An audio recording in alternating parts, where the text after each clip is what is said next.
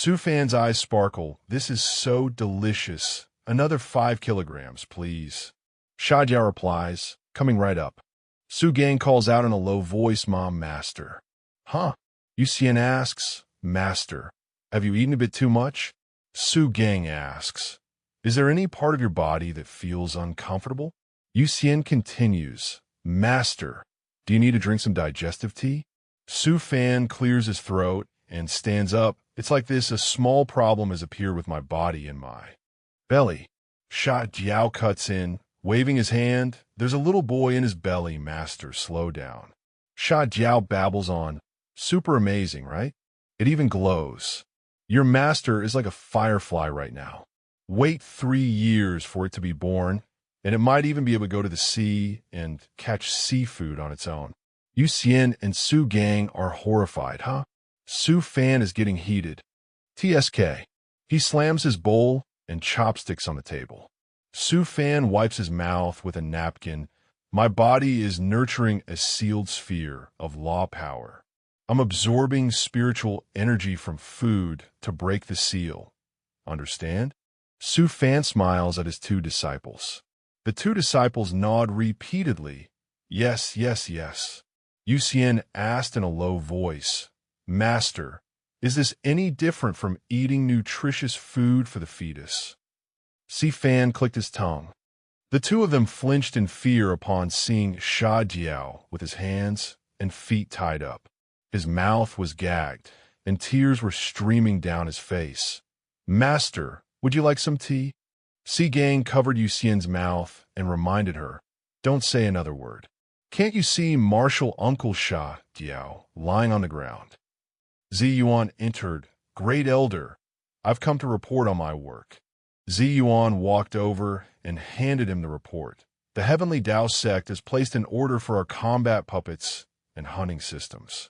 They also sent an invitation to the Prodigy Combat Power Competition. Hello, Elder Sha. Sha Jiao, lie on the ground, pleaded for help, save me, but everyone ignored him. Si Fan asked, the Prodigy Combat Power Competition? Let me see.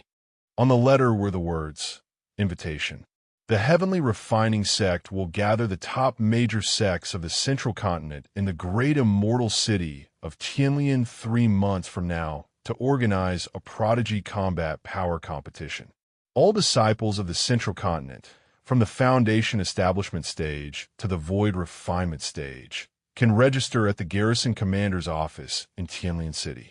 Everyone will duel to select the 10 strongest combat prodigies at different cultivation levels in the Central Continent. The first-place winner of each bracket will receive a Taoist artifact. The eyes of the Master and his 2 disciples lit up. A Taoist artifact. All right. Si Fan slammed the letter on the table. Tell all the eligible disciples to go and register immediately. Si Fan jumped around.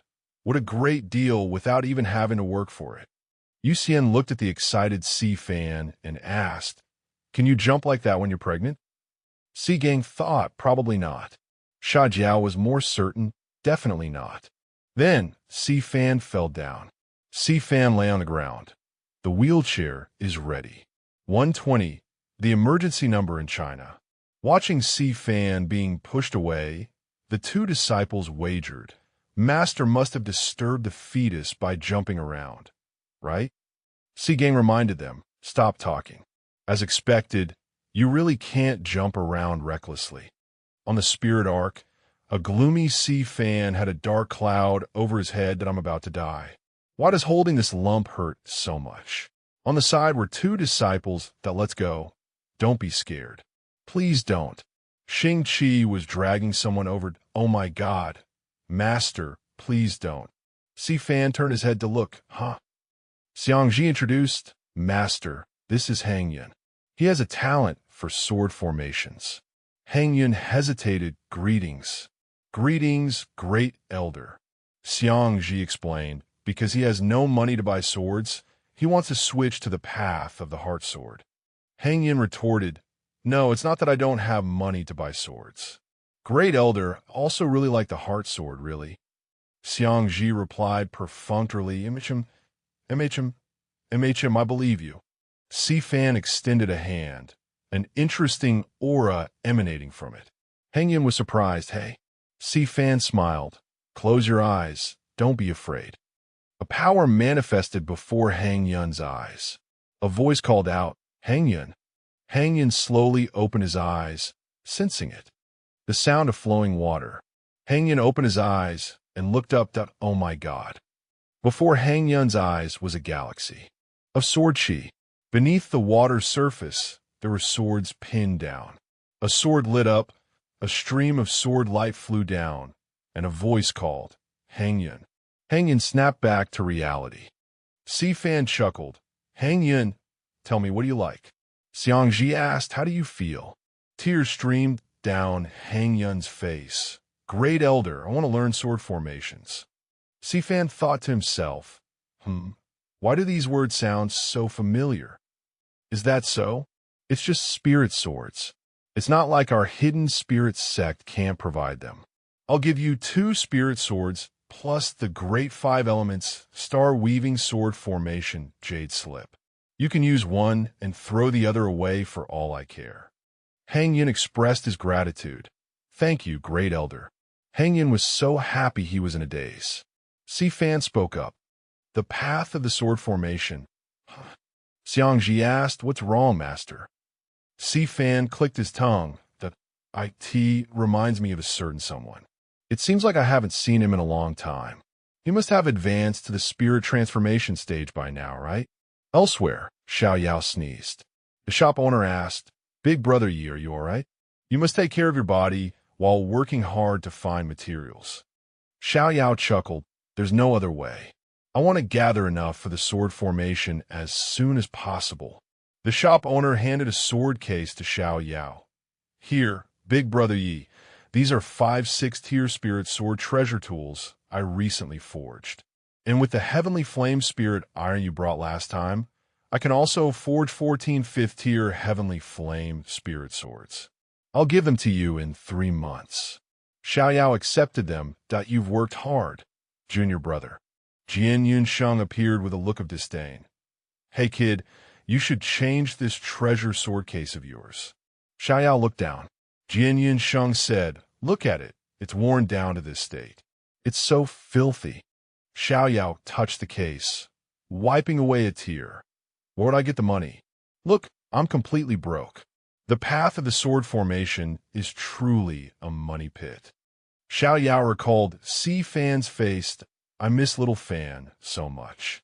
If I were with him, it seems I'd never have to worry about treasure tools. Little Fan, come back. Jian Yunsheng commented. You sound like a freeloader when you say that. Snap out of it. Look at this, the Prodigy Combat Power Competition. The prize is a Taoist artifact. Xiao Yao's eyes lit up with excitement. Xiao Yao flew swiftly across the blue sky. Now I'm going to find an elder to get a slot. A low-key tycoon, C-Fan and Xiangji stood on a magnificent boat. Meanwhile, Xiao Yao was a destitute worker, separated for many years.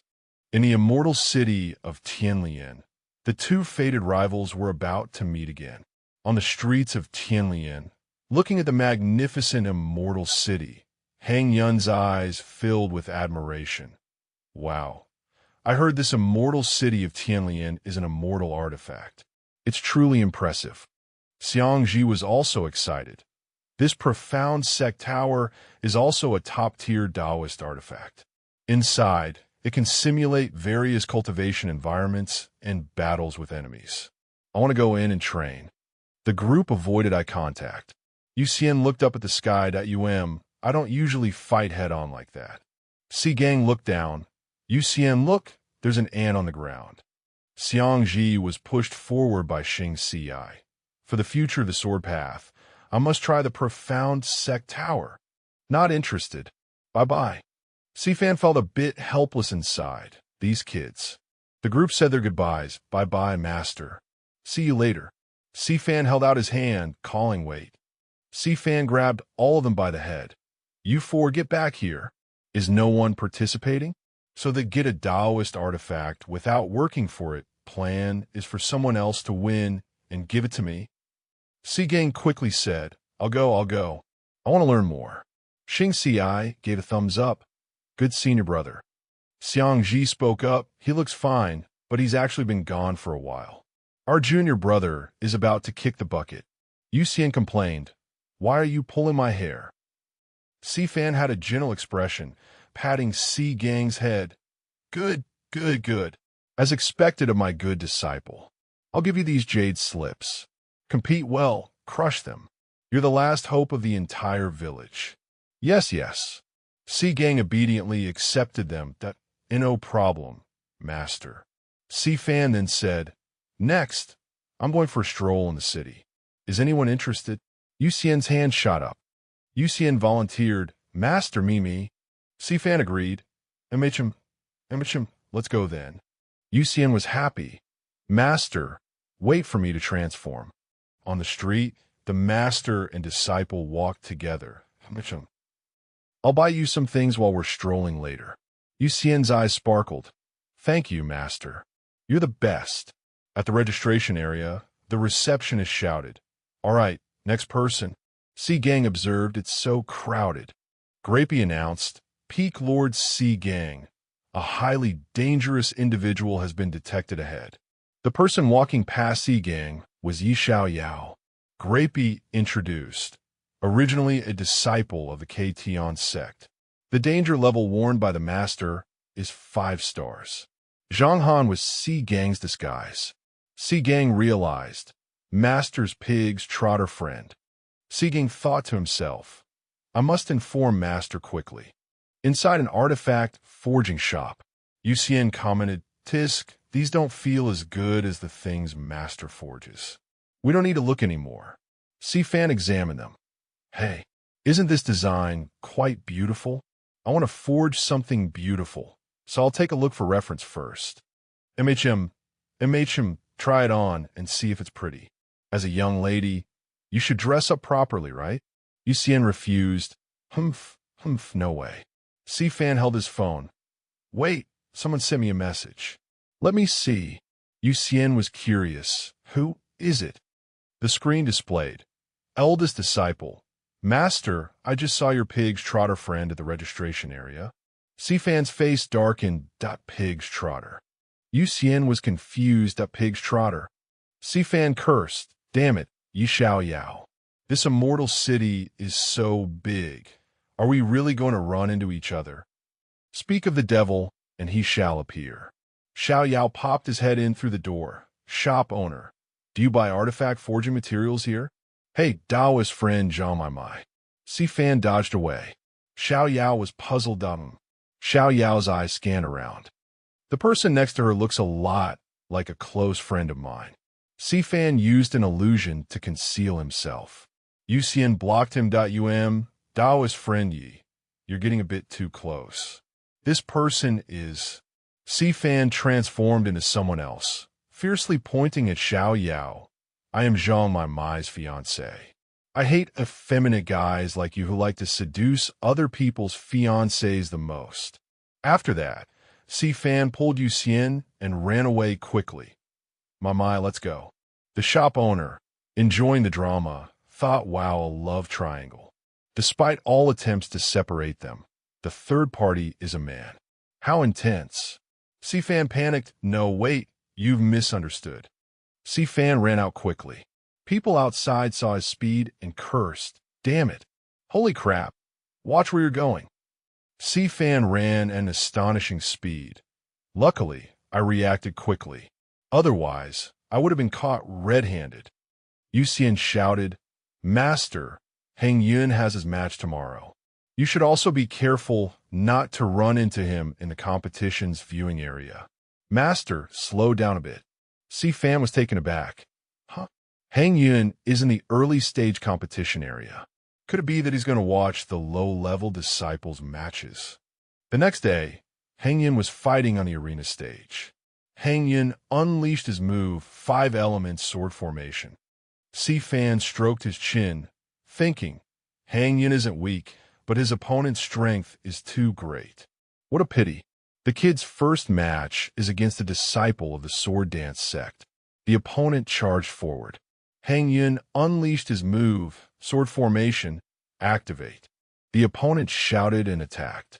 Hang Yun blocked, but the sword shattered. Xiao Yao stood in the stands with a regretful look. Wow, so many spirit swords broken. It hurts my heart just watching. So pitiful. After the competition, I'll find him and give him some first or second tier spirit sword treasure tools. Jian Yun Sheng bluntly pointed at Xiao Yao's head. That can't you see that all the spirit swords of that Foundation Establishment Stage cultivator are standard issue system forged spirit swords? Think back to when you were at the Foundation Establishment Stage. You're the pitiful one. The opponent held a sword to Hang Yun's neck. The sword formation is broken. You've lost. A spell appeared on the ring on Hang Yun's hand, and oh. Hang Yun unleashed a sword. Hang Yun appeared with a sword that I can still fight. The opponent accepted, all right. Xiao Yao pointed, heartbroken. He still has another spirit sword. Jian Yun Sheng was unfazed. See, nowadays, any Foundation Establishment cultivator is better off than you. Maybe you should reflect on yourself. The bell rang, announcing the opponent is victorious. Hang Yun lay, crying on the stage. Foundation Establishment Stage, 48th Duel. Sword Dance Sex Lu Min is the winner. Jian Yunsheng looked at Xiao Yao. It's over. Let's go. You'd be better off training in the Profound Heart Tower. I don't get why you're watching these low-level matches.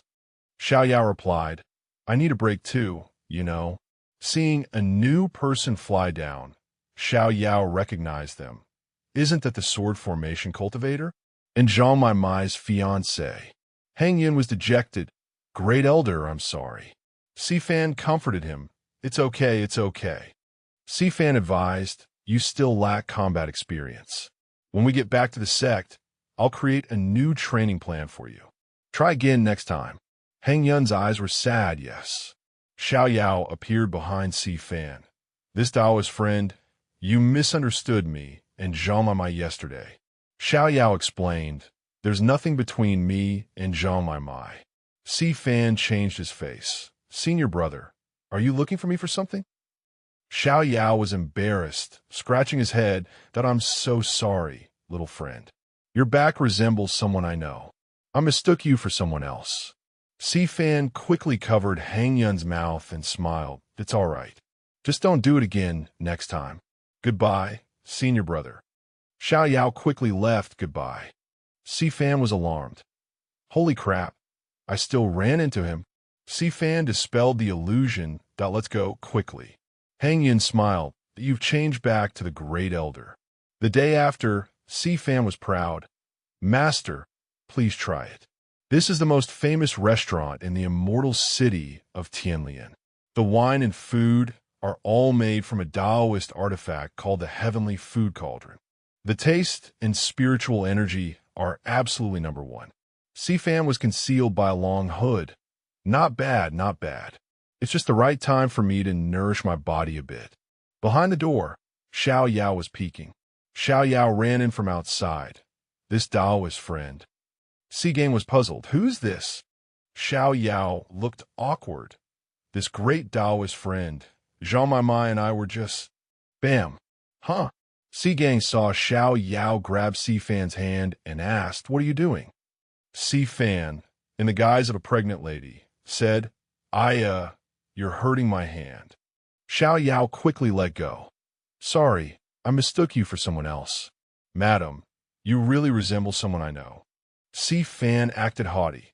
This young sir, this kind of flirting is out of fashion now. I advise you to give up on that idea. Humph. The people in the restaurant also started gossiping, flirting, hitting on someone's wife. Everyone was whispering, wasn't he the same third party from the other day? That was him yesterday. Quick, tell the others. The people in the restaurant pointed fingers. Xiao Yao quickly retreated. I'm truly sorry. My apologies for the disturbance. Sifan continued his act. What a dang 2Z. He squeezed my hand so hard it hurts. Note, Dang 2Z was a handsome man with a silver tongue, but was lecherous. Sigang took out his phone. Master, stop pretending. Look, hot drama. Recently, a man has been appearing in the city, flirting and hitting on people. The group of people being hit on includes young girls, handsome young men, and pregnant women. The range of people being hit on is very wide. His methods are top-notch, and the incidents are very serious, making people furious. We hope the people of the city will raise their guard. Si-fan laughed out loud. Si-fan was delighted. Awesome. Yi Xiao Yao's reputation has spread. Si-gang asked, should we change disguises again? The referee rang the bell. Point 103 RD Duel of the Spirit Transformation Stage. Sword King Sex Yi Shun versus Azure Dragon Sex Wang Lei officially begins. On the stage, the crowd in the stands roared. Wang Lei, with a muscular body, cracked his knuckles. Humph, I've seen you before. You're that flirting maniac, aren't you? Wang Lei attacked. I hate people who harass female cultivators the most. Xiao Yao dodged and quickly explained, wait, it's a misunderstanding. Wang Lei didn't listen and unleashed a flurry of punches. Divine ability, undercrack fist. Xiao Yao unleashed his move. Sword formation, activate. Xiao Yao used his swords to block the blow. Wang Lei was not deterred. You think this is all I've got? Wang Lei continued to punch relentlessly. Si-fan, sitting above, evaluated, why do his spirit swords look like they were forged by a novice artifact refiner? There's no skill at all. Si-fan looked down at the arena. Logically speaking, Pig's Trotter shouldn't be this poor. Hasn't he had any fortuitous encounters? Xiao Yao struggled to defend. If it weren't for the accident in the ancient demon forbidden land, my sword formation would be much stronger than his. Jian Yunsheng asked, can you handle it? If not, let me take over. Wang Lei's arm steamed, and he sneered. And here I thought you were some powerful figure. Turns out you're just an effeminate weakling who can't even trust a chicken. Xiao Yao sighed, old sword. Jian Yunsheng laughed gleefully. See? You still have to rely on me. Xiao Yao used his sword. The power of the sword was terrifying. Kunlu 9 strikes, 2nd, 3rd, 4th, 5th. Wang Lei used both hands to block. 6th. By the 7th strike, the armor on Wang Lei's hand shattered. Wang Lei was drenched in sweat. Xiao Yao said arrogantly, couldn't even take one blow. The people above cheered. Sword King Sex Yi Shun is the winner. Si-fan twisted open a bottle of eye drops. Gotta wash my eyes. Watching this match is killing my eyes. This guy definitely had the old man in his body make the move. He hasn't improved at all. The phone in his pocket vibrated. Si-gang called, Master, it's my turn next. Have you come to the nascent soul stage viewing area yet? Si-fan stood up, stretching his limbs. Time to go watch my precious disciples duel. At the arena, Hidden Spirit Sex Zhang Han, Immortal Spirit Sex Zhuo Xian. Si-fan leaned in to listen to people's comments. The little brother in blue is very formidable. It seems he can predict skills. He easily defeated Chun Bei Han of the Thousand Dao sect. I've also seen that Zhang Han's match. He's no match for the other guy. Si-fan sighed inwardly. It seems that, as expected, the first place in the nascent soul stage will be Zhuo Xian. I'll have to give Si-gang more training when we get back. The referee shouted, the battle begins. Si-gang unleashed his move, divine ability, extreme night. Zhuo Xian dodged. Oh ho, I dodged. Si-gang predicted, as expected, it's useless. Again, divine ability, Ice Valley's descent. A powerful shark was unleashed. Si-gang sat on the powerful spirit beast. That I know your specialty is finding the opponent's weakness and then finishing them with one strike. In that case, I'll focus on defense. Waiting at ease for the exhausted enemy. Waiting at ease for the exhausted enemy means using a defensive tactic to wait for the enemy to tire before attacking. Zhuo Xian lay on the ground. Humph, let's see how long you can last. Zhuo Xian created a vortex, and snowflakes fell. Si-gang extended his hand for a spell. Si Gang attacked Zhuo Xian's position. Zhuo Xian was hit and spat out blood. Zhuo Xian, with blood at his mouth, smiled. Not bad, huh? More arms appeared on Si Gang's body. Thanks for the compliment. Want more? Si Gang launched his attack, and a massive explosion erupted. Zhuo Xian blocked with a shield. Keep going. Is that all you've got? Si Gang's hands glowed with magic, his expression angry. Above Si Gang's head were 3 bombs. Si Fan saw the situation and knew this is not good. Si Gang smiled sinisterly. Zhuo Xian was pleased. Even the thunder-breaking light couldn't do anything to my shield. What use are those 3 giant rock spells? Zhuo Xian was satisfied inwardly to, so naive. He said he would only defend and not attack, but he couldn't take a little provocation. After his spiritual energy is depleted, it'll be my turn to deal with him. The 3 projectiles fell, and the crowd in the stands panicked. Those projectiles were not normal. They were filled with black dung. Zhuo Xian blocked with his shield, smelling your intoxicating fragrance. Zhuo Xian looked at the brown stuff on the ground, about to vomit. Zhuo Xian went to the side and vomited. Next to him was a sign, spitting indiscriminately will result in a fine of 500 spirit stones. Zhuo Xian was furious. You think this will make me surrender? Si Gang had already put on a mask. Fly swarm spell go. Si Gang thought to himself, Master was right. Offense is the best defense. Si Fan's group had already put on full armor, while others were vomiting. Si Fan stood in the stands, clapping. TSK, TSK, your eldest senior brother has improved. Yu Xian screamed, No, author, give me back my upright and honest brother. Xing Si held up a cheers sign, Gang Z, and a cute little heart. Zhuo Xian was surrounded by a swarm of flies and rushed off the stage, crying in anger.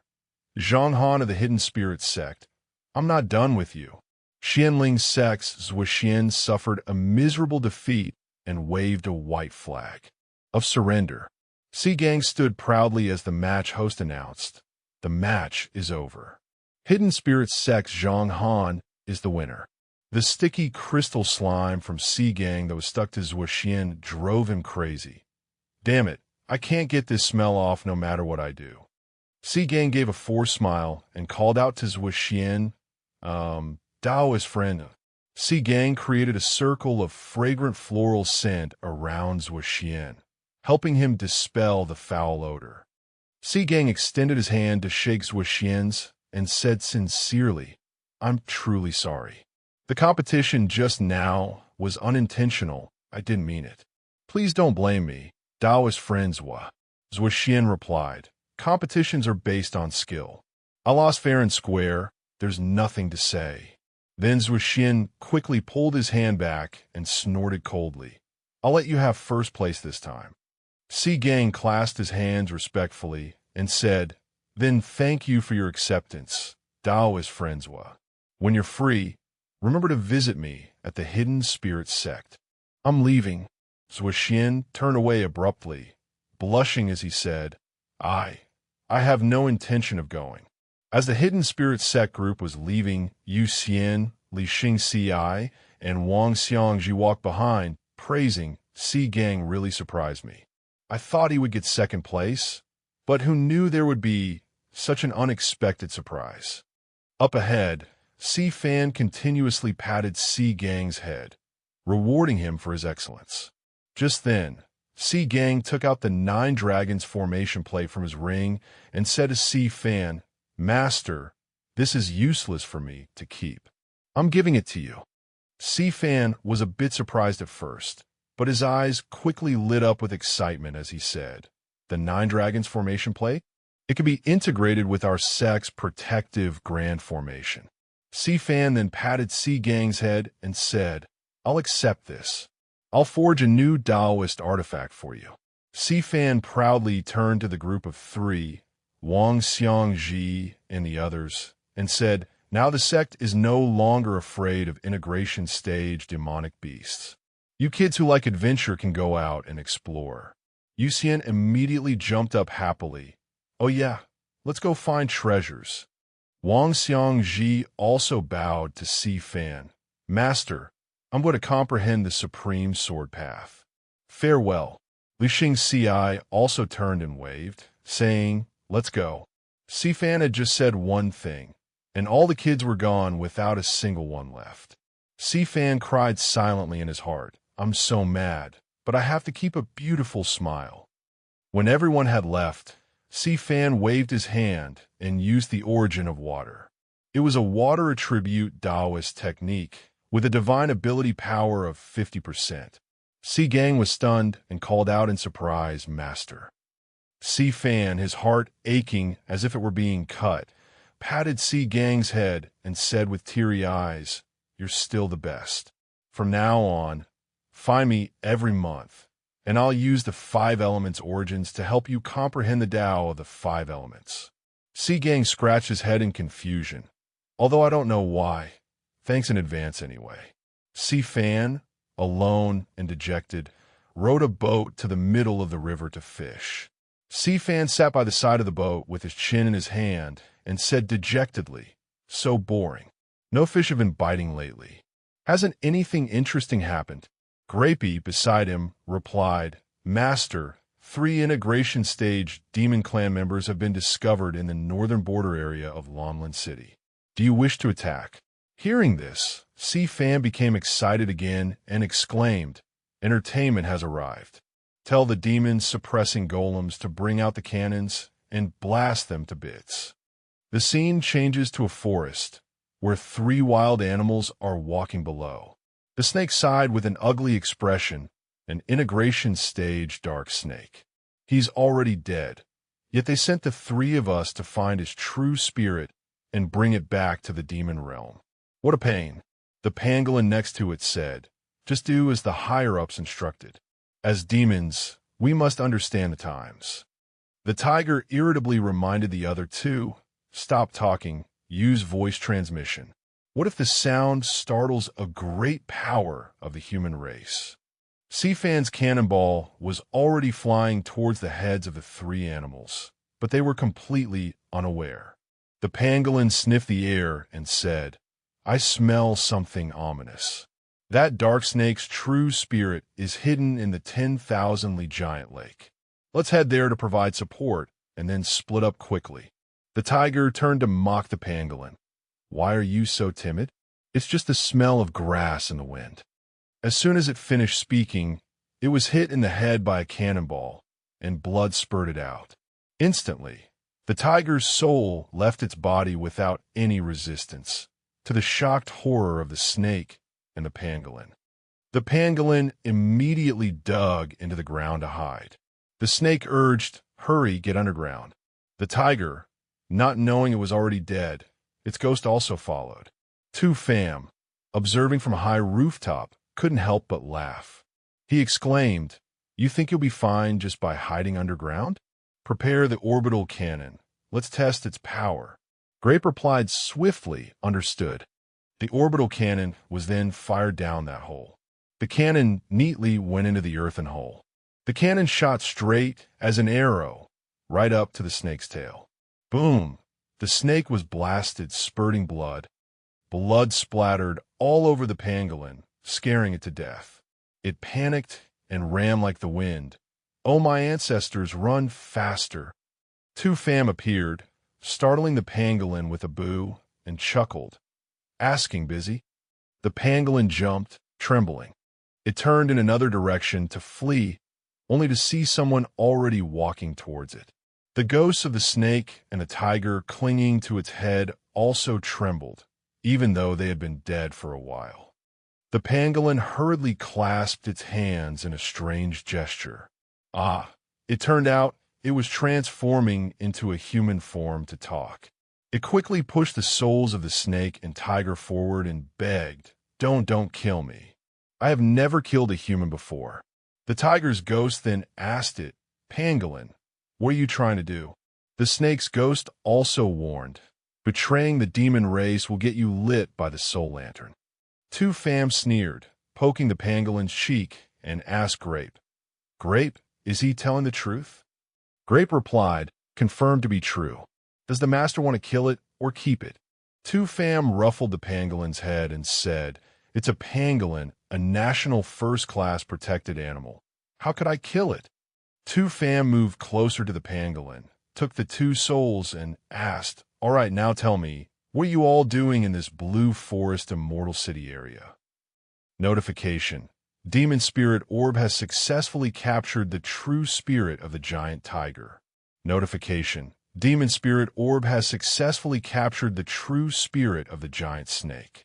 The pangolin was still dazed and confused. They've all turned into orbs. The pangolin, scared and trembling, answered, "We came here to retrieve the true spirit of the dark snake, which is located 100,000 li under the giant lake." Two Fam was suddenly surprised and thought, "Hey." A greedy idea sparked in Two Fam's mind, to make the pangolin lead him to collect the true spirit of that dark snake. On the boat, Two Fam kept looking left and right, searching, then asked the pangolin, "Do you know the specific location?" The pangolin wailed in reply, "I don't know what it has transformed into either."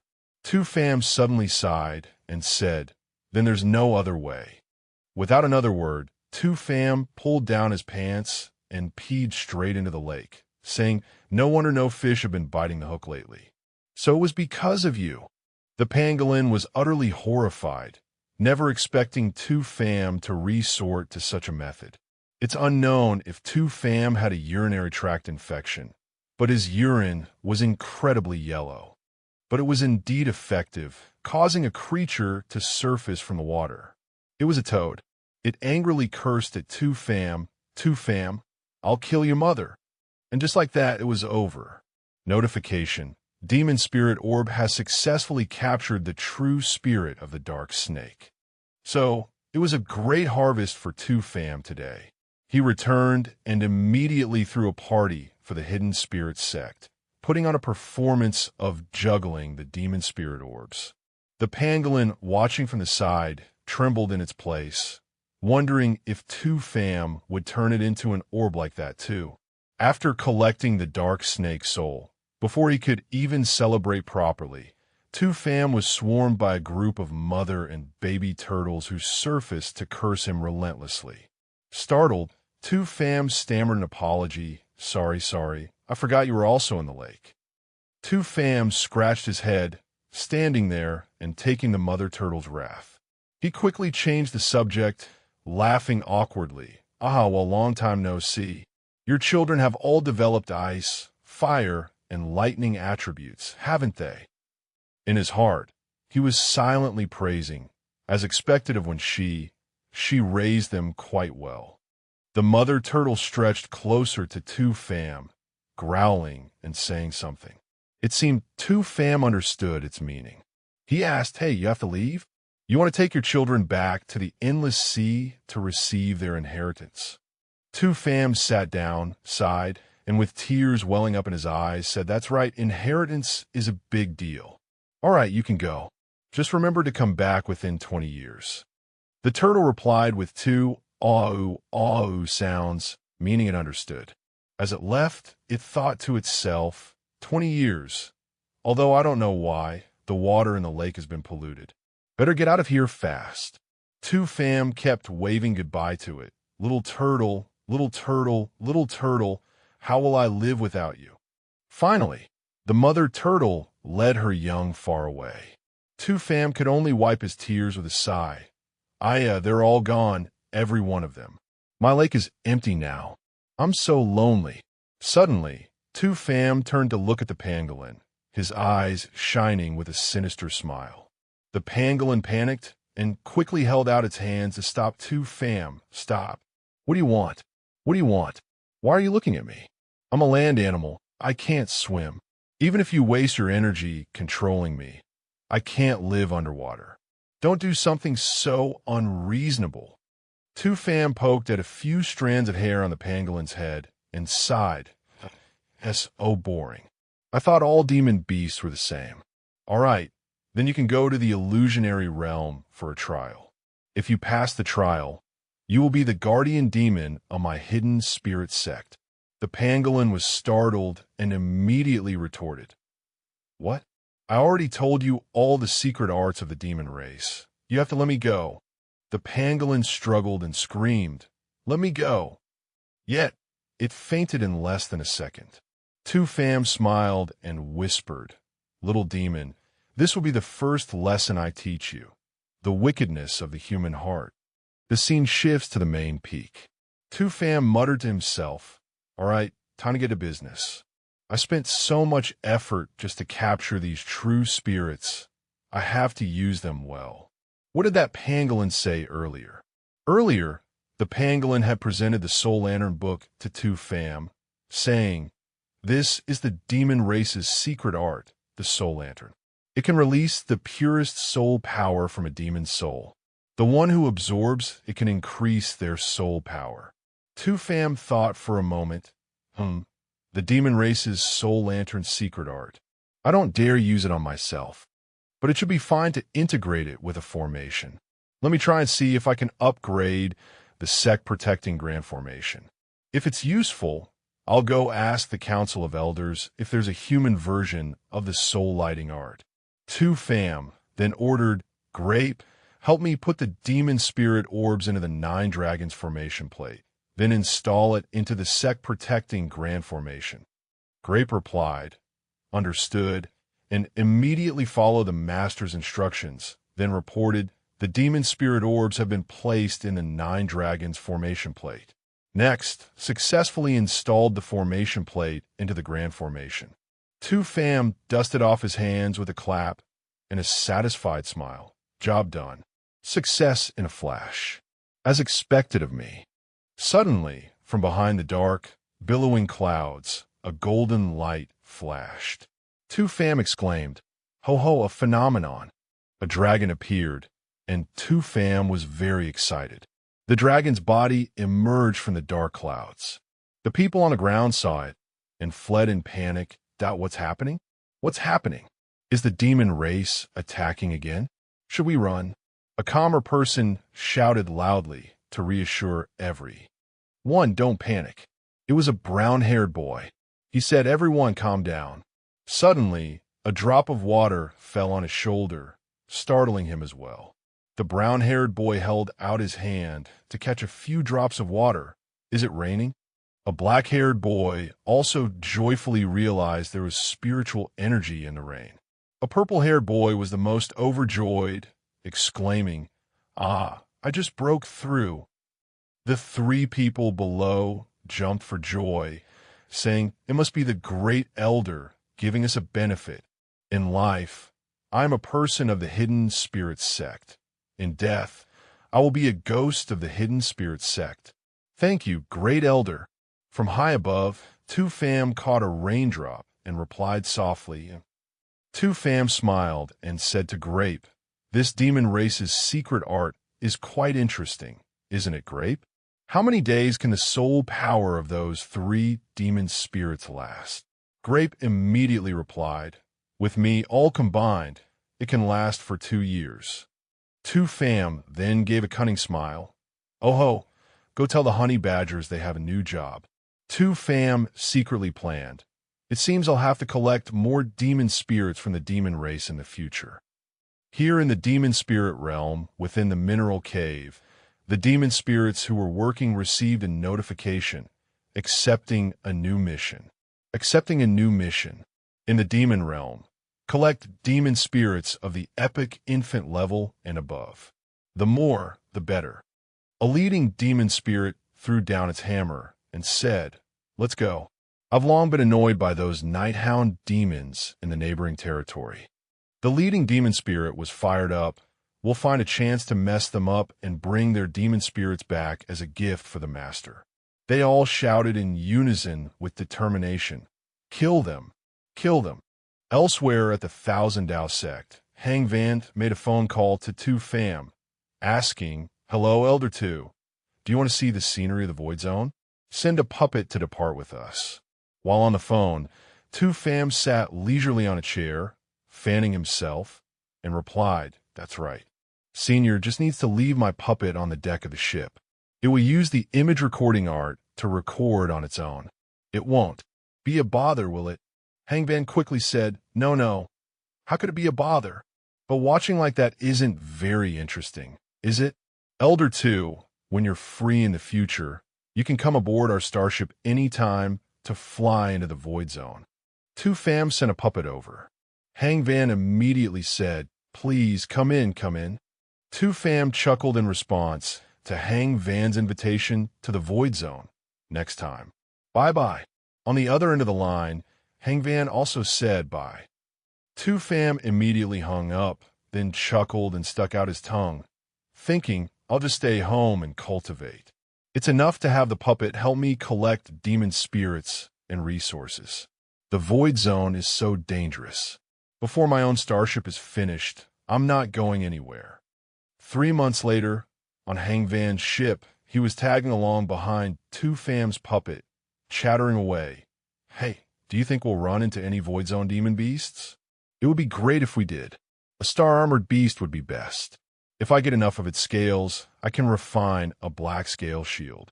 Hangvan poked 2 Fam's puppet's cheek, teasing, didn't the elders say you have intelligence? Why don't you talk? Even 2 Fam's puppet was annoyed, silently cursing Hangvan. My mother said you're a mentally handicapped idiot.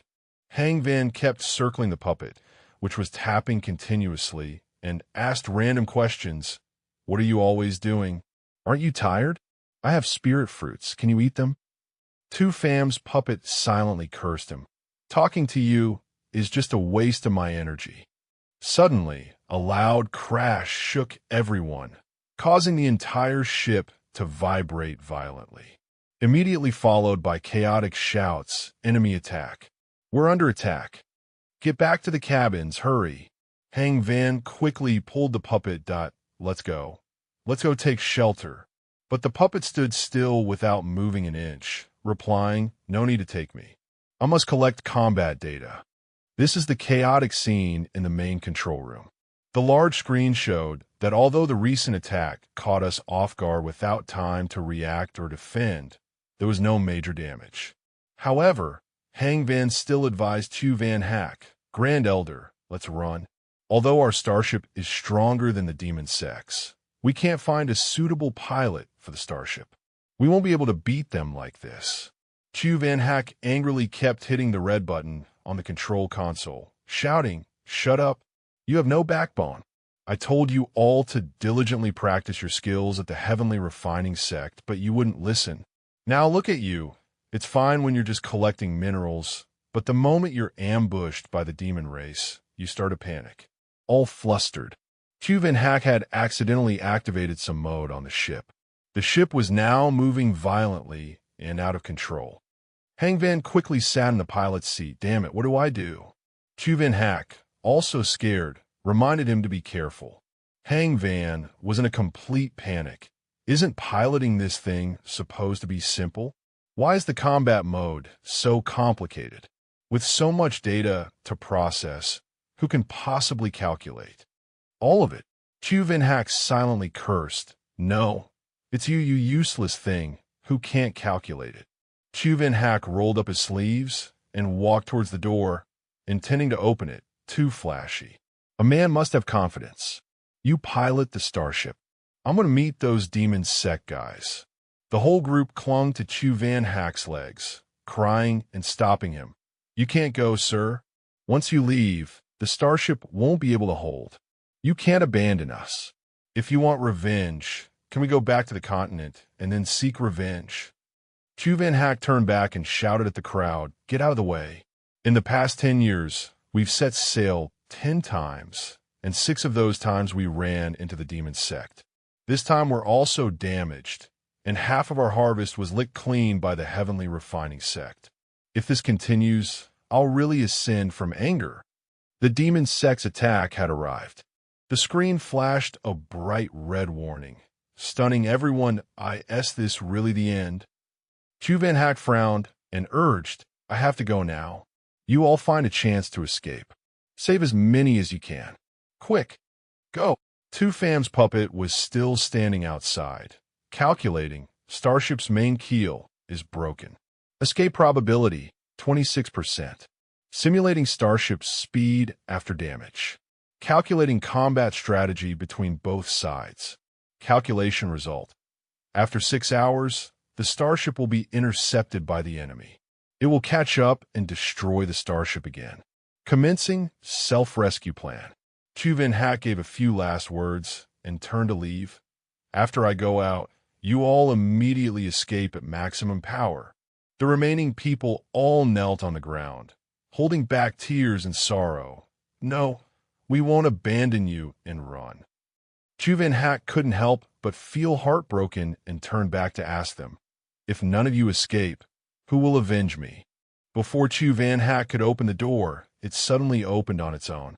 Chuvin Hack was pushed back by the door.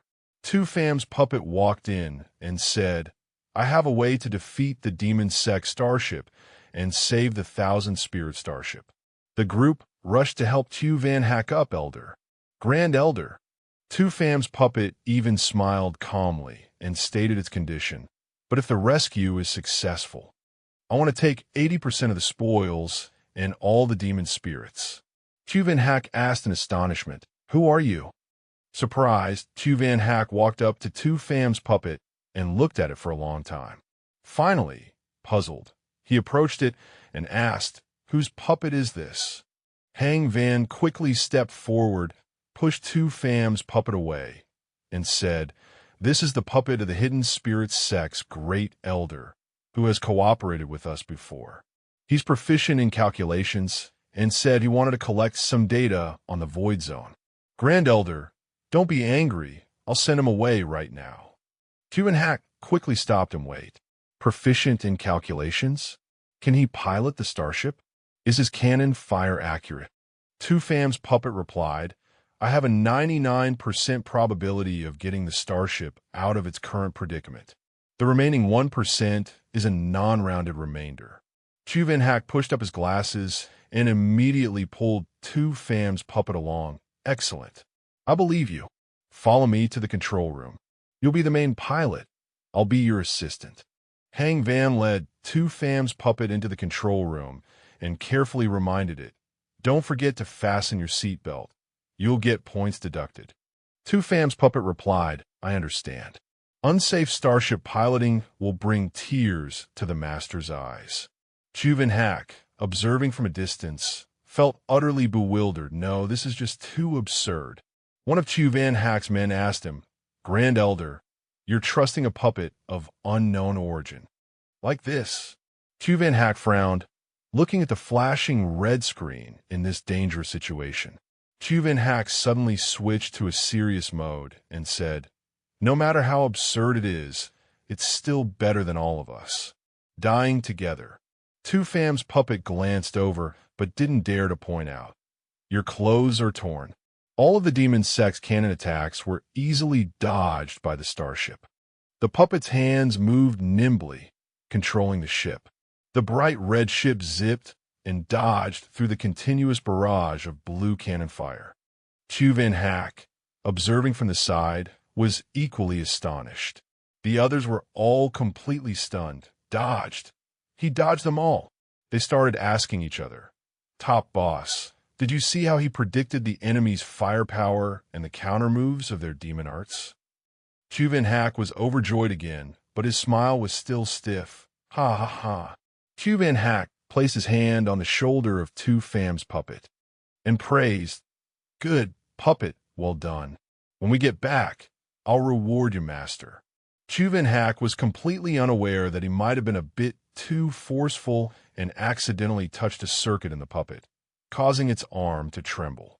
Instantly, the arm fell onto the control panel, detached from the puppet's body. At the same time, in the Hidden Spirit sect, as Two Fam was leisurely eating grilled skewers, Grape spoke up, Master, an extremely important encrypted message has been received. My clone number 2 wants to ask, what should be done if someone breaks one of its arms? Hearing this, Two Fam got angry and said, Make him pay for it immediately. Back on Chuvin Hack's still flashing red starship, the anger levels of everyone on the ship rose when he broke the puppet's arm. Chu Van Hack, sweating, stammered and asked, "Puppet, can you manage with one hand?" Tu Fam's puppet replied, "The master has remotely transmitted a patch talisman. It can be barely reattached." Right after, he reattached the arm as if it were brand new. The puppet didn't forget to remind Chu Van Hack, but remembered to pay up. On the demon sex starship, the revered one chuckled leisurely when he saw Chu Van Hack's starship lose its bearings again, as you're also facing the Heavenly Formation core starship expert. It seems dodging earlier was just luck. Immediately, the pilot of the demon sex starship shouted, "Revered one, the target is alive again. Our central spiritual power unit has been hit." Over here, Chu Van Hack laughed heartily. "Haha, well done." He raised his hand, looking like he was about to pat the puppet's shoulder again. The others all watched with worried eyes. The elders activated an 18-layer protective shield, ready to protect Tu Fam's puppet from Chu Van Hack's iron hand. He awkwardly scratched his head and said, "I was just going to scratch my head, you know. Do you all need to be so dramatic?" They turned their focus back to the control screen. On the demon sex starship, everyone was shaken to the core, not expecting that Chu Van Hack's starship could turn the tables in this situation. Boom! A huge explosion occurred. "It's over." Tu Fam's puppet stood up, turned to leave, and waved, saying, "My master taught me that a true man turns his back on an explosion. Although I'm not human, goodbye." Chu Van Hack was filled with regret, crying and showing sympathy. "Boo-hoo, it must be so hard for you by your master's side, right? You're so amazing, yet he doesn't even treat you like a person." Chu Van Hack rushed over and hugged the puppet tightly, begging, "Don't worry, I will definitely save you from your master's hands. Come to my Thousand Tao sect and be a starship pilot." Once again, a limb detached from its leg. Chu Van Hack hugged Tu Fam's puppet so hard that it broke in half. While Tu Fam was still eating his skewers, Grape reported again. Clone number 2 has transmitted video data from the Void Zone, and at the same time, requests to download the ventriloquism voice pack. 1 month later, the scene is at the Hidden Spirit sect.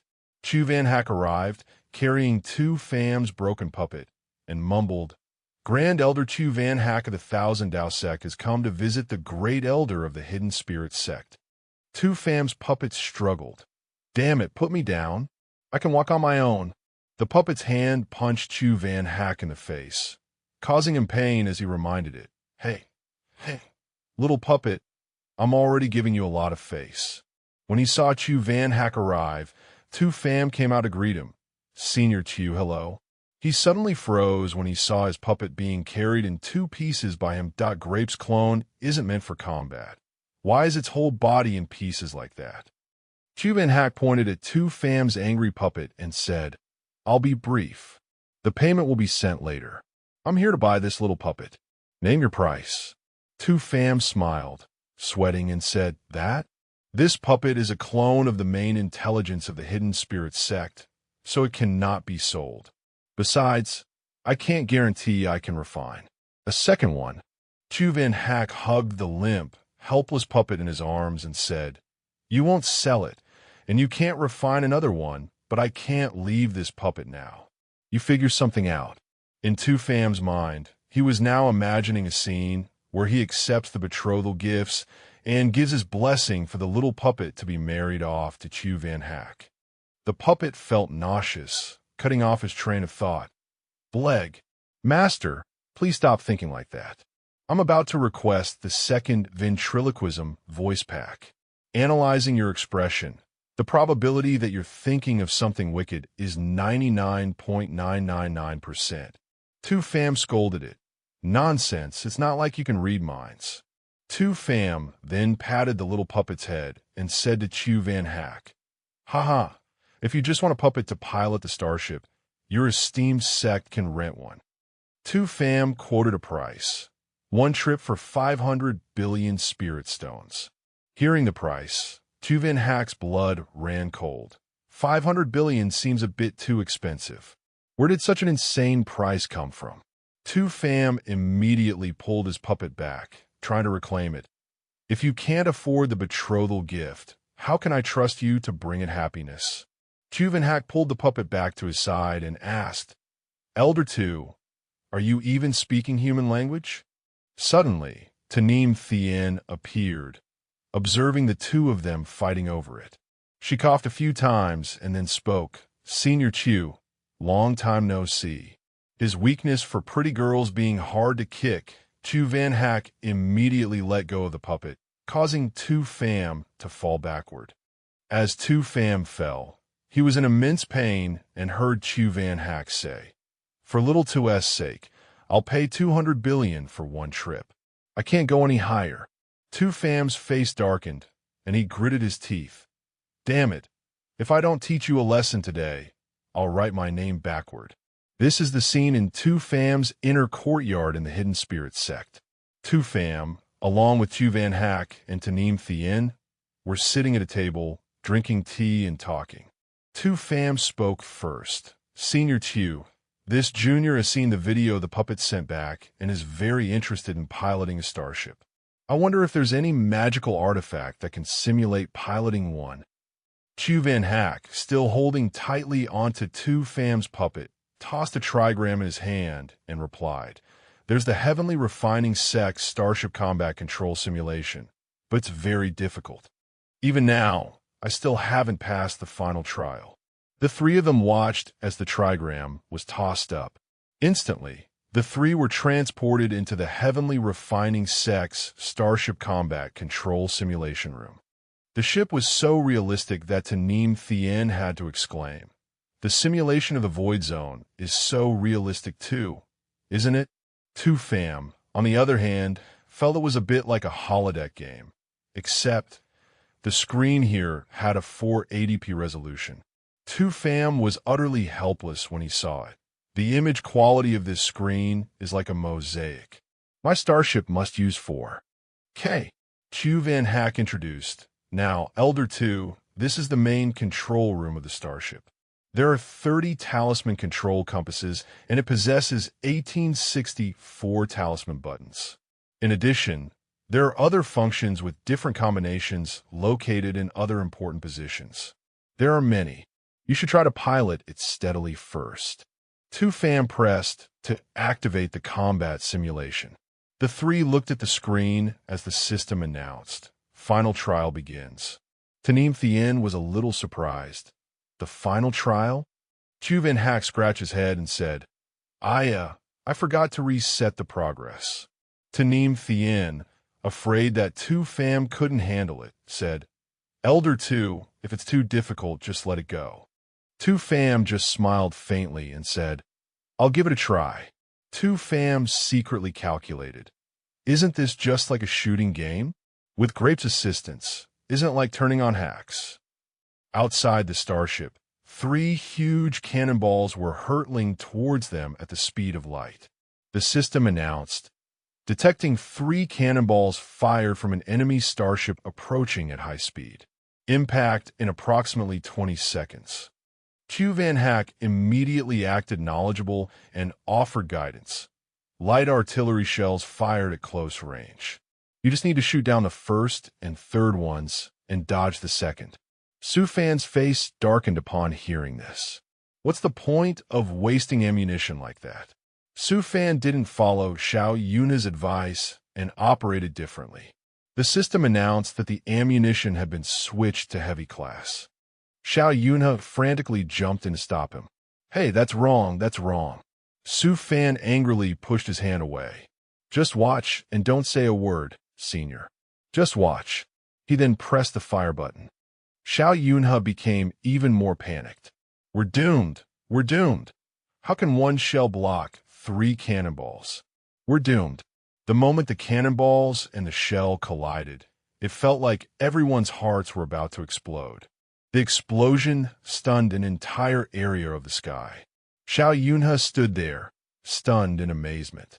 He could actually use the explosion of one shell to block the others? Su Rantian immediately moved closer to praise him.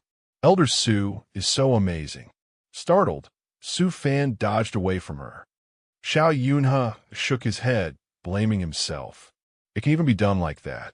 Compared to him, I'm truly a good-for-nothing. Su Fan thought smugly to himself. You said it yourself.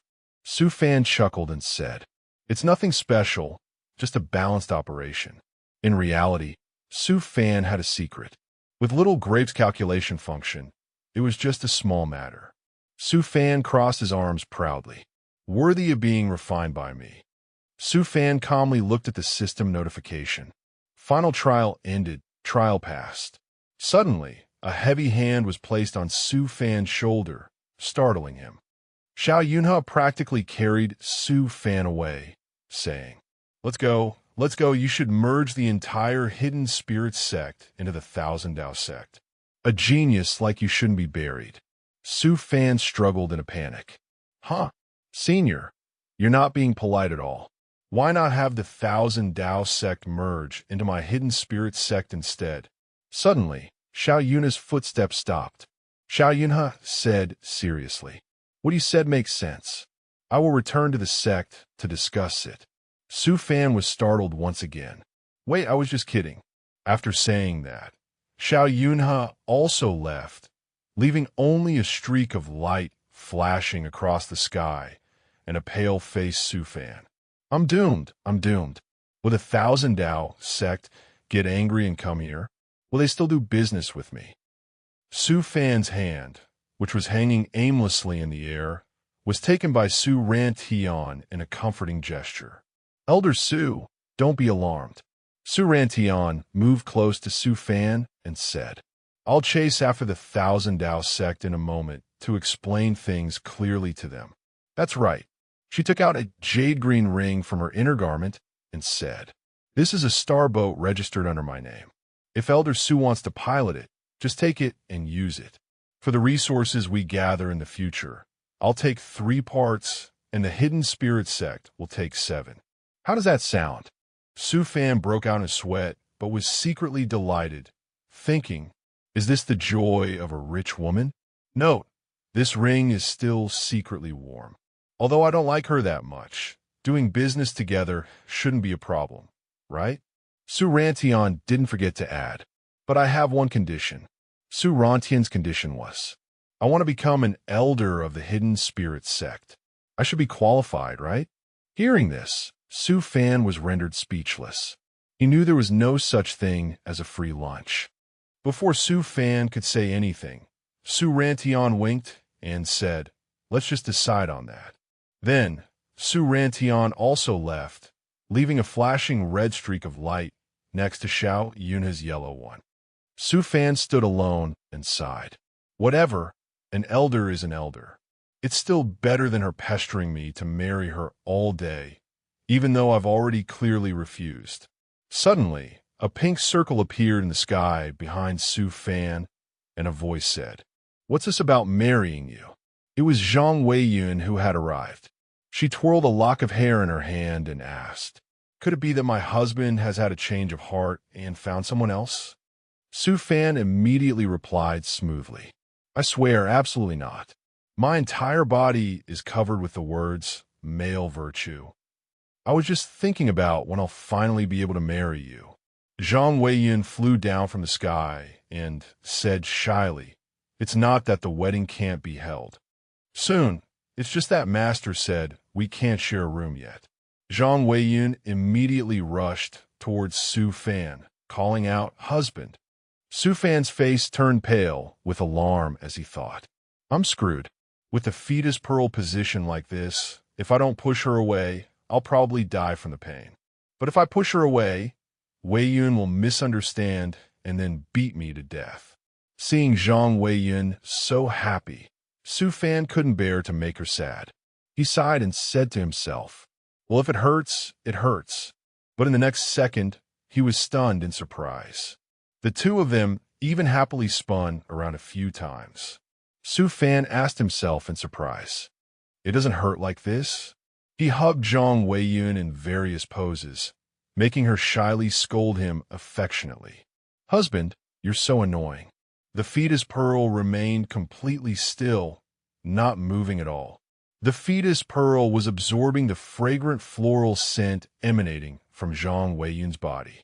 In his Dantian sea of consciousness, the little panda hugging the fetus pearl was awakened by that gentle, lingering floral scent.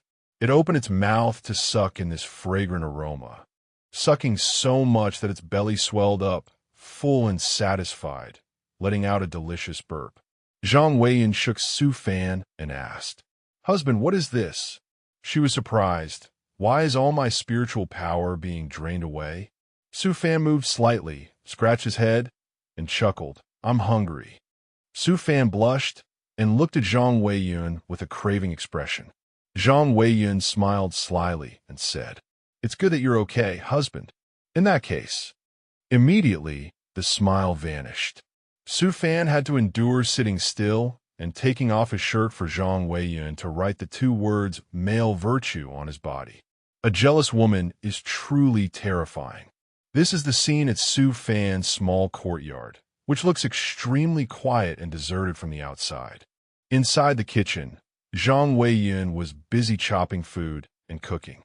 Su Fan and his disciples were peeking from outside the door.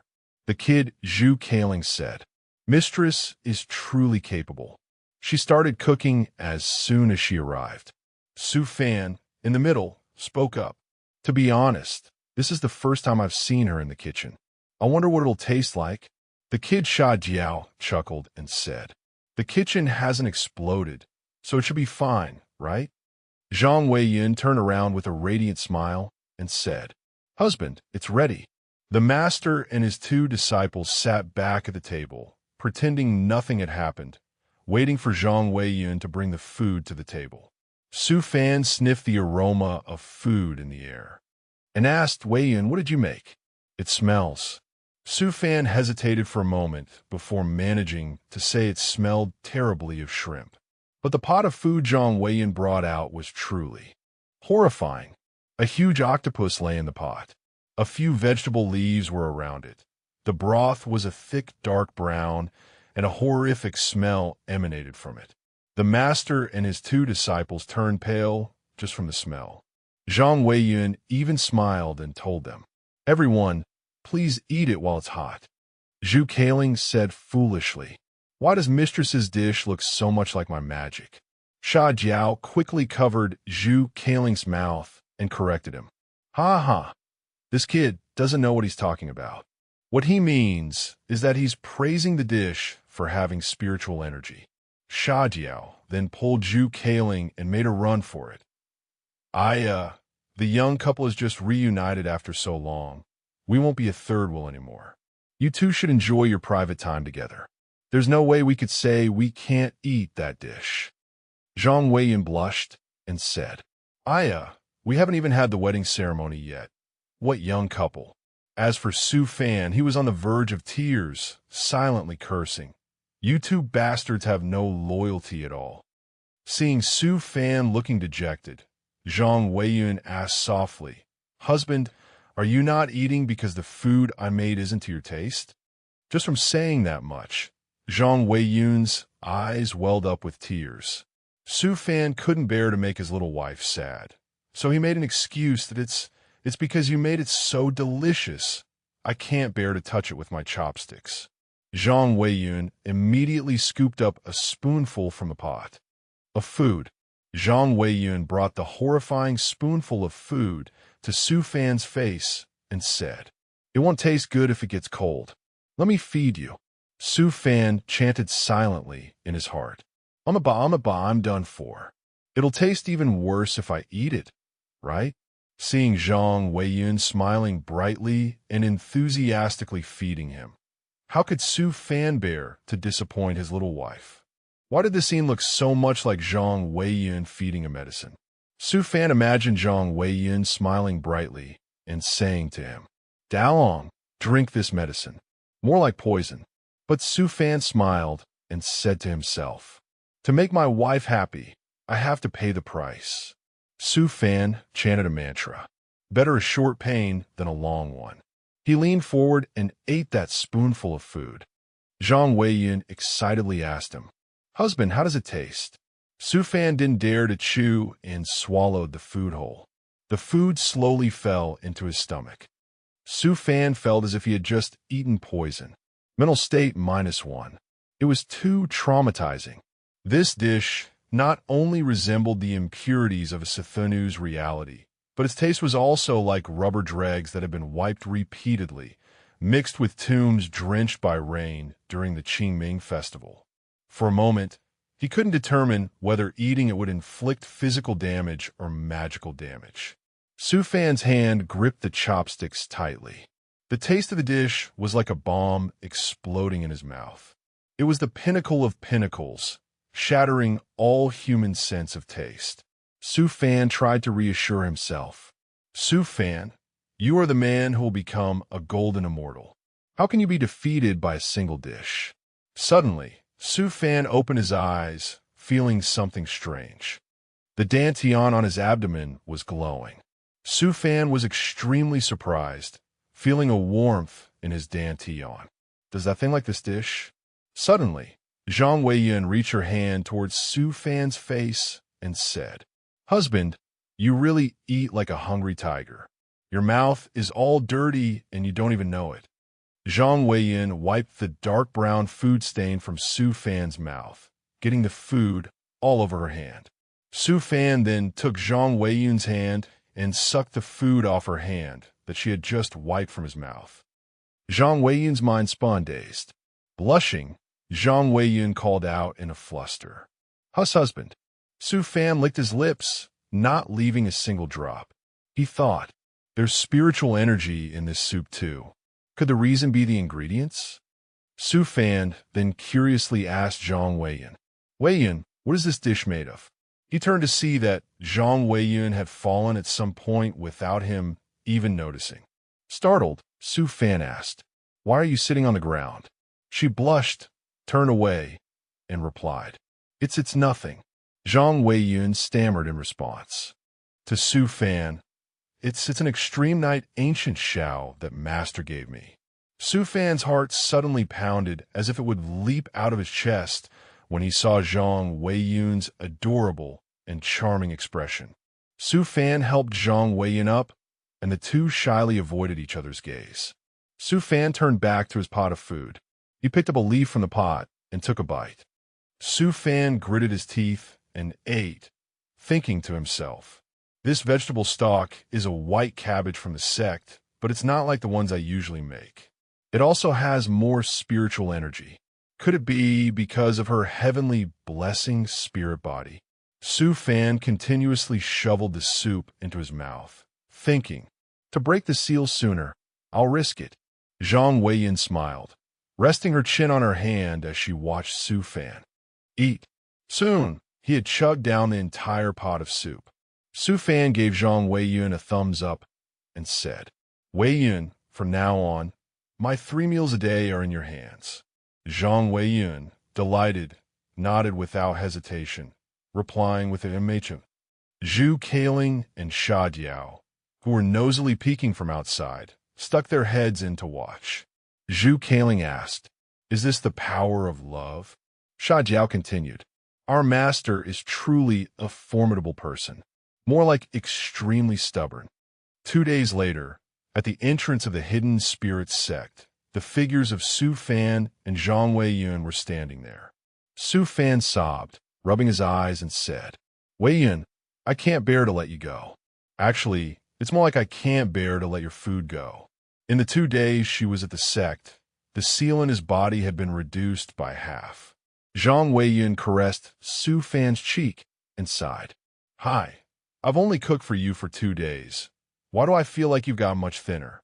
Zhang Weiyun said regretfully, "If it weren't for Master saying that the extreme ice continent has something very important for me, I'd really want to stay and cook for you for the rest of my life."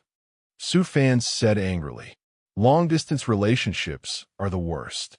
Suddenly, Zhang Weiyun reached over and kissed Su Fan on the cheek.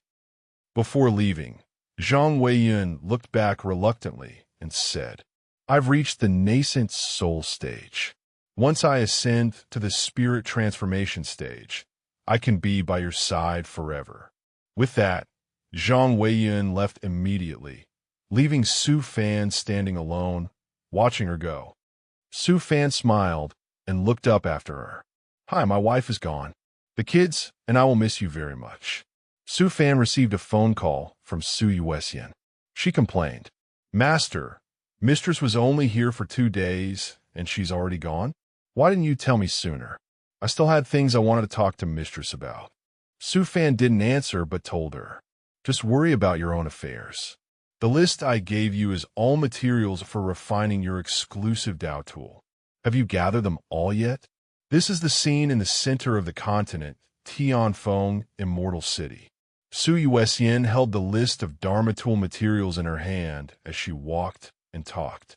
"Don't worry, I just came out of the ruins and I've already gathered them all." Su Yuesian was looking around while on the phone and bumped into a man who was 2 heads taller than her. Su Yuesian rubbed her small head and cried out, "Aya!" But by the time Su Yuesian came to her senses, the other person was already gone. She stared after him blankly. "Hey, what just happened?" Hearing Su Yuesian silence for a moment, Su Fan called out, "Yuesian, what's wrong?" Su Yuesian thought for a moment, then finally cheered up and replied, "It's nothing. I'll be back at the sect right away." In the sky, dark clouds gathered, accompanied by several fierce lightning bolts. Su Yuesian's aircraft was flying below. Su Yuesian observed and felt that something was wrong because the lightning was too close to the aircraft. Indeed, what Su Yuesian feared came true. The aircraft was struck by lightning and shattered. Fortunately, Su Yuesian had jumped out before she predicted something bad would happen. She flew 50 meters away from the aircraft, stood there observing, and exclaimed, "That scared the daylights out of me." An eagle squawked and flew down from the explosion. It was a Unity-stage demonic beast, the giant thunder condor. Su Yuesian saw it and became angry. "So was all you're doing? TSK, what a nuisance." The giant thunder condor was about to attack Su Yuesian, but she hastily dodged to the side. It unleashed a powerful bolt of lightning right behind Su Yuesian, making her a little worried. But after that attack, it flapped its wings again and squawked happily. It turned out it was happy because its area of effect attack was indeed useful. "Ha ha ha, found it." Su Yuesian got angry and swiped her storage ring. "I thought I could return to the sect soon without fighting, but I didn't expect you to be asking for a beating." The ring flashed briefly, causing the giant thunder condor to shield its eyes with its wings. But strangely, nothing else happened. Su Yuesian shouted in confusion, "My storage ring is a fake." The giant thunder condor immediately took the opportunity to attack continuously, forcing Su Yuesian to flee for her life. She cried and screamed, "Master, someone is bullying your disciple." Su Yuesian hurriedly created a pile of puppets to surround her while constantly crying and begging, "Come quickly, master." Su Fan was sitting leisurely, fishing and looking at his phone. Suddenly, he received a call with Su Yuesian's panicked, shrill voice. Su Fan turned and called the system. "Little Grape, assist me with the operation." Immediately, a puppet sent by Su Fan arrived to help Su Yuesian. On his end, Su Fan had used the puppet technique, wavelength synchronization. Su Fan immediately flew off body synchronization. Su Fan's puppet arrived right where Su Yuesian was in danger. The lightning from the giant thunder condor struck Su Fan's puppet, but it was blocked by the shield the puppet was holding. Su Fan warned it, "A beast is just a beast. Let me show you what technology and a cruel life are." Su Fan powered up, clenching the power in his hand. Su Fan stepped forward and instructed Su Yuesian, "Be good, go hide over there. I'll catch you a means of transportation." Su Yuesian was surprised to see the threads of power created by Su Fan swirling around her. "Hey, what is this?" Immediately, she sprouted a pair of sparkling, azure wings, making her exclaim, "Wow, these wings are so beautiful." Su Fan cracked his knuckles. He said, "That's right. Master has recently researched an extremely beautiful and satisfying cultivation technique. I'll show you. Su Fan spread his arms, and silk threads wove between his palms. Su Fan used them like strings on an instrument and plucked them, creating a sound. Each of Su Fan's plucks created a transparent, ice-like blade that shot towards the giant thunder condor, leaving it covered in bloody wounds. It panicked, screamed, and hastily fled. Su Fan clicked his tongue in annoyance. "You're a fast runner."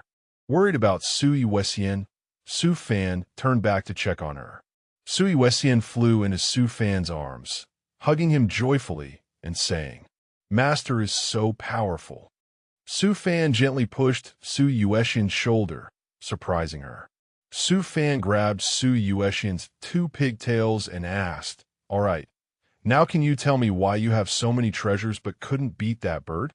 Su Yuesian said in fright, "Master, listen to my excuse." No, my explanation." 3 days later, at the Hidden Spirit Sect, Su Fan angrily tapped his fingers on the table repeatedly, questioning Su Yuesian. "I told you to come back quickly. It's chaotic outside now. This time it's great. You're bankrupt."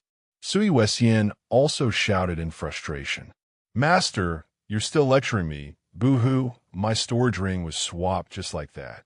Except for the Dharma treasures and life-saving puppets I kept on my person, everything else is gone." Su Fan examined the ring carefully and said, it looks exactly like the real thing. To be able to make a fake that looks identical to the real one in such a short time, it's no wonder your storage ring was lost." Su Fan told Su Yuesian. Yuesian quickly used the light shadow technique to replay the images before and after you lost the storage ring. Su Yuesian quickly replayed it. Su Fan watched intently and said, "Let me look for clues." Su Yuesian pointed at the screen in front of her and exclaimed, "Master, look. In the period before and after my memory, no one came near me at all." Suddenly, Su Fan ordered her to stop at this frame. Su Yuesian immediately replayed the last segment. Su Fan pointed at the two lanterns and said, "Look at this image 1 second before. The movement trail of the lantern's tail is illogical." Su Fan scolded Su Yuesian. "After this image, your memory was affected and you temporarily forgot a small segment. I always tell you to pay attention to details, but you never listen." A memory from Su Fan's class, with large words posted on the board. "Study hard, improve every day." Yet below, Su Yuesian was sleeping like a log, even talking in her sleep. "Hee, big chicken drumstick." Su Fan angrily used a technique on Su Yuesian's head. "This is the extra training I prepared for you. You won't wake up until you get a full score." Su Yuesian fell into an illusion. Welcome to the illusion trial. The trial is named. Everyone, find the differences. Su Yuesian woke up amidst a pile of pictures and became confused. How am I supposed to find the differences? Su Yuesian panicked, crying and begging Su Fan, "Help! Master, I know I was wrong." While Su Yuesian lay still, sweating and trembling in her dream, Su Fan looked at the fake storage ring in his hand and smiled slyly. Now there's one more thing. Stealing from my disciple. I can't let them off so easily." Night fell quickly, with a bright moon hanging in the sky. In a house with its lights still on, the silhouettes of two people sat by the window. The brother of the man, named Zheng Feng, said, "A female cultivator at the nascent soul stage with so many good things. It seems her background is not simple. Could it be that you've caused trouble?" Zheng Feng calmly looked at Su Yuesian's storage ring in his hand and said, "What's there to be afraid of? It's already been stolen. Is she going to track us down and beat us up through the storage ring?" Zheng Feng stared at the ring. Suddenly, it glowed with a blue light around it. Zheng Feng was covered from head to toe in a mass of dark green slime. Zheng Feng's brother retched in horror. "What the hell is that smell? It stinks, ugh." Zheng Feng stuck countless purification talismans on himself, but he couldn't get rid of the stench. He was nauseated by himself. Ugh, ugh, ugh, ugh, ack. What kind of disgusting magic is this? This stench won't wash off. His brother also couldn't stop vomiting. Ugh, ack. Stop purifying, it's getting stinkier. Sha Jiao and Zhu Kaling, each holding a jar of rain of acid art and fart smell art. The two, perfectly in sync, wore cool sunglasses and walked away casually after putting them into Su Yuexin's ring, leaving Zheng Feng drenched in a stench that couldn't be washed off. A child on the street looked at them and exclaimed, "So cool, Mom, I want to learn that too." "No, you don't." Elsewhere, Wang Xianqi bid farewell to the sect to comprehend the Sword Dao, obtaining a new opportunity. This is the Heavenly Sword Academy. The scene is at the Sword Dao Plaza of the Xianren Class B. Wang Xianqi, with the serious demeanor of a teacher, said, "Very good. You must persist for 1 hour to have the right to call me teacher. The student who persists the longest will receive a small gift." The little girl with purple hair dropped her sword and sat on the ground, panting heavily, saying, "I'm sorry, teacher, I couldn't persist until the end." Wang Xianqi called his teaching assistant, saying, "Assistant, I will open the mobile palace Dharma treasure. Please help her inside to rest for a bit." The assistant replied, "As you command." Wang Xianqi immediately opened the mobile palace Dharma treasure. After the assistant helped the purple-haired girl away, Wang Xianqi thought to himself, "The sword stance created by Master has a great toll on a person's body and spirit. But if one can comprehend the sword in hand and the sword stance, they can enter a state where man and sword become one, which will be much easier." Wang Xianqi still had 2 diligent disciples practicing at this time, Jin Wuji and Han Feiyu. Wang Xianqi proudly watched them practice. "I didn't expect an ordinary Xianren class to have 2 talents appear at the same time. That kid really didn't lie to me."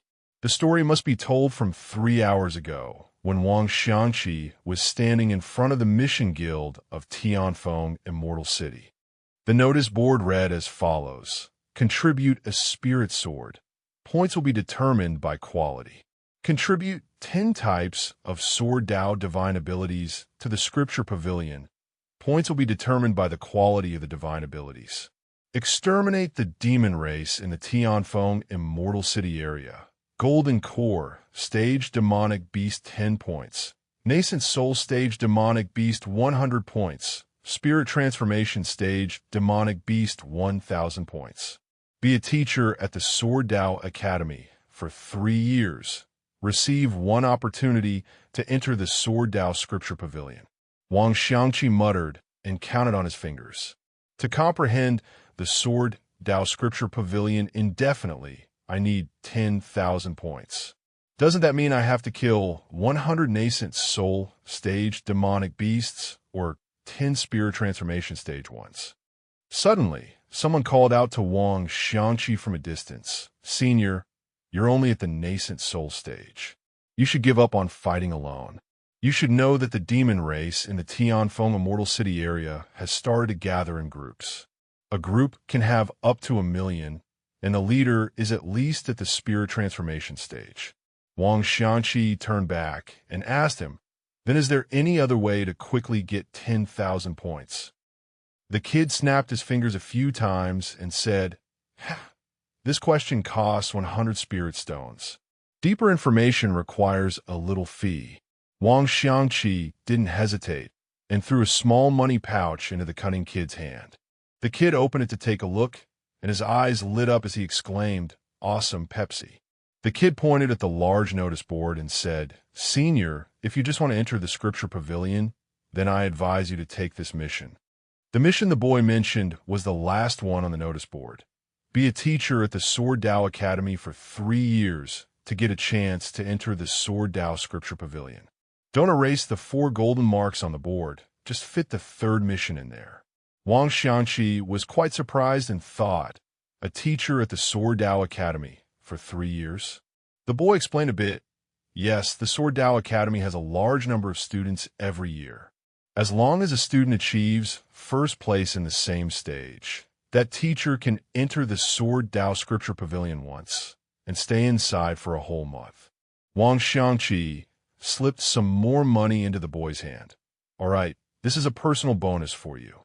Because of Wang Xiangqi's generosity, as he turned to leave, the boy called out to him again, "Wait, senior, if you trust me, go to the Heavenly Sword Academy's Class B, Xian level." Wang Xiangqi turned back with an O and said, "I'll remember that." Right after, Wang Xiangqi went to the management office of the Heavenly Sword Academy. The managing teacher asked, "You the new teacher?" From a Hidden Heaven sect that recently won first place in the Heavenly Demon Combat Power Competition, Wang Xiangqi nodded and replied, "Yes, Hidden Spirit sect, Heart Sword Path, nascent soul stage cultivation." Wang Xiangqi's entire body emanated a faint green spiritual energy, his expression extremely serious. The managing teacher laughed and said, "Good, good, good. The primordial sword intent integrated into your body. It seems there's no bottleneck to reaching the deity transformation stage. So, which class does Teacher Wang want to teach, Tian level or D level?" Wang Xiangqi calmly replied, "Neither. I want to teach Class B, Xian level." Back to the present, in the evening glow of the setting sun over Class B, Xian level, dozens of people were watching the two best people. In the class practice their swordsmanship. Jian Wuji and Han Feiyu's bodies were both covered in a brilliant sword intent. A purple-haired girl exclaimed in admiration, "Wow, the sword intent has manifested. So cool." The boy with shoulder-length hair next to her said jealously, "I was just a tiny bit away from mastering it myself." The sword intent instantly vanished. Jian Wuji stopped, panting heavily, sweat pouring down. As for Han Feiyu, he had already fainted and needed to be carried by a puppet to rest. Wang Xiangqi turned away and ordered, "Take the two students to the Mobile Palace Magic Treasure to rest." Suddenly, a student called out to Wang Xiangqi, "Teacher, wait." The female student said, "Let me take Jian Wuji home. He still has to take care of his mother." The female student looked at Jian Wuji with a pained expression and said, "His mother has a strange illness. Her life force is constantly decreasing, and the cause can't be found. He is the most talented student in the class and could have originally advanced to the Tian level class, but his future was delayed because he had to care for his mother." After hearing the sad story, Wang Xiangqi took out a small, glowing green vial surrounded by light. He tossed it to the boy, Jian Wuji, and said, "This child is unyielding. As a teacher, I should also show some support. This is a small vial of water of moon dew. It can restore some life force. Tell his mother to drink a cup every day." The female student was also overjoyed for Jian Wuji. "That's great. On his behalf, I thank you, Teacher Wang." Afterward, Wang Xiangqi also called Su Fan for his opinion. "Master, what do you think? Should we recruit these two children into our hidden spirit sect?" Su Fan turned and replied, "That name is so good. It sounds like a protagonist's fate. Just form a good relationship. No need to bring them to the sect." Su Fan thought about Wang Xiangqi's two best students in Class B, Xian level. Based on Xiangqi's description, this Jian Wuji must be the protagonist of a standard kingly path story. I just don't know what kind of script that Han Feiyu is holding. Su Fan then told Wang Xiangqi, find out if that Han Feiyu has any of those things like small walnuts, small gourds, or small stubborn treasures of unknown origin on him. Wang Xiangqi immediately replied, "Yes." A moment later, Wang Xiangqi returned to report, "Master, you were right. He really does have a small jade gourd." Su Fan then ordered Wang Xiangqi return that thing. This Han Feiyu is a special person of interest. Agree to all his requests. After hanging up on Wang Xiangqi, Su Fan leaned back in his chair and sighed. Yi Xiaoyao, Jian Wuji, Han Feiyu, two kingly path protagonists, one heaven-defying protagonist. When will a transmigration protagonist show up? I wouldn't even be surprised anymore. At this moment, Su Fan still didn't realize that he himself was that type of protagonist. Su Fan even built a base for nurturing protagonists. He secretly schemed, while the protagonists are still young, I must help them, nurture them well. Su Fan was in a joyful mood, hoping that when they grew up, they would all turn into kids like Wang Yuluan. That way, he could just lie back and receive resources. Life was truly something to look forward to.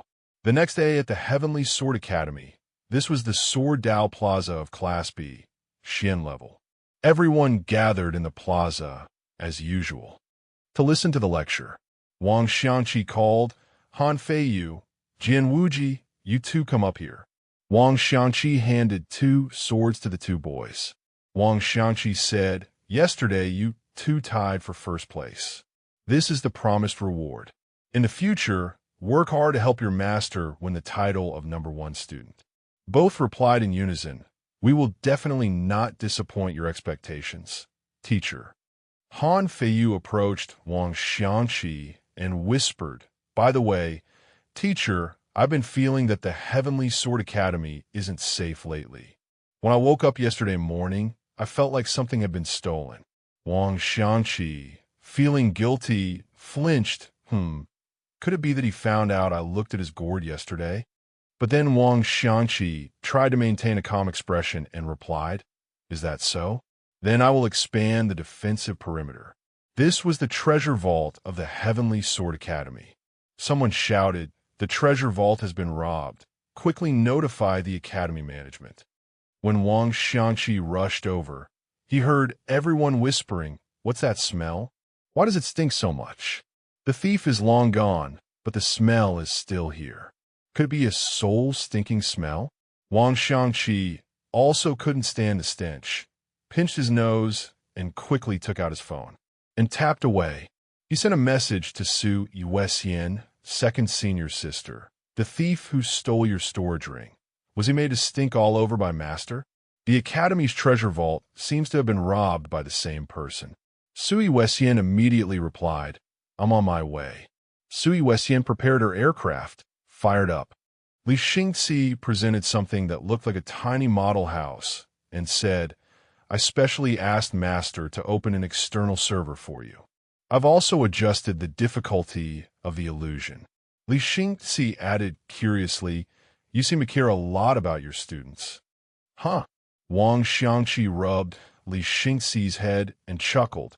How can it compare to how much I care about you? Wang Xiangqi took the server from Li Xingxi, and his demeanor instantly changed to that of a priest as he said, they're all children with mediocre aptitude. I want to give them a glimmer of hope. Suddenly, a whirlwind-like gust of wind landed beside them, startling the two. It turned out to be Su Yuexian. Li Xingxi spoke up, senior sister, what a coincidence. Su Yuexian poured a cup of tea and downed it in one gulp, causing Li Xingxi to exclaim in alarm. Senior sister, drink slowly. You'll choke. Li Xingxi, puzzled, poured more tea for Su Yuexian and asked, you were chasing a thief. So how did you end up here? Could it be that the thief who stole your ring and the one who robbed senior brothers Tianluo Hall are the same person? After downing the tea, Su Yuexian leaned on the table, panting from exhaustion, and replied, probably. It's so infuriating. He runs too fast. I've been tracking him by the smell for days, and now I don't even know where he's hiding. Su Yuexian suddenly caught a scent and looked up. Sniffing. Su Yuexian immediately teleported away. No more talking. I smell it again. Li Xingxi chuckled, poured some tea, and said, I hope senior sister can catch that thief this time. As Su Yuexian gave chase, she discovered a figure walking below. She landed on the ground, and the person immediately turned around. The two faced each other. Su Yuexian crossed her arms and sneered, Humph, I finally caught up to you. This is outside Heavenly Sword Immortal City. Did you deliberately lure me this far to make a move on me? Zheng Feng tossed the storage ring to Su Yuexian and said, a misunderstanding, right? Take it. Sui Wessian nimbly caught it. Zheng Feng said, "Girl, your methods are quite something. Let's negotiate. I'll return the storage ring to you, and you should remove this foul stench from my body, right? Who would have thought a storage ring could fart?" Sui Wessian examined the storage ring and replied to him, "Aren't you ashamed to say that after stealing someone's things?" Sui Wessian said in a threatening tone, "Whatever you stole from inside, you will compensate me 10 times over. Then I won't bring up the past. Otherwise." She snapped her fingers, and 4 puppets appeared right behind her. The man named Zheng Feng laughed smugly. Such big words. Compensate 10 times over, huh? He swung a large hand towards Sui Wessian and her puppets, growling, "Aren't you afraid I'll just kill you?" Instantly, a loud explosion occurred in the middle of the desolate field. Zheng Feng, on one side, heard Sui Wessian's voice coming from behind the thick cloud of dust. "Still have the energy to threaten me? You must know that the stench on your body not only disgusts you, but also carries a karmic imprint that can be used to track you, right?" Sui Wessian stood behind the faint smoke and said, "Senior has quite a criminal record. Huh?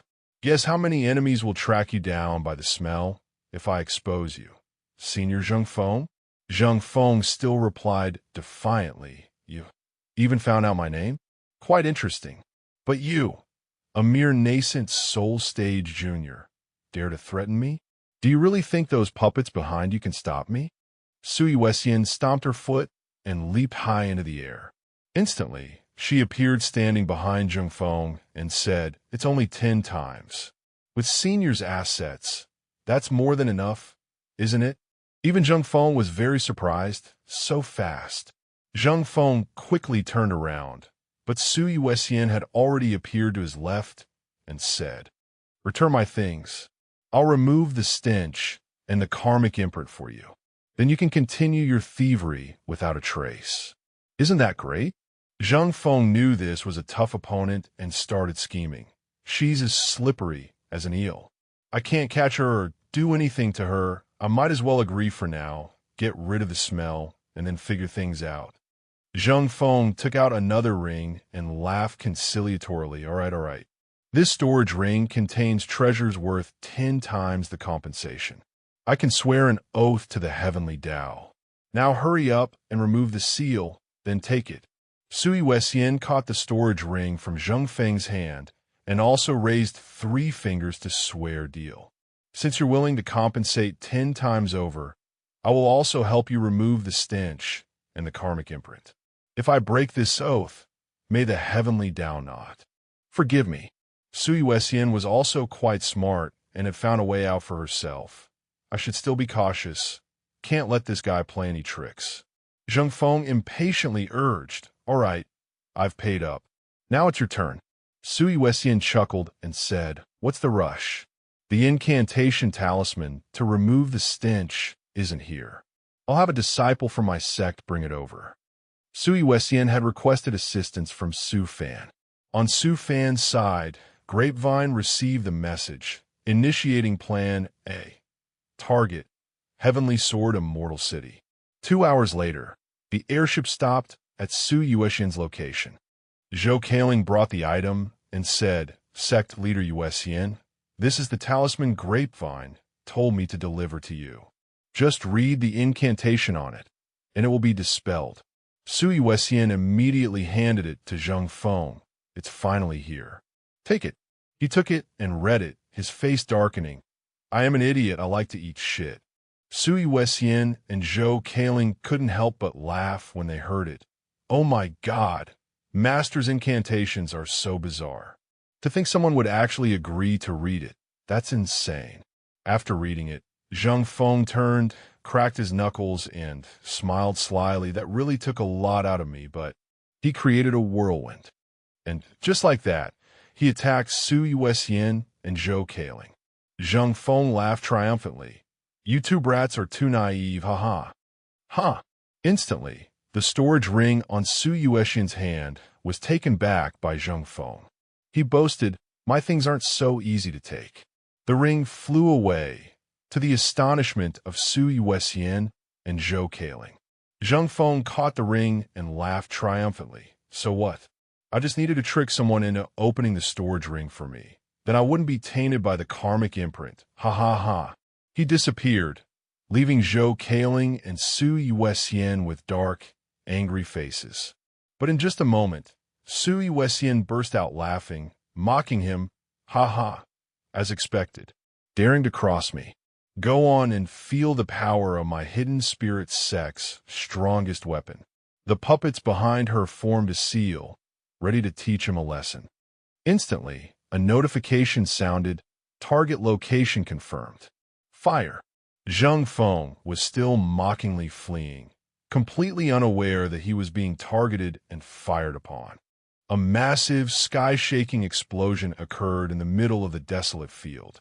Not only Zhang Feng, but even the surrounding flocks of birds were affected by him, fainting and falling on the spot.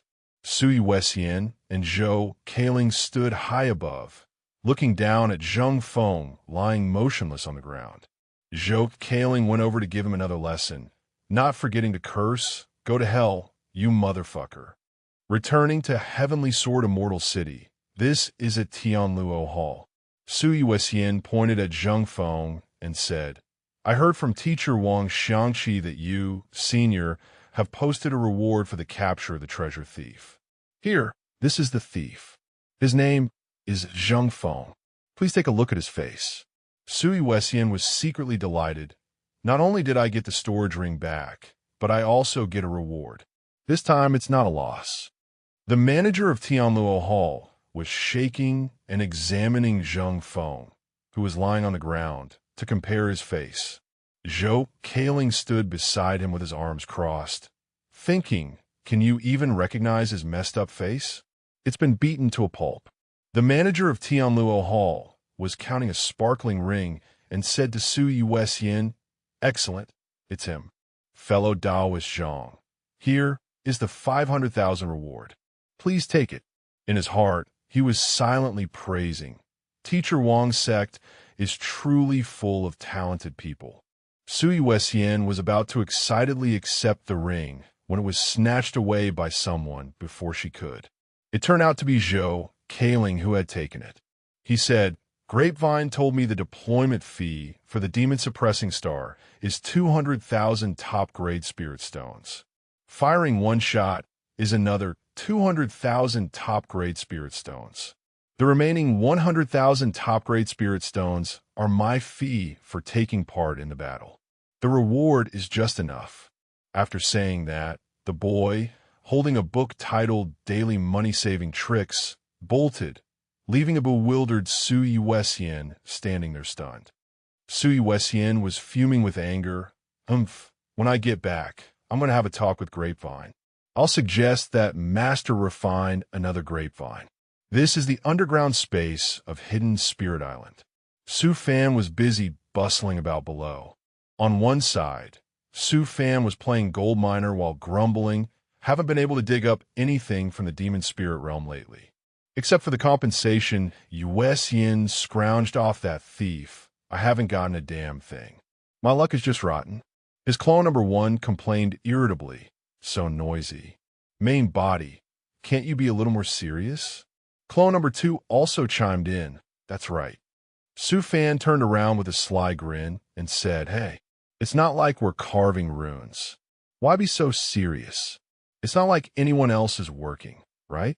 As Su Fan held out the game console, his clones took it and threw it away. Clone number 2 said cheerfully, Get to work. Clone number 1, having gotten rid of the burden, also felt very refreshed. Only Su Fan was dejected, crying and whining. Suddenly, Grapevine poked Su Fan and said, Master, the honey badger brought a pile of resources from the ancient demon spirit realm. Inside, there's a record of something called a heavenly gestation beast. It's shaped like a white tiger. Su Fan rubbed the lump on his head and said, Wait, a shape like a white tiger, I think I've seen it. Somewhere before. Flashing back to Su Fan's memory from 2 months ago in the demon spirit realm. Su Fan had told a demon spirit that was digging at a wall to stop. A white patch appeared where the demon spirit had just been digging. Su Fan asked, puzzled, what is this? Is it alive or dead? The demon spirit went closer to examine it. Cross-referencing, no data on this demon beast. This must be a famous great demon from the demon race. Su Fan said, the freshness of this demon beast's corpse is still quite good. Find a place to store it for now. We'll figure out what it is later. End of flashback. It turned out the demon beast corpse that Su Fan had kept was the white tiger. Grapevine reported, according to this document, the demon beast from last time is indeed a heavenly gestation beast. In the ancient era, the heavenly gestation beast was a pure beast specialized in gestating and nurturing the offspring of the dragon race. Su Fan immediately became excited and ran to the door of the room where the white tiger was stored. Wow, I really want to know if there's a dragon egg in its body now. He threw the door open and saw the scene of an egg being supported by 3 demon spirits. Su Fan cheered joyfully. It's a dragon egg. Grapevine announced, scanning, no life signs detected. Internal scan shows no consciousness. This dragon egg has been sealed. Seal level, quasi-immortal. Su Fan rushed forward regardless and hugged the egg, stroking it happily. A dragon egg is a dragon egg. The rune patterns on it are all just at the astronomical level. Move it to my room for nurturing. What if it hatches one day? Su Fan hugged it tightly, delighted. You really are Daddy's little treasure. In his sea of consciousness, the Dantian heard this and was shocked. Huh, what was that? It immediately swelled up in Su Fan's stomach, startling him. What the hell is this? It churned in Su Fan's stomach, making him jump to the ceiling. Su Fan had to surrender to it. All right, you're Daddy's little treasure, okay? The Dantian poked him a few more times, making Su Fan jump around the room. It finally stopped, and Su Fan was left lying on the ground, feeling like he was going to. Grapevine, quickly come and help Master. Su Fan panted and said, it even knows how to be jealous. Move it away quickly. Grapevine, worried about its master, asked, so should the egg still be kept in the room? Hearing about the dragon egg, Su Fan was revived in a second. He stood up and laughed loudly. Take it to the Spirit Liquid Lake, a place of good feng shui. May the egg hatch soon. The egg was immediately taken away. Su Fan's clone number 1 crept into the room and shouted angrily, main body, if you have free time, come over and help refine artifacts. The orders you owe haven't been finished yet. And there's also Grapevine number 2 for the 1,000 Dao sect and US yen. 3 months later, a new system completed by Su Fan was being started up. On the ground was a pile of delivered boxes, the payment from Su Rantian, the payment from the 1,000 Dao sect, and the payment from Ning Dao. Su Fan laughed with delight and said, Grapevine, I've refined a little brother for you. He can help you with some of the housework. Grapevine's face didn't look very happy. Grapevine said, thank you, but I'm fine without this little brother. Grapevine suddenly remembered, oh, Master, a high-risk energy mass has been detected gathering in the sky above the sect. Hearing this, Su Fan laughed and raised his hands. Come on, an old acquaintance. Hit me. Su Fan plopped down on the ground and said, this kind of thing has happened more than once or twice. I'm used to it. Who told me to be too good at refining artifacts? Su Fan lay on his back to receive the high-energy source striking down on him. He even smiled calmly and thought, I'm getting more and more proficient at this lying down posture. Suddenly, a blue membrane appeared, surprising Su Fan. Su Fan sat up and saw that he was protected by a round membrane from the high-energy beam striking down. This is a rune similar to the pearl. Could it be that the power from way last time fixed the bug, so it can protect me? He praised happily. Well done. This thing even knows how to feel sorry for Daddy. Su Fan chuckled and mumbled to himself. I wonder if it will be a boy or a girl. The protective rune gradually shattered. Su Fan came to his senses and shouted, that's not right. His face darkened as he thought of the scene of a man becoming a mother. He hurriedly waved his hands frantically to dispel the thought. Go away, go away. Su Fan reminded himself. I'm a man. That thought just now was just a random whim. Suddenly, Grapevine's strange behavior made Su Fan realize something was wrong. He asked, what's wrong now? He looked at the system screen and saw an airship emitting smoke. Another air accident. Grapevine hurriedly reported. Master, this is bad. Something huge is about to fall.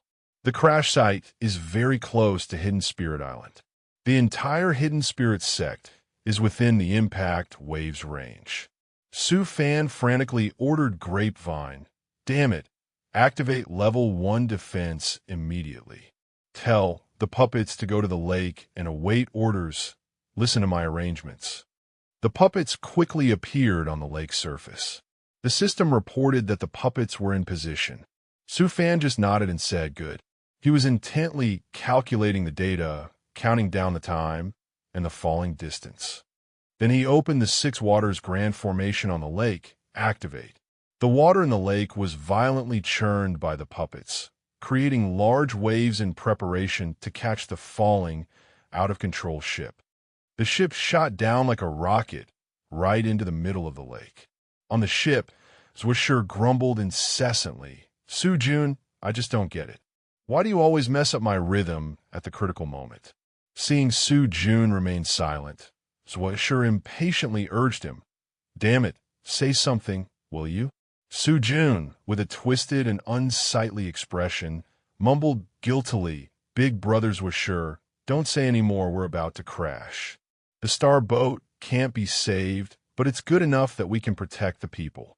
Sujun pointed at the screen on the other side and said optimistically, look, it's a huge lake all around. Looks like there's no one there. Crashing there won't cause any major damage. Suddenly, Sujun collected himself, feeling something was off. His hand paused slightly at a position. On the screen, his eyes had just seen something flash by, a pink streak. The place where the ship was plummeting was a demon-suppressing star.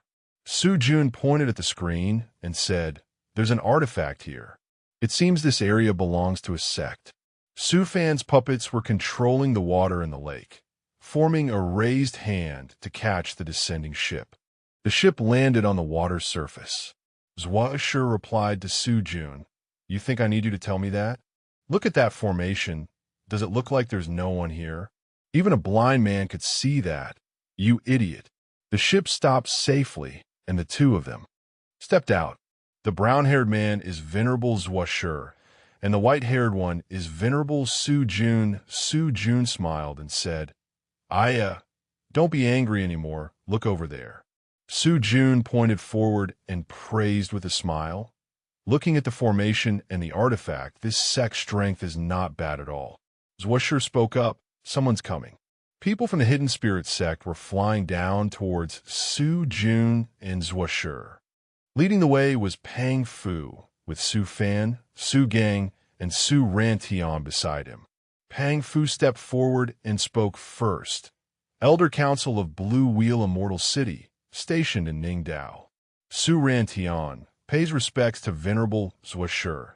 Venerable Sujun Su Fan also spoke up. Hidden Spirit Sect, Su Fan, Su Gang, pay respects to the Venerables. Zwisher grabbed Su Fan and asked, are you the elder of this sect? Su Fan replied, dazed, yes. Zwisher continuously patted Su Fan's shoulder in praise. Good, good, good. The 10,000-lead giant lake finally has a sect stationed here.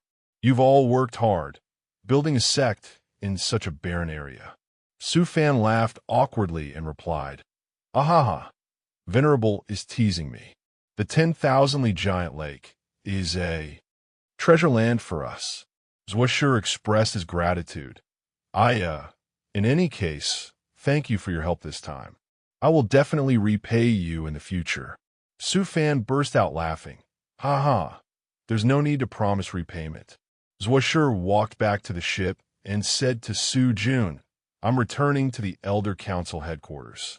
Sujun, do you want to come along? Over here, Su Fan, clutching his hand that Zwasher had squeezed so hard it felt like it was smoking, cried out, "Oh my God." Su Gang worriedly came over to support him. Inwardly, Su Fan cursed, "Damn it, complimenting me, but using so much force." "Huh?" Su Jun said, "No to Zwasher," then rushed over to grab Su Fan's other hand. He said to Zwasher with great excitement, "Big brother's way, you go on ahead. This elder of the hidden spirit sect, and I will discuss puppets for a bit." Su Jun grabbed both of Su Fan's hands, but more gently, making Su Fan smile and think. Why does he like grabbing me so much? What's going on? What's going on? Curiosity killed the cat. Why would a great venerable like you be curious about a little golden core cultivator like me? After speaking to Zwasher, Su Jun immediately pulled Su Fan and ran off, pointing to the other side and asking, "Is the sex main hall over there? I'll be staying for a few days. Let's go inside and talk." With a face full of joy, Su Fan ran along with him and replied yes. Su Fan thought to himself, "I'm not running a resort. Why does everyone who comes here want to stay? In the future, I should probably erase the word sect from the Hidden Spirit Sect Resort Area sign, leaving just Hidden Spirit Resort Area." At the guest reception area of the Hidden Spirit Sect's main peak, Su Jun endlessly questioned Su Fan. "Did you refine the item in the sky? And those puppets too? Do you also have a method to control puppets, to refine puppets?" Su Fan could only give a wry smile and reply, "Yes, that's right." Su Jun patted Su Fan's head and said with a grin, "You have a tool with super strong computational power, don't you? Don't try to fool me." Su Fan broke out in a sweat, hastily wiping it with a handkerchief and saying, "Whatever the venerable wishes to ask, this junior will definitely not hide anything." Su Jun scratched his head and said, "Sai, I have a friend who's really bad at piloting a Star Ox and wants a combat puppet that can pilot it. I wonder if you can refine one." Su Fan sneered inwardly. "The friend you're talking about is you, isn't it?" Su Fan nudged Grapey and asked, "Grapey, look at him. Is it because his gaming skills are so bad that he's asking someone else to play for him?" Grapey narrowed its eyes and replied, "Master, do you still want to suck up to the venerables? If you call him bad, he won't delete the game. He'll unfriend you." After hearing what Grapey said, Su Fan suddenly became serious and leaned against the corridor. He lowered his head, his eyes looking gloomy, and said, "But they're indeed venerables.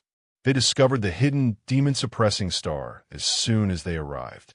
Grapey replied, "After all, Headmaster Yu Xian previously borrowed the demon-suppressing star to catch a thief, and at the same time sold him to Tianluo Hall." Su Fan was a bit surprised to hear that, then burst out laughing. "Sold him?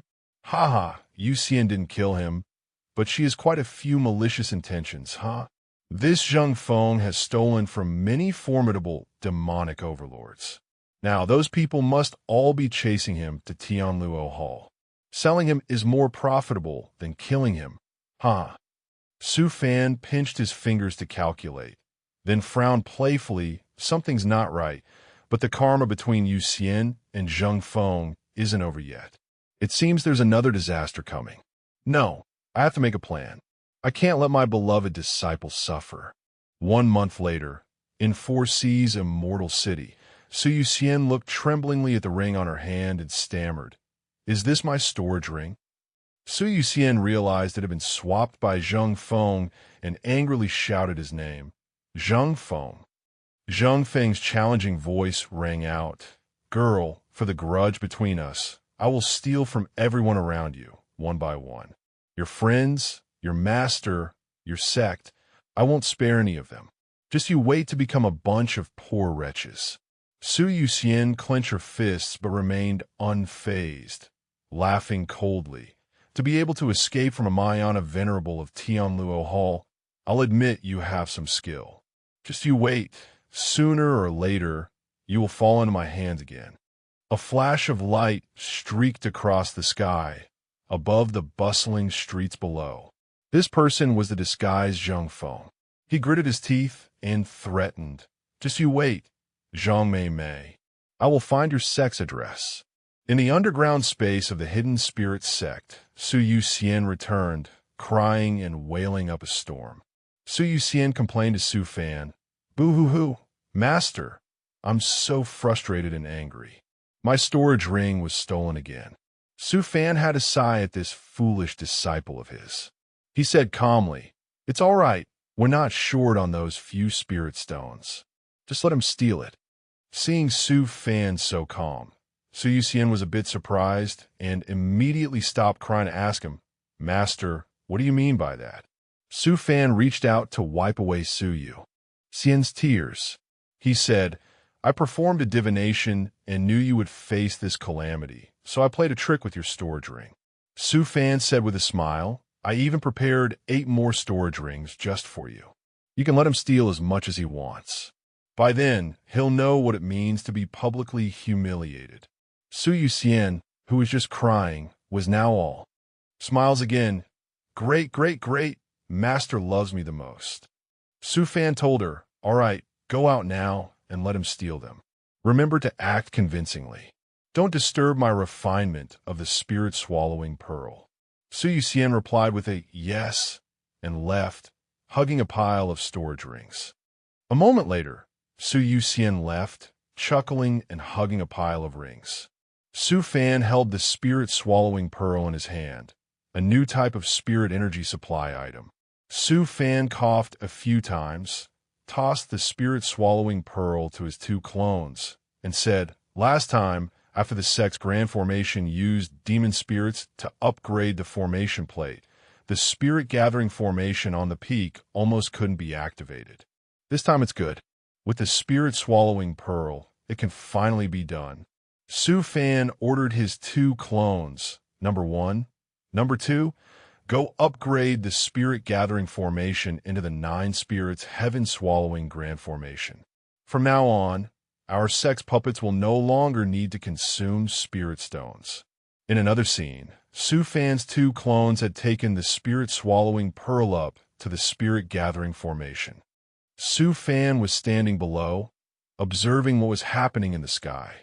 A brown-haired boy on the ground looked up at the sky and exclaimed, "Look, a river in the shape of 9 dragons has appeared in the sky." Water began to flow from it down to the ground. The brown-haired boy was surprised and held out his hand to catch it. "Wow, it's a rain of spiritual power." The purple-haired boy next to him also looked up and felt it. "How magical! I feel power surging through my body." Suddenly, on the other side, a statue appeared, flashing with a golden light.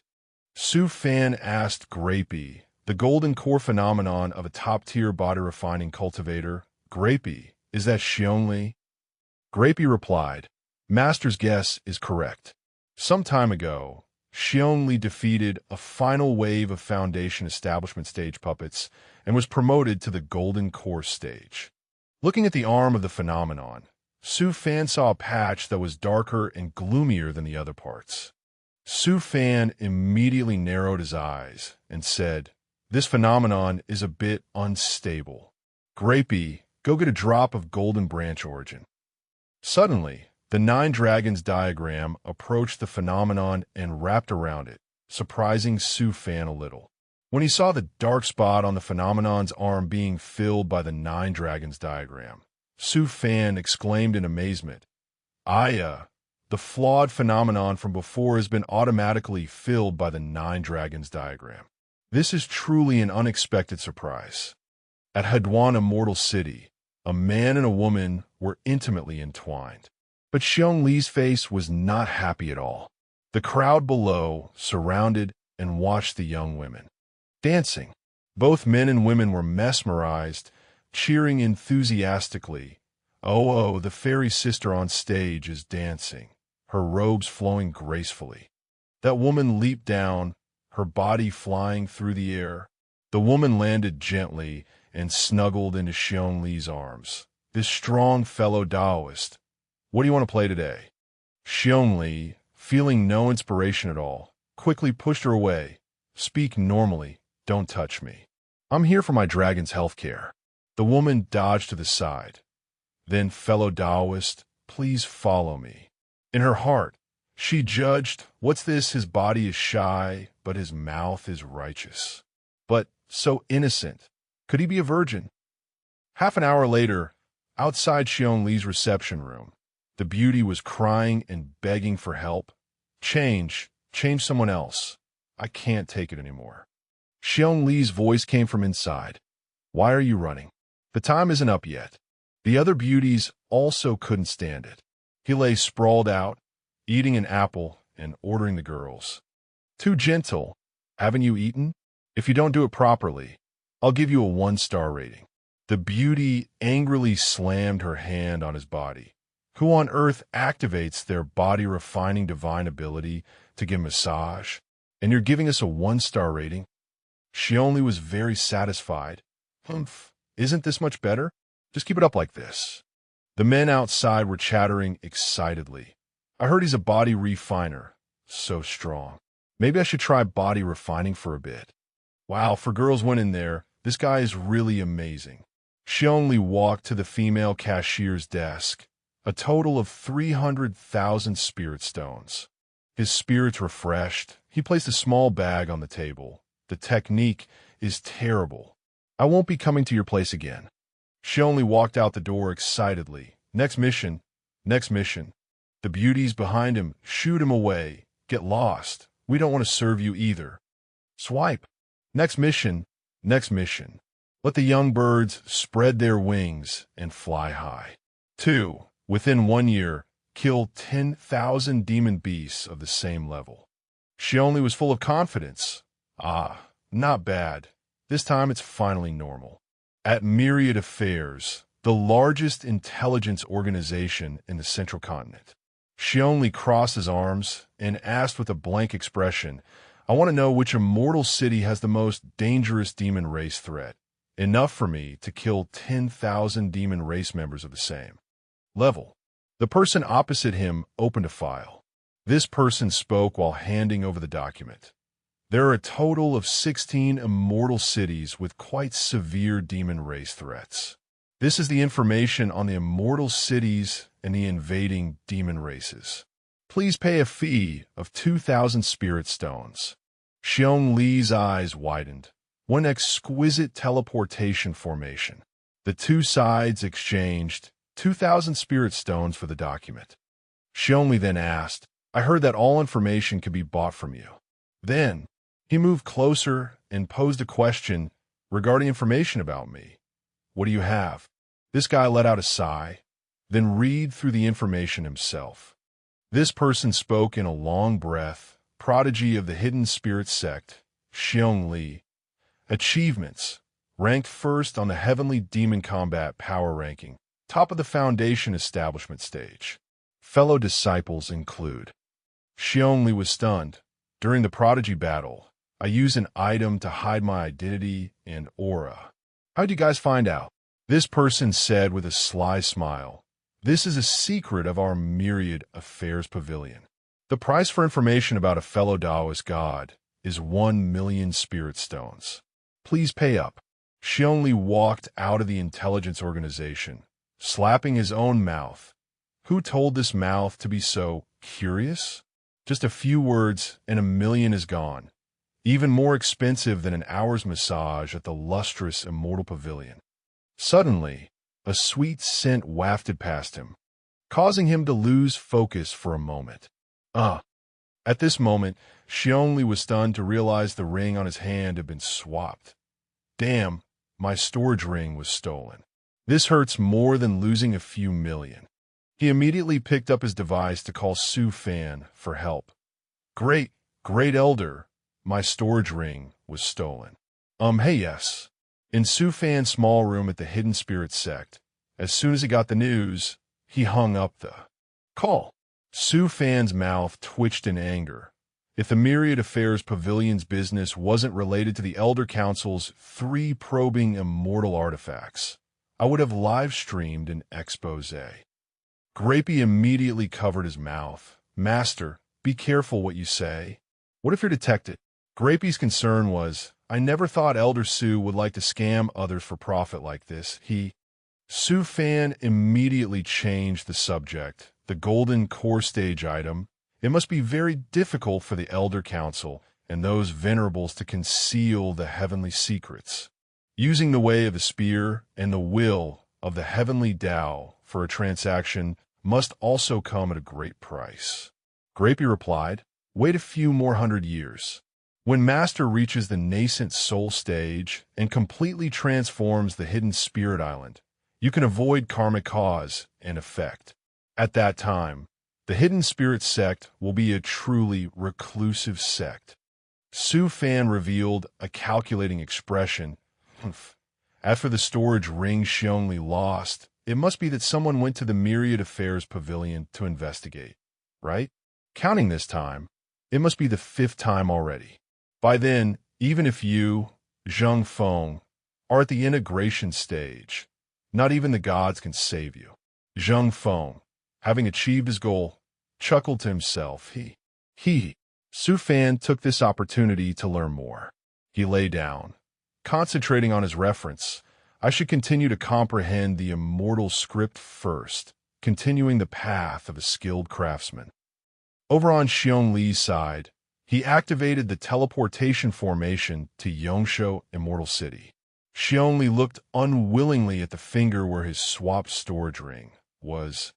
So, in the cultivation world, there really is someone who can steal another person's storage ring when they're not paying attention.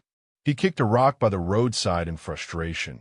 Sigh, the gifts from my junior brothers were inside, all gone in a flash. The stone fell straight into an abyss where a thick fog rose. Only then did Xiong Li realize he was in the air, his face lost. The space around the treetops was all shrouded in clouds and mist. He cried out loudly for help. Oh my God, where the hell is this? Grapey, I'm in Yongsho Immortal City now.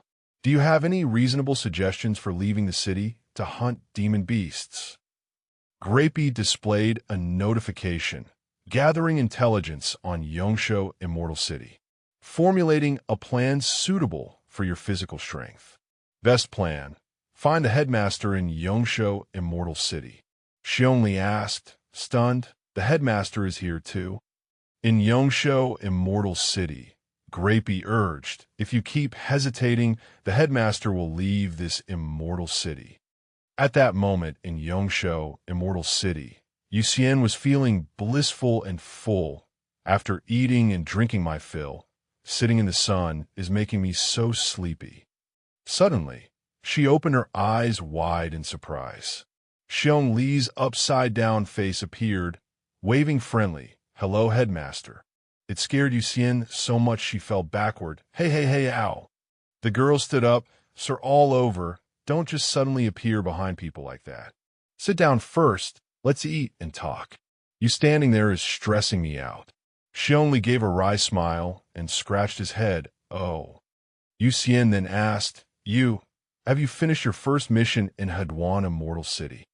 Xiong Li angrily slammed his hand on the table, causing the bowls and plates to crack, and shouted, don't mention it. It did me no good at all, just a waste of time and spirit stones. Yuxian stood up and thought helplessly. Master's original intention was probably to let him experience the outside world, to prevent him from following any girl who just extends her hand to him in the future. But she still had a bit of faith. Forget it, being this straightforward and honest, he'll probably say no to any little vixen. Yuxian stood up and suggested, if you want to complete your second mission, this immortal city isn't suitable for you. I'll take you to Xianjin Immortal City. She said loudly, boss the bill. She put her hand in her pocket, worried. She only came closer and glanced over. Headmaster, what's wrong? He was immediately bonked on the head by Yuxian. Ugh, don't look around, straightforward boy. Yuxian sighed and took out a ring. My money was stolen again. She only sympathetically took out a similar ring. Resentfully, mine was stolen before too. It's the same thief, so audacious. Yuxian impatiently planned her revenge. If he likes to steal, then let him steal to his heart's content. Let's go, we'll lure him out. The restaurant owner came out to clean up and looked at the pile of bowls, crying inwardly, "You're just eating a fruit bowl. Do you have to smash the bowl?" While Yuxian was having fun outside, she was distracted and the thief secretly took her storage ring. Next, while she was focused on a new and strange item in her hand, she carelessly let the thief take another storage ring. And then, while she was engrossed with a small squirrel, the thief once again swiped her storage ring. She drank her milk tea and excitedly reported, "Master, all 10 storage rings have been stolen. What should I do?"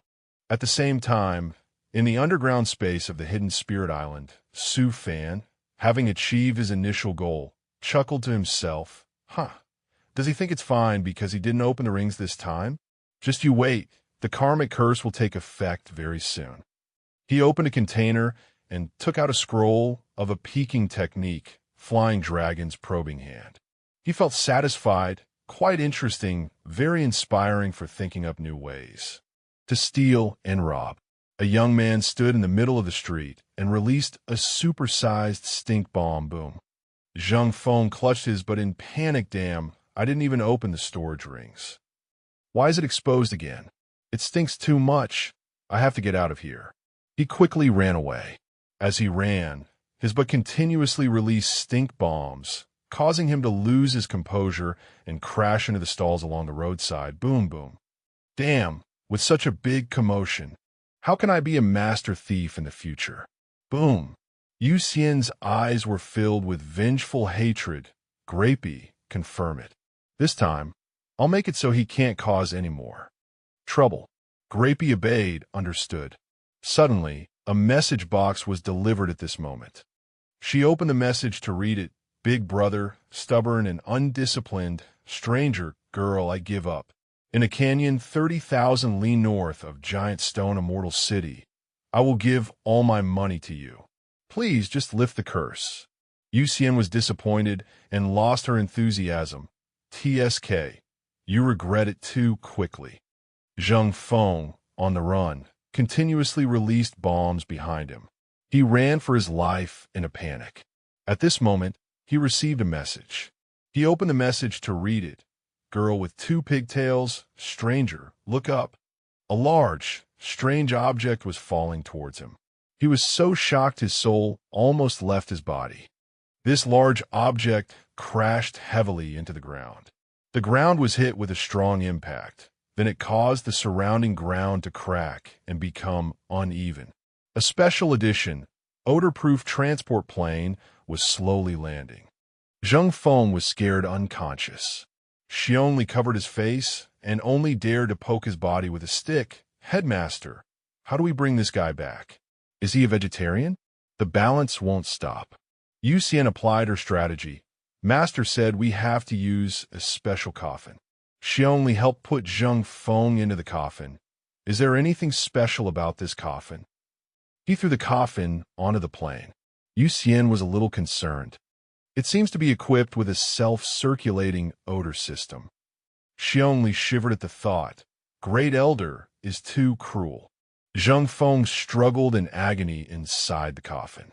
At the hidden spirit island, in Su Fan's small courtyard, Zhou Kaling was thinking seriously. "Master, last time, my work wasn't perfect. We should probably add some other smells. Just farts is too simple." Su Fan felt like he'd found his soulmate. "Hey, damn it, you're a real genius." Zhou Kaling felt a sense of fulfillment. "Same to you, master." Yu Xian walked over quickly, looking annoyed. Su Fan patted her head to comfort her. "You didn't get your things back? Why the long face?" Yu Xian took out a bag and poured everything out. Su Fan scratched his head and asked, puzzled, "Isn't this a huge gain? Why are you unhappy?" The girl got angry and rolled up her sleeves, ready to strike. "The things Master's been making recently are all stinky. I knew it was this brat who corrupted Master." Zhou Kaling hid behind Su Fan, begging for help. "Master, save me." Yu Xian threw a tantrum on the ground. "A girl like me has a faint, stinky smell on her. I don't want to be a person anymore." Su Fan picked her up and held her gently in his arms. He coaxed and comforted Yu Xian, neglecting Zhou Kaling in a corner. Don't cry anymore. Look at the myriad scale shield and the heavenly soul pearl I've enhanced for you. I've also equipped your soul-seizing spear with a void refinement stage puppet. How about that? An upgrade plus a new toy. He eagerly tried to persuade her. Perfume. I'll refine a bottle of perfume for you too, okay? What scent do you like? Yu Xian, immersed in bliss, replied, I want a bottle of fruit-scented perfume, and I want an osmanthus scent too. Su Fan waved his hand, signaling Zhou Kaling to scram. The boy, with a book in his mouth, carried the experimental coffin on his shoulder and snuck away in fear. Women, not to be provoked. Yu Xian said arrogantly, out in society, I, Sister Zhang, fear no one. But at home, she was like a whiny baby with her master. It stinks. Only if master coaxes me will I get up. At this moment, at the Heavenly Sword Academy, a training drill was underway. A boy fell heavily to the ground. Xiangji grabbed Han Feiyu's hand, his body scraped, and helped him up. A pity, you were just a little bit off. Xiangji quietly looked at his student, very satisfied. Not bad. In this batch of students, 6 have already comprehended sword intent, and Jian Wuji and Han Feiyu can already skillfully use their sword intent. Xiangji approached his 2 students and subtly reminded them, Wuji, the sword heart Dao belongs to the state of mind. You were too hasty just now. Wuji was embarrassed and bowed repeatedly. I was wrong. Thank you, teacher, for your guidance. The boy turned and waved. Teacher, junior brother, I'm heading back first. Goodbye. Feiyu watched him go and waved enthusiastically. Senior brother, take care. Xiangji materialized 2 books in his hand and handed them to the boy. The Tao of 100 swords you are currently following is too complex and not suitable for you. These are the jade slips for the Tao of sword formations and sword Tao divine abilities. Consider your own condition and choose for yourself. Feiyu's eyes lit up as he happily accepted them. Thank you, master. After speaking, the boy shyly covered his mouth. Sorry, teacher. I was so happy for a moment that I called you master by mistake. Hearing this, Xiangji's expression turned pensive, and he said, nothing. At this moment, he recalled his master's warning. Foolish disciple, since you know those 2 students have the fate of a protagonist, keep your distance after forming a bond. Be sincere with them every day. Be careful not to become a stepping stone for the protagonist's turning point later on. Side note, it means those main characters who only explode with power after a loved one is sacrificed. Su Fan gave an example. See for yourself. In these classic works, when the protagonist starts fighting the final villain, aren't all their good friends, relatives, and benevolent masters killed? He carefully reminded, I think this teaching profession is very dangerous. The boy replied, a little tense, their talent is high. If they don't have a good teacher, I'm afraid they will go down the wrong path. I will know to be careful. In the present, Xiangji sighed helplessly. If you always cultivate the cultivation technique and sword Tao divine ability, you can reach the peak of the foundation establishment stage. Cultivate diligently, and do not spread the cultivation technique.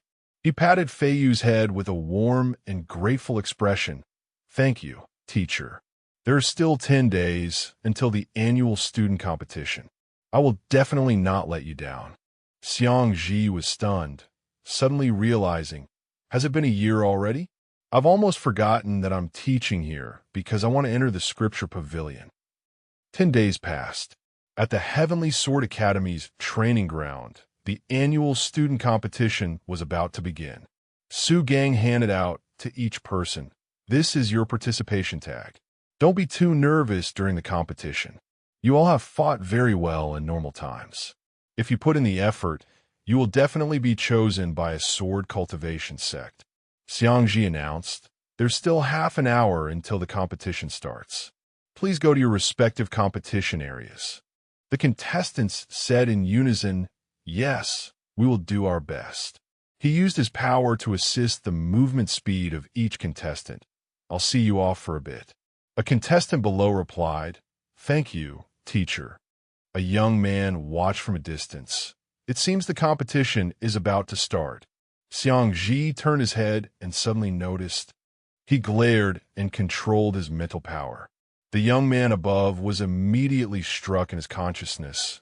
Ugh, that teacher's sword intent is so fierce. This sort of ideation almost injured my mind. Xiangji frowned, glanced elsewhere, and stopped activating his consciousness. The young man rubbed his head repeatedly. The Heavenly Sword Academy is no joke. I didn't expect there to be such a hidden talent. The boy next to him spoke up. "Isn't that right? Look at the students from the Heaven Grade class. Their killing intent is extremely strong. Those who cultivate the Tao of slaughter are definitely good seedlings." The young man standing on the wall pointed and judged. And there's also a new student from the Earth level class of the Divine Sword Tao lineage who isn't bad.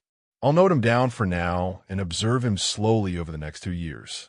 The old man stroked his long beard and mused. In my opinion, the student from the Mystic level class led by that teacher just now are the most stable. The student's combat prowess is very strong, and their fighting is solid. If you two don't want them, I'd like to take them all. The young men bowed their heads. "Your judgment is very accurate, sir." This subordinate is impressed. "But please leave some for us." Xiangqi crossed his arms, gloomily remarking, "Although these kids' aptitudes are a bit lacking, who knows, in the future, they might forge a path of their own." Su Gang smiled and said softly, "Senior, meeting you is the opportunity of a lifetime for these students." Xiangqi thought worriedly, "An opportunity? Once Fei Yu or Wuji takes first place, I'll get to the scripture pavilion and our master-disciple relationship will end. That's fine too. Staying away from the heavenly Tao isn't bad." Suddenly, at this moment, 4 demonic fronts appeared. A horde of demonic beasts swarmed out of the river. "Brothers, charge!" The people around ran in panic. Save me!" Su Gang asked in fear, "Teacher Wang, what do we do?" Xiangqi drew his sword. "What to do?" He continued enthusiastically, "Be a teacher." With that, Xiangqi charged forward forcefully. Of course, I have to protect my students. Su Fan was meditating when he suddenly received an urgent notification. Immortal City. Heavenly Sword is under attack by hundreds of integration stage demons. Currently, only the central teleportation array remains unassailed. Most of the teachers from the Heavenly Sword Academy have led their students to flee outside Heavenly Sword Immortal City. After reading, Su Fan was shocked. "Damn it, isn't that where Xiangqi is?" He immediately summoned Grapey. "Grapey, prepare the extreme punishment spirit orbs and the combat puppets. Also, where's that thank you gift from Taoist Ning? It contains a void tempering stage 5 spirit macaque. Bring one along this time." Grapey replied loudly, "Understood." Outside Heavenly Sword Immortal City at that moment, a support flying vessel was heading straight for them. The disciples inside looked out in terror. Teacher, hurry up." Grapey appeared with a notification. "The master has received the news and is sending reinforcements. Please hold on for a little longer." Xiangqi was trying his best to pilot the flying vessel. "Faster, okay." He leaped up, flipped over, and chanted a spell, shrinking the students into the palm of his hand. "Get in here, kids." He transformed a small temple to protect the students inside. "Teacher, please be careful." Xiangqi stood alone, challenging 7 demonic beasts. He pointed his sword and declared, "Just the 3 of you dogs, you think you can eat me?" The wild demonic beast's eyes were filled with ambition, drool dripping everywhere. We'll have to try to find out. Even if we can't eat you, we must take this chance to eat those fresh, tasty little kids." Another demonic beast, getting drooled on angrily protested. Your drool is all over my face. And stop making that disgusting face. Xiangqi manifested a large sword shape behind his back and announced, Let me test you first. The furious demonic beast charged forward to attack first. He didn't hesitate either, rushing forward and using his divine ability, heaven and earth in a single hue. The immense power of Xiangqi's attack blew the demonic beast to pieces. He proudly warned, Then come and taste my sword. A demonic beast on the sidelines, holding a stopwatch, timed at 1.88 seconds, and they're already screaming. Can this fight even be fought? Wait, do you smell something strange? The beast next to it peed itself in shame.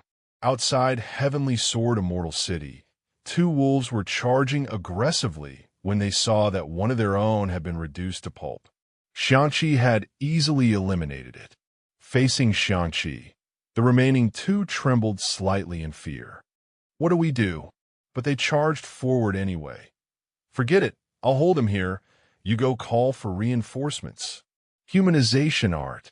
Transmission Jade Slip. Okay. At this moment, elsewhere, two others were fleeing in terror. Inside Heavenly Sword Immortal City, a certain wolf was calmly casting a spell. It was the integration stage demon dog, Tianquan. Tianquan smirked. Oh, I've discovered a human prodigy with strategic talent. TSK. It's a good thing my Rongchuan clan found him first. Tianquan said, Let's go. Kill that prodigy. For each one killed, the Demon Lord will give us plenty of good stuff. Outside Heavenly Sword Immortal City, Xiangqi was flying very fast. A wolf chased after him, shouting, Weren't you so majestic just now? If you have the guts, don't run. Xiangqi just replied, A whole group of you against just me. Only an idiot would stand still. Xiangqi spoke into his device. An integration stage demon is coming this way. What should I do? A few thousand li is just a blink of an eye for an integration stage demon. Grapey replied, Don't worry. As long as you run fast enough, you won't get hit. Xiangqi was speechless. This thing's advice is completely useless. A bloody shockwave occurred. Xiangqi felt it, damn it. A terrifying power was chasing Xiangqi. Tianquan appeared, and the wolves from before greeted him respectfully. Lord Tianquan has arrived. This kid definitely won't escape. Tianquan's gaze was fixed ahead as if he had noticed something. Seeing Xiangqi had flown far away, he used the shockwave from my attack to get even farther. How could a mere nascent soul stage cultivator withstand my attack? He can't shake me off. On Xiangqi's side, luckily I had the life-saving jade slip my master gave me, or I would have been a goner. Xiangqi understood. Grapey, so that's what you meant by as long as you run fast enough, you won't get hit. I can't believe you could calculate it so precisely. Is there anything you can't calculate? Xiangqi flew far, his eyes noticing something. Xiangqi was in a thick fog. This is...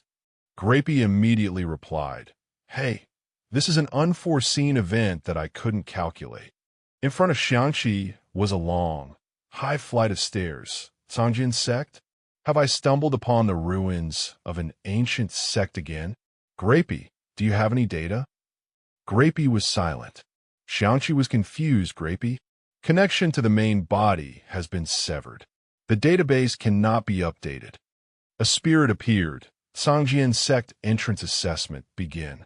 The figure continued. First trial, the path of the sore body. Ascend a mountain via these stairs to pass the trial. Xiangqi looked at the stairs that I can't believe it. I'm actually a person of great fortune. Xiangqi took a step forward. Then he was thrown back. The figure stipulated, those at the foundation establishment stage or above are not allowed to participate in the entrance assessment. Xiangqi stopped in time. He looked at the stairs.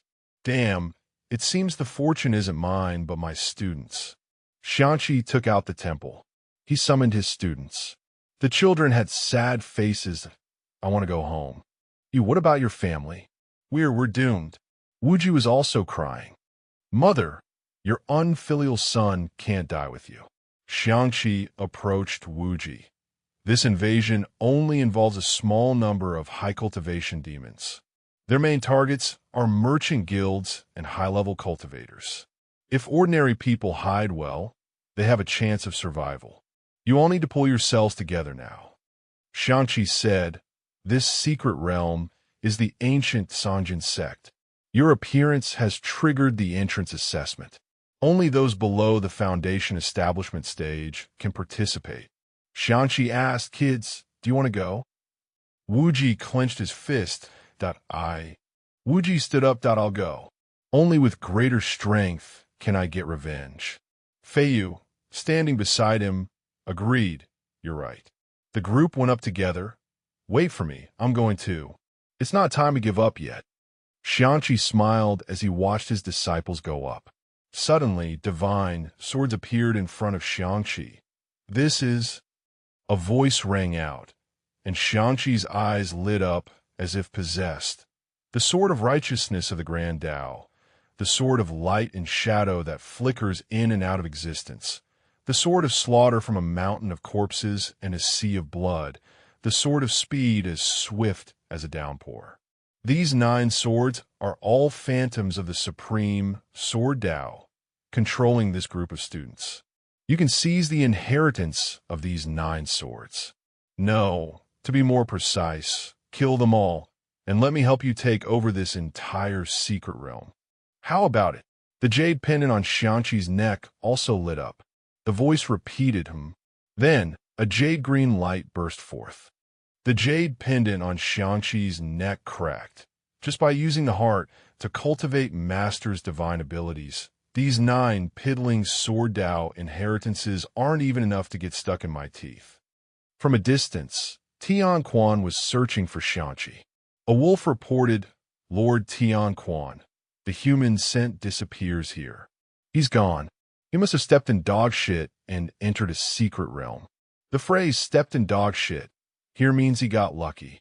Suddenly, Tian Quan slapped it across the face.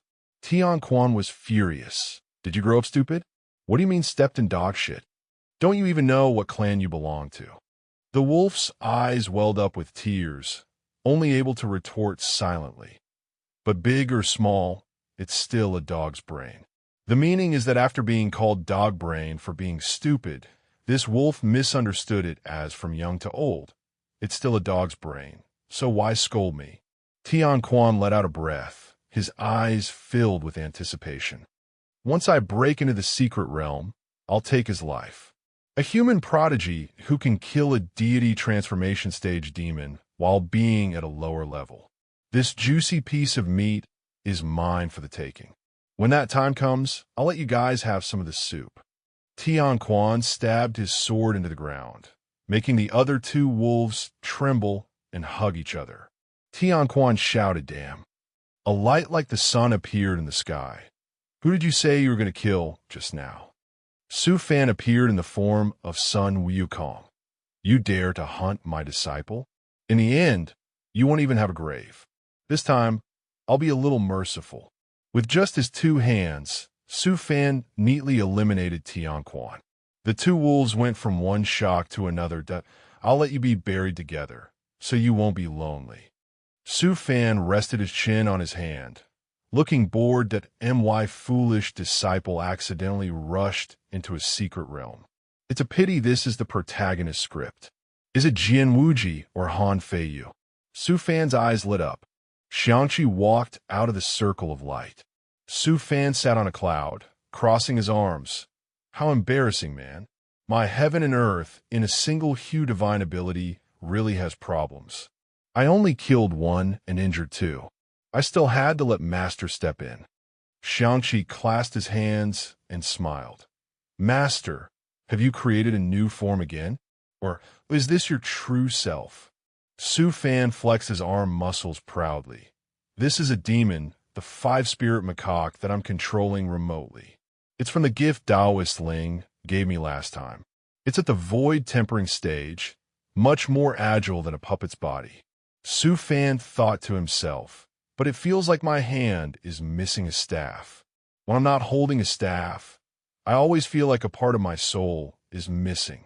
Xianqi stood, counting his students 1, 2, 3, then asked, Master, Jin Wuji is still in the Cangjin sect's secret realm.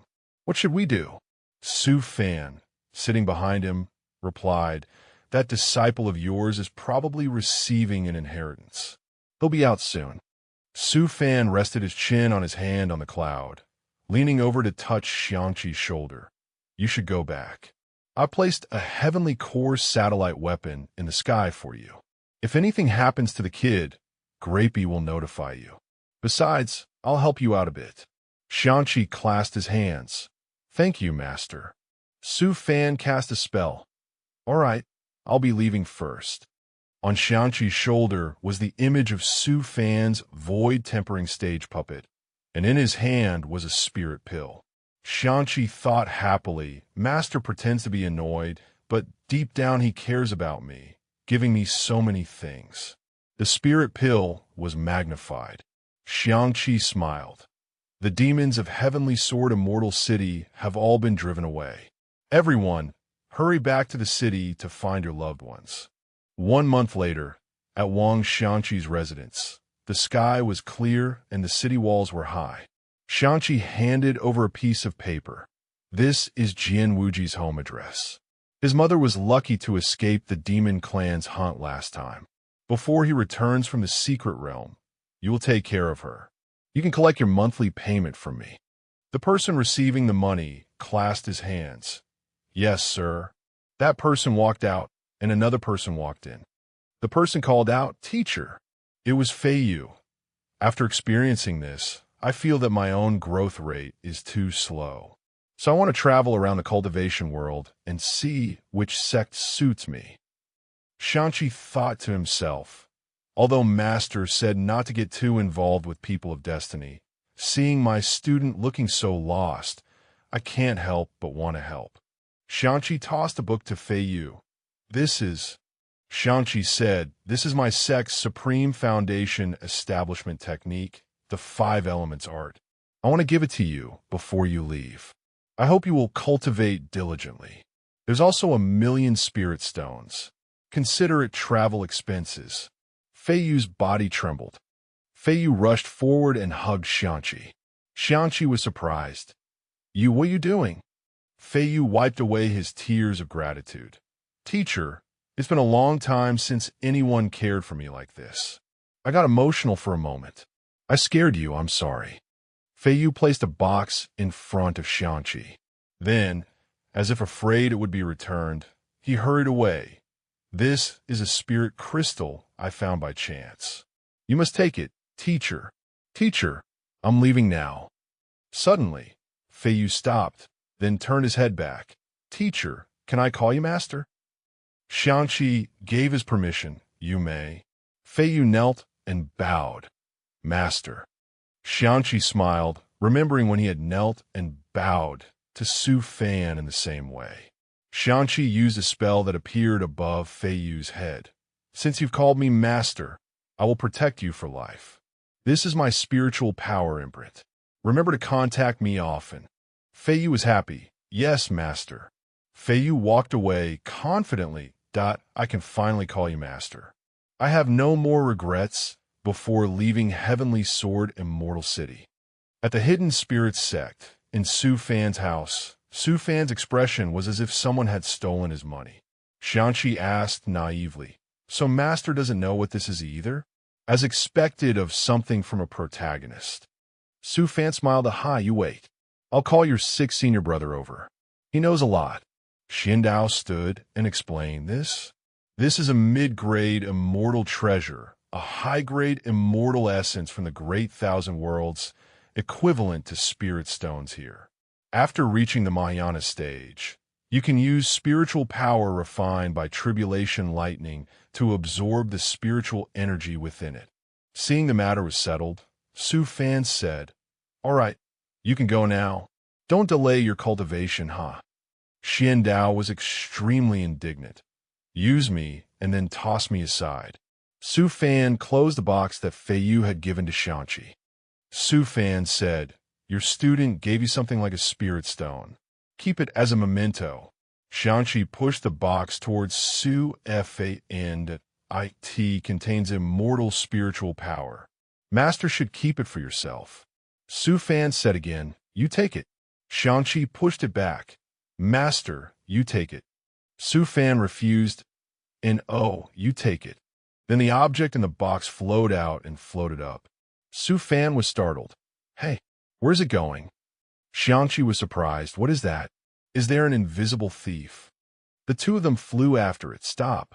A purple formation appeared on the lake's surface.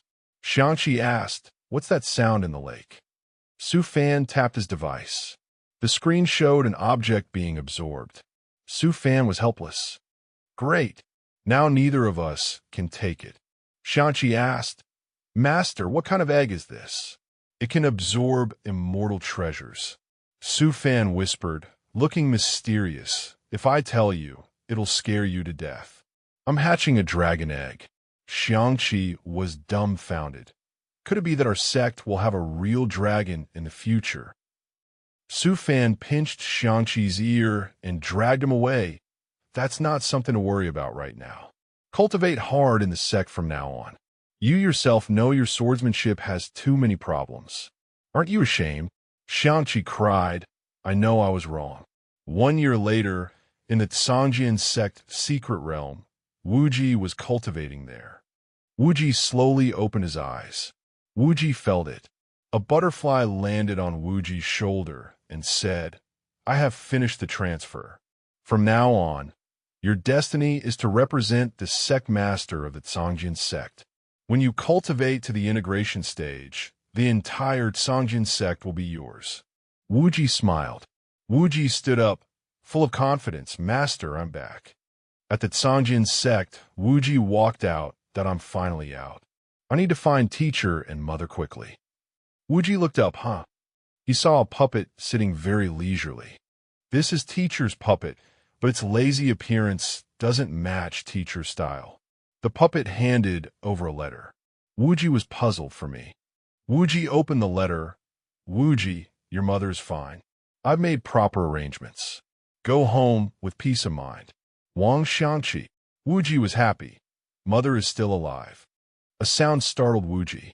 His heart almost jumped out of his chest. Beep. What was that? The puppet was sitting on a boat. Wuji looked at the puppet, which was waving and inviting him to sit behind it telling me to get on. "Are you taking me home?" The puppet helped Wuji get on and sped off like the wind. Wuji sat in the back, feeling like he was about to be blown away. Wuji looked at the letter, deeply moved. Teacher not only helped me take care of my mother, Wuji thought, he even considered that I can't use sword flight and prepared a boat to take me home. Wuji was moved to tears. Teacher. At Jin Wuji's house, the boat landed in the front yard. Wuji quickly jumped off and ran. Wuji opened the door. Mother. An old woman was lying on the bed. Wuji rushed over quickly. Mother. The woman shed tears. Wuji, you're back. Wuji took his mother's hand, rubbing it against his face. Mother. Wuji's mother smiled happily. Being able to see you before I go is enough for me.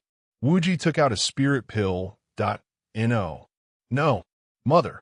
This is a secret pill I got from the Tsangjian sect. It can cure your illness. Hurry and take it. Wuji's mother called out weakly, my good son. Then Wuji's mother swallowed the secret pill. Her body seemed to gain strength, glowing and floating into the air. Wuji was surprised and worried. Wuji's mother's body floated higher. Then she opened her eyes.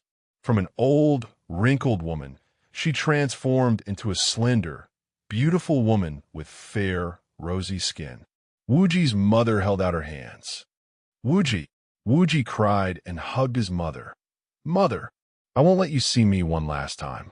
You must continue to live to watch me. Wuji's mother also hugged her son.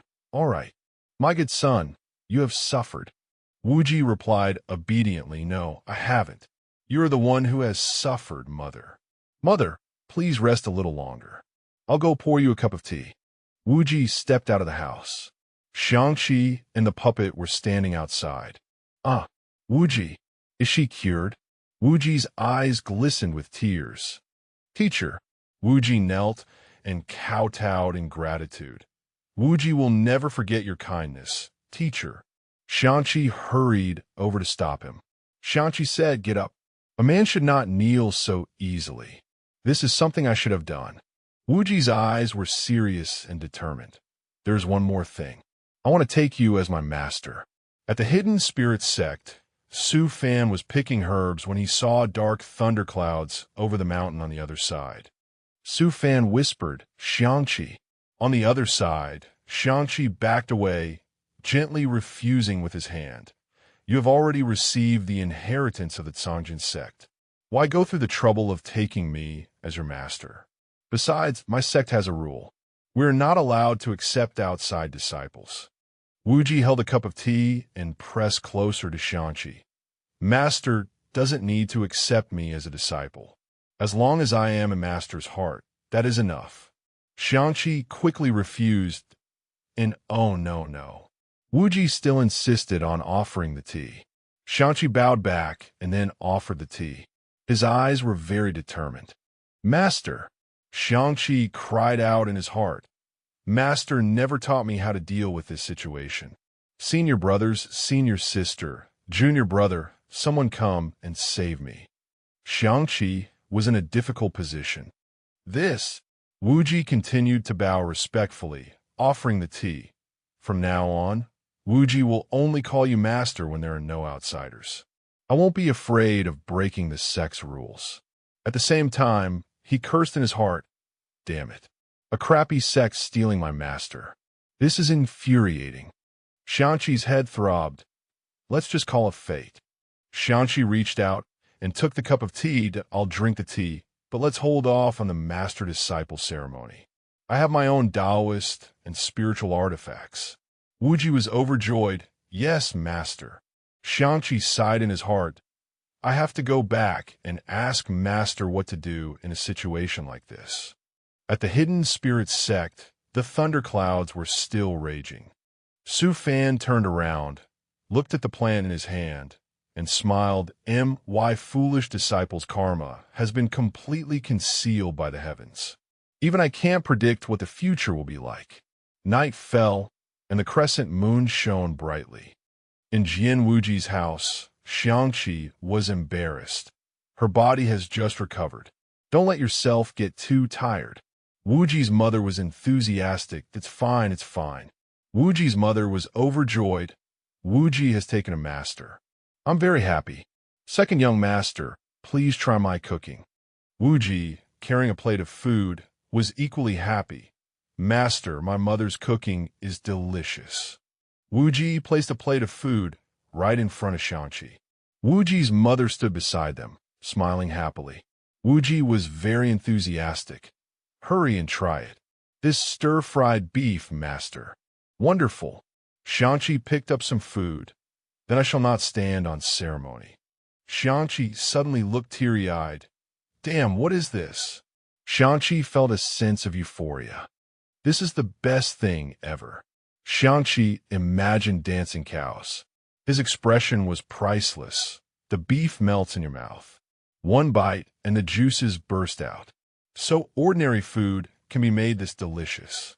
Wuji, standing beside him, reminded him, Master, your persona is collapsing.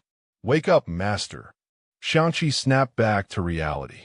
Wuji, standing next to him, asked Master, what should I do next? Wuji's eyes were incredibly pitiful. The Heavenly Sword Academy is also closed. If Master doesn't teach me, I can only go back to the Songjin sect's secret realm to cultivate. Shang-Chi calculated him. Then follow me to travel the cultivation world first. After you reach the foundation establishment stage, you can go back there to cultivate. You should take good care of your mother first. I need to go back to the sect to handle some matters. I'll come and pick you up in 3 days. Wuji was overjoyed. Oh yeah. Thank you, master. Shang-Chi covered his mouth shyly.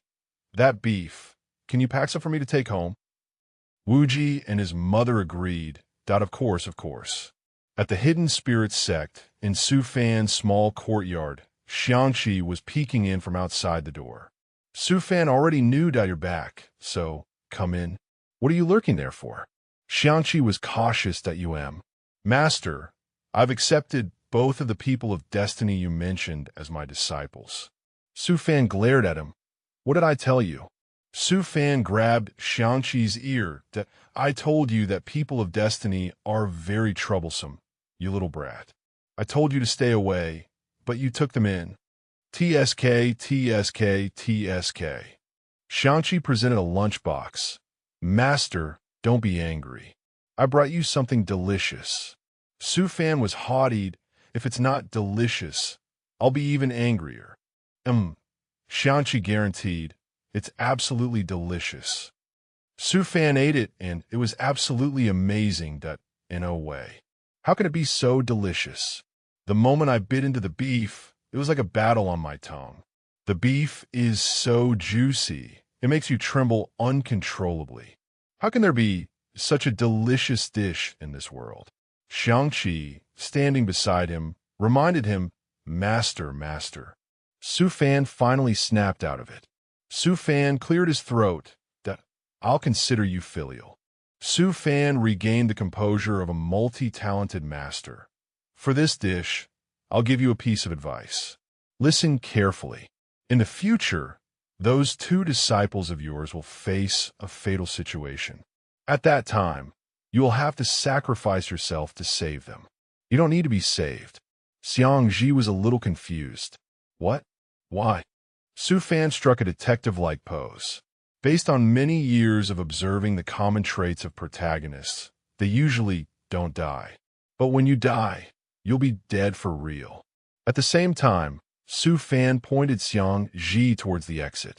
If you don't understand, then memorize it well. Now scram and go comprehend that pathetic sword of yours. Xiangji was kicked out like a rolling ball. In the mahjong room with the puppets and Su Fan, Grape quickly flew in. Su Fan hurriedly announced, Master, there's a new situation on the demon realm side. The two puppets stood by, eavesdropping. Su Fan stood up and asked, What's wrong? Take me to see, quickly. Su Fan also remembered to turn and point at the two puppets. Before I get back, no peeking. Su Fan walked off, asking, What's the matter? Is it that urgent? Grape replied, The Honey Badger clan wants to re-establish their power in the region. The number one thick-armored honey badger wants to compete for the position of regional overlord. Su Fan smiled, patting Grape. Why even ask about such a good thing? Support them immediately. If they expand their territory, I'm the one who benefits, so why hesitate? Grape reported the next piece of news. But they need 3 Earth Elemental Tao artifacts to convince a Mahayana stage mountain demon spirit to cooperate with them. Su Fan felt a headache coming on, so they were waiting for me there. Su Fan brought up a screen. Let me ask, in the demon spirit realm, the honey badger stood with his hands clasped.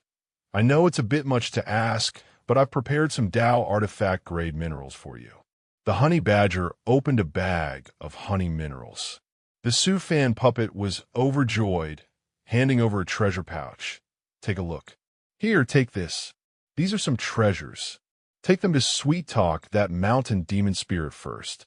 The Tao artifacts will be delivered to you later when they're done. I'll give you 1 Tao artifact every 100 years. You must secure the overlord position. If you need anything, just tell me. The honey badger's eyes were resolute, a clone of Su Fan. Hey, main body, you won't do it if you're short-staffed. You haven't even finished the old Tao artifact orders yet. Clone 2. Negative emotion points from the slave clone who sold himself to the sect plus 666. The honey badger watched the clone take the honey minerals, his eyes welling up with tears. He really is. I'm so moved. The night sky was full of stars. At the Hidden Spirit Sect, on Shajiao's artifact, Refining Peak. As Shajiao was refining a puppet emperor, a voice came from outside the door. Open up delivery. Sha Jiao received the delivery, a bag of honey minerals. Sha Jiao was filled with happiness. Thank you, great elder. Meanwhile, Su Fan, engrossed in mahjong, I won. Although the progress on refining those orders is going nowhere, I feel a strange sense of ease. The next day, Su Fan stretched and woke up. A voice echoed. I succeeded. Su Fan flew over. What good thing is Senior Brother Sha refined now? Sha Jiao, like an excited child, ran out to show off. I've developed a formula for a Dao artifact-level alloy, thanks to the materials and guidance from the Great Elder. I can finally advance to an artifact refining Grandmaster. Sha Jiao's eyes, from staying up all night, had turned into panda eyes. Sha Jiao looked like he was about to collapse, his soul leaving his body. I've given the formula to Grape. You can study the leftover alloy. I can't take it anymore. I'm going to sleep. Su Fan comforted him. You've worked hard, Senior Brother Sha. Just leave it to me. Su Fan walked inside.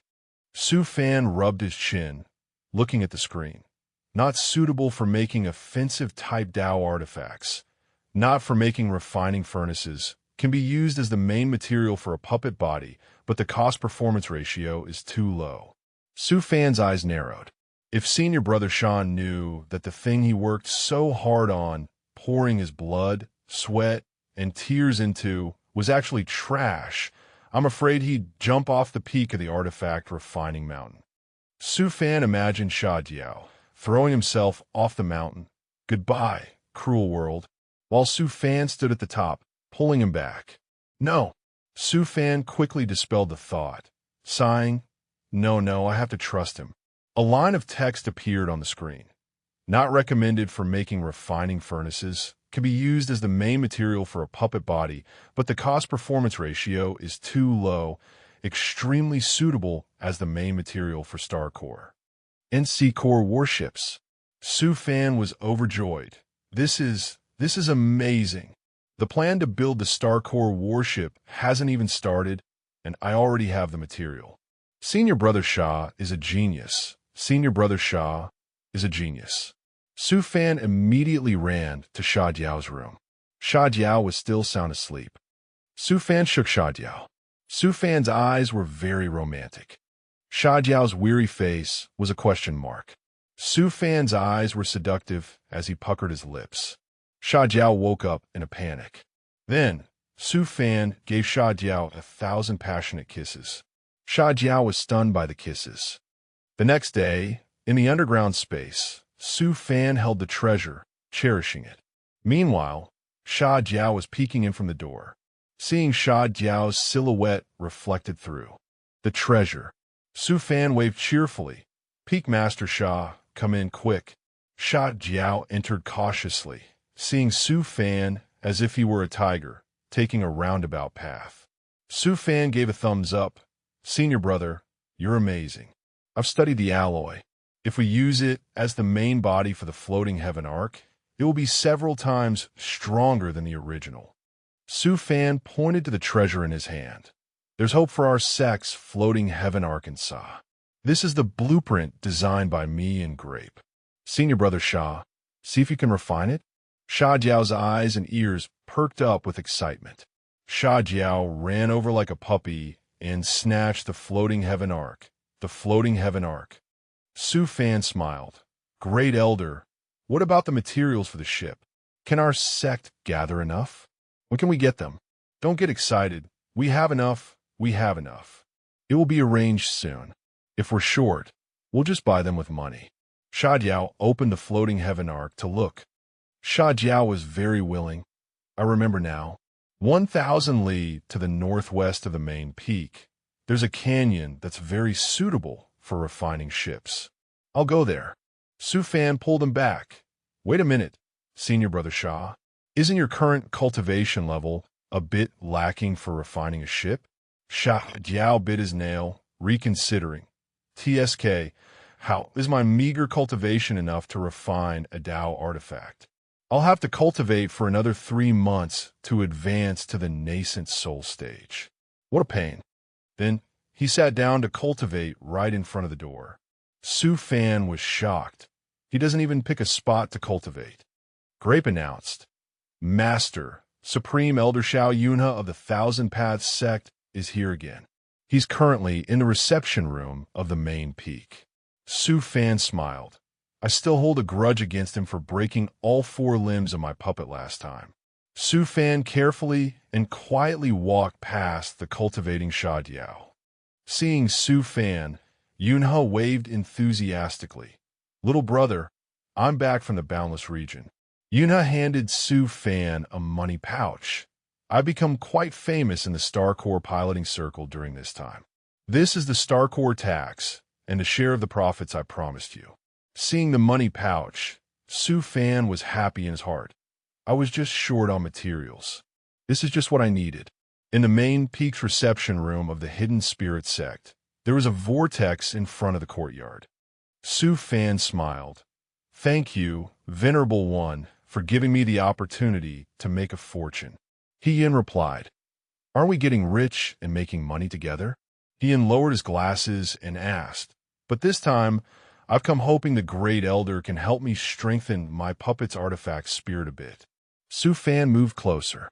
He-Yin shook and twisted the puppet, breaking it. The puppet was furious. I'm very expensive. Could you please be a little gentler? Su Fan cursed inwardly. Damn it. Do you even know what gentle means? He-Yin said, I found that the puppet's movements in battle are a bit slow to keep up with my thoughts. Su Fan, annoyed, reached out to fix the arm that had just fallen off. Su Fan cursed inwardly. An old man like you has such high demands. Su Fan's expression was extremely polite. I wonder how the Venerable One would like to strengthen it? He-Yin made his request. It's very simple. Swap it out for your sect's great artifact spirit. Su Fan gave Yin a look that said, I'm really losing my patience with you. Thinking to himself, dream on. Grape still hasn't forgiven you for last time. She won't even let her little brother go, making Yu Xian take him along. Su Fan picked up the puppet. Get away, no discussion, not for sale. Yin turned into a cabbage and hugged Su Fan's leg. No, but I have good stuff. Yin took out a storage ring. Look at this. Yin presented a great deal. If you upgrade it to the level of 1 versus 1,000, everything in this storage ring is yours. Su Fan's eyes sparkled. Su Fan acted aloof and refused. Can't be done. Yin lowered his request. 1 versus 100. Su Fan still disagreed. Yin had to lower it again. 1 versus 10. Su Fan quickly sealed the deal. Okay, deal. Su Fan put the puppet on a cart as if it were cargo and ran off. Venerable One, please stay here and rest. Don't go anywhere. I'll be back in a jiffy. In the underground space, Su Fan held the puppet and coaxed it. Grape, strengthen this clone of yours a little. 3 times is enough. Grape was displeased. Strengthening a clone like this will damage my origin. Source. Su Fan presented a treasure pouch. We can just upgrade you again later. I prepared all the upgrade materials for you. Grape was still aloof. Su Fan had to resort to a trick. If not, I can only use these materials for your number 2 little brother. Grape had to agree. All right, estimated strengthening time is 5 minutes. Grape was strengthening the puppet and said, But, Master, the Venerable One wants a new puppet with a great artifact spirit. If he finds out it's still the same old partner who likes to curse, won't the secret be out? Su Fan had a wicked grin, pointing at Grape in praise. Holy crap, you're a real genius. The screen displayed. Would you like to package a different speech style? Between yes or no, Su Fan pressed the yes button. The sky was clear. Su Fan brought the puppet over. Senior, the artifact spirit has been changed. The puppet has also been swapped for a spirit transformation stage 1. Its reactions will be faster than before. He struck the puppet again. The puppet's head fell to the ground. He was satisfied. It's not cursing this time. But He had no idea that Su Fan wanted to chop him to pieces. Then the puppet's head returned to its body. He happily put his arm around Su Fan's shoulder. It can even recover. I thought you just upgraded the old one for me, but it seems it really is a new one. Hit a nerve. Su Fan handed him a towel to wipe his face. Why would I trick you? I'm relieved this time. Heian promised. I'll come find you again next time. In the underground space, Su Fan examined the pile of storage rings, smiling happily. Grape called out, warning, the base in the demon spirit Chi is being swarmed by earth spiders. Su Fan became serious. Are there any demon beasts at the integration stage or above? Grape reported, no. The highest level is spirit transformation stage, but the combat power of the earth spiders is ferocious. Half of the puppets have already been damaged. On the screen were spider fangs and defeated puppets, their bodies broken apart. Su Fan, in the form of a monkey king, along with other puppets. Grape, I will synchronize with the mingling ape. Lead the charge to kill those spiders. You control the puppets to protect the underground base. Grape obeyed. Understood. Great. Demon Spirit Realm, 10,000 layers Earth Tunnel Mountain Range. Su Fan appeared. Su Fan's eyes were filled with fighting spirit. Grape, have the magic puppets charge forward as before. Clear out the small fries. The puppets' eyes glowed red as they charged. Two puppets charged forward to attack, weapons appearing on the puppets' arms. The two puppets unleashed their moves, divine ability, fire ring, clan heaven. The spirit transformation stage, Earth Spider, Shao Si, charged forward with terrifying power. The spiders were hit and sent flying. Before Su Fan was a cloud of dust. A few more spiders crawled out, and a giant spider leg was gradually appearing. The spirit transformation stage Earth Spider, Shao Si, appeared. Su Fan's eyes were filled with anticipation. A spirit transformation stage Earth Spider. Interesting. I'll capture it for research.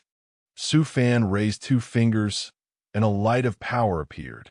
It didn't reach Shao Si, who luckily dodged in time. Shao Si's eyes were cunning. Avoid refinement stage 5 spirit mingling ape. You will be today's meal. Su Fan's palm glowed with energy. Such venomous words. You're the first demon I've met who speaks so maliciously. Su Fan slammed a fist into the ground, and power erupted. Shao Si was hit, and rocks were knocked down. Shao Si's body was buried in the rocks, its eyes glowing. Su Fan was slightly surprised to see a purple glow appearing. Shao Si stood up, throwing the rocks off its body, and shot a dazzling purple beam at Su Fan. That purple beam turned into silk, enveloping Su Fan. Shao Si's eyes were sinister. Shao Si is hungry. Shao Si must eat. Small spider demons crawled all over the hard rock floor and the ceiling above Shao Si's head. A childish voice rang out. Huh? That Shao Si stood firmly on the pile of scattered rubble, its giant spider legs tapping on the ground. Hearing its spiderlings report, it tilted its head slightly, all gone. How strange. It bit its nail, its head tilted completely to one side, both dissatisfied and puzzled. Shao Si is still very hungry, but where did Shao Si's meat go? Shao Si crawled on the ground, its hands still held tightly to its mouth, looking just like a child. It complained as it walked. Shao Si is not happy. Suddenly, stone hands shot up from the ground, swiftly grabbing its spider legs. Sensing something was wrong, Shao Si took its finger out of its mouth, a small bite mark still on its fingertip. It let out a puzzled huh.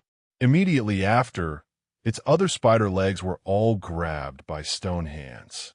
By the time Shao Si realized something was amiss, it was completely caught.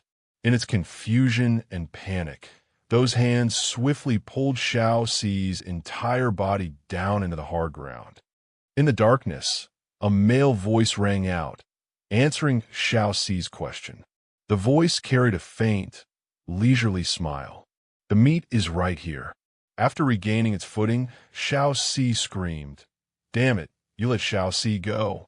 Su Fan stood opposite it, his face full of contempt. Just a little demon wants to eat me. You must be dreaming. Su Fan said with a smile. I just don't know if you have the life to eat it. Then he stated his judgment. Besides, hearing you complain and hearing your voice. Su Fan paused slightly, controlling the rocks under his feet. They began to move, twisting and turning until they formed sharp stone spikes. They all advanced toward Xiao Si, quickly surrounding its entire body, and fear overwhelmed it. It could only huddle weakly in fear. Su Fan ignored it and continued his previous sentence. You don't seem to be an adult yet, do you? That's right. What grown-up would be gnawing on the edges here? As Su Fan spoke, he controlled the stone spikes to approach the demon. Xiao Si struggled to back away, its whole body trembling with fear. Not knowing what to do, Xiao Si could only threaten him with a trembling voice. You'd better let me go, or else when Mother Superior arrives, you're dead for sure. Hearing this, the contempt on Su Fan's face became even more obvious. He beckoned with his hand and said coolly, Oh, come here. Xiao Si was terrified of the monkey before it, and it trembled as it screamed, I don't want to. Before the words were out, the wall behind it began to move, forcefully pushing its entire body forward. It panicked the wall. Xiao Si could do nothing at all, only able to scream helplessly. No. Xiao Si doesn't want to go. When Xiao Si's entire body was pushed in front of Su Fan by the stone wall, his face became even more terrifying. Hee, little bug, do you still dare to threaten me? Although scared, Xiao Si still tried its best to threaten Su Fan, like a kind of desperate resistance. Mother Superior is very powerful. A monkey like you can be swallowed in one bite. Oh, is that so? Su Fan spoke, his voice devoid of fear, as a fire-like energy gradually condensed in his hand. Xiao Si witnessed this entire action, so scared that its eyes welled up with tears. The energy in Su Fan's hand gradually took the shape of a fiery staff, which he gripped tightly. He decisively aimed for the middle of Xiao Si's head and stabbed down. Su Fan added, Then you can wait for your Mother Superior down there. Fear mixed with pain at the top of its head. Xiao Si trembled and sobbed, a stream of dark green fluid flowing from the wound on its forehead. Little friend, next time you leave home, remember to go with an adult. You hear? You stinking monkey. Xiao Si trembled, the green blood flowing down its face. Behind it, right at the wall, a red light appeared. It screamed, I've memorized your soul's aura, you just wait. Behind Xiao Si, a blazing red magic circle appeared. The circle gradually sucked its body in, slowly disappearing before his eyes. After pulling the fiery staff from its head, Xiao Si threatened, You just wait to die. Very quickly, the spider demon completely vanished. Su Fan clicked his tongue, swung the fiery staff in his hand, and said dejectedly, It ran away. He reached out and wiped some of the blood left on the tip of the fiery staff, sticky and foul-smelling. He made a judgment. Breaking my spatial seal requires at least the power of the integration stage. It seems the spatial teleportation power it used was sealed in its body by someone else. It will be back. Let's go. This location is no longer safe. The fiery staff vanished into thin air with a whoosh. He called out, Grape, move everything of value from this base back to the underground space of Hidden Spirit Island. Grape appeared in its system form, its face full of helplessness as it reported to him, Master. The reserve spirit stones were all stolen by that earth spider. Of the original puppets at the base, 85% are damaged. She teleported him to the underground space. It was completely empty. The wooden puppets were broken into many pieces, scattered everywhere. For a moment, Su Fan didn't know how to react. Damn it, I was careless.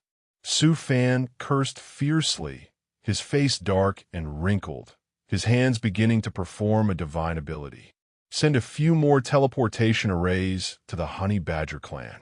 First, establish a subsidiary underground base at their place. Humph, I have to leave a little souvenir. Su Fan stood in the middle of the teleportation circle, a small blue flame in his hand. On the parts of the puppets lying not far from him, magic circles appeared on each one. He smiled. Don't disappoint me. 3 days later, in the underground space of Hidden Spirit Island, Shao Si and the Mother Superior from its words also appeared there. It was beside its mother, sobbing and tattling. Mother Superior, this is the place. I originally wanted to take it as my nest, but I didn't expect to be injured in the face by that person.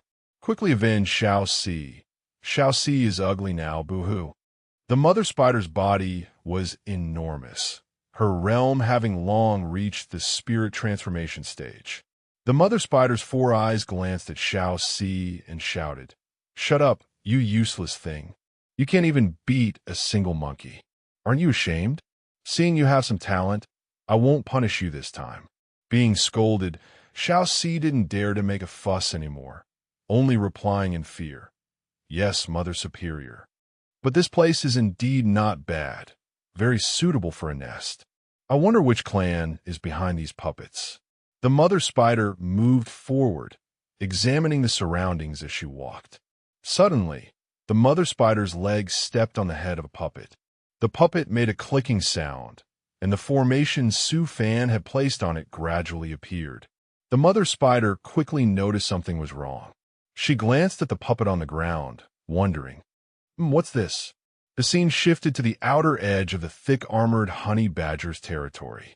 Su Fan was there, opposite a thick-armored honey badger. He used a skill to slowly pass a scroll and a pill in his hand to the honey badger. "These newly created high-level puppets are all for you. Do a good job with the subsidiary base I need."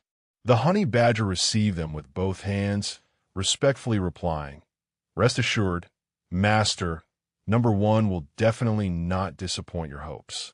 Suddenly, a huge noise erupted in the distance, as if something had exploded with earth-shattering force. The honey badger was also startled by the sound. It turned to look in the direction of the explosion, asking worriedly, "What's wrong? Why did the 10,000 layers mountain range explode?" Su Fan just gave a faint "oh." He raised his hand to shield his eyes from the sun, looking towards the explosion with a smile and a very amused expression. Beside him, Grape was also covering her mouth and giggling. It exploded. Now I can rest assured. Over there, the mother spider was desperately shielding Shao Si from the falling rubble, her face contorted. She screamed angrily, "Ah, you damn monkey! When I catch you, I will have you drawn and quartered." The scene shifted again to inside the Heaven Refining Sect. Here, a large and magnificent ship was placed in the center. A few people were scattered around, continuing its construction. 2 figures, one blue and one brown, stood there admiring the ship. The spirit core of this ark has been installed. The estimated speed will be 1.5 times faster than normal. The person in brown with his hair tied up was the Iron Spirit Grandmaster. He casually spoke about the ship. Beside him, Xiao Yunhe had sparkling eyes full of admiration. The 2 main cannons have also been tested, but at most, they can only fire continuously twice. You'd better not use them recklessly. Xiao Yunhe was endlessly grateful. He grabbed the Iron Spirit Grandmaster's hand, puckering his lips as if to give a thank-you kiss. "Aya, I've really troubled you too much this time." The Iron Spirit Grandmaster replied, "Don't be so overly enthusiastic. No need for thanks like that. This skeletal demon race warship of yours deserves it." But the Iron Spirit Grandmaster leaned closer to him, pointing to a warship not far away. "Do you need me to help you modify the giant beast demon race warship you obtained?" Xiao Yunhe tapped his head with his hand and stuck out his tongue cutely. "Aya, look at my memory. I suddenly remembered something very urgent. I have to go." Faced with this side of Xiao Yunhe, the Iron Spirit Grandmaster was rendered completely speechless. He shouted towards the fleeing Xiao Yunhe, "You old bastard, you must be raising another artifact refiner on the side." After scolding, he thought to himself, "All this bragging All this showing off, giving everything to the hidden spirit sect, and even letting the whole world know, making people miss them for no reason. In the boundless region, a green streak of light zipped through the air, dodging floating rocks. A hand pressed down on a control button. The image of a massive, imposing ship appeared in the vast space. The ship fired a stream of energy that shot forward. Inside the ship, Xiao Yunhe stood there, surrounded by 3 others who were piloting the vessel. The electronic screen in front of him showed an explosion of immense power. Seeing the ship's power, he couldn't help but show his delight. Based on this speed and power, if I had 10 of these StarCore warships, couldn't I take on 100 other warships? Can you afford it? The system's question was like a knife stabbing into Xiao Yunhe's heart. He rubbed his chest as if he had been hurt, saying with a wronged expression, "The new puppet may not curse, but its way of speaking is insidiously annoying. Damn it, can't the great elder refine something normal?" The other 3 people on the ship glanced at him silently, thinking to themselves, is this the original cursing puppet? Xiao Yunhe looked up at the electronic screen again. But I didn't expect to encounter a star in the asteroid belt. I wonder if there are any human races living on it. On the electronic screen, lines of text appeared. Unknown star detected. Current distance has broken through the asteroid belt. Danger level unknown. Preliminary scan results. A concealed atmosphere is present, suspected to contain living organisms. Xiao Yunhe finished reading and made a decision. Let's land on that star. The system's voice rang out, understood. The ship continued to drift towards the unknown star. As the ship prepared to approach the star, it suddenly fired an extremely powerful energy beam towards the ship. Fortunately, the ship quickly dodged it. Everyone lost their balance because of the ship's sharp turn. Xiao Yunhe cried out, "Whoa, whoa, whoa." The system initiated an alert state. Immediately after, the entire electronic screen turned a striking red with the words, "Warning, hostile target detected." Xiao Yunhe cried out in alarm. What? The system continuously repeated the phrase, under attack, recommend evasion. Under attack, recommend evasion. The red warning screen appeared, signaling the level of danger. He pointed and said, "Venerable One, I've found the intel. Warning, intelligence target." Someone reported, "It's a giant beast warship of the demon race. We must retreat." Demon race, giant beast warship. Caution, cannon attack. Danger level, a squad of 5. The puppet peered at the warning screen amidst the 2 silence. Jian Yunxing spoke up. "What's there to panic about?" Full of fighting spirit, he declared loudly, "The current artifact spirit can take on 10 without a problem." He touched the puppet's shoulder with a serious and fiery demeanor, saying, "The mere demon race is nothing to be afraid of, right, sweetie?" The puppet, annoyed, slapped his hand off and snapped, "There's a prob."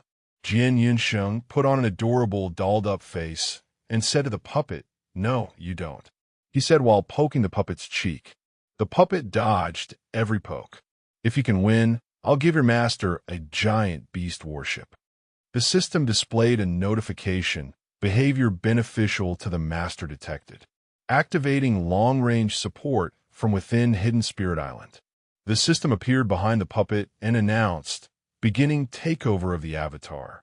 Someone shouted, "What the hell is the problem?" Everyone shouted, "Open fire." The firepower from the cannon erupted. All guns activated their assault and began to fire. The main cannon shot out blue electrical beams, its loud boom echoing across the sky. Jian Yunsheng looked at the results of the barrage on the system screen and marveled. "Wow, I didn't expect the artifact spirit's control to be so heaven-defying after being enhanced." Third enemy warship, target status, adrift, no main control room. A squad of 5 enemy warships. Jian Yunsheng gazed at the statistics on the control panel.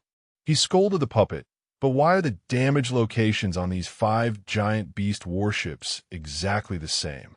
Did you intentionally blow up their main control rooms? It replied cheerfully, its hands constantly turning the controls. That's right. Every ship is potentially the master's property, so of course I have to keep them as intact as possible.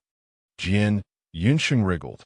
He looked at the puppet with eyes shining with admiration, thinking non-stop, heavens, this artifact's spirit's thinking is so thorough.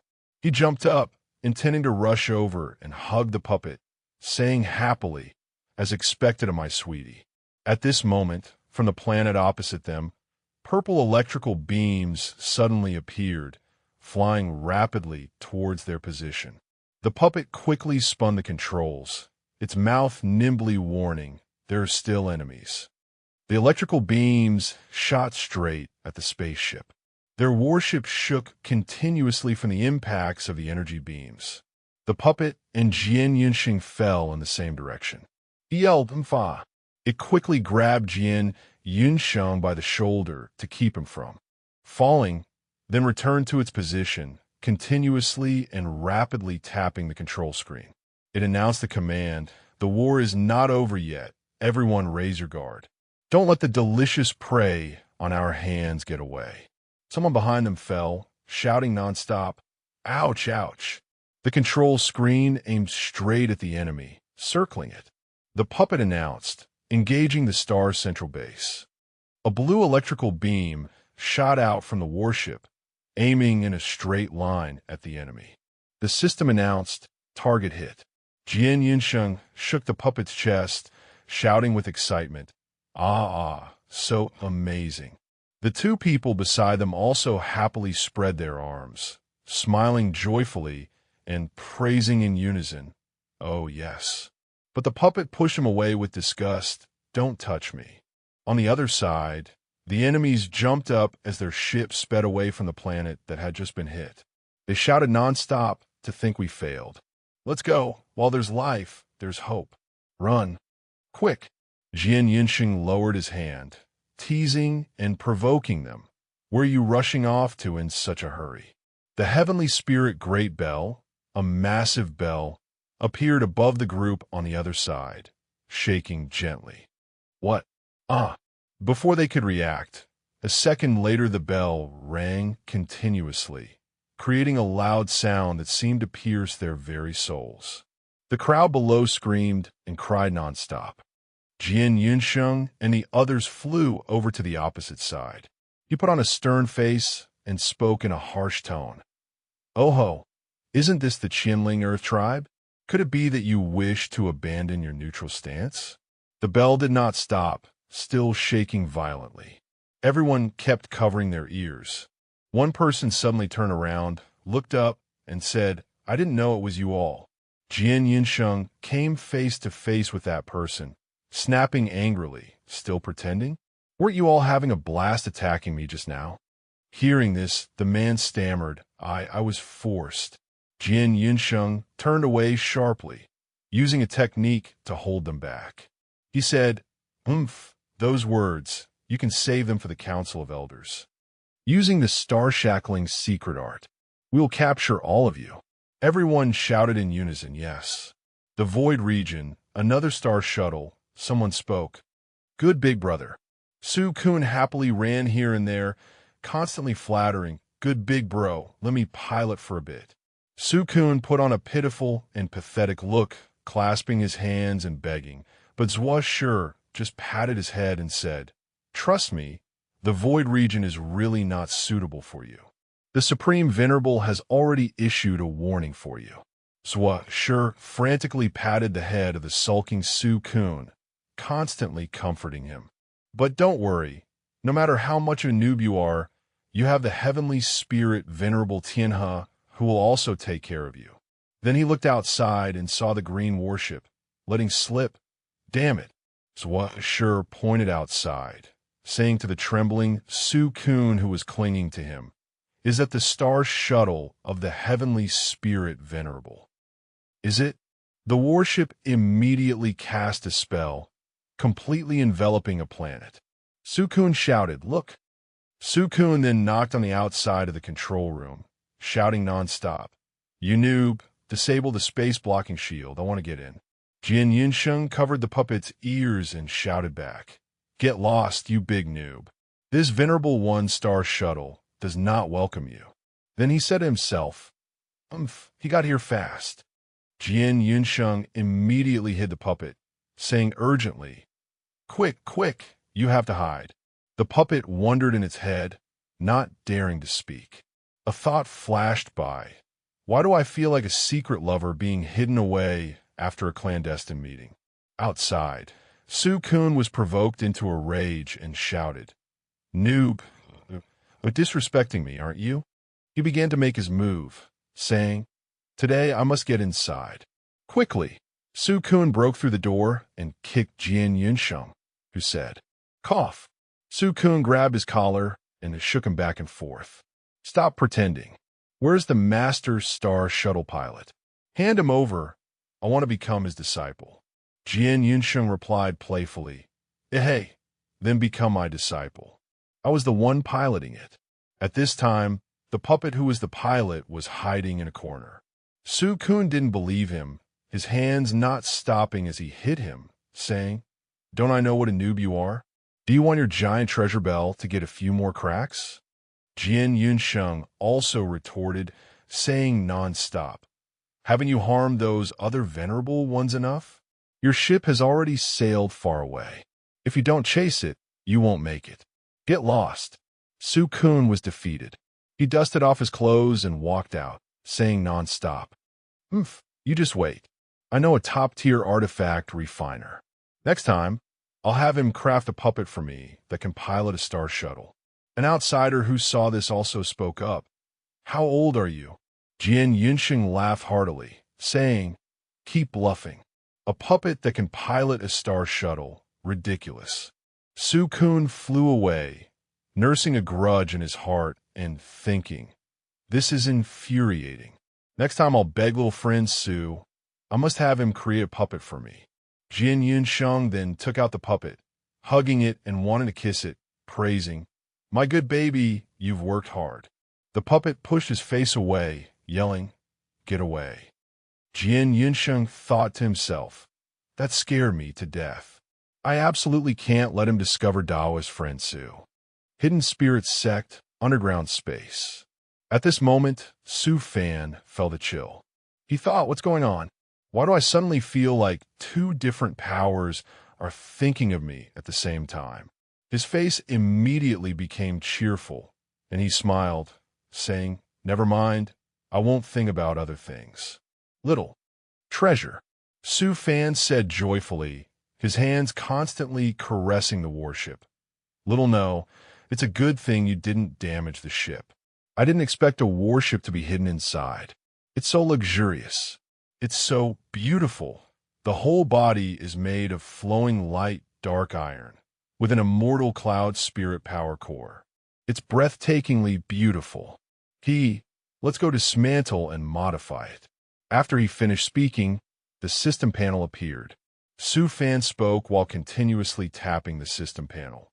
"It must be detachable and reassemblable. It must have a cannon fire matrix. It must have a rescue system for the crew members."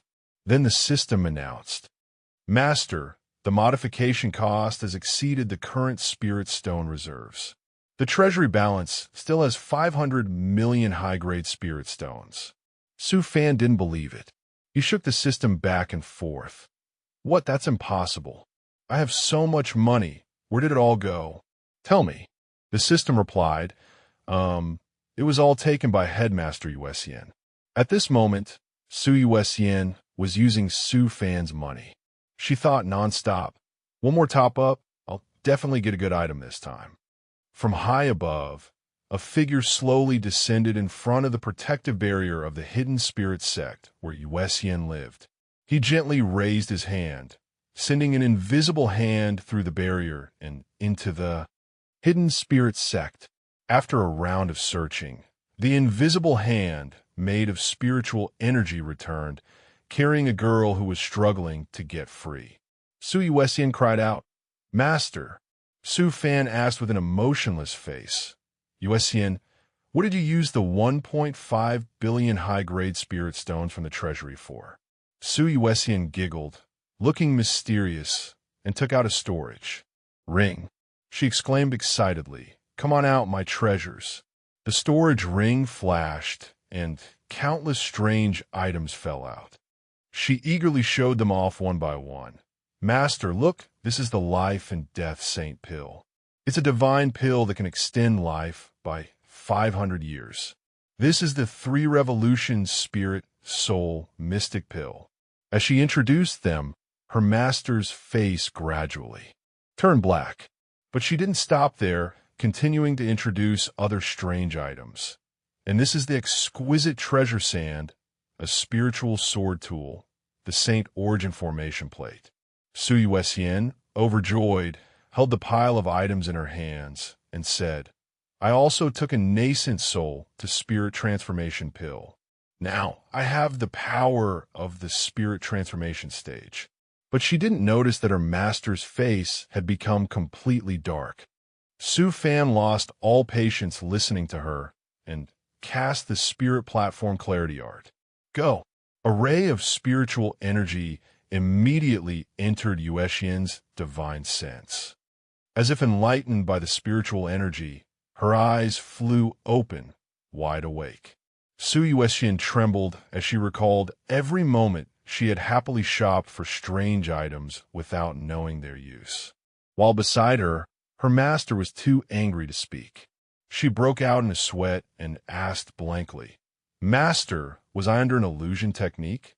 Su Fan didn't answer, only asking irritably, 1.5 billion spirit stones, just to exchange for this pile of garbage toys. What do you have to say?" He suddenly remembered, the last time I saw people crazily buying things online, what was it, Shopee's Mega 618 sale, and then November 11th. Then, Su Fan suddenly grabbed Su Yuesian's hand and cast a diagnostic spell. "Wait, Yuesian, why is your body tainted with the karma of my Juician sect?" Just then, a drop of bright red blood fell onto Su Fan's hand that was casting the spell. He was a little surprised to see the blood drop from his nose. Su Yuesian frantically took out a handkerchief to stop the blood and gave Su Fan a pill. "Master, stop calculating. Quickly take this life and death saint pill." He tilted his head up to stop the blood from falling. Su Fan said slowly, "The calculation was cut off when it reached a certain place in the Great Thousand World. It's quite dangerous. Tell me quickly what you ran into." She slowly recalled from her memory. "At that time, I was exploring a ruin." Su Yuesian began to see images from the past again. At that time, she arrived before a huge tree that would take dozens of people to encircle. A door was carved into its trunk, and there was even a staircase leading inside. Su Yuesian wondered, "Hey, why is there a shop here?" The shop had a sign that read 1/ right above the entrance on the tree trunk. When she went inside, she saw a wooden puppet mechanically introducing, "Bag of heavenly secrets, 100,000 high-grade spirit stones per bag. No matter what you get, it's still 100,000. She happily picked up a bag to examine it. "All right, I'll buy one to try first." Time seemed to pass for a while. After an unknown amount of time, Su Yuesian became more and more engrossed in buying the bags of heavenly secrets to see what was inside. She laughed happily. "Hee, this is so fun." Su Yuesian seemed to be controlled by another consciousness, unable to stop this obsession. "One more bag. Let's get 1 billion more." At this point, Su Fan suddenly had a realization. Isn't this just unboxing? Based on the modern world's way of unboxing. Why didn't I think of that? Then he started clacking his abacus, scheming about getting rich. If it were me, I'd also put the things I've refined into boxes and have Pang Fu open an unboxing stall. The profits would surely increase a lot, huh? Thinking up to this point, Su Fan imagined a scene of customers crowding and fighting to buy his goods. "One more, boss. I want to open another one. One more." He inhaled, "This is easy to handle. From now on, your monthly income will be reduced to just 10 million spirit stones. Won't that solve it? If you don't have money, you naturally won't spend it recklessly anymore." She wailed, crying rivers of tears, while Su Fan rummaged through her pile of stuff and said, "But although these things of yours have many flaws, there are still a few interesting toys. For example, this, the Yin fortune art, seems to be a formula for increasing one's luck." In the master's hand was an ancient scroll, rolled up in a very ordinary way. Su Fan used a spell to open the scroll in midair and examine its contents, the condensed fortune technique. An ancient coin with a sun pattern and the characters for yin and yang on its two sides suddenly appeared in his palm. Su Fan quickly began to flick his thumb. The coin flew up, spinning in the air. Then the coin began to fall and spun in a circle on the ground. The two of them huddled together, nervously waiting for the coin to stop. Sui Wessian asked curiously, "Master, it's the yin side. What does that mean?" Su Fan silently lit 3 incense sticks in his heart. "This proves that within the next 4 hours, I will be unlucky." However, the black shadow of bad luck on the coin began to spread, as if wanting to cover the entire coin. Su Fan realized in alarm, "Damn it, this is extremely bad luck." Suddenly, a black shadow moved at an extremely fast speed towards the master and disciple. Su Fan only had time to shout, "Not good." Suddenly, a black shadow flashed between the two like a bolt of lightning and sped away. Immediately, the master and disciple teleported in pursuit of the black shadow to the spirit liquid lake. Suddenly, a hidden weapon shot out from nowhere. Su Fan hastily dodged, falling to the ground. The hidden weapon was stuck right between his legs, pinning the front of his robes tied to the ground. I couldn't even escape that. If it had been a little closer, I would have been sterilized. The system's mechanical voice immediately transmitted, "Master." Little No suddenly went down for an unknown reason. The Sex Grand Formation also lost its signal. From the nearby lake, a turtle suddenly surfaced, startling them both. "Hey, why did you surface?" The turtle said nothing and spat out a brilliant orb of spiritual energy. The orb slowly approached Su Fan and gently touched his chest. Hey, he was delighted to find the spiritual orb was purifying his body. "The bad luck is gone. Old turtle, I didn't expect you to have this skill."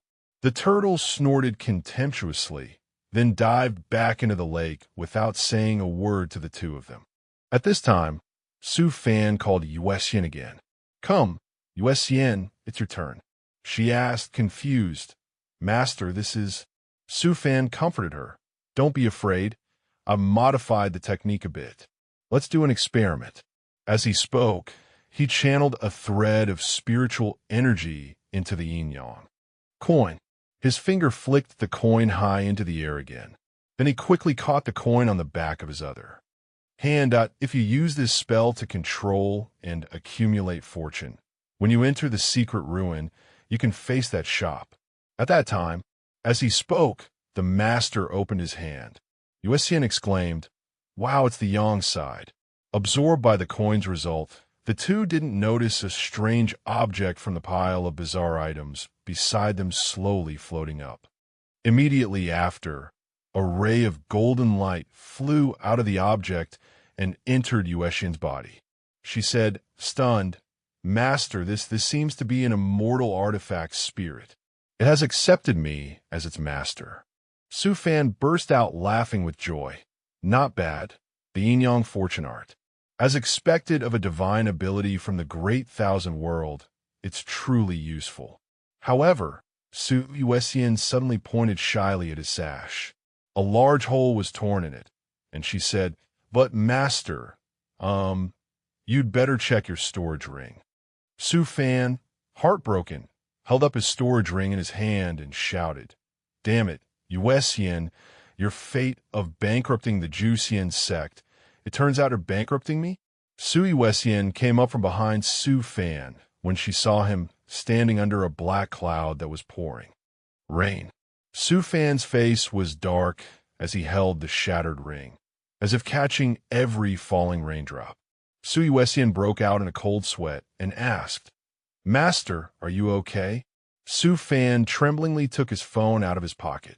Su Fan typed a long, both affectionate and sycophantic, message on his phone screen to Pang Fu. Dear Pang Fu, the sec has run into a little trouble recently, short a few billion spirit stones. Please transfer 1 billion high-grade spirit stones to the treasury. After sending the message, he turned and exhaled, saying, "All right." Su Fan looked at Su Yuesian with a cunning face and said, "Come here, bring out the immortal artifact spirit in your body. Let me see if I can refine it." Hearing this, Su Yuesian felt a chill and forced a laugh. "Ahaha, master." Su Yuesian thought of the 36 stratagems, with running being the best. She immediately turned to flee, saying, "I just remembered I have something to do, so I'll be leaving first." "Huh? Trying to pull a fast one on me?" Su Fan immediately grabbed Su Yuesian and said, "Don't I know you? Where do you think you're running?" Su Fan grabbed Su Yuesian's hair bun and twirled it, causing her to panic and quickly admit her mistake. "Master, I was wrong." "Master, please don't mess up my hair." Su Yuesian, on the verge of tears, rubbed the hair bun Su Fan had just grabbed and reluctantly handed over the ring, saying, "Here, it's hidden in this storage ring." Su Fan took it and smiled smugly. "Wouldn't it have been better to give it to me sooner? Just wait. After I advance to the spirit transformation stage, I'll help you refine the immortal artifact spirit and cultivate you into a supreme immortal." The ring in Su Fan's hand suddenly vibrated and a voice spoke. "A mere lower realm cultivator like you. On what grounds do you dare to refine me?" Su Fan was slightly surprised, but then smirked and said, "Oh ho, since you've awakened your consciousness, come out and talk." Su Fan applied a bit of force to the ring, and something shot out from within. It turned out to be a scroll. It rolled dozens of times before falling to the ground and unrolling, crying out, "Ouch!" A boy with a scowling face emerged halfway from the scroll. Su Fan looked at it and marveled. So it's an artifact spirit scroll painting, a rare sight indeed. The boy, not knowing his place, arrogantly threatened Su Fan. "I'm telling you, you're finished. I have backers. You just wait for death." Su Fan and Su Yuesian looked up at each other. Su Fan said with a cunning smile. "Oh ho, so fierce are you? Then I'll have to inspect you a little." Two long, green, circulating rings spun around his hand. The soul-searching art was immediately used to punish this stubborn kid. He was bound between two magical threads, his head aching as if it were being split. Images of his ruthless and cruel deeds filled his mind. The boy clutched his head in pain and retreated back into the artifact scroll painting. The scroll rolled itself up and was easily subdued by Su Fan. Then Su Fan handed it back to Su Yuesian. He said, "This artifact spirit has another master in the immortal realm. If you just stay with this immortal artifact, you will be bewitched by it and eventually have your body snatched." Hearing this, Su Yuesian was terrified and screamed frantically, "Ack!" And Master still gave it to me. Su Fan held the artifact scroll, painting tightly, in Su Yuesian's hand, reassuring her. "What are you afraid of? If it can snatch your body, don't you know how to counterattack? Besides, you still have me to help you." Su Yuesian, reassured, laughed and scratched her head in response. "Hee, that's right." She immediately became confident and said, "The inheritances and treasures of the immortal realm, hand them all over." Su Fan gave Su Yuesian 3 vials of medicine and told her, "This time, take the advancement medicine first, consolidate your cultivation a bit before leaving the sect. I predict that you will encounter that shop again in the ruins later." Su Yuesian spread her hands to receive them and replied, "As you command." 3 months later, at the Spirit Liquid Lake of the Hidden Spirit Sect, Su Yuesian waved enthusiastically to bid farewell to Su Fan.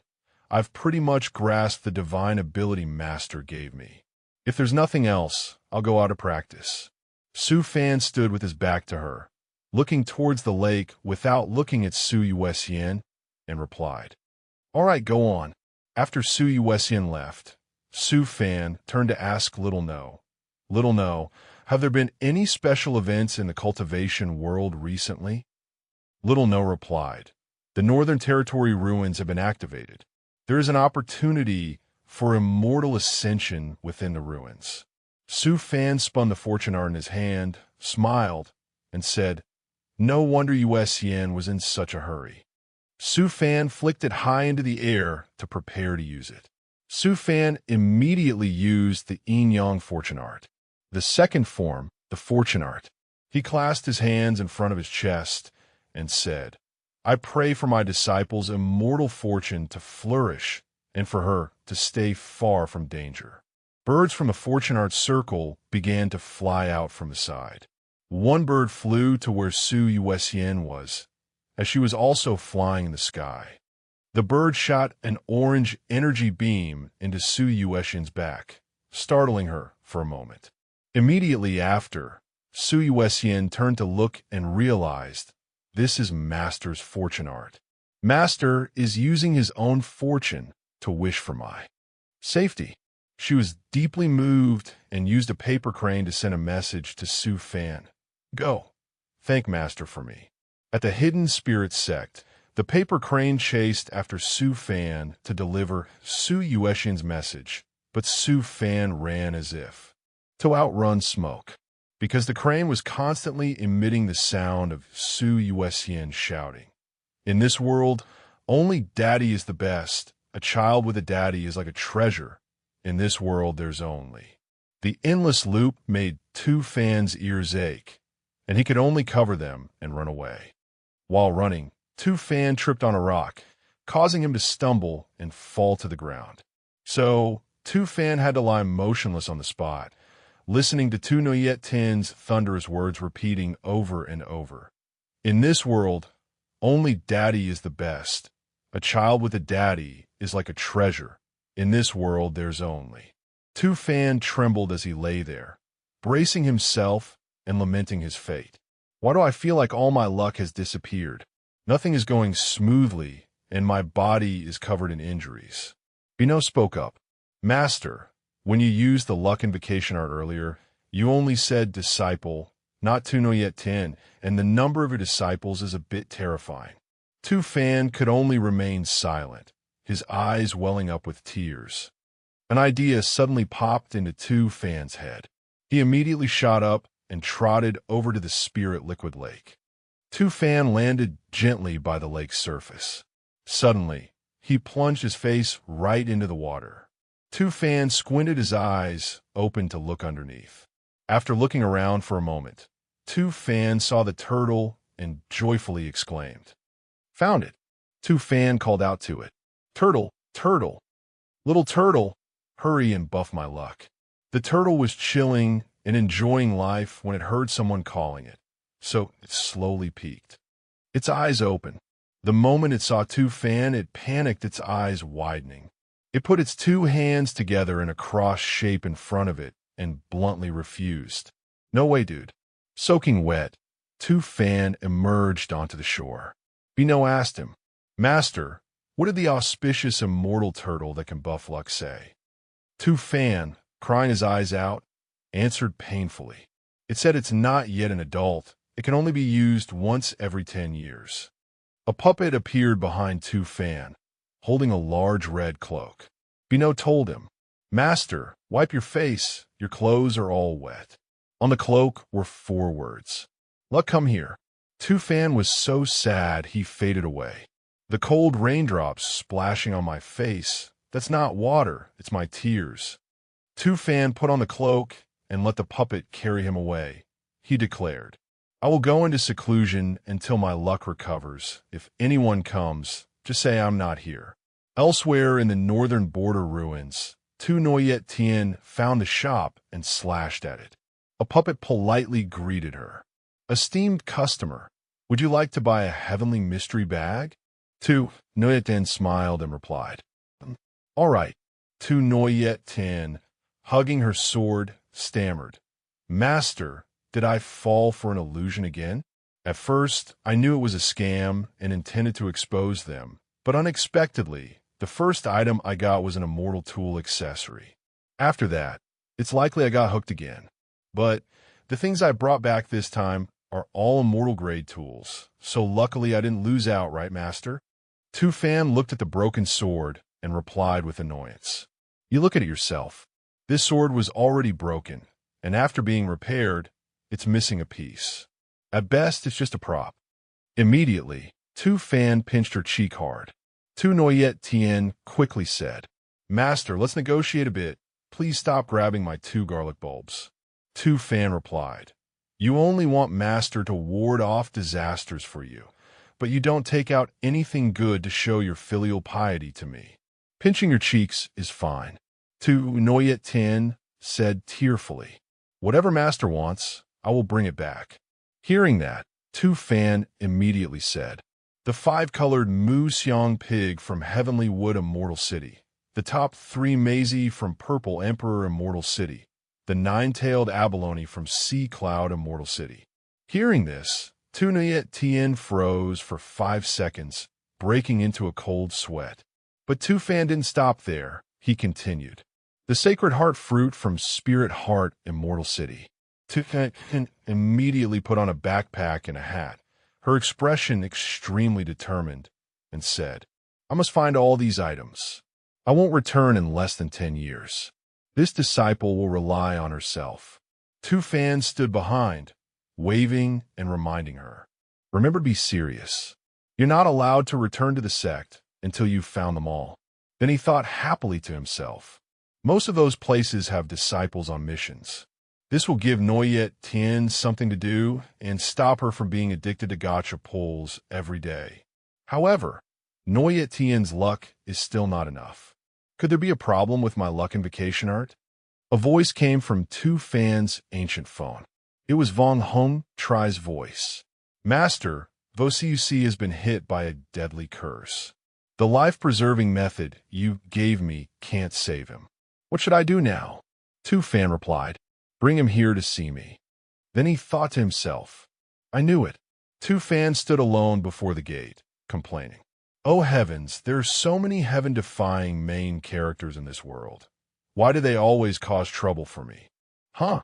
On the other side, Vong Hong Tri was carrying Kim Vociuc, having escaped the gates of death. Kim Vociuc said with a sad expression, Master, am I going to die? Vong Hong Tri replied, No, you're about to meet the Grand Master you've idolized for so long. Then, Kim Vociuc took out a cross-shaped key, gave it to Vong Hong Tri, and said, Master, this is the key to activate that song. Kim sect's secret realm. Then he continued, Master, if this disciple, please keep it safe. As soon as he finished speaking, Vong Hong Tri shouted with a tense expression, loudly, Vociuc. Suddenly, a giant boat swooped down from the sky towards the two of them. It was Tu-Fan's boat. He stood on it and shouted loudly, Hong Tri, get up here. Immediately, Vong Hong Tri helped Kim Vociuc onto the boat. Once there, Vong Hong Tri shouted loudly, Master, please save the boy. Tu-Fan replied, What's there to panic about? Calm down. Then he began to cast a spell, clicking his tongue softly. Interesting. 3 different streams of power were summoned into Tu-Fan's hands, moving continuously. Tu-Fan used magic to send them into Kim Vociuc's body. He said, He was hit by the cursing divine ability of the Poison Frog clan. The curse will absorb the origin of the cursed person and supplement the main body. Hearing this, Vong Hong Tri became even more tense and said, What? Doesn't that mean even if you cure Vociuc, he will lose his origin and become an ordinary person unable to cultivate? Tu-Fan replied with a rather confident expression, Normally, that's the case, but since he has met me, it's not so certain. Vociuc, do you want to go big? Reverse the curse and absorb the poison frog's origin instead, but the success rate is only 1%. After saying that, Tu-Fan thought to himself. But for a main character, a 1% chance is equivalent to 100%. Kim Vo-Cuc, on the verge of death, replied softly and hesitantly. Grandmaster, I accept the gamble. Suddenly, the group from before appeared next to Tu-Fan, feeling strange. Why do I feel like all my luck has disappeared? Nothing is going smoothly, and my body is covered in injuries. The system kept sending notifications, but Tu-Fan had already muted the chime. They had begun to cast the spell. Tu-Fan's spirit stepped out of his body and went to grab Vong Hung Tri's collar. Vong Hung Tri exclaimed in surprise, Master! Then he replied, The center of the formation is dangerous. Don't you see I'm not even using my true body to set up the formation? A stream of dark red energy appeared. Vong Hung Tri asked with curiosity, Master, this formation of yours doesn't seem very normal. Tu-Fan replied, You guess, is a skill that can absorb the power of a poisoned snake normal? Immediately after, the red stream of power entered Kim Vo-Cuc's body. On the other side, the God Frog situation was not looking good either. It was tightly bound by red chains. Its body. Then it spat out fresh blood and said, I've run into a curse master. Just then, Kim Vo-Cuc showed signs of waking up. He propped himself up with both hands on the floor and coughed out loud. On the other side, the God Frog angrily shouted, You want my origin? Fine, I'll give it to you. Let's see if a puny foundation establishment cultivator like you can handle it. Suddenly, Kim Vo-Cuc collapsed to the ground, crying out, Master, Mom. Then he was controlled by a dark power and stood up. Vong Hung Tri stood beside him worriedly and asked, Master, did it succeed? Tu-Fan replied, This is just the beginning. The God Frog on the other side continuously vomited blood and said angrily, Wait until I recover. I will definitely settle this debt. Just as it finished speaking, a red chain suddenly appeared and pierced through its body, stabbing it repeatedly and causing it immense pain. Inside the consciousness space, Kim Vo-Cuc was lying motionless on the calm surface of the water. As he lay there, he thought to himself, So warm, where am I? Just a moment ago, it hurt like I had fallen into hell, but now it's as warm as being in paradise. A girl appeared, sitting beside Kim Vo-Cuc, caressing his cheek and saying, Doesn't Master want to wake up? Then she placed her hand on his chest, stroking it continuously and continuing, So naughty. Kim Vo-Cuc now felt both embarrassed and very pleased, exclaiming, This. The girl continuously caressed Vo-Cuc without stopping. At that moment, a series of other girls appeared behind them, shouting, Big sister, why did you make a move first? I wanted to. Another girl chimed in. That's right, we can't just sit still either. The blonde girl said loudly, So pitiful, injured this badly. He needs to be properly nurtured. Kim Vo-Cuc was still not awake, but could feel all the external sensations. He thought joyfully, This feels good, but it's so hot. Then his face became redder and redder. It's too hot, what's happening? Kim Vo-Cuc, now at the peak of his discomfort, screamed. Out loud. Vong Hung Tri, standing there, was so horrified she shivered. Tu-Fan said, Has it arrived? Another stream of red power appeared, incredibly strong. It rushed towards Kim Vo-Cuc's body. The immense pain Kim Vo-Cuc had to endure could be felt. Vong Hung Tri quickly shouted, Master, could Vo-Cuc be toyed with until he dies? Tu-Fan, still looking very smug, spoke up and replied, He's reached his limit. Guess what can save the boy? Kim Vo-Cuc was in bone-deep agony when suddenly a strange object appeared on his forehead. It turned out to be a sword that appeared on his forehead and shot out. The sword hovered in midair, absorbing the streams of dark power. In a wilderness in the center of the continent, an area shrouded in poisonous fog, that frog was still bound by chains. It cried out miserably, It's over. It's completely over. The dark red stream of power appeared again, rushing towards the sword. A series of other swords appeared around Kim Vo Cuc, dispelling all the dark magic. At this point, Tu Fan turned and walked away, saying, "All right, go and get your disciple." Vong Hong Tri asked, "Master, aren't you coming with me to meet your grand disciple Vo Cuc?" "Huh?" Tu Fan immediately said. "Saving him this time has already incurred a lot of karma. If I officially meet and talk with him, I'm afraid our small sect won't be able to handle it." On the other side, Kim Vo Cuc was slowly opening his eyes. He woke up in Vong Hong Tri's arms and said, "Grandmaster."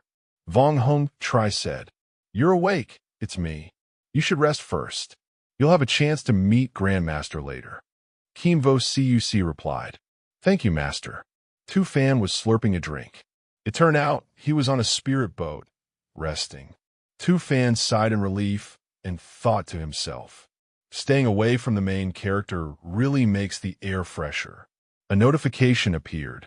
"Master, the Golden Core disciple who went out to train has sent a completion report. It has been sent to Master's communication magic tool." Tu Fan slightly opened his glasses and replied, "Yeah." A second later, he looked at his phone, his face darkening. Tu Fan shouted angrily, "Damn it! Hung Luke took a group of girls to hunt demon beasts again. Quick, check his detailed activities for me recently." The system replied, "Okay." A man in front of Stone Region Immortal City.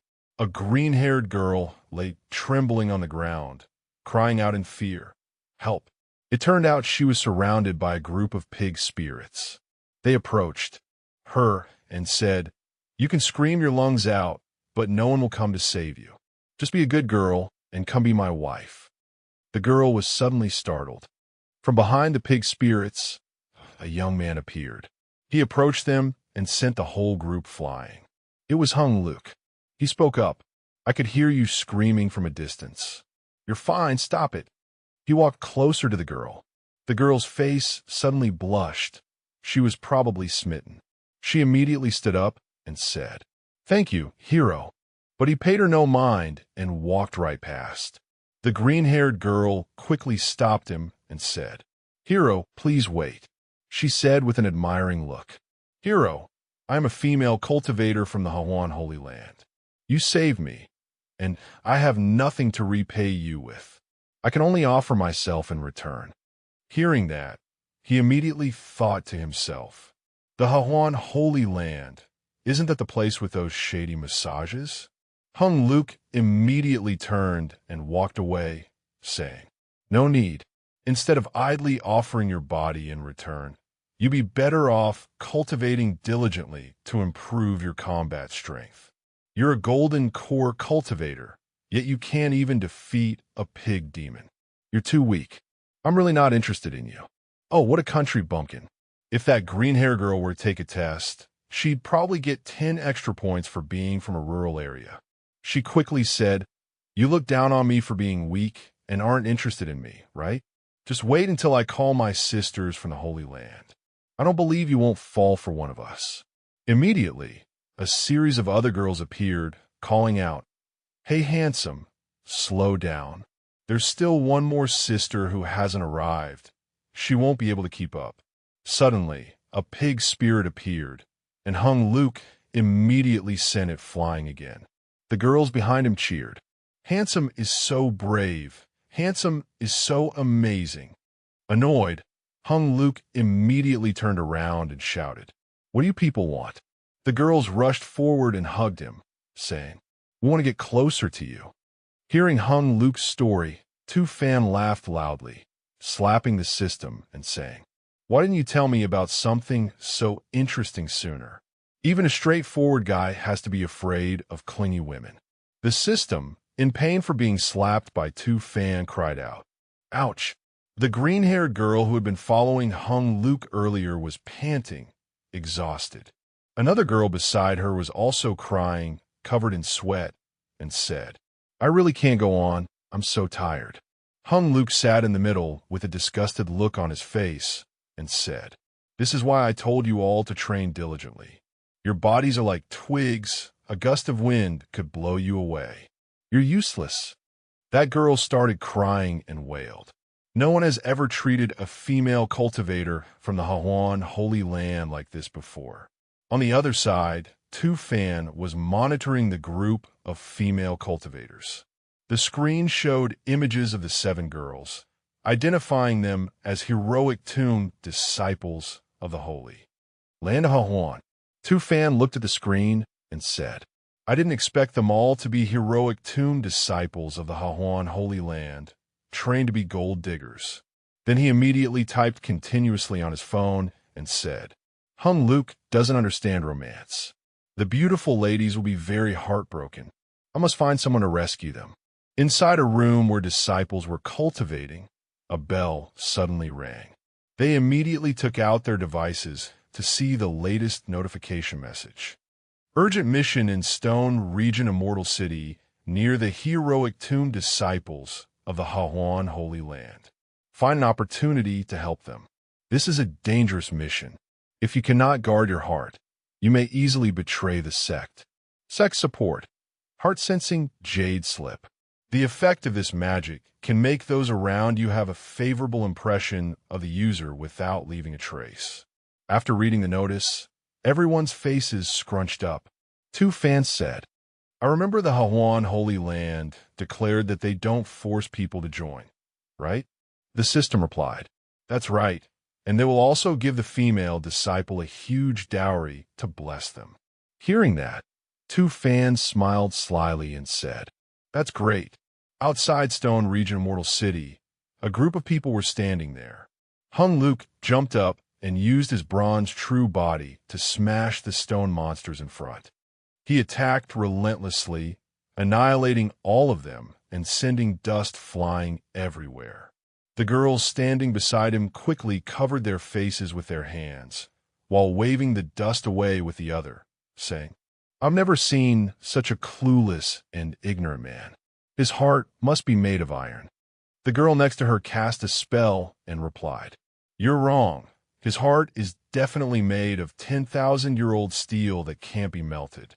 The black-haired girl sighed and said, It seems this one is a tough nut to crack.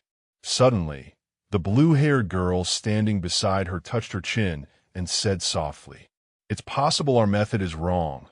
We can't move this man's heart. She continued, How about we call Trang Lin to give it a try? The group of them remembered the scene of Trang Lin shattering a stone with her chest, then looked at Hung Luke and said helplessly, Let's try it.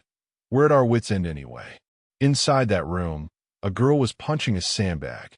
A brown-haired man approached and said, I came to find the branch master again today.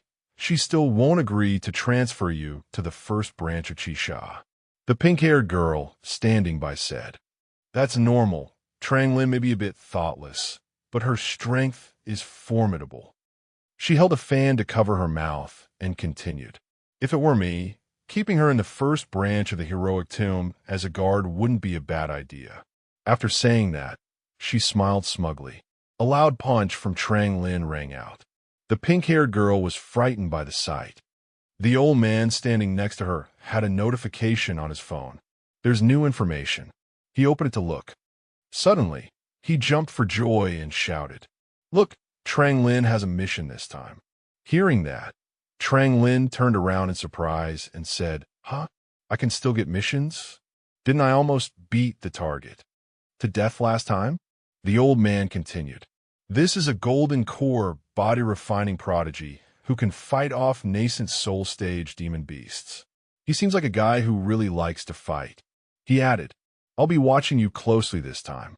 Soon after, Trang Lin walked out, wiping her face with a towel. The old man shouted a reminder. Oh, and to seduce him, you have to put on some gentle makeup. Don't go challenging him to a solo fight. Trang Lin replied, I know. Outside Stone Region Immortal City, the girls had retreated, saying, Handsome, our sisters have received a summons from the sect, so we have to go back. Another girl spoke up. Thank you for your care during this time. Handsome, goodbye. Hung Luke quickly waved goodbye, saying goodbye.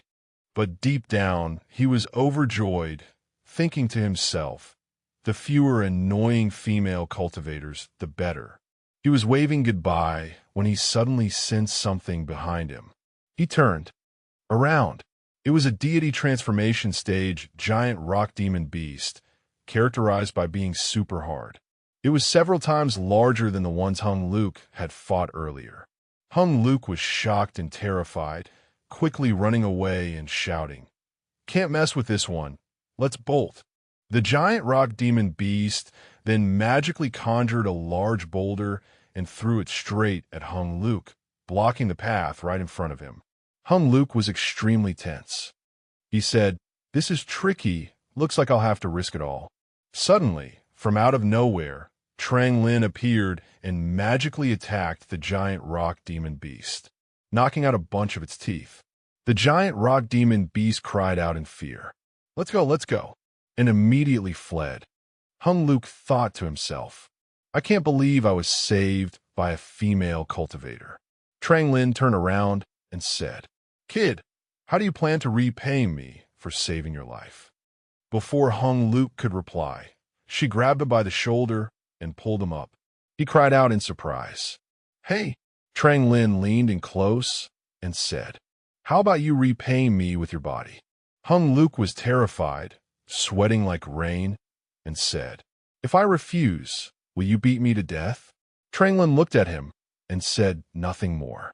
Outside Stone Region Immortal City, Hung Luke was trying to pull his leg out of the ground, muttering to himself in confusion. What on earth has been happening lately? Why do so many female cultivators want to marry me? After pulling one leg out, Hung Luke had a problem with the other one. Crap, the other leg is stuck. While he was lost in a million questions, Trang Lin lifted him up with one hand like a puppy. Thanks to that, Hung Luke's other leg successfully left the ground. He couldn't help but scratch his head shyly and whisper, "Thanks." But Trang Lin treated it as a small matter and replied, "Don't mention it." Suddenly, as if realizing something, Hung Luke pointed and shouted, "You're not with that group of female cultivators from before, are you? You're also from the Hahuan Holy Land, right?" It's unclear what part of that sentence hit a nerve, but Trang Lin's face turned red with anger as she yelled, "So what if I am? Can't the Hahuan Holy Land have ugly girls?" In contrast to her reaction, Hung Luke looked at her face thoughtfully and then assessed. "Ugly? Looking closely, you're actually quite pretty." Following that was a stream of compliments from him that made Trang Lin blush. "Your hair is smooth and shiny, your complexion is good, your skin tone looks healthy, your body is agile, and you're strong too." Then Hung Luke burst out laughing and concluded, "Beauty doesn't have just one standard. It's just that your beautiful points are different from others." Oh, Trang Lin's maiden heart couldn't resist such sweet compliments, and this was the first time she had been praised by someone. In her bliss from being praised by a guy, her boy-crazy side exploded. Trang Lin, extremely determined, clenched her fist and declared, "I've decided I will definitely have you." That highly misleading statement made Hung Luke quickly assume 49 different defensive stances. "Are you planning to knock me out and take me back to your holy land?" At this moment, Trang Lin rubbed her two hands, which were wearing boxing gloves, and replied, "We're both body cultivators, so let's settle this the body cultivator's way." A powerful pink energy emanated from between Trang Lin's fists. With a determined gaze, she proposed, "Let's have a solo match. If I win, you come back to the Holy Land with me. If you win, you can do whatever you want with me." As soon as Trang Lin finished speaking, Hung Luke broke into a cold sweat and thought about what had just happened. "You're nascent soul, I'm golden core. That's not fair at all. But life isn't a dream." Trang Lin didn't care and immediately rushed forward to attack. "Stop dawdling." She swiftly charged at Hung Luke to attack, but he reacted quickly and manifested a Dharma body to block the blow. In an instant, a glint of light flashed in Trang Lin's eyes. She didn't hesitate to manifest a female Dharma body as well. Then she attacked Hung Luke right away, sending him flying far away. Hung Luke flew up into the clouds before he could stop. In his heart, he was about to pee his pants. Damn it, this big sister really isn't holding back, is she? Before he could think much, Trang Lin's Dharma body appeared right in front of him. Hung Luke quickly executed the 5 elements chaotic origin claw, creating a solid shield. It immediately blocked Trang Lin's attack. He blocked the move, but the surrounding grass and trees were scorched to ashes. At this moment, Trang Lin had to give him a word of praise. Your protective divine ability is quite formidable, huh? Hung Luke, on his side, was also struggling to respond. If it weren't formidable, I would have been punched into a ghost by you. Now it's my turn. As soon as he finished speaking, Hung Luke executed the Earth Spirit Giant divine ability. Then he declared with great confidence, Master once said, you can lose to a person, but not in spirit. Although my cultivation is not as high as yours, I won't lose in terms of aura. Surprisingly, Trang Lin responded enthusiastically. I really like people who go all out like you. She rushed forward, preparing her attack stance. Let me see how long you can endure. And so, the two continued to brawl on the island, ignoring everything around them. At this time, on the Hidden Spirit Sect Island, in Tu Fan's room, Master. You've been like this for several days now. Ignoring the system's words, Tu Fan laughed like a madman. Ha ha ha. Hung Luke is killing me with laughter. Wiping his tears, he continued speaking with a trembling laugh. I've never seen anyone look for a partner in such an earth-shattering way. He observed the battle and exclaimed in acknowledgement, worthy of the joyful Union Holy Land, a professional matchmaking island. They have every type of female cultivator. I wonder if Hung Luke will like it. Immediately, the system declared with certainty, 99% chance that Hung Luke has no interest in this matter. He prefers to immerse himself in cultivation. But in life, no one knows what will happen. So Tu Fan replied, matters of the heart have never been absolute. Then he put on his sunglasses and said, I bet on the 1% that Hung Luke will come to his senses. At this moment, the battle between Trang Lin and Hung Luke was still raging fiercely outside the Stone Domain Immortal City. Trang Lin, extremely fired up, exclaimed, if you have any more skills, just use them all. Hung Luke struggled to fight back, thinking to himself, this is a fight to the death. If I don't use my hidden skills, I'll be a goner. Then, a sudden gale arose. Hung Luke finally used his ultimate move, the giant spirit god statue divine ability. Hung Luke swung his hand, and a hammer flew towards Trang Lin. It passed through her Dharma body and directly hit her main body, causing her to separate from her spirit transformation art. Vong Vu Wan, who had been observing all this time, couldn't help but comment, Senior brother, that was a bit too harsh. Did you forget that she's a female cultivator? The reminder made Hung Luke realize, and he quickly rushed out of his Dharma body. Oh no, I used a bit too much force. Hung Luke sped down to check on the situation and saw Trang Lin lying on the ground, seemingly in pain, letting out. Hung Luke immediately extended his hand and said, take my hand. Although his words were gruff, Trang Lin's body was very honest, and she took his hand. I lost. You can make any request. Of me. The innocent young man, Hung Luke, smiled brightly and suggested, all right, then let's cultivate together from now on. I feel that sparring with you is very satisfying. And on that day, summer sunshine bloomed in Trang Lin's heart. The two of them resolved their misunderstanding and developed a good impression of each other, high-fiving an agreement deal. At the 100,000-mile giant lake on Hidden Spirit Island, Tu Fan was a relaxed young man, lying back comfortably while fishing, then sighed, I don't know why I've been sleeping so much lately. Then he grabbed his belly fat with a puzzled expression. Why does my stomach feel like it's bulging out? Suddenly, Tu Fan jumped up in alarm and shouted, Could it be that the buffalo fetus has this problem? The system immediately checked and delivered a verdict. Scan complete. Master has simply eaten a lot and gotten fat. Knowing that nothing was wrong, our relaxed young man let out a sigh of relief and lay down leisurely. Then I'm relieved. As soon as he finished speaking, the giant turtle appeared, surfacing from the water.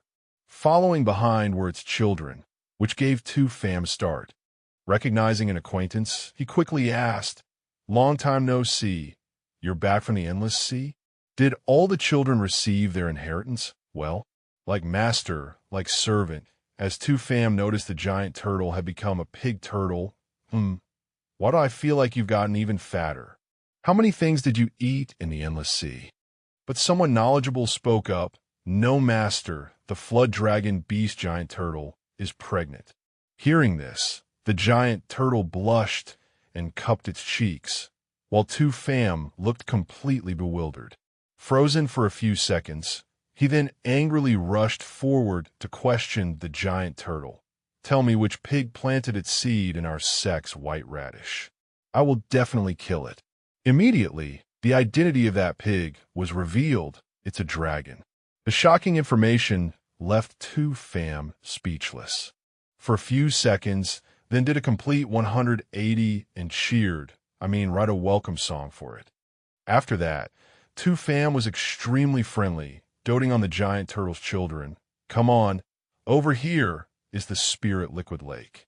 It's a bit small now, but I'll immediately renovate it for you." And so, the giant turtle mother and her children were brought to a large lake by Two Fam. Favoring the new over the old, Two Fam forcibly removed a very grumpy little turtle from there. "Little turtle, be a little more understanding, sweetie. Swap places, leave this spot for the pregnant lady, okay?" But in his heart, he thought, besides, it can't purify anything for me now anyway. The group of giant turtles happily enjoyed their new home.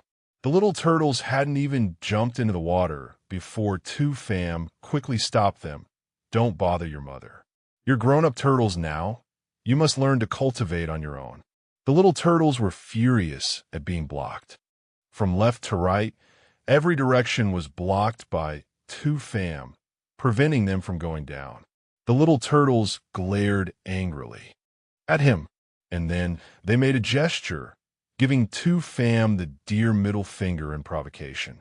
"You little shits, messing with your daddy, huh?" Two Fam grabbed a broom and charged as the turtles fled for their lives. Suddenly, there was a commotion from the giant turtle's side as it rushed to the surface. Everyone cried and clung to Two Fam's robes, shouting, "Great Elder, the last fight already dried up almost all the spirit liquid. If this continues, the sect's spiritual energy will be completely drained."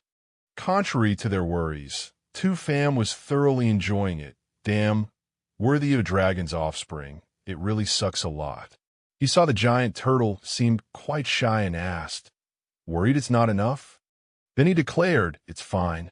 For so many years, I've earned so much money to support so many people. Isn't it for a time like this?" He thought to himself, if it runs out, it runs out. I'll just have to quickly find a solution. A year passed in a flash. In the underground space, Two Fam said with a very sinister face, "A whole year wasted. It's finally refined. That thing should be coming soon, right?"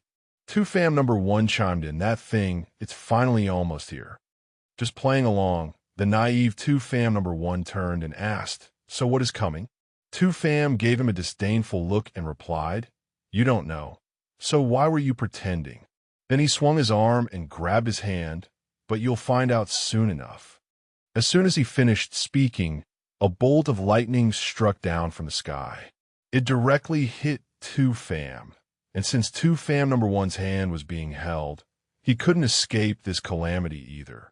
The first time receiving the heavenly Tao's reaction to a Tao artifact. Huh? It's okay. You'll get used to it after a few more times. The scene changes to the spirit liquid lake.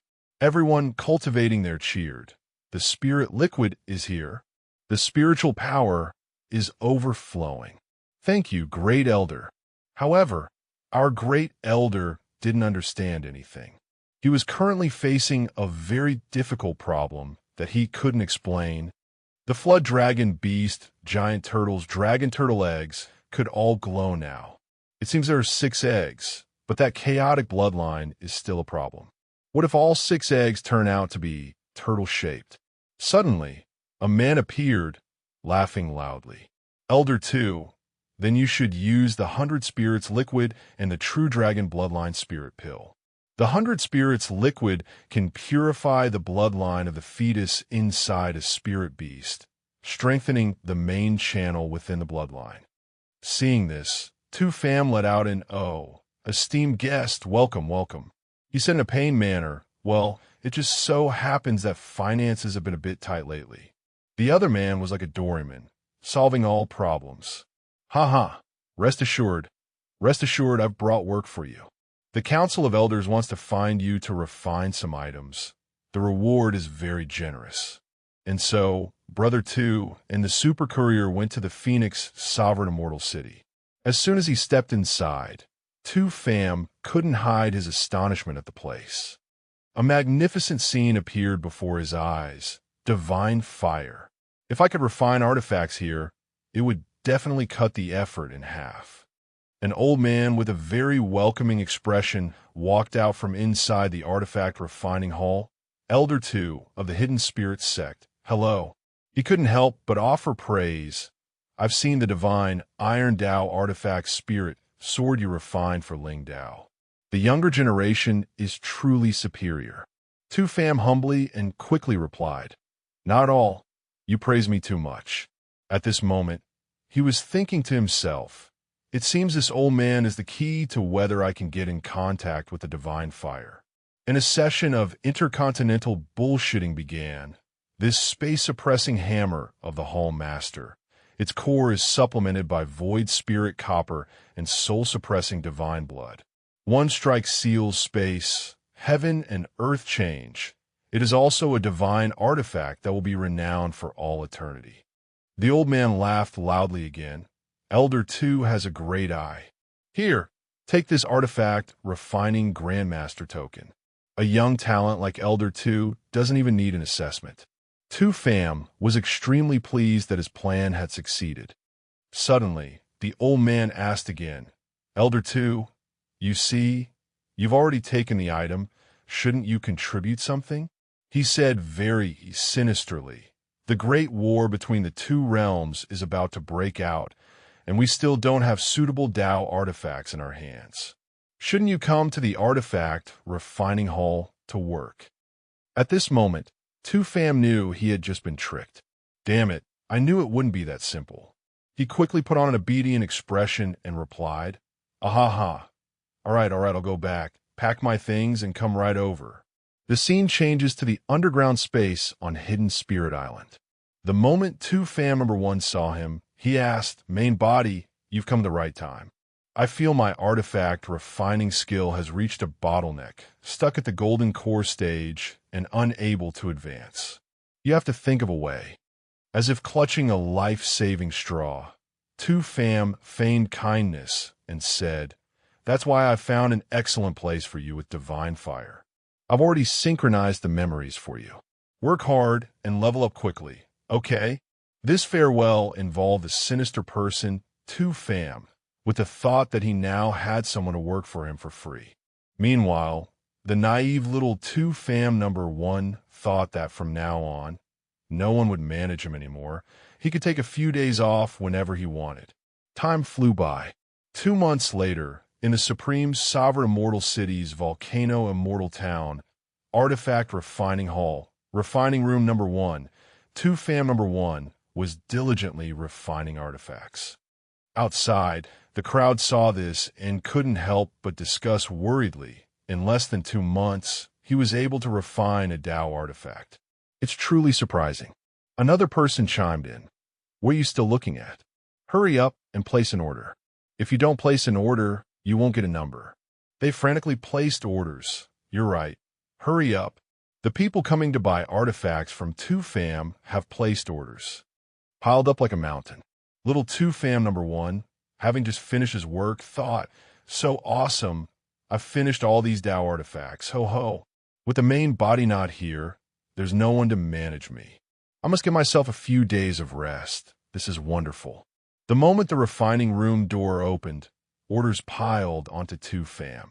He thought hopelessly, didn't I just come here to be a slave in a different location? At the 100,000-mile lake, 2Fam was leisurely, fishing. Then he picked up his phone to check the notifications. My, the orders have really been pouring in these past few days. I've made a huge profit. Let me see if the rewards have what I need. Demon-suppressing tiger, heavenly mystery pagoda, shadow spirit sword, soul-suppressing pearl. The notification at this moment was order number 743, 3,000 spirit swords of various types, tier 5 precious artifacts, 3 Tao artifact spirit swords, 1 Tao artifact, 10,000 sword formation diagram. Reward, 3 ancient immortal grade artifact forging blueprints. Discard or confirm. Please choose. 2Fam's face at this moment was no different from that of a capitalist preparing to exploit our labor. Ancient immortal grade sword formation, senior brother Yi. Is that you? At this time, in a guest house in Volcano Immortal Town, Yi Xiaoyao looked worriedly at the blueprint on the table and asked Jian Yunsheng, Old Jian, your replica ancient immortal grade artifact forging blueprint isn't very reliable. What if someone uses the immortal will inscription on the immortal artifact forging blueprint? Won't we be exposed? Hearing this, Jian Yunsheng took notice, closed his eyes to think, and said, the ancient immortal grade artifact forging blueprint, it really exists, and the refining process is also real. After speaking, he took Yi Xiaoyao's hand, pressed 2 fingers on the symbol on the table, and continued. The only price is the immortal will inscription. The original from the genuine article is just temporarily unavailable. Trust me, the cultivation world is severely lacking in knowledge about artifact refining. No artifact refining grandmaster would dare to refine something from the upper realm.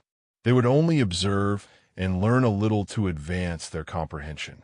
After he spoke, the symbol on the table suddenly lit up. Seeing this, Jian Yunsheng became extremely excited. He blushed, his expression joyful, and said happily, just wait, it won't be long before someone accepts the order. In contrast, Yi Xiaoyao had no reaction at all and said, I hope we won't be seen through. We can't afford to offend the artifact refining grandmasters. After speaking, Yi Xiaoyao sat still in one spot, waiting anxiously, while Jian Yunsheng sat in one spot after another, just as anxious as Yi Xiaoyao. A full hour later, Yi Xiaoyao looked at Jian Yunsheng with a very disappointed expression and said, Old Jian, your method isn't working. No one has accepted the order. Sweat streamed down Jian Yunsheng's face as he forced a smile and said, damn it, not necessarily. What artifact refining grandmaster could resist the allure of an ancient immortal grade artifact? At this time, in the artifact refining hall of Volcano Immortal Town, refining room number 1, 2Fam and an old man were sitting and enjoying tea together. The old man asked 2Fam with curiosity, the order with a reward of 3 ancient immortal grade artifact forging blueprints. You're not tempted? 2Fam picked up a piece of cake, looked at him with a smirk, and said, a few Tao artifacts and treasures are as simple as child's play for us. Why should we accept the order? The old man picked up his teacup, blew on it a few times, looked at 2Fam, and replied, I have many of these kinds of forging blueprints. It's just that the immortal will inscription on them is very vague. Those 3 forging blueprints are probably the same, right? Hearing this, 2Fam showed a very surprised expression. He widened his eyes and asked, why are there so many items from the upper realm? Suddenly, the old man lost his composure, slamming the teacup in his hand down. Then he said, sigh, it's all my father's fault for ascending to the level of a great artifact refining grandmaster so early.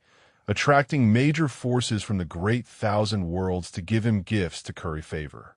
Then the old man pulled open his outer robe, revealing many immortal artifacts inside. He put on an arrogant expression, looked at Tu Pham, and said, "Look at this, so many upper realm immortal artifacts. They're taking up so much space." Seeing the old man's attitude, Tu Pham was speechless, not knowing what to say. He said, "You always keep them with you like this." Then the old man conjured a flame in his hand, covered his mouth with his other hand, and laughed smugly, continuing to show off to Tu Pham, and said, He's already ascended, and he left me some divine fire or something. Isn't that something?" Tu Pham crossed his arms and looked at him with a helpless expression, not knowing what else to say.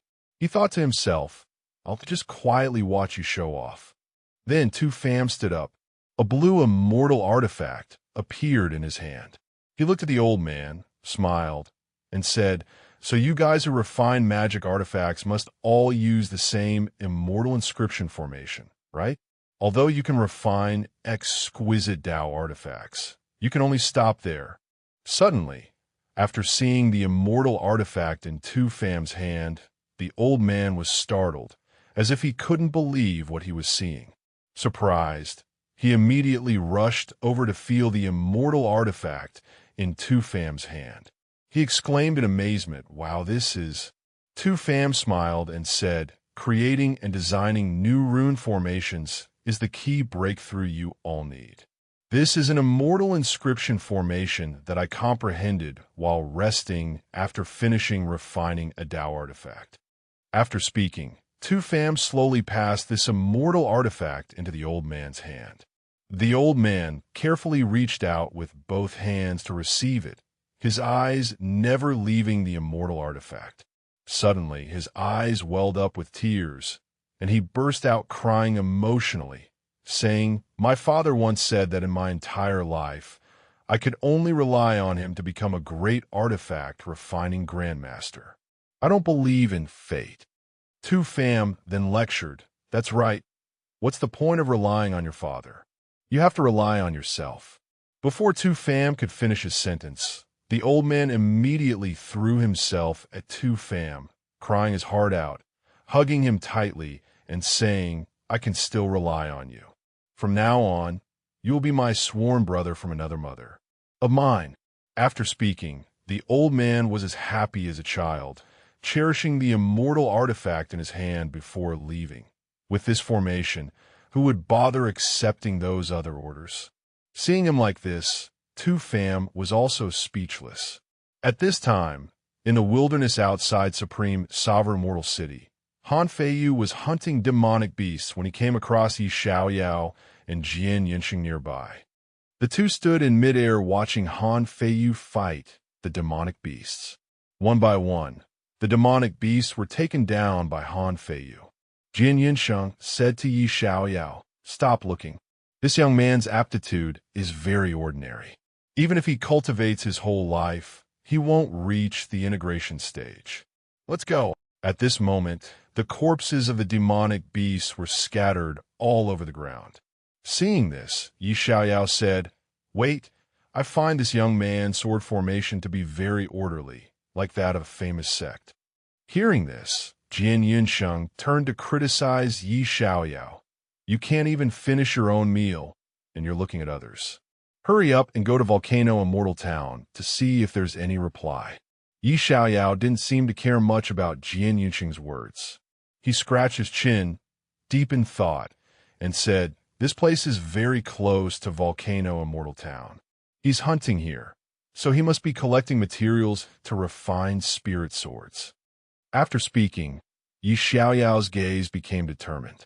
He looked at Han Feiyu below and said to Jian Yunsheng, "Old Jian, no one understands the hardships of the sword formation path better than I do.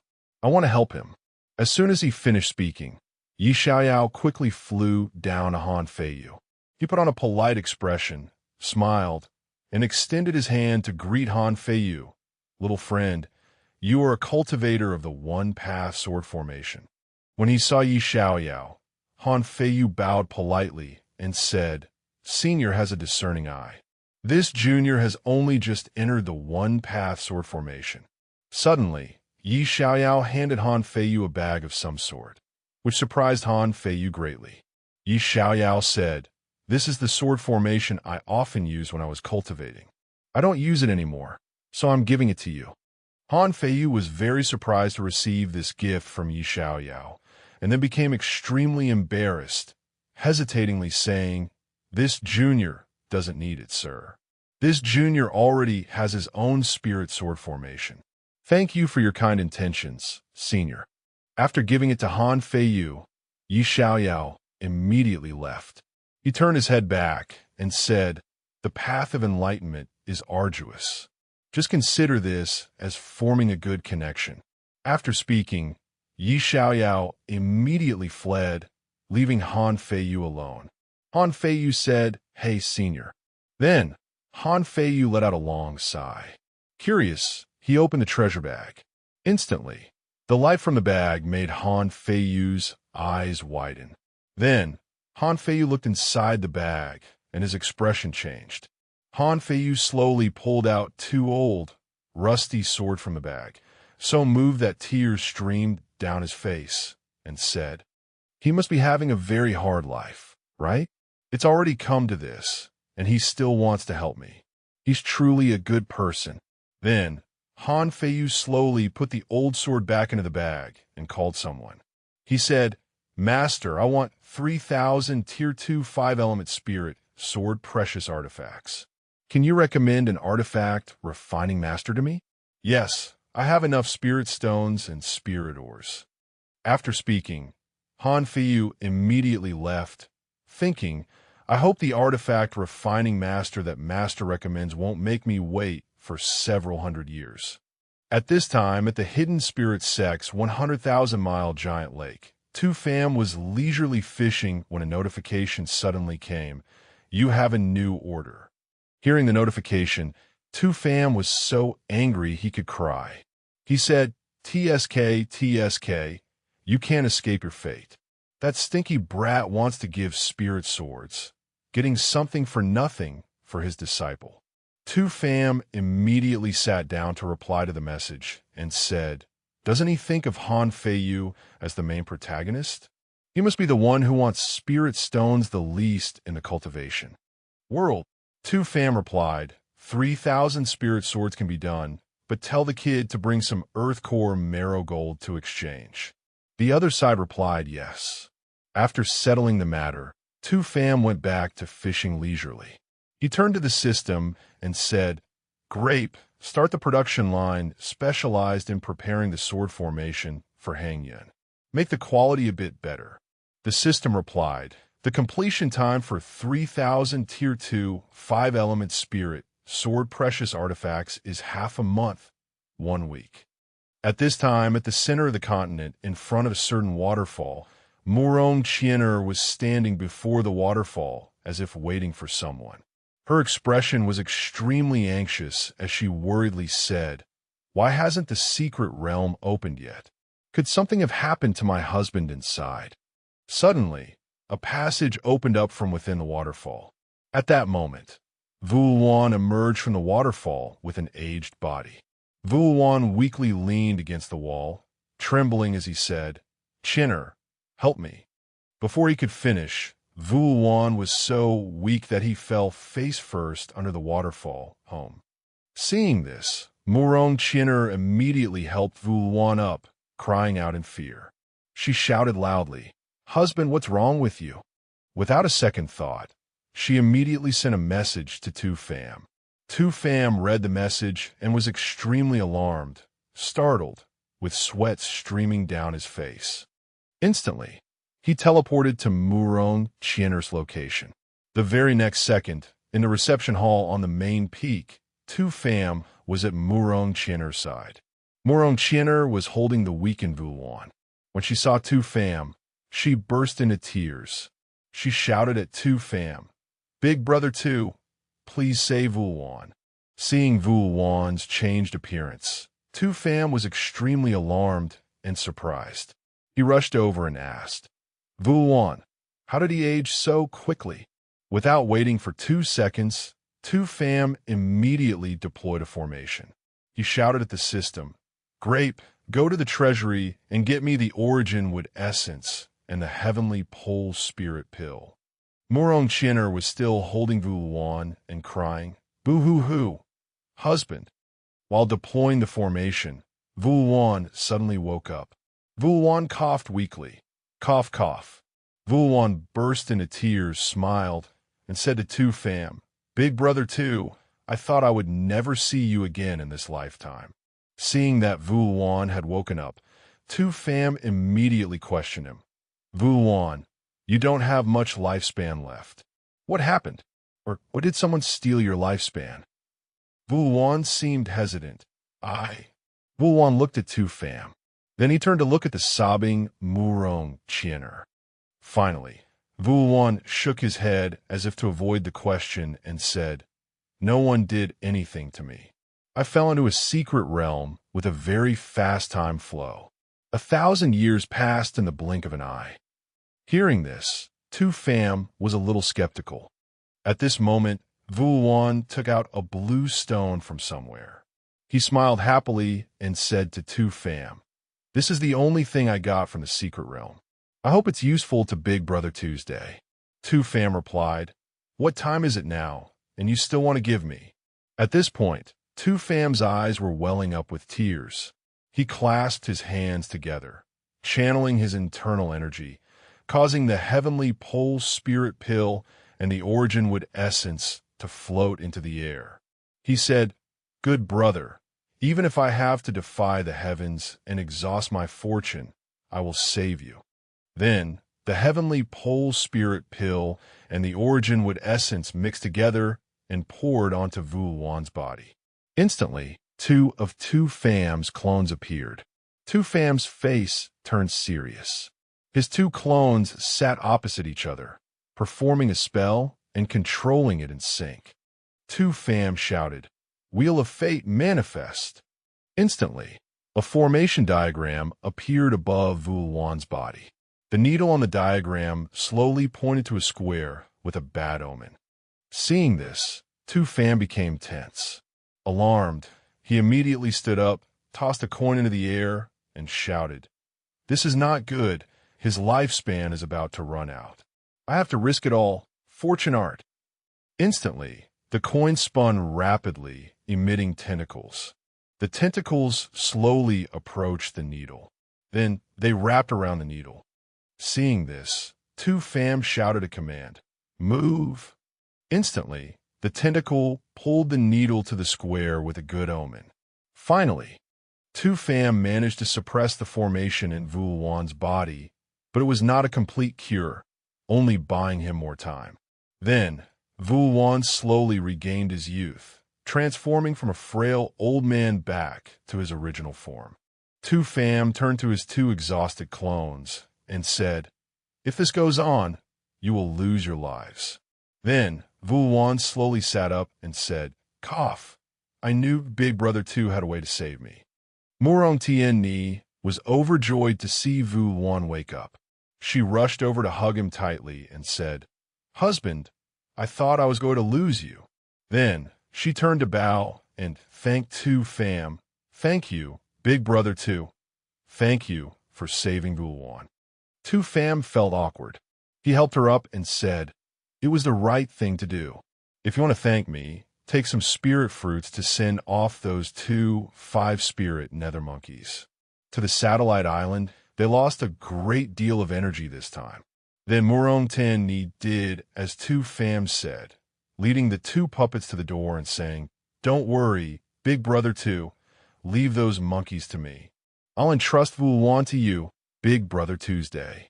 Immediately, Tu Fam turned to question Vuwan. "Speak. Tell me what happened now.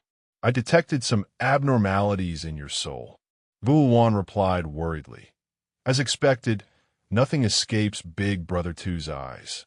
Actually, that secret realm hasn't ended. Even though I'm out, it still appears in my dreams." Before Vuwan could finish, Tu Fam interjected, "So that secret realm is absorbing your lifespan. What is in that secret realm? Hearing this, Vulwan started rambling and said, No, there's nothing. Tu Pham grabbed Vulwan's hand and said, It's clearly written on your face that there's something. Let me see.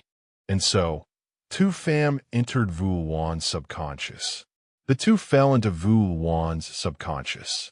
Tu Pham slowly descended into Vulwan's subconscious.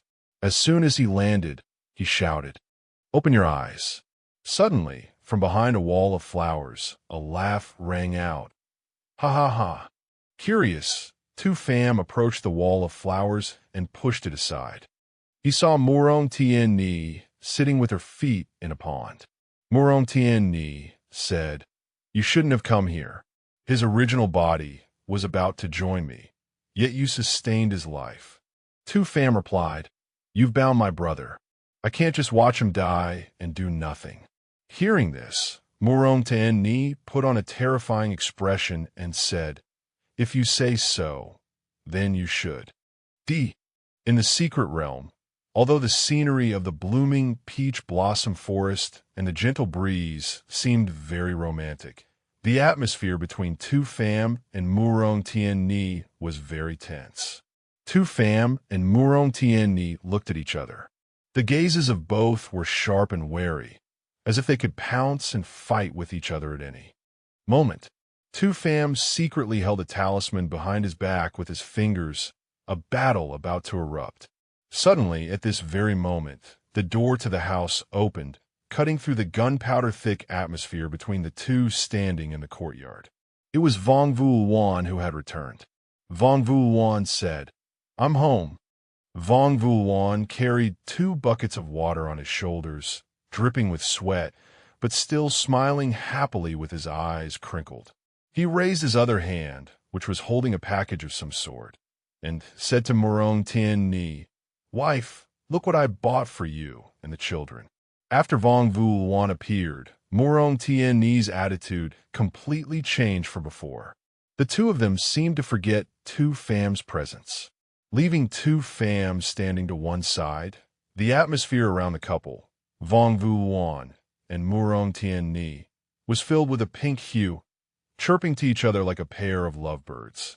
Murong Tien Ni took the package from Vong Vulwan's hand, not forgetting to say with a jealous pout, Don't go to Widow Vong's place to buy pastries anymore. Her gaze at him was extremely unusual. I don't like it. Vong Vulwan obediently replied, I just saw that she's a lonely widow and life isn't easy for her, and besides, she's not as beautiful as you. But whatever my wife says, I'll do. Murong Tien Ni replied, happy and satisfied, Husband is the best.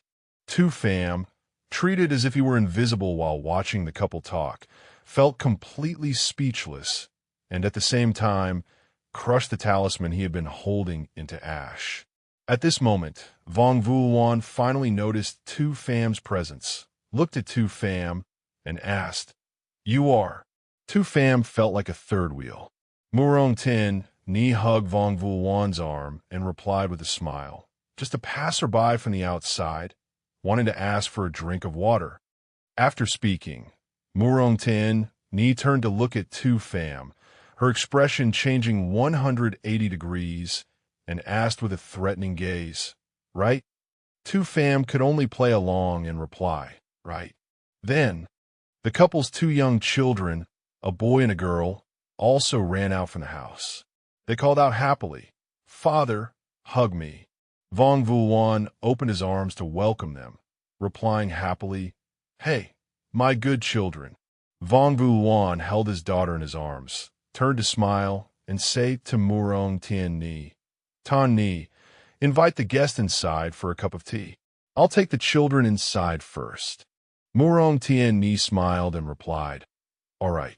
Water from the teapot was poured into a cup. Tu Pham sat and watched the father and his 2 children talking happily and boisterously, the atmosphere incredibly blissful. Murong Tien Ni whispered in Tu Pham's ear, using almost 1,000 years of his lifespan, only to create a secret realm like this, and it can only be maintained for a while longer. Murongani's eyes became incredibly terrifying and cruel as she continued. If you want to save him, then trade places with him. Tu Pham calmly, with a blank expression, pushed Murong aside and replied, I have no interest in stealing other people's wives. I have no interest in this face at all.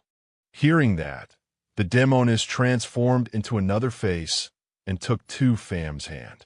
Tu Pham glanced over and was also a little surprised. The demoness had transformed into Trong Vai Van's face, smiling charmingly and looking into Tu Pham's eyes, asking, What about this face? Tu Pham lifted the fake Trong Vai Van's chin. Tu Pham smirked and said, Then you'd better keep your word. I'm actually worried about living too long. Tu Pham's handsomeness made even the fake Truong Vai Van blush. Tu Pham gallantly drained the cup of water in one go. Then he stood up and tossed the cup aside coolly. Before leaving, he didn't forget to give a cool, mocking smile and say, Thank for the hospitality. He left the fake Truong Vai Van stunned, while Vong Vu Wan, still oblivious, seemed to have not seen the interaction between Tu Pham and the demoness at all. Returning to reality, Tu Pham seemed to be plotting something, laughing despicably. Haha. This strange behavior from Tu Pham scared Vong Vu Wan a little. He quickly shook Tu Pham and said, Big brother Tu, what's wrong with you? Don't scare me. Then, Vong Vu Wan was wrapped up by Tu Pham's octopus-like arms, leaving Vong Vu Wan utterly bewildered.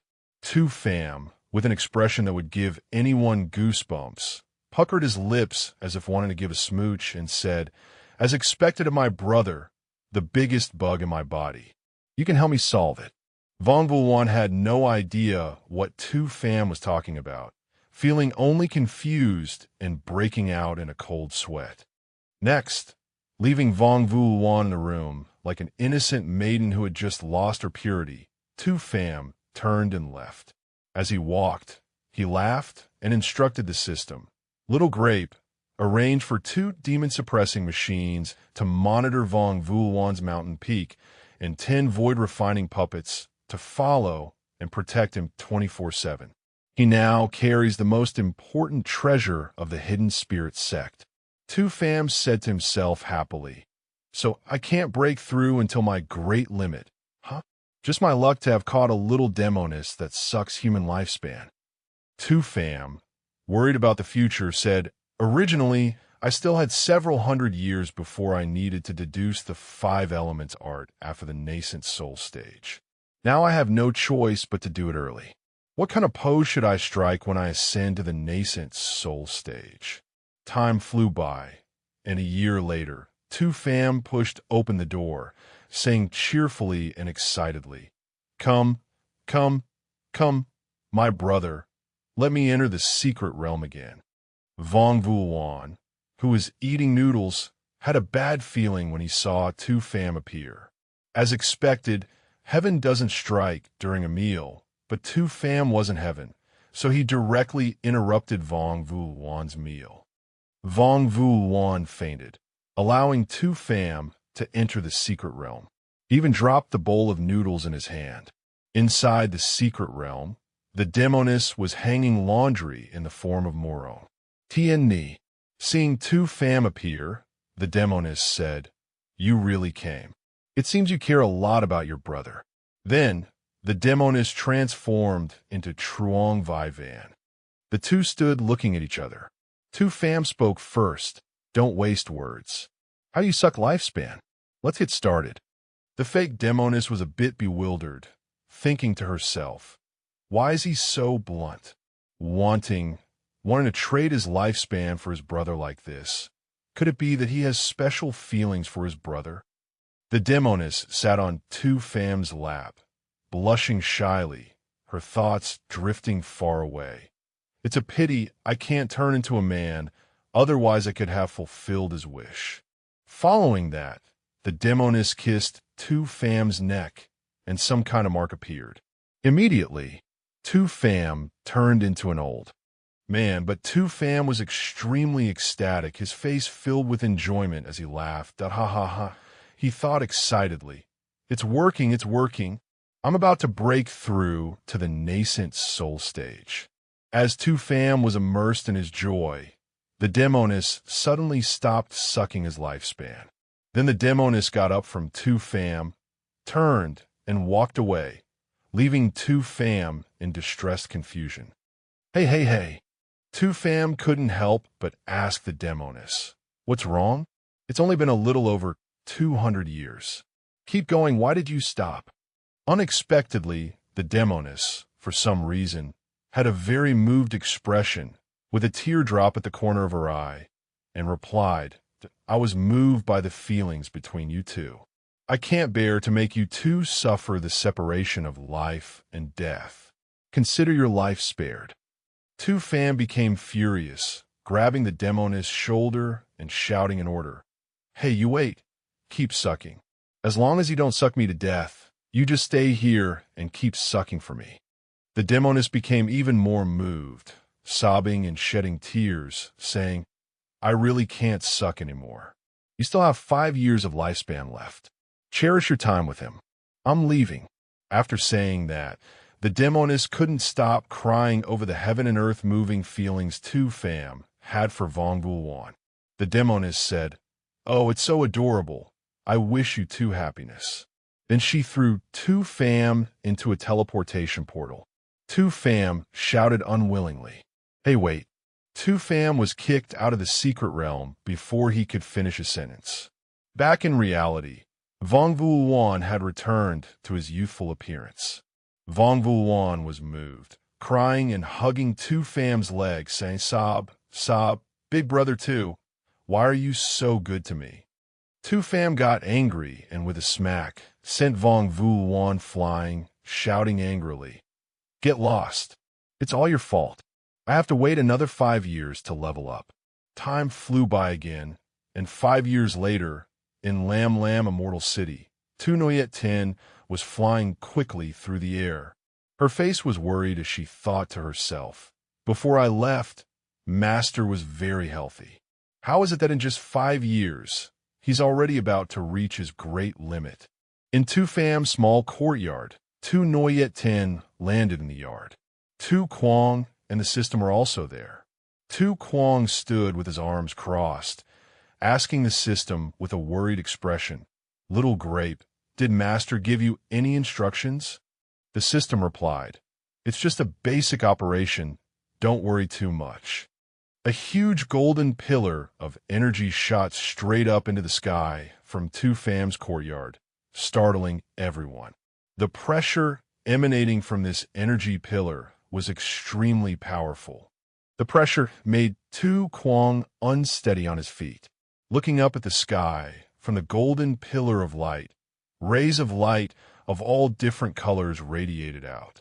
Tu Quang was speechless, thinking to himself, "The Tao of the 5 elements, wind, lightning, light, sound, time, space. What on earth is Master cultivating?"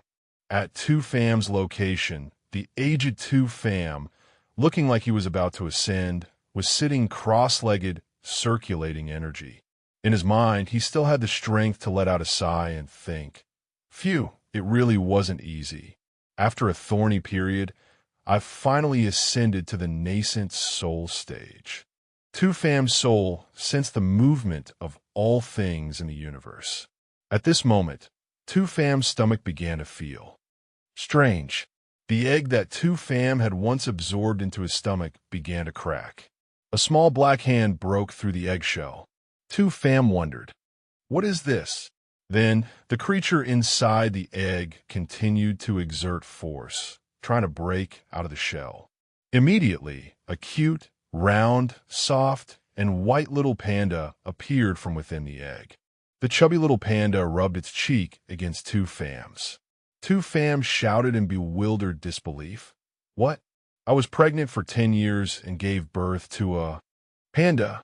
The two kids, Tu Quang and Tu Noyet Tin, had expressions of worship, their eyes sparkling and round. Tu Noyet Tin said admiringly, "As expected, a master. Is that an iron-eating beast? Tu Kwang was also defeated by the cuteness of the iron-eating beast, saying, "No way, are iron-eating beasts this cute?" The door to the room opened. Tu Pham had returned to his youthful and handsome appearance, holding the iron-eating beast in his arms, appearing with an excited and happy face. Tu Kwang and Tu Noyet Tien said in unison, "Congratulations on your promotion, master." Tu Pham presented the iron-eating beast for the two kids to admire. Tu Noyet Tien looked at the iron-eating beast, unable to hide her affection, and asked, "Master, this is—" Tu Pham blushed and replied vaguely, "Perhaps, possibly, let's just say it's the child of me and the heavenly Tao." As soon as he finished speaking, a bolt of lightning struck down in broad daylight, showing the heavenly Tao's protest and warning. Tu Pham, shameless and thick-skinned, twisted the truth and said, "See, it's confirming it." Tu Noyet Tien hugged the iron-eating beast and asked Tu Pham, "So, what can this iron-eating beast do?" Of course, Tu Pham didn't know either and just hesitated. Probably, I guess. Tu Kwang, on the other hand, seemed addicted, continuously poking the iron-eating beast's soft, bun-like cheek, saying as he poked, "It's so soft, I basically can't stop." The iron-eating beast, being constantly bothered, started to get angry. Immediately after, the small and cute iron-eating beast from a moment ago suddenly transformed into a giant iron-eating beast. Its aura was powerful, its gaze fierce, scaring Tu Kwang so much he fell to the ground and screamed. Tu Pham and Tu Noyet Tien were also startled and surprised. Tu Pham found a way to save face, calmly and profoundly answering Tu Noyet Tien's earlier question. "It's just as you see. It can fight monsters." After the commotion, Tu Pham became serious again. Tu Pham took out a coin and said, "All right, let's get to business. Luckily, I've promoted. After promoting, I'll do a divination. I have to say, Vuluan really is a bug machine. A natural-born one." After finishing the divination, Tu Pham let out a sigh and said, "It's not good. In a while, the sect might face an attack from a Mahayana demon venerable. Therefore, I've decided to move the entire hidden spirit island." Tu Kwang spoke up, "I've sent the notice, but the results I see are still not good." Tu Pham stroked his chin, thought for a moment, and then ordered the system, "Little Grape, summon all the sect's disciples who are outside back here." The system replied, "Understood." Then Tu Pham said to Tu Kwang and Tu Noyet Tien, "If your friends and relatives want to come, bring them all to the island." The two replied, "As you command." In the polar void, at the natural passage between the two realms, warships flew in the air, entering and exiting the passage gate. On one of the warships, Venerable Du Thursday, who guarded the polar void, and Nin Dao from the Council of Elders were sitting and chatting. Venerable Du Thursday, holding a teacup, laughed heartily and said, "I go looking for those demon race folks once a month. Their tails, legs, and whatnot have all been cut off by me. Ha, so satisfying." Nin Dao said with some worry, Venerable, I just received intelligence that the main battlefield has detected demon race warships leaving their formation. I'm afraid they are about to attack this side." Venerable Du Thursday took a sip of tea and replied, "Oh, after teasing the demon race for so long, they're finally diverting their main forces over here. Huh? Very good. Don't worry, I'll find someone to help." Nin Dao took out a scroll and said, "Venerable, regarding this matter, a brother of mine just performed a divination. He specifically sent the hexagram here. The hexagram shows that in this battle, a demon venerable will escape and wreak havoc in the central continent." Venerable Du Thursday, however, was disdainful and disbelieving. He burned the scroll and said, "Humph, you dare to present such unreliable nonsense in front of me?" Nin Dao was startled. Nin Dao quickly cupped his hands and replied, I wouldn't dare. It's just, could the Venerable perhaps notify a certain Venerable in advance? Otherwise, I will always feel uneasy. Venerable Do Thursday was annoyed. Venerable Do Thursday's face darkened as he said, "Let me tell you, if the Venerable guarding the passage comes to help in advance, and something unexpected happens to the passage, what will you do then?" Venerable Do Thursday's eyes were cold as he continued, "Isn't this proof that you are a spy for the demon race?" Nin Dao's face turned pale with fear as he waved his hands and said, I'm not. Venerable, please don't insult me like that." Venerable Do Thursday laughed again and said, "Haha, I was just joking with you. Look how tense you are." Nin Dao could only laugh. He took out a handkerchief to wipe the sweat from his forehead, muttering to himself, "Sigh. Sorry, Elder Two. I really couldn't help you." Beside the hidden spirit island, under the sea, Tu Pham was under the sea, his head surrounded by a large bubble so he could breathe underwater. His hand touched the round spiritual components as he sighed and thought, "Sigh. Time is tight. I can't get all 36 spiritual components." Tu Pham thought, "I hope these 8 can barely operate." Immediately, Tu Pham's spiritual components connected with the hidden spirit island, creating a formation, and patterns lit up. Tu Pham asked the system, "Little Grape, can the formation be operated now?" The system replied, "Energy reserves are insufficient. It requires 30 million high-grade spirit stones to activate once."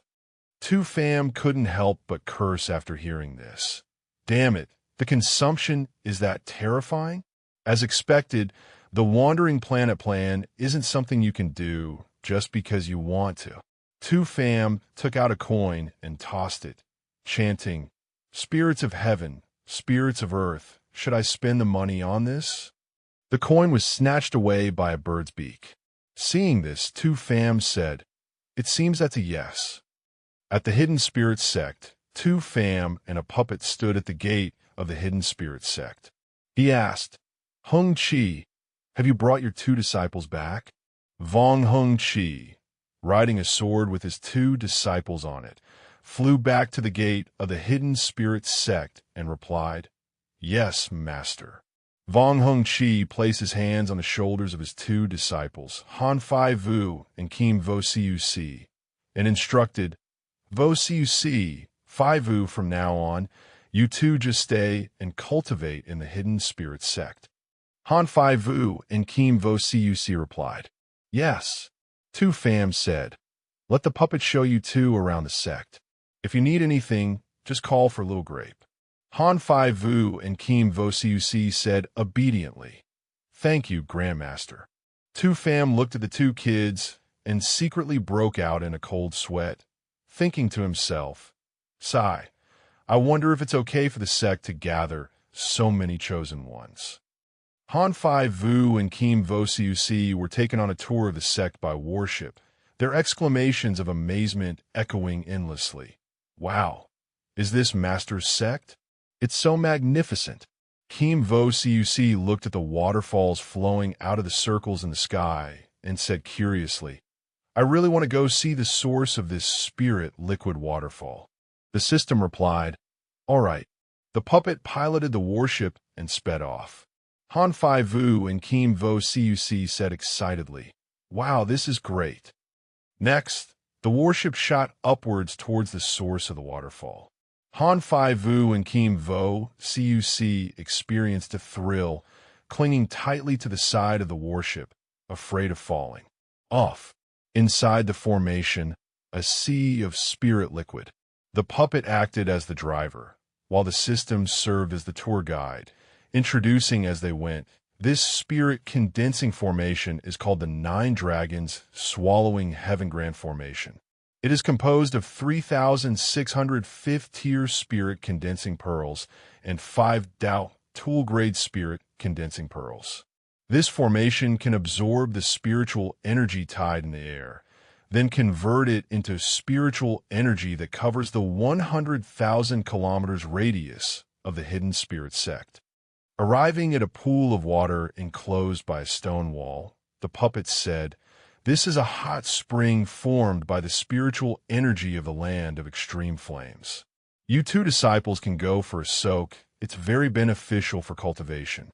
The system continued, "But remember to use your spiritual power to suppress your storage space. Otherwise, there is a 0.0001% chance the storage space." Before the system could finish, Han Fai Vu and Kim Vo Cuc had already stripped off their clothes and happily jumped into the hot spring for a soak, not paying attention to the system's words. The system continued with a blank expression, "Will explode." "Forget it. I've given the warning anyway." The two kids, Han Fai Vu and Kim Vo Cuc, soaked contentedly in the hot spring. Kim Vo Cuc said, "This feels great. I feel like the spiritual power in my body is being refined all over again." Han Fai Vu also replied comfortably, "That's right. I feel like I'm about to have an epiphany." The system's words from earlier came true instantly. The storage ring on Han Fai Vu's hand lit up.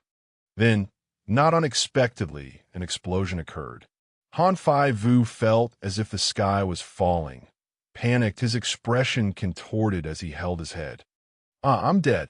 Kim Vo Cuc, being a good friend, laughed heartily at Han Fai Vu's misfortune.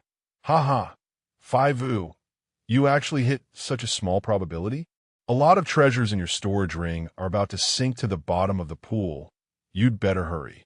Before he could finish, Kim Vo Cuc was blinded by the pile of treasures floating in the pool, rendered speechless. Kim Vo Cuc asked Han Fai Vu in bewilderment, "Wait, Fai Vu, are you hiding something from me and Master? For example, are you some kind of son of a great immortal?" Han Fai Vu, heartbrokenly picking up his treasures, replied, "These are all treasures I discovered in a sect's ruin." Suddenly, Han Fai Vu saw something. Han Fai Vu saw a large, glowing sphere with the image of a flower inside. Han Fai Vu recognized it, a spring eye stone.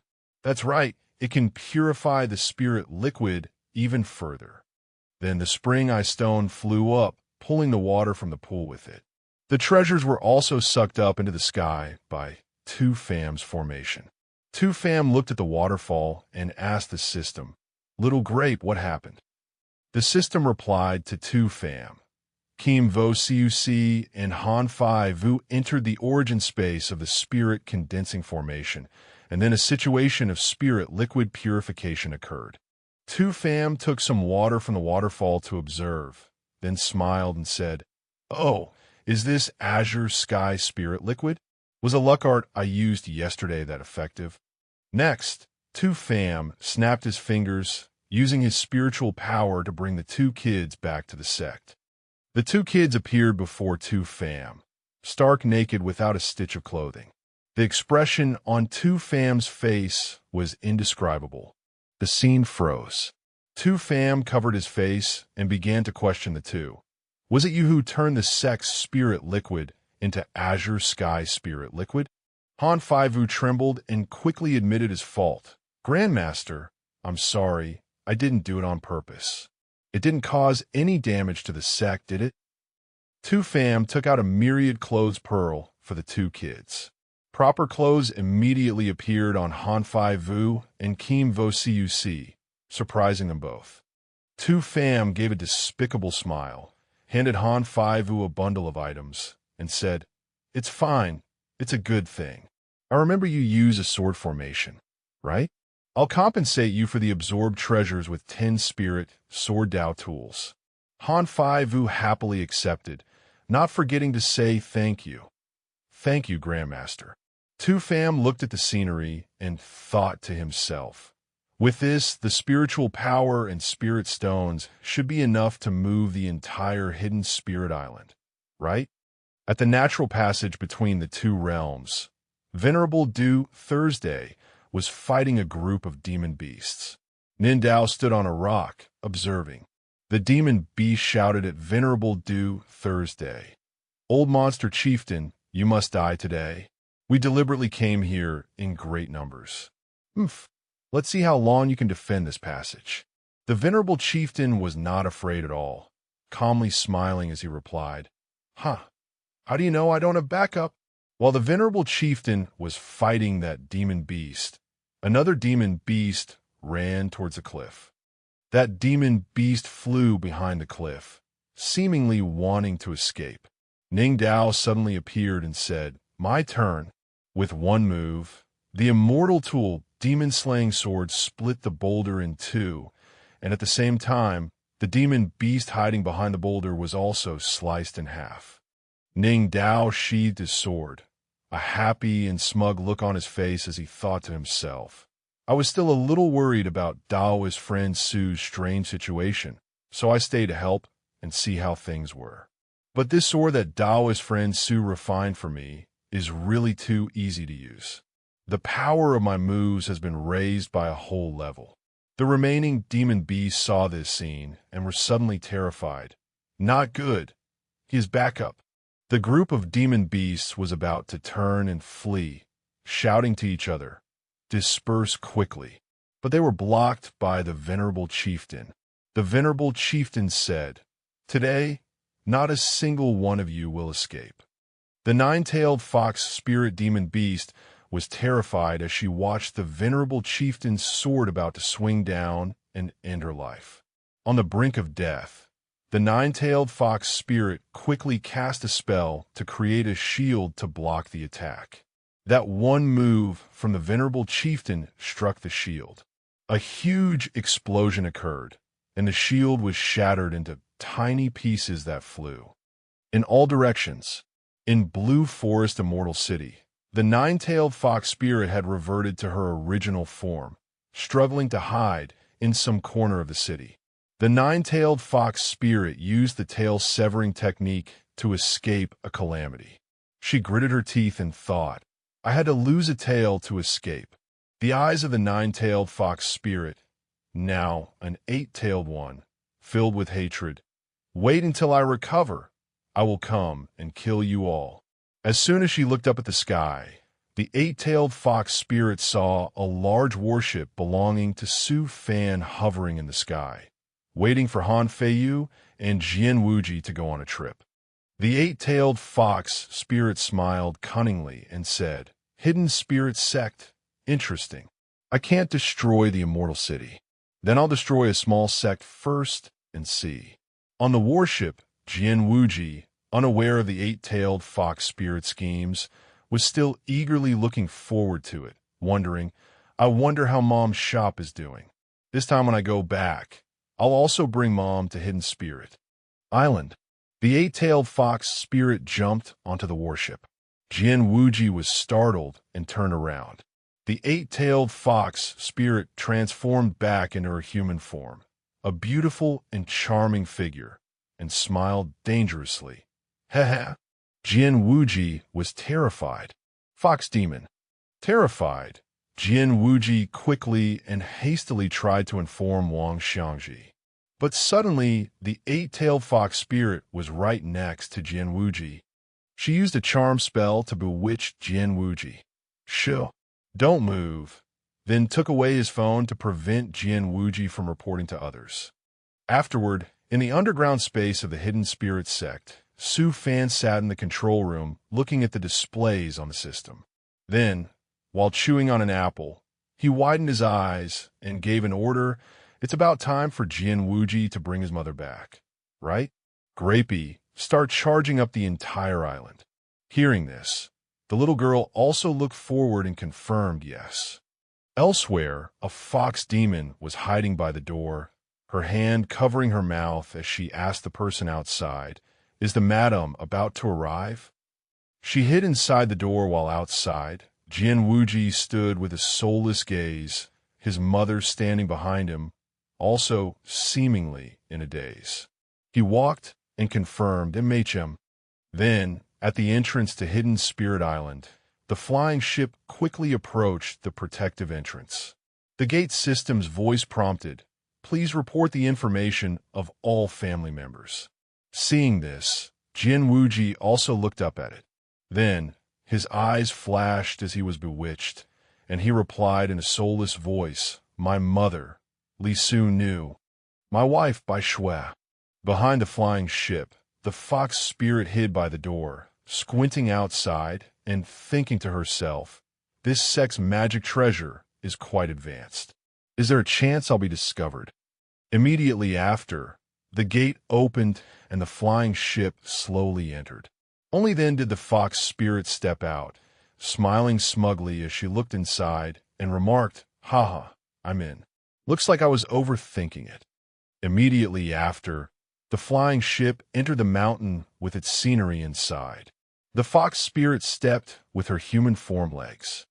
In midair, she brought a finger to her lips as she gradually descended from the flying ship, her face full of excitement as she remarked, oh, the highest cultivation is the spirit transformation stage? What a pitiful little sect. Then her eyes narrowed, and she frowned. Finally, she confirmed, in that case, I'm truly sorry, but all of you must die today. Immediately after, she quickly stretched out her hand, and purple tornadoes grew ceaselessly, carrying lightning with them. Soon after, the tornadoes began to sweep across the land, and a storm began to form. Seeing this, Su Fan on one side also sneered and muttered, activate. Seeing him, the fox demoness also bared her teeth in a challenging smile and confirmed, then I won't be polite anymore. Suddenly, she froze for several seconds. His island had quickly attached engines and flew off the water's surface at the speed of light. On the island, Su Fan laughed mockingly, covering his mouth as he shouted in his heart, we're leaving bye-bye now. The fox demon, on the other hand, stared, frozen, unable to react in time. Next, she went limp, staring in horror as she screamed in her heart with utter confusion. You've got to be kidding me? Where's the whole huge island? Where are all the people I needed to kill? Suddenly, from behind, a soul-bound, life-stealing weapon shot towards the fox spirit, along with someone's voice. Haha, finally caught up. So the little fox was here. He crossed his arms and attacked the fox. Next, the punch quickly struck it, knocking it back. Finally, a huge explosion occurred, causing the water's surface to ripple violently. Immediately after, the old fox opened a spatial rift behind her, her eyes fixed on the smoke in front as she shouted, hidden tail severing technique. Immediately, her tails were cut off, leaving only one. Finally, she transformed into her one-tailed fox form and jumped into the spatial rift to escape, constantly muttering a warning, damn it, I'll be back. On the other side, the man with the ponytail floated in midair, looking towards the island that had flown far away. Behind him, another person also remarked, it's a pity the hidden spirit sect ran so fast. I was originally planning to get acquainted with that great elder who is said to be a very formidable artifact refiner. The dust still swirled around them, and a long-haired person added, not only that, his divinations are also very accurate. At this time, the entire Hidden Spirit Island was flying very safely. He stood on it, holding a cup of tea. So proud he could burst, he arrogantly remarked, I already knew this calamity was coming. This time I'm at the highest level. On the island, Jin Wuji was still dazedly wandering towards him, while he was in the middle of drinking his tea. Seeing this, he held the cup and smacked him on the head, his face scrunched up in dissatisfaction as he shouted, Wake up, you rotten kid. Not a single one of you lets me have any peace of mind. Jin Wuji was knocked, staggering, and froze. Then, as if waking up, he stared wide-eyed and shouted, Grandmaster. Seeing this, Su Fan stood holding his tea again with a dignified and serious air, closing his eyes as he asked him, All right, check yourself to see if that little fox left any hidden spells on you. Hearing this, Jin Wuji also looked around, then checked himself and confirmed, It seems there aren't any. Then he remembered the fox's charming appearance towards him and awkwardly scratched his head, blushing as he stated, It seems I've lost my innocence. Hearing this, he directly spat out the tea in his mouth. Immediately after, he quickly went over and grabbed Jianwuji's wrist. Seeing this, he looked at him with wide eyes and asked, "Grandmaster, is there a problem?" As for Su Fan, he had changed into a fortune teller's outfit, set up a whole stall, and held a large magnifying glass. Along with the system's analysis, he frowned and remarked, "No, there are still many hidden dangers in your life." Then he added, "But after this time, they have all completely disappeared." Seeing this, he looked at him with a dark expression. Immediately after, Su Fan took off his sunglasses, his face dark and serious as he added, "Your spiritual body is now clear. After you go back, as long as you focus on cultivating, I predict it won't be long before you advance to the nascent soul stage." Hearing this, Jian Wuji's eyes widened in excitement as he looked at him and confirmed, "What? That's great." Immediately after, he also waved goodbye to him and skipped away, not forgetting to announce, "Grandmaster, I'm going to cultivate then." Seeing this, he also confirmed, "MHM." Immediately after, he also waved and grinned at Jian Wuji, but inwardly his heart was shattered as he screamed. As expected of the protagonist, he encounters a disaster, but still gets a full load of benefits. "I'm so jealous I could die." Suddenly, he sensed something and frowned, glancing over, puzzled, he uttered. Immediately after, a spear shot down from the sky, straight towards him. Luckily, Su Fan had good reflexes and dodged the spear. His eyes bulged in fear as he jumped up. Immediately after, a figure began to dive down from above his head. Seeing this, Su Fan also frowned and thought, could it be that the danger from the demon race hasn't passed yet? Then he confirmed, "The island is flying, and I was still found." That person quickly threw a punch towards him. It was a puppet. Seeing this, Su Fan quickly dodged. The puppet's system voice confirmed, "Target detected, locking on target." As for Su Fan, he fell and crawled on the ground, backing away in fear, while the puppet quickly pulled out the spear that had just been stuck in the ground. Next, it pointed the spear straight at his neck, looking down on him with contempt as it asked for Su Fan's opinion, executing mission to eliminate the target. "Do you have any last wishes you want to fulfill?" Seeing this, he also frowned and shouted, questioning the puppet, "No, wait a minute. Who are you?" Immediately after, she raised her hand to rub her temples, squinting at him as she announced, "Contacting language. Now beginning to play recording." Then she added, "It's you, you bastard, who taught such an arrogant disciple that all the young ladies of our joyful union holy land have run away. After luring away all the young ladies from the hero's tomb, you didn't even spare the ordinary disciples." She complained, pointing at him while scratching her head and shouting loudly. As for Su Fan, he also frowned, breaking into a cold sweat as he listened to the scolding. Immediately after, she shouted and cursed again, "You damn bastard, die." Finally, her body shrank as she confirmed, recording finished. Continuing to execute mission. The spear was still propped beside her. Seeing this, he looked at her with a dark expression. Finally, the puppet pointed the tip of the spear at him. While he got into a stance, smiled awkwardly, raised his hand to block, and muttered an explanation, "Ah, that's just a misunderstanding. Please listen to me." Then he screamed in his heart, "Joyful Union Holy Land? Was the mission I issued last time that effective?" It made their whole sect disappear. Immediately after, he also squinted as an idea came to his mind. But if she's from that sect, doesn't that mean I just need to make her temporarily spare my life? Finally, he confirmed there's no other way. At this moment, I can only.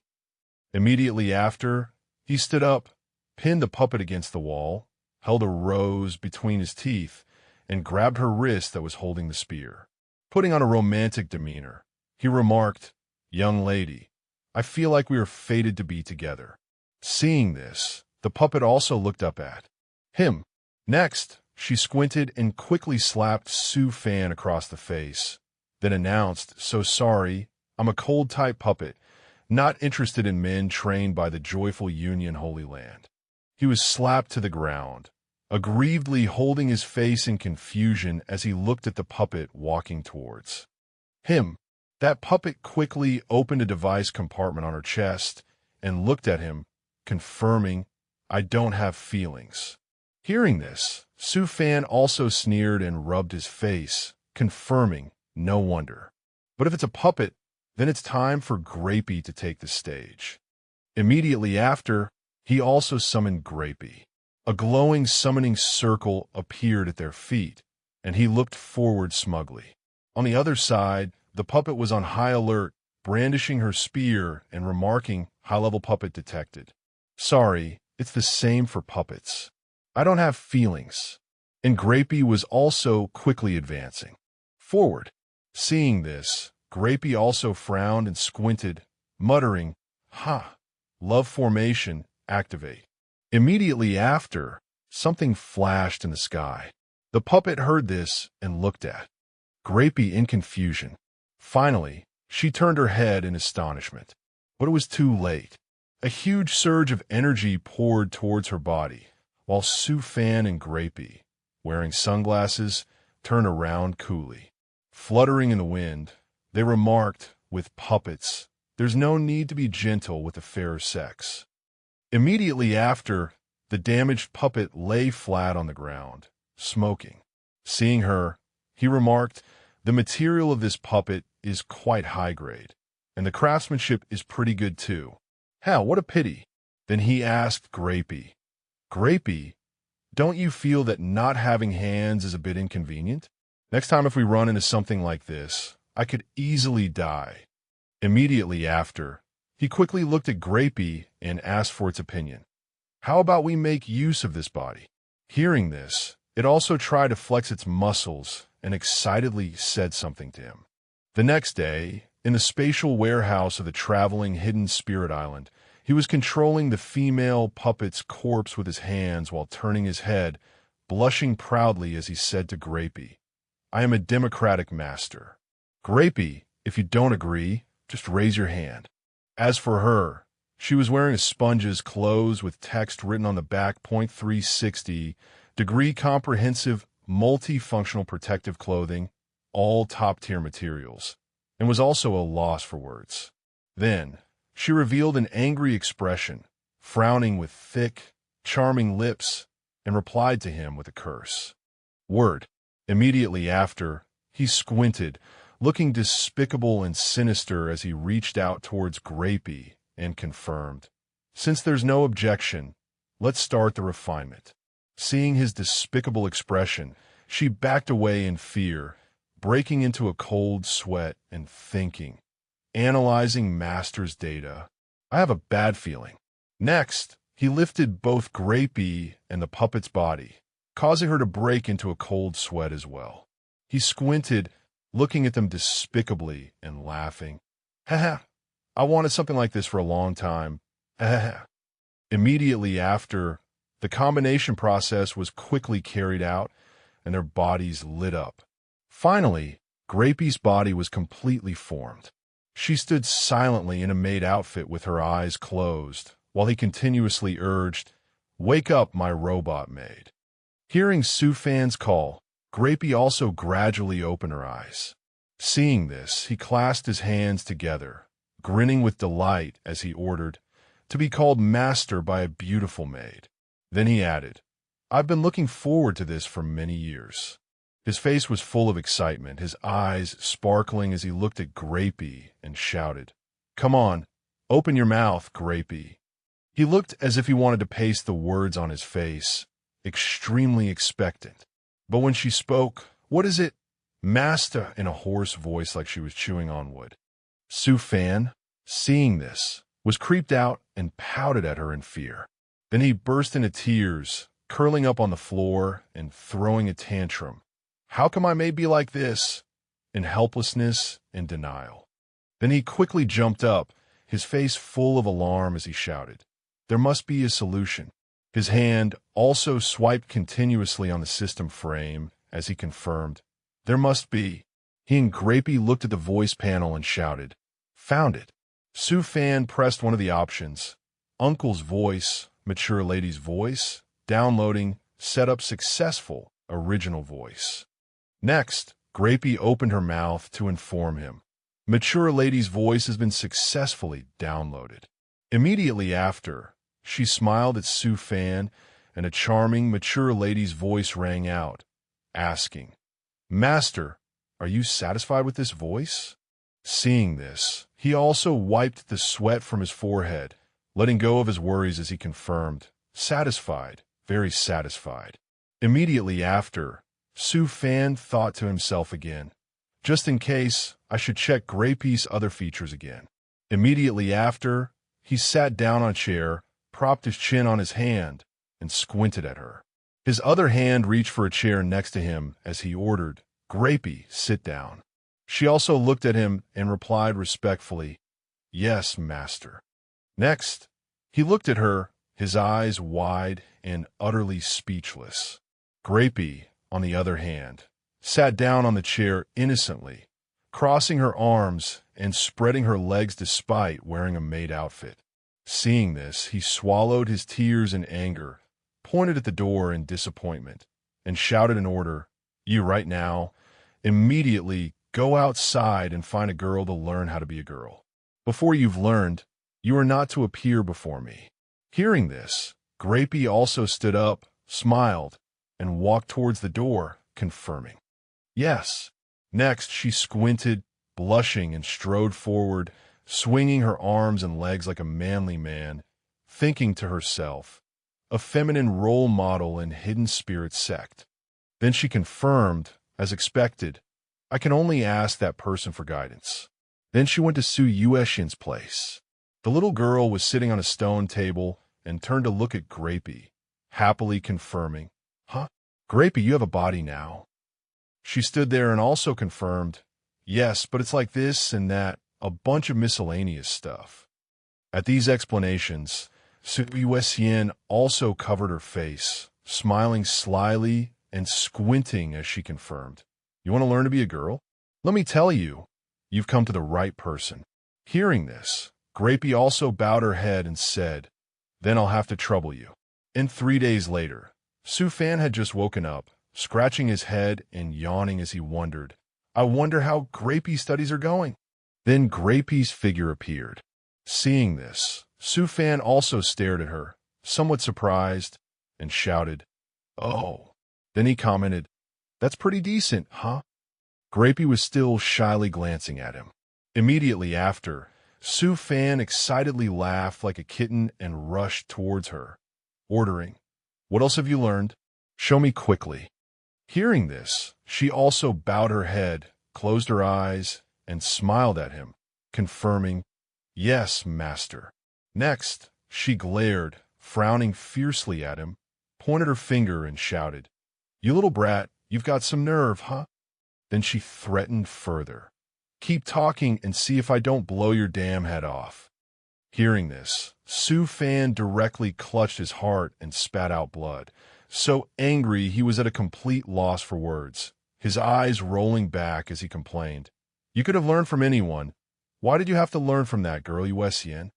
Seeing this, Grapey also crossed her arms and widened her eyes, remembering the buff, pink-haired girl as she asked him, "Or should I learn from Miss Zhuangling?" Hearing this, he was horrified, his eyes rolling back and his mouth agape. In shock, finally, he quickly grabbed Grapey's shoulders. They teleported to a courtyard on the island, where a girl was peeking while hanging laundry in the yard.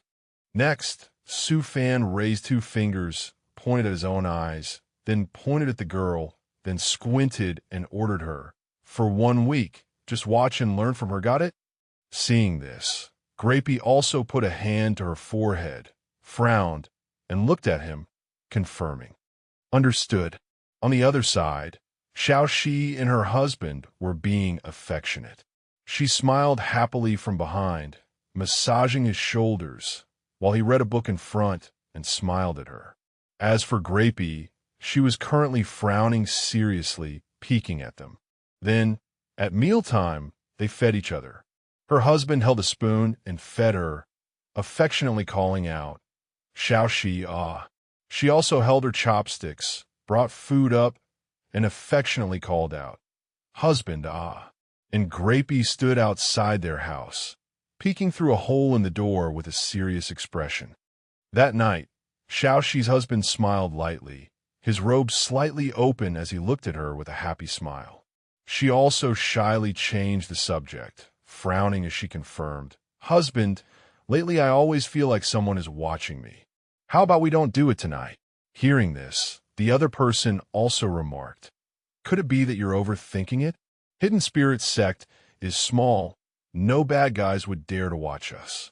And in a small corner, Grapey was still silently raising her binoculars to observe them, her face scrunched up in serious thought. "Rest assured, I'm here. Nothing unexpected will happen."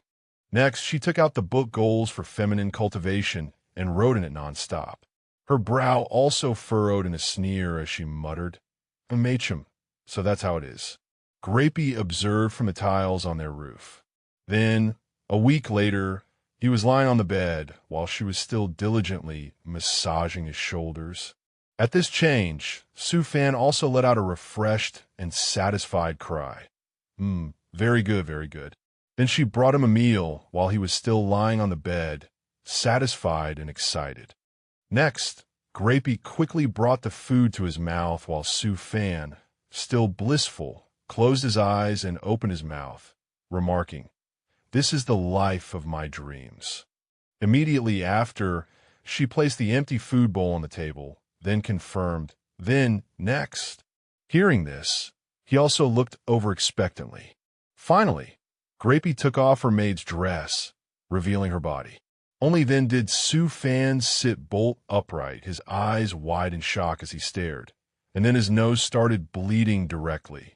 Next, she threw the dress and lunged at him while he, not yet recovered, backed away with his mouth agape, his eyes rolled back in shock. Then he quickly wrapped himself in the blanket, his face flushed and trembling, breaking out in a cold sweat as he dodged to one side, shouting, "What are you doing?" Then he ordered, "All 18-plus content is to be deleted. We have a purely master-servant relationship. You get yourself together right now." Grapey, having missed her pounce, fell face first onto the bed. Next, she also smiled, sat up, and adjusted her clothes, confirming with him, "Yes, the system has been adjusted. The forbidden content has been deleted." Immediately after, a violent tremor rang out. Seeing this, Su Fan also asked Grapey, "This commotion must mean that Hidden Spirit Island has moved to a new location, right?" Hearing this, she also opened the door and turned back to confirm with him, "Yes, master." At this moment, Su Fan also frowned, pouted, and touched his chin, lost in thought. I feel like I've forgotten something. Very important." But immediately after, he also ignored it, lay down on the bed, crossed his legs, and confirmed, "Whatever, I'll probably remember it soon." At the 10,000-ly Great Lake, an ice phoenix wing was flying in the sky. Below was the sea and an island. It was Zhang Weiyun. She was extremely anxious, tears already streaming down her face as she trembled and shouted, "Where did the whole big island go?" Then she looked around, searching and constantly asking herself, "Where's my handsome husband? Why has everything disappeared?" Finally, she shot off in a certain direction, shouting tremblingly, "Husband, where are you?" A new day at the 10,000-ly Great Lake. A small rabbit was drinking water by the lake under the bright sunlight. But immediately after, it was startled by Zhang Weiyun. She screamed in fear, while speeding across the water surface with her mount. The water also splashed everywhere because of it. Immediately after, a large eagle snatched the rabbit from the riverbank. As for Zhang Weiyun, she was still speeding across the water, shouting da-da-ah. She looked back with a worried frown.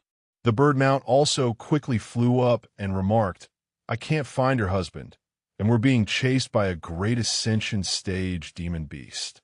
Immediately after, the eagle clutched the rabbit in its talons. Its soul had already left its dead body as it charged towards Zhang Weiyin. Seeing this, she also stared with wide, horrified eyes on the verge of tears as she sped away, shouting, "Hey!"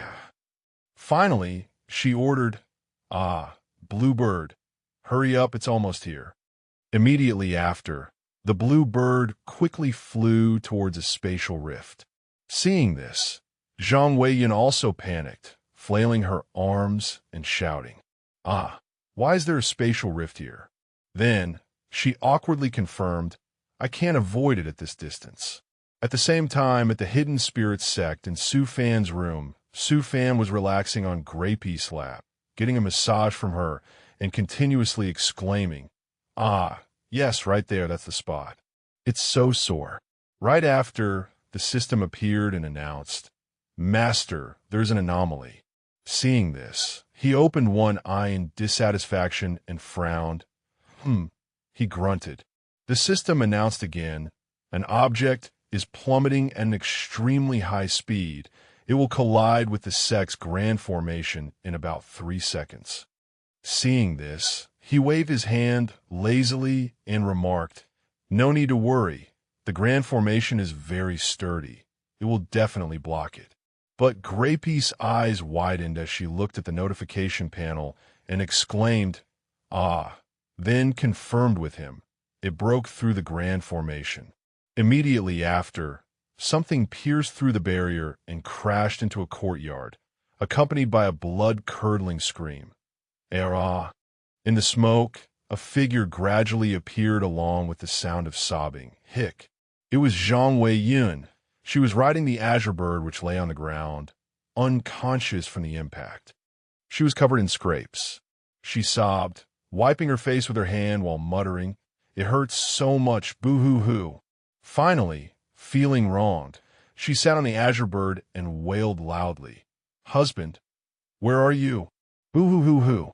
Right after, she sensed something and stopped crying, her eyes still teary as she chanted a spell in her hand and muttered, "Not good." A voice called out, "Who's there?" But Zhang Weiyin was still lost in her own assessment. "I can't believe there are people in this secret realm. Husband once said to be careful of secret realms with people in them." It was Su Fan. He opened the door and stepped out, shouting in astonishment, "Weiyin." Seeing him, she joyfully turned her head to look and shouted, "Ah," while still sitting on the azure bird. "Husband." Immediately after, she sobbed pitifully and ran towards him, shouting, "Husband, boo-hoo, why did your sect disappear?" Finally, she reproached him, "You made me search for you everywhere." Su Fan also quickly rushed towards her, pulling her into a tight embrace and exclaiming, "Ah, I'm sorry, I'm sorry. We encountered danger, so I moved the entire sect away. It's my fault, I forgot to tell you." And she stopped because of his embrace. Finally, she wrapped her arms around him, squinting her eyes and sobbing as she called out, "Boo-hoo-hoo. Husband, I looked everywhere, but couldn't find your sect." Su Fan held her without letting go, listening to her reproaches. Right after, she trembled in fear, her eyes wide as she held him tighter and recounted, "As a result, I was chased by a Mahayana stage demon beast. I even ran into a spatial rift and fell from the sky. Boo-hoo-hoo." Then she shouted in frustration, "You have no idea how unlucky I've been today." Seeing her fear as she clung to him tightly, he also comforted her, "It's okay, it's okay. Everything is fine now." When she fell silent, he became alarmed and worried, asking repeatedly, "Why aren't you saying anything? Did you hit your head? Or are you hurt somewhere?" Weiyin. But she was looking inside Su Fan's room. On the bed, Grapey was standing there, peeking out, leaving her speechless. In her eyes, a seductive Grapey was stepping off the bed, looking shyly towards the two of them, with a full chest and curvy hips. Next, Grapey seductively brushed her hair back, and Zhang Weiyin's attention was drawn to her full bust. Of hers. Right after, the two of them walked in, and he laughed awkwardly while looking at her, continuously calling out in worry, Wei Yin, Wei Yin, why are you trembling so much? But she was trembling all over, her face dark with anger. Next, he turned to Grapey and called, Grapey, go check where Wei Yin is hurt. Hearing this, Grapey glanced over, confused, then said, Master, I think. But before she could finish, his face darkened and he frowned, shouting at Grapey, Think what? Get over here and check, see what's wrong with her. Why are you just standing there frozen? Beside him, Zhang Weiyan gripped his arm tightly, her face dark as she gritted her teeth and screamed internally, You too. Seeing this, Grapey also remarked, The one who's about to get hurt seems to be Master. And Zhang Weiyun, still full of anger, gripped his arm tightly and pulled. She screamed in her thoughts, You too. Immediately after, she executed a move, flipping him head over heels as she screamed in outrage, You cheating couple. And he was sent tumbling to the ground, his face hitting the dirt, completely bewildered. Behind him, Grapey calmly walked past, watching.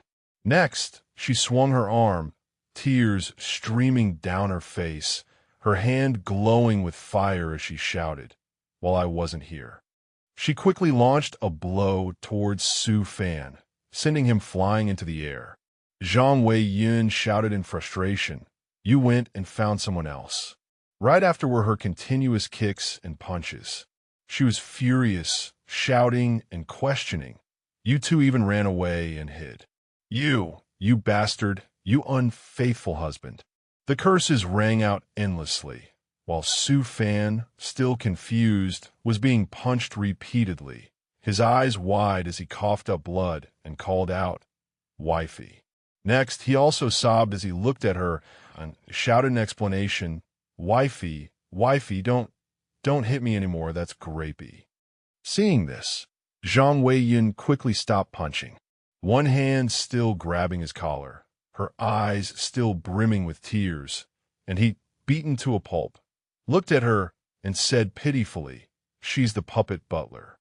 Right after, Zhang Weiyun froze for several seconds, still in the same position, her hand emitting a spark of fire, and he knelt on the ground with difficulty, pointing at Grapey. She also quickly approached and confirmed, Madam, it's been a long time. Suddenly, the familiar figure of Grapey's box form appeared. She raised both hands with a calm face, one hand raised as she remarked, You've beaten Master, so you won't hit me, right? Next, she added, The past few times you cooked, I was the one who provided you with the ingredients. You probably still remember, right? Hearing this, Zhang Weiyun continued to punch him in the face, sobbing as she shouted, Even a puppet is not allowed. And he was getting pummeled by his wife without missing a single hit, kneeling on the ground, not daring to resist. Seeing this, Grapey glanced away and shouted awkwardly in her mind, Oh my God. Right after, he also gently pushed her back and confirmed, Hey, just stay with Grapey for a while and you'll understand. Then he added, She is a tool with superhuman intelligence. And Zhang Weiyun quickly fell towards Grapey. She let out a soft cry, her eyes looking straight into Grapey's, her face blushing as Grapey, full of affection, caught her by the waist. Finally, she narrowed her eyes in concern and warned, Madam, be careful. Next, she added, My check shows that your knee is lightly scraped. Let me disinfect it for you. Then she advised, Madam, lean on me. Grapey carried Zhang Weiyun in her arms like a princess, while she, still shy, glanced at her and confirmed, Okay, all right. The two of them calmly walked into the room. Next, Zhang Weiyun quickly pressed her face against Grapey's bouncy chest. Feeling shy, her heart filled with satisfaction as she exclaimed, This soft feeling is so reassuring. All the bad luck of the day seems to have disappeared. This is so healing. Later, in Su Fan's room, Grapey meticulously picked up the medicine and confirmed, "I need to disinfect it." "Madam, please lift your leg." Seeing this, she looked at him awkwardly and called, "Husband." They were sitting on Su Fan's bed, and seeing this, he walked over and held his wife's hand to encourage her. "It's okay. Don't be afraid. You can do it." Next, Grapey quickly brought the medicine and a cloth to disinfect the wound on Zhang Wei-yun's knee. She also cried out, "His sow." Seeing this, Grapey asked, "Does it hurt? I'll blow on it for you." Right after, she quickly moved towards her wound and seriously closed her eyes to blow on it.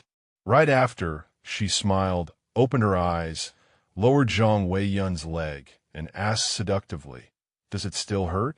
In this situation, she leaned back, covering her mouth with her hand and stammering, "Ah, ah. It's much better, thank you." Seeing this, Grapey also confirmed, "Understood. Your clothes are also torn, based on my analysis of your data." Right after, she held out her hand, showing 2 fashionable outfits along with images of Zhang Wei-yun in those outfits, and confirmed with a smile, "I have selected 2 outfits for you." Seeing this, she covered her mouth in admiration and asked, "You even know about these things? They're so beautiful." Seeing this, Grapey couldn't help but give a playful wink and confirm with Zhang Wei-yun, "I also understand hairstyles and skin tones." Finally, she added, "The data is vast. Nothing is impossible." And Su Fan, witnessing this happy and affectionate scene of them looking at each other, couldn't help but sigh and think to himself, "It seems they can live together happily." Then a few days later, in the underground space, Su Fan stood in a complete mess and muttered, "This isn't it. That's not right either." Finally, he sat down on the floor amidst the chaos, held the phone to his ear, and shouted in frustration, "Ah, Grapey, where are you?" Next, he asked, "The specific materials to change your body, where are they?" And on the other end of the line, Grapey also confirmed, "I'm sorry, master. You'll have to find them yourself. I'm busy right now." Hearing that, he narrowed his eyes in confusion. "Huh," he grunted. She was holding the phone with one hand and folding clothes with the other. Beside her, Zhang Wei-yun was excitedly looking at the crowd around them. She was still holding a pile of other things and calling for Grapey. "Wow, Grapey, look at that." Next, Grapey informed him, "I'm strolling through the streets with Madam." Seeing this, Zhang Wei-yun on the other side narrowed her eyes in annoyance and spoke to him, warning, "What? A phone? Oh, is that husband? Husband, if you're free, don't bother me and Grapey. You're so annoying." The phone displayed connecting. Next, on the other end of the line, Zhang Wei-yun excitedly pulled Grapey along, pointing and shouting, "Quick, quick, quick, Grapey, let's go check out that shop over there." On Su Fan's end, the sound quickly went, beep, beep, beep. He looked on, speechless. The communication device displayed, "Call ended." Right after, he raised his hands and clasped them, his fingers intertwined as he held the communication device, his glasses glinting as he muttered, "Why do I get the feeling?" Finally, he asked himself, "Am I the third wheel in this house?" Another new day in the room. Grapey was meticulously applying makeup for Zhang Wei-yun, turning her into a beautiful girl. Grapey said softly to Zhang Wei-yun, "Madam, it's done." Zhang Wei-yun couldn't stop exclaiming, "Oh my God, Grapey, you made me look so beautiful." Grapey smiled gently and said, "Not at all. It's because you're already beautiful." She continued, "A little makeup just makes you even more outstanding." Zhang Wei-yun's tone couldn't hide her excitement as she said, "I completely understand how husband feels now." She continued happily, "I'm becoming more and more inseparable from you, Grapey, an omnipotent superintelligent butler AI. A truly humanized intelligent butler model, accompanying you, understanding everything you need. Grapey is worth spending the rest of your life with." Zhang Wei-yun's eyes shone brightly as she said, "The thought of being without you in the future makes my heart so sad." She exclaimed joyfully, "No way. She continued to ramble. I have to go find husband and ask to have you. She went on and on. Grapey, quickly tell me where husband is. Grapey immediately replied. Searching for master. He is currently near the Waterfalls Resort Pavilion. Zhang Wei Yun couldn't hide her delight, saying, I'll go find him now. She affirmed with certainty, Grapey, I will definitely come back for you. Hearing Zhang Wei Yun say this, Grapey could only sigh helplessly. The scene changes to the resort pavilion. Zhang Wei Yun's voice echoed continuously, Husband, husband. With that, she suddenly hugged Su Fan, catching him off guard. Wait. Don't, I'm not steady. The sudden hug made Su Fan lose his balance and fall to the floor. Next time, don't suddenly ambush me like that. He gently reminded her, it's dangerous. Zhang Weiyun looked straight into Su Fan's eyes and said chokingly, I'm sorry. Su Fan's face flushed, his heart pounding, as he thought to himself, this look, this expression, plus the current ambiguous situation. He gulped and continued to think, I feel like I would agree to anything she asked for right now.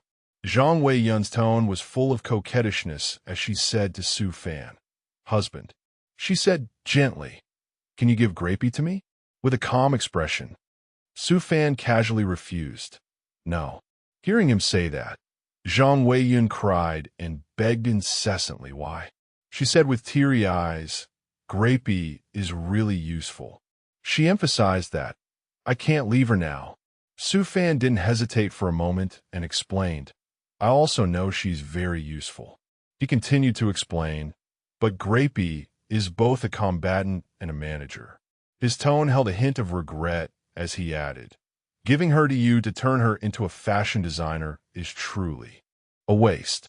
Zhang Weiyun's eyes were a little sad as she said, But husband, aren't you an artifact refinement master? She kept wondering, Can't you refine another Grapey for me? Su Fan sighed helplessly and said to Zhang Weiyun, That level of AI isn't easy to make, honey. Zhang Weiyun immediately let go of Su Fan's hand and said with some reluctance, All right. Su Fan tilted his head slightly to look at Zhang Weiyun and asked, Are you really crying? He continuously comforted her. I was wrong. He reassured her, adding, I'll give you control authority over Grapey. He continued caringly, That way, if you have any requests, you can ask her yourself. Zhang Weiyun's expression was a bit dazed as she asked, Really? Su Fan gave a playful wink and affirmed, Yup, more real than diamonds and gems. Zhang Weiyun gleefully hugged Su Fan and said politely, Thank you, husband. Su Fan celebrated silently in his heart. If I don't dote on my own wife, should I let some other guy dote on her? The two continued to be affectionate. Husband, you're so good to me. Su Fan smiled gently and said, Oh, then give me a kiss. Zhang Weiyun's tone was a little pouty as she said, You're annoying. Su Ran Tian watched every move of the two from a distance. Let's go, elder. She tried to suppress her emotions, thinking to herself, So he's already married. The scene changes to Su Ran Tian's room. The image of Su Fan and Zhang Weiyun being affectionate together continuously appeared in her mind. Elder Su, don't be like this. Su Ran Tian's inner demon began to appear, constantly provoking her. Pitiful woman. The inner demon continued to taunt. You haven't even tasted love, have you? The inner demon continued to analyze. The person you like has been snatched away. The inner demon's tone was a bit sinister as it said, That woman is so weak. The inner demon emphasized, You just need to wave your hand lightly to make her disappear. Su Ran Tian quickly retorted, No. She continued to explain, If I kill that girl, Elder Su will be heartbroken. The inner demon laughed contemptuously at her, weak, ignorant. The inner demon's tone was a bit vile as it explained, If he's heartbroken, won't you have a chance to comfort him? Su Ran Tian continuously reminded herself, Elder Su has never shown any intimacy towards her. She reassured herself, It's just her own one-sided affection. The inner demon whispered into Su Ran Tian's ear, relentlessly provoking. Go kill that bitch. Su Ran Tian repeatedly reminded herself. Snap out of it. The inner demon added. There's nothing that you, Su Ran Tian, have ever wanted that you couldn't get. The inner demon continued to urge. Go on. Su Ran Tian thought to herself. Don't do something you'll regret. The inner demon snarled, ordering. Kill her. She quickly denied it. No. The inner demon continued to ramble. Go. The word regret doesn't exist in Su Ran Tian's dictionary. With that, Su Ran Tian's eyes suddenly became sharp and cold as she said, That's right, kill her. Her tone was sinister as she continued. I'll just snatch him back. Over here, Li Xingxi's expression was a bit bewildered as he wondered. Strange. He continued to analyze. Where is this demonic energy coming from? His voice was a little worried as he kept wondering. If it's from this direction, isn't that next to Elder Su's mountain peak? Li Xingxi pondered in his mind. I want to go over and confirm. He thought with some vigilance. I didn't expect something to really be happening here. Li Xingxi was still deep in thought. With Elder Su's power, once it erupts, it will endanger the entire sect. He quickly urged himself. I have to control this demonic energy. With that, he immediately used his illusionary divine ability. The trapping formation hastily controlled the demonic energy. Is the demonic energy. Li Xingxi stared at the demonic energy before him, wondering with some confusion. Not good. I can't believe even my illusionary arts can't control the erupting demonic energy. The demonic energy quickly hid in the shadows. Li Xingxi immediately planned in his head. Elder Su's strength is far greater than mine. He landed without a second's hesitation. To trap her, I'll have to use myself as the formation's eye. So, with that, Li Xingxi deployed the 100 Realms reincarnation without any hesitation. He stared at Su Ran Tian and affirmed with certainty. As expected, she's crying. Su Ran Tian continuously questioned Li Xingxi. What's wrong with me? She continued to ask. What did you do? With a calm expression, Li Xingxi slowly explained. Senior has fallen into a demonic state. He continued. This junior could only pull you into this barrier. Su Ran Tian hastily prepared to leave Li Xingxi's barrier. I'm fine now. She ordered in a harsh tone. You can dispel the barrier now. Li Xingxi quickly refused. This junior must refuse. Su Ran Tian shouted angrily. I told you to dispel it, so do it. She kept questioning. Do you want to defy me too? With that, she immediately directed her power to attack Li Xingxi, but nothing happened. Li Xingxi smiled faintly with a hidden meaning and said to Su Ran Tian, It seems Senior is not fine. He continued to explain. I forgot to tell Senior. This barrier is called the 100 Realms reincarnation. He added in a stern voice. And this world has no spiritual energy. Su Ran Tian was so angry she wanted to rush forward and hit Li Xingxi. Li Xingxi gripped Su Ran Tian's wrist tightly and said in a stern voice, It seems I won't be able to find out why Senior fell into a demonic state today. With that, he quickly left, to Su Ran Tian's astonishment. Then I will come again tomorrow. Li Xingxi began to mutter to himself. The world of ordinary people requires eating, drinking, and resting. He urged himself, I must quickly find a place to rest. Su Ran Tian felt hungry and thought to herself, what is this? Haven't I been practicing Bigu for hundreds of years? Bigu is a Buddhist training method of not eating rice, focusing only on cultivation. Her tone was a bit bewildered as she wondered, I feel hungry in this world? Su Ran Tian quickly rummaged through everything to find food. There's nothing to eat. She thought pensively, I have to go out and find some food.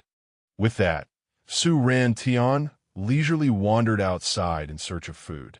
The vendor's calls echoed endlessly. Please come over. Come on over. Newly released high-grade makeup powder, steamed buns, hot and fragrant meat buns fresh out of the steamer. She quickly caught the faint, fragrant smell of steamed buns. Smells so good. The bun vendor kept inviting Su Ran Tian. Miss, would you like some steamed buns? Su Ran Tian said without a moment's hesitation, yes. She exclaimed, unable to hide her excitement. Delicious. The bun vendor said slowly, Miss, I run a small business. He continued to explain, you taste it after you buy it. Yours is 21. Su Ran Tian was a bit dazed and wondered, how much is 21? She kept wondering, where are my storage ring and storage bag? She fumbled for a long time and then said, why can't I take them out? Su Ran Tian asked again, where are my storage ring and storage bag? She continued to wonder, why can't I take them out? The bun vendor became a little impatient and raised his voice to question Su Ran Tian. Miss, are you trying to dine and dash? Su Ran Tian replied confidently, this venerable one is a grandmaster of the integration stage in the cultivation world. She continued to ramble smugly. Since I've eaten your bun, this venerable one will grant your wish. The bun vendor got angry and said, what the hell is a grandmaster? If you're sick, go get treated. He shouted angrily, give me the money now. Su Ran Tian frowned in annoyance and said, a strange man suddenly appeared, quickly coming to her rescue. This lady's money. Let me pay for it. He smiled gently and said, let's consider it making a friend. Su Ran Tian, without a moment's hesitation, forcefully pushed the man's hand away. Thank you. She added, but let's forget about being friends. She continued to explain, immortals and mortals are different. Our time is not the same. Let's not get acquainted only to suffer more. The man, undeterred, gently placed his hand on Su Ran Tian's shoulder and said, don't say that. He continued to provoke her. I just want to get to know you a little. Su Ran Tian's face was full of anger as she shouted to the man, get your filthy hand off me. With that, she unflinchingly threw the man to the ground. The other man, quick as a flash, raised a club and struck Su Ran Tian hard on the head, knocking her unconscious. The man cursed incessantly, you stinking bitch, I'll screw you to death later. The other man suggested, just sell her straight to the brothel. He explained, I think she's not right in the head. We shouldn't touch her. Su Ran Tian was immediately sold to a brothel. The voice of the brothel's madam began to ring out, here, 10 taels of silver. The man lowered his voice to signal, her temper is very fierce. He continued, please help me discipline her. The brothel's madam said nonchalantly, if she's fierce, just give her some sedatives and starve her for a few days. She'll be as obedient as a puppy. Su Ran Tian, with tears in her eyes, thought to herself, how did I end up in a situation like this? The brothel madam's tone was a little joyful as she said to Li Xing Si, you must be teacherly, right? She smiled gently and continued, your room is on the first floor, please follow me. Li Xing Si bowed his head politely and said, I'll have to trouble Matron Lu. He thought to himself, I wonder what Senior Su is doing? He couldn't hide his amusement as he thought, she must be starving by now, right? 2 girls in the brothel continuously exclaimed, the new music teacher is so handsome. I heard his music has a lingering echo that's extremely beautiful. Li Xing Si was a bit surprised and looked towards the 2 girls. He's looking over here. He wondered with some confusion, aren't those Senior Su's clothes? Li Xing Si's eyes suddenly became serious as he thought to himself, it seems she's in trouble. He continued to think worriedly, how am I going to explain this to the elder? The scene changes to the inside of the brothel's woodshed. Su Ran Tian's sighs echoed endlessly, so hungry. Her tone was a bit helpless as she said, it's been so many years since I've experienced this feeling of having no strength at all. Su Ran Tian continuously lamented, It was so hard to wake up from the drug and untie the ropes. She added, but after searching everywhere, I couldn't find anything to eat. Su Rantian thought pensively. What did people eat back then? She began to ask and answer herself. Steamed lamb, roasted bear meat, grilled bird wings. She continued to list boiled deer tail, braised duck, boiled chicken. With that said, Su Ran, filled with disappointment, lay sprawled on the floor, saying sulkily, roast goose. A bag of pastries was thrown forcefully through a door that suddenly appeared before Su Ran's eyes, making her wonder in confusion. Food. Su Ran immediately became pensive and began to think, who is helping me? Her tone was a bit doubtful as she wondered. The door seems to be open too. She continued to ramble, although I could have opened it myself. She immediately denied it, but whatever, I have food now. Without a second's hesitation, Su Ran hugged the bag tightly. Of pastries, turned around, and ran quickly out of the brothel's woodshed of the 36 stratagems. Fleeing is the best. The scene changes to the main hall of the brothel. Enthusiastic invitations rang out incessantly. Come and play, you hateful thing. Meanwhile, Su Ran was stealthily and skillfully weaving through the crowd. The brothel madam's furious voice boomed. The person who was locked in the woodshed this afternoon has escaped. She repeatedly emphasized, guard the main gate for me. With that, she growled an order to her subordinates. Search immediately. The brothel madam, filled with anger, warned Su Ran, just wait until I find you. I won't let you off. She quickly signaled to her subordinates, you lot, go search on the left. Su Ran held her breath, pressing her back against the wall, and took light steps backward. They found out so quickly. Her tone was a little fearful as she said, they have strength in numbers. How can I escape? Su Ran's panicked eyes darted back and forth. Searching for a safe hiding place. I have to find a place to hide first. Without a second's hesitation, she burst into a nearby room. Su Ran couldn't hide her surprise when she saw Li Xingzi. It's you. Li Xingzi spoke to Su Ran in a slightly stern voice. Senior, your timing is impeccable. The brothel madam's shouting could be heard continuously from behind the door. Go over there and search. Su Ran suddenly grabbed Li Xingzi's collar and growled an order. You, help me get out. She continued to explain, I already said I'm fine. Her tone was a little dissatisfied as she asked, why do you keep me locked in this world? She added, my cultivation techniques are gone. My body is like that of a cripple. Li Xingzi, without any hesitation, forcefully pushed Su Ran's hand away. Fine.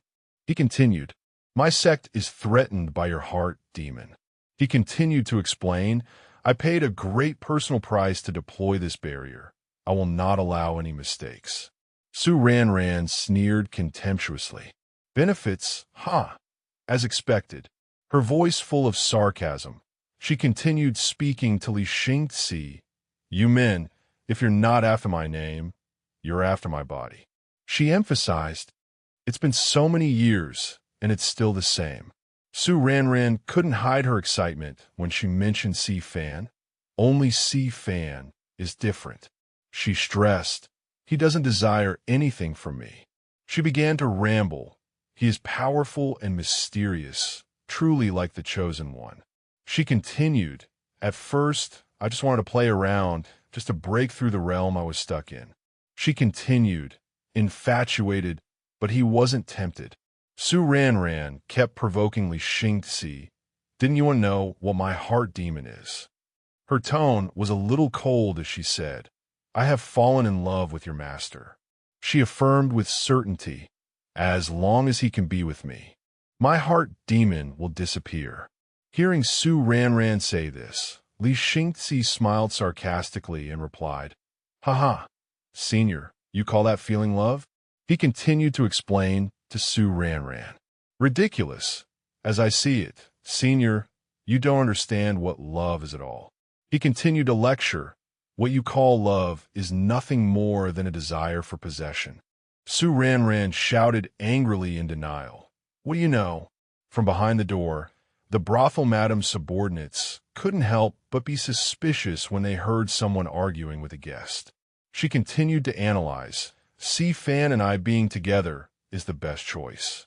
Su Ranran continuously questioned Li Xingzi. Can that woman give him what I can? Li Xingzi remained calm and replied, Then have you asked Master if he wants those things? He slowly asked further, Do you understand my master? His tone was steady, without a hint of wavering. Do you care about Master's feelings? Li Xingzi's voice was cold, but every sentence hit Su Ranran where it hurt. Have you ever tried your best for Master's sake? Do you respect my Master's decisions? He gripped Su Ranran's chin tightly and questioned her repeatedly. You don't care about any of those things.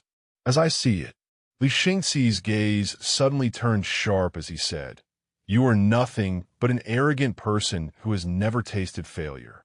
He continued to provoke. When you can't get what you want, you throw a tantrum like a spoiled child demanding it. The brothel madam's subordinates quickly discovered Su Ranran and burst into Li Xingzi's room aggressively. Who dares to barge into a guest room? Hurry, it's the wench who escaped. Go catch her. Li Xingzi said to Su Ranran without reservation. With senior skills, you probably won't get hurt. He continued to explain. Therefore, please forgive this junior for not being able to fulfill senior's request. Li Xingzi stared at Su Ranran, who was being captured by the brothel madam subordinates, and said, The brothel is a place where love and hate, money and hope are intertwined. He gently reminded her, Senior, please take a look and think for a moment. His tone was a bit serious as he said, Feelings in the mortal world are the most complicated things. Su Ranran dazedly recalled the words Li Xingzi had said to her. You call that feeling love? Do you respect Master? Childish. She began to fall into a state of contemplation. Could it be that I was really wrong? She asked herself doubtfully. In the end, what is love? The brothel madam's subordinates pushed Su Ranran hard and warned in a low voice. There, from now on, you'll live here. The subordinates repeatedly reminded them.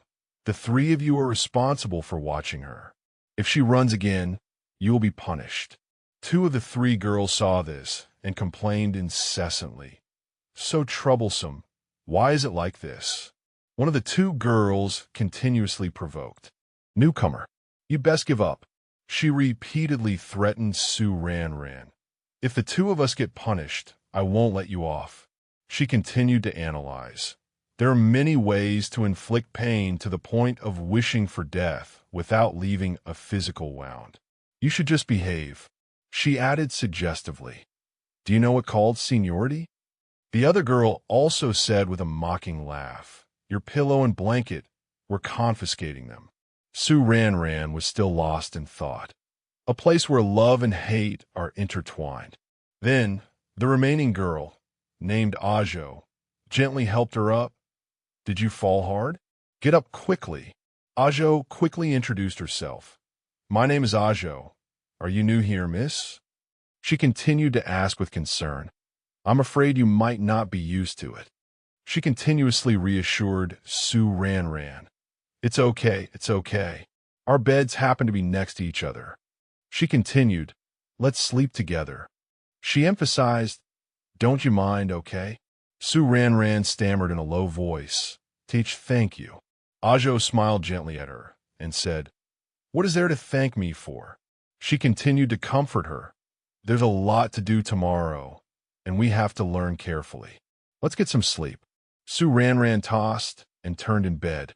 Damn it, I can't sleep at all. She cursed silently in her head. This venerable one has never slept on such a hard bed. Su Ranran felt a little sorry for herself and thought, In the Azure continent, Master never let me suffer like this. Her tone was a little regretful as she said, I'm starving to death. If I had known, I wouldn't have thrown away that pastry. Su Ranran secretly glanced at Ajo and wondered with some suspicion. Why did she suddenly wake up? Why is she looking at me? What does she want to do? Ajo slowly sat up, and her gentle singing voice began to ring out. Leaves peeked through the window. The chirping of crickets sounded like a zither, like a gentle zither. The melody rang out. The cradle sways gently. Go to sleep now, fall into a dream. Su Ranran thought drowsily to herself. It's quite comfortable having you pat my back. She thought further. This venerable one won't hold it against you anymore. Elsewhere, Li Xingzi hurriedly picked up Su Ranran's bag of pastries. His tone was a little sad as he said, I went to the trouble of stealing it from the kitchen. He continued, what a waste. A new day, the brothel madam's voice continuously rang out. You all scrub it well. She emphasized, an important guest is coming tonight. Su Ranran immediately frowned angrily and said, ordering this venerable one to do such dirty work again. Ajo, standing to one side, noticed Su Ranran's anger and reminded her, if you don't work, you don't get to eat. Su Ranran reluctantly thought to herself, honestly, when have I ever had to do these things before? The scene changes to Li Xingzi's zither class. The two girls who shared a room with Su Ranran constantly teased her. Look at her, she's so stupid. Even her zither playing is disgusting. Su Ranran did not hold back. She played the zither with all her anger and indignation, causing her two roommates to complain constantly. You scared me. Why are you playing so loudly? The two girls looked at Su Ranran with astonished eyes, which made Su Ranran provoke them continuously. You have time to badmouth others. She continued, you'd be better off practicing more. Her tone was a little sarcastic as she said, do you play the zither with your mouths? Your mouths are too foul. Hearing this, Li Xingzi quickly replied, correct. He affirmed with certainty. I think the two of you don't need to come to zither class tomorrow. Without a moment's hesitation, Li Xingzi said to Su Ranran's two roommates, when it comes to playing the zither, the two of you truly have no talent at all. He added in a stern voice, learn something else. One of the two girls, feeling unconvinced, pointed directly at Ajo and questioned her. What? She shouted angrily. I have no talent. Does she? Li Xingzi stared at Ajo and gently explained. Although her hand technique is not good, he continued to elaborate. But there are no wrong or missing notes. His tone held a bit of praise for Ajo. Her intonation and musical sense are both excellent. Hearing Li Xingzi's praise, Ajo let out a sigh of relief. Su Ranran's tone was full of confidence as she said to Li Xingzi, what about me? She continued to ask, I didn't play any wrong notes either. She urged, evaluate me too. Li Xingzi thought for a long time before speaking. What if I said you're a bit of a show-off with your skills? Su Ranran frowned in annoyance and said, you? Li Xingzi slowly explained bit by bit. I'm not trying to oppose you. He began to explain patiently. It's just that although you didn't play any wrong notes, your rhythm is chaotic. You have a habit of forcing the beat, with the next note encroaching on the previous one. Li Xingzi said to Su Ranran in a slightly stern voice, you played the piece, High Mountains and Flowing Water, impulsively and without any emotion. He continued to analyze, and you are nothing but arrogant. This really cannot be said to be well done. Li Xingzi continued cautiously. Senior, forgive me for being blunt. Then he began to present his point of view. Playing the zither is not a simple thing. Your state of mind is very important. Li Xingzi's eyes suddenly turned sharp as he said, all right, you will stay behind for extra lessons today. He ordered in a low voice, the rest of you are dismissed. You are not to stay. Ajo, a little scared, hurried away quickly. The teacher looks so fierce. Let's run. Su Ranran's tone was a little angry as she questioned Li Xingzi. This venerable one doesn't play well? Then you play for this venerable one to hear. She continued to provoke him. Let's see if you're better than me. With a calm tone, Li Xingzi replied leisurely. This junior wouldn't dare say, I play well. He skillfully retorted while playing the zither. Just let your mind be at peace. Use your heart to think and feel. Su Ranran wondered, a little dazed. This zither music, what's going on? She was immersed in memories of her zither lessons with her master. I never felt this way when I was learning the zither. Su Ranran thought pensively. It's as if time is slowing down. My body feels like it's drifting. Her tone was a little amazed as she continued. Do I need to use my heart to think and perceive the zither's music? She slowly analyzed. From a zither's high mountains and flowing water, I seem to truly feel the empathy between soulmates. She nodded slightly in agreement. So it turns out that superb technique isn't enough. You also need to use your heart. Su Ranran's tone was a little embarrassed as she reminded herself. I'm getting captivated again. She continued to reassure herself. How can I be mesmerized by this zither music? Li Xingzi said to her gently. Senior, if you are restless, you can meditate here. He added, this incense helps to focus the mind. He gently emphasized, I'll be leaving first. Su Ranran's face was full of anger as she shouted towards Li Xingzi. Senior this, senior that. She continued to grumble, putting on the airs of a teacher. With that, Su Ranran's eyes widened in surprise when she saw a plate of pastries on the table. There's food. She looked around warily before hastily putting a piece of pastry in her mouth. Chewing voraciously, savoring every bit. Nom nom, so good. Li Xingzi quietly observed Su Ranran, his eyes following her every move. He smiled faintly with satisfaction, thinking to himself, the traces of the heart demon seemed to have faded. His tone was a little joyful as he continued. It seems I'm finally about to escape this world. The scene changes to nighttime in the communal dormitory. Su Ranran asked Ajo in a low voice, Ajo, are you asleep? Ajo quickly replied, not yet. She asked Su Ranran with some curiosity. What is it? Su Ranran said hesitantly to Ajo. Ajo, do you know what love is? Ajo said in a low voice. Love. Then I'll secretly tell you a secret. She continued to recount. I used to have a sweetheart. She smiled suggestively at Su Ranran. I'll show you tomorrow. The scene changes to the second floor of the brothel. The voice of Ajo's sweetheart rang out incessantly. Customer, would you like a bowl of noodles? He kept inviting. The broth simmered from pork bones is delicious. Ajo gently explained. That's him. My sweetheart. Below, the voice of Ajo's sweetheart continued to ring out. Come eat noodles. He said cheerfully. Delicious hand-pulled noodles, extra large portions guaranteed to fill you up. Su Ranran, a little dazed, questioned Ajo. That's him? Ajo, without a second's hesitation, quickly affirmed. Yes, that's him. Su Ranran's face showed some confusion as she wondered. From the way you were last night, I thought he was some perfect guy. Her tone was full of disappointment as she added, I didn't expect him to be just this. Ajo's face flushed with embarrassment as she explained, What do you know? She continued to analyze for Su Ranran. Why does liking someone require them to be so perfect? Ajo explained patiently, liking someone only takes a single moment. With that, she began to tell a story.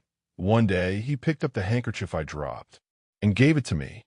She continued to recount. I wanted to give him some snacks, but he didn't dare to accept. Ajo couldn't hide her excitement as she continued. He didn't even dare to look at me. Her face was full of joy as she recalled the moment her sweetheart returned the handkerchief to her. Miss, your handkerchief. It was that shy moment. She exclaimed joyfully. Isn't he adorable? Su Ranran's face was a little speechless as she said to Ajo, If you say he's adorable, then he's adorable. With that, both Su Ranran and Ajo heard the voice of Ajo's sweetheart's wife. Husband, have some water. Ajo's sweetheart smiled gently and said, Wife, you must be tired. Wipe your sweat. Ajo's sweetheart's wife also quickly replied, "It's okay." Upstairs, Ajo trembled uncontrollably and said he's married. Seeing this, Su Ranran hurriedly grabbed Ajo's sleeve and said, "Don't go. Don't be afraid." She continuously reassured her. "Ajo, you're prettier than her, and richer than her too." She affirmed with certainty, "You can definitely snatch him back." Ajo, without a second's hesitation, forcefully pulled her hand away from Su Ranran's. "No need." Su Ranran's tone was a little confused as she questioned Ajo, "Why not?" She continued to comfort her. "I believe in you. You can really snatch him." Ajo, with tears welling up in her eyes, said to her, "But if that's the case?" She slowly analyzed. "Wouldn't that prove that he's blinded by money and beauty?" She explained patiently, "A person like that." She continued, "Is he really worth my love?" Su Ranran's face was full of surprise as she wondered. But shouldn't you get what you like?" Ajo gently comforted Su Ranran with a light pat on the head. "Silly girl." She began to analyze pensively. "People are not objects. Human feelings must be mutual." She continuously explained, "Only someone who helps you without asking for anything in return." She emphasized, "is someone who truly wants what's best for you from the bottom of their heart." Ajo smiled suggestively at Su Ranran. "That is the person who is worthy of our love." The scene changes to the brothel's corridor. Matron Lu's urging voice rang out incessantly. The courtesans are about to go on stage. She repeatedly ordered, "What are you dawdling with the zither for? Get over here." Her subordinates shouted angrily, "Hurry up, Matron Lu is getting angry." "Over here." A gentle girl's voice rang out, "Xiao Tian, I'll help you carry the zither stand. Wait for me to come back." On the other side, a girl's voice complained incessantly, "Don't mind her, she's so slow. Hurry up, I don't want to get scolded because of her." Su Ranran turned her head slightly to look at Li Xingzi and said, "Li Xingzi, perhaps you were right." Li Xingzi thought to himself, "The traces of the sun demon have faded." He smiled smugly and replied to Su Ranran, "Is that so? It's almost time." The scene changes to a few days later. Matron Lu asked a subordinate in a low voice, "Are the new girls done with their training?" The subordinate replied politely, "I think they've all learned very well." She quickly ordered, "Then let them go on stage first tonight." The scene changes to that night. Below the stage, Su Ranran cried out in vain, "I'm not going." Matron Lu's subordinates warned in a low voice, "We've raised you for so long. Wasn't it all for today?" The subordinates repeatedly reminded her, "You're not allowed to refuse." Su Ranran stubbornly denied, "I'm not going on that stage." Matron Lu stared at Su Ranran and said with a contemptuous laugh, "The stage?" Her tone was a little vile as she added, "Who said you had to go on it?"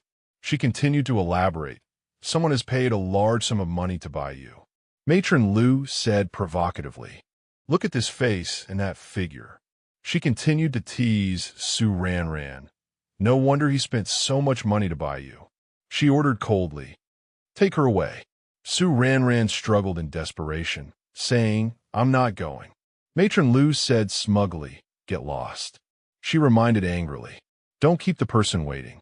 Matron Lu's subordinates threw Su Ranran to the ground with tremendous force and said nonchalantly, "We're here." She was thrown hard onto the floor. "My body aches, you people." Su Ranran begged, trembling, "Open the door." Her eyes were filled with despair as she cursed silently. In her head, "Damn people, you all deserve to die." She continued to curse. Forcing others is nothing to be proud of. Su Ranran was still lost in thought. Forcing others. She thought for a long time and then said, "Didn't I also force Elder Su in the beginning?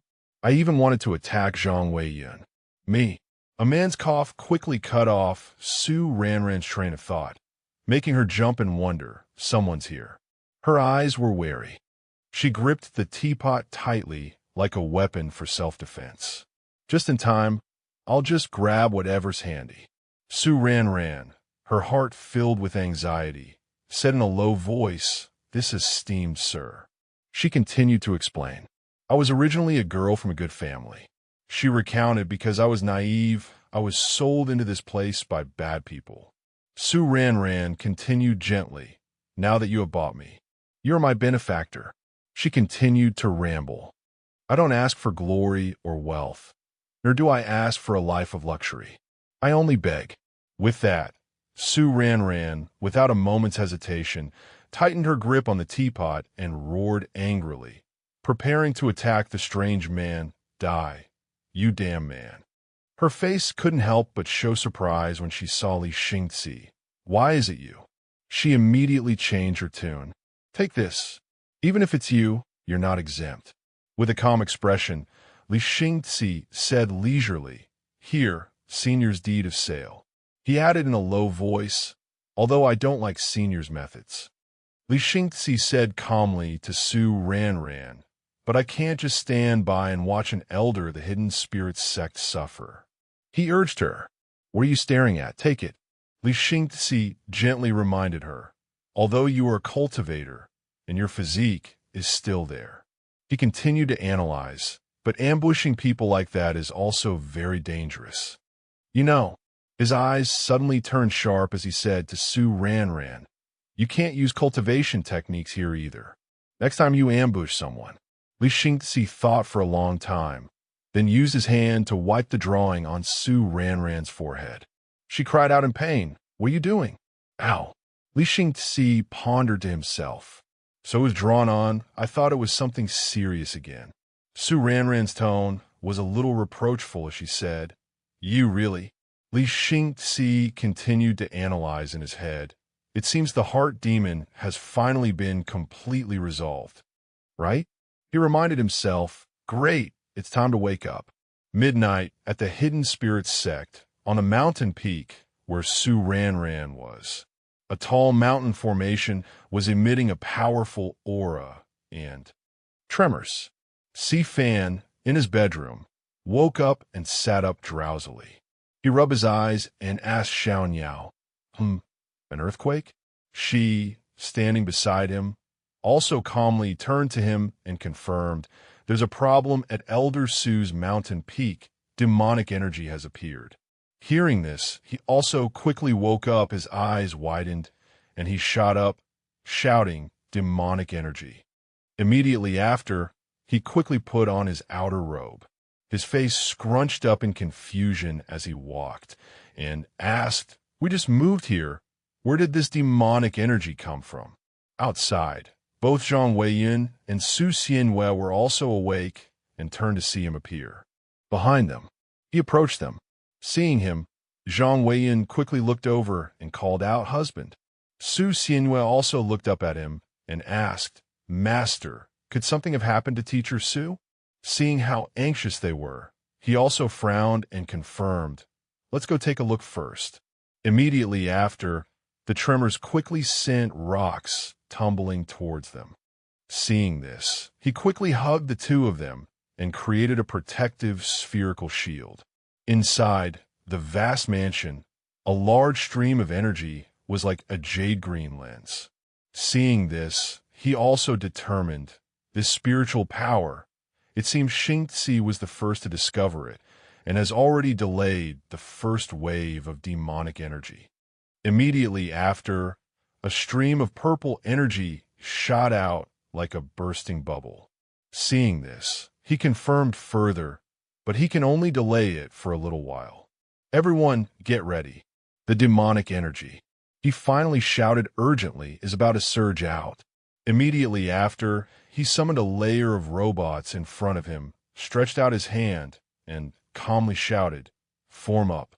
Immediately after, the puppets stretched their hands forward, launching an energy orb. He, from behind, also stretched out his hand to control them and shouted, "Activate the formation." Suddenly, the energy inside gradually dissipated and the hole began to grow larger. Seeing this, he shouted in astonishment, "Wait." Immediately after the energy disappeared, Su Rantian was standing amidst the fading energy. Beside her was Ka, standing with his eyes closed and arms crossed. She raised a hand to touch the mark on her forehead while shouting inwardly, "It's gone." A smile on her lips. Above him, he retracted the puppets and called out, "Elder Sue, are you all right?" That demonic energy just now was terrifying. Seeing this, she also looked up towards him. Her gaze met Zhang Weiyun, who was hugging his arm and also looking down with wide eyes. At the sight of them, Su Rantian's eyes widened in surprise. She noticed their intertwined arms. Then, she bowed her head as if she understood something. Then she raised her head, her face flushed with a radiant excitement, and said, "Thank you for your concern, Elder Sue. I had a small mishap during my cultivation. I'm fine now." She added, "It's late. Everyone should go back and rest." Seeing her like that, he took Zhang Weiyun's hand, turned to leave, and didn't forget to wave goodbye. Beside him, Su Xianyue also turned to leave. Su Fan thought to himself, "Looks like she doesn't want to talk about it. I'll ask Tintu next time." He still smiled and confirmed, "That's good then. We'll head back first." Below, Su Rantian saw this and waved goodbye to them enthusiastically. Behind her, Ka also smiled and waved goodbye to them. Seeing him, he thought to himself, "Now that I think about it, the divination I did for Tintu said he would encounter something special. Could be this demonic energy incident." Afterwards, only the two of them remained. Ka clasped his hands, bowed his head, and said, "Congratulations, Senior, on overcoming your inner demon." Beside him, Su Rantian glanced over at him.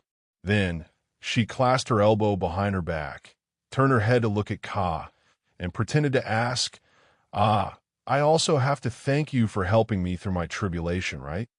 Seeing this, he turned away, then closed his eyes and waved his hand, saying, "Senior, you don't need to worry about it. I only helped you to protect the sect." Seeing he was still being stubborn, she narrowed her eyes, tilted her head, and teased, "Then thank you for helping me unlock my room on the first day." Seeing her teasing him, Ka closed his eyes, pouted, and replied, "Senior, you're thanking the wrong person." In the quiet night, Su Rantian slyly asked Ka, "So who threw that grilled pastry to me?" He replied coldly, "I don't know." Then, Su Rantian asked again, "What about the snacks in the zither room?" Finally, Ka shouted, "It wasn't me anyway." The two of them walked up the bridge back to their rooms. Ka said, "So tired, I really want to go back and sleep," while she, walking behind, let out a sound. The next morning, a new day dawned amidst the mountains, in a pavilion surrounded by green peaks. Su Fan sat on the edge of the pavilion, stretching, closing his eyes, and yawning widely. Yua. Beside him, Su Xianyue, with her hands clasped behind her back, looked at him and chirped, "Master, I want to go out and find treasures." Hearing this, he poked her on the head, narrowed his eyes, and asked, "Have you collected all the materials I told you to gather last time? And you want to go find treasures?" Seeing this, the little girl looked at him with sparkling eyes and massaged his leg fawningly. "I have to go out to collect materials too, Master. So you agree to let me go out, right?" Seeing this, he held out a small watch. She watched it with expectant eyes. Immediately after, he frowned at the little girl, patted her small face, and confirmed, "Go on.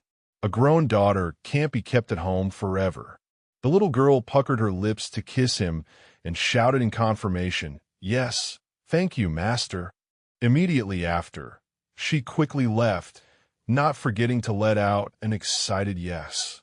He, from behind, watched her figure, frowned, sighed, and touched his chin, thinking that, "I feel like this child, Xianyue. Ever since she was spun around by someone, her intelligence has been fluctuating." Immediately after, he turned around, dropped his hand from his chin, looked at the distant mountains, and thought, "TSK. I feel my current merit and fortune aren't enough to help her anymore. Where should I go to earn some more?" Suddenly, Grape appeared before him with a shock and announced, "Master, A lady from an island calling herself Feng Chongning requests an audience. He was startled and looked at her, his hand still resting on the armrest, and confirmed, "An audience? I feel this person is a friend, not a foe. Let her in." Immediately after, a figure quickly descended. It was Feng Chongning, the pavilion master of the Nine Phoenix Pavilion, Feng Chongning. When she saw him, she spoke seriously, "Greetings, Elder Su." Seeing this, he couldn't help but tremble, his hands clutching his thighs, but his expression remained extremely calm.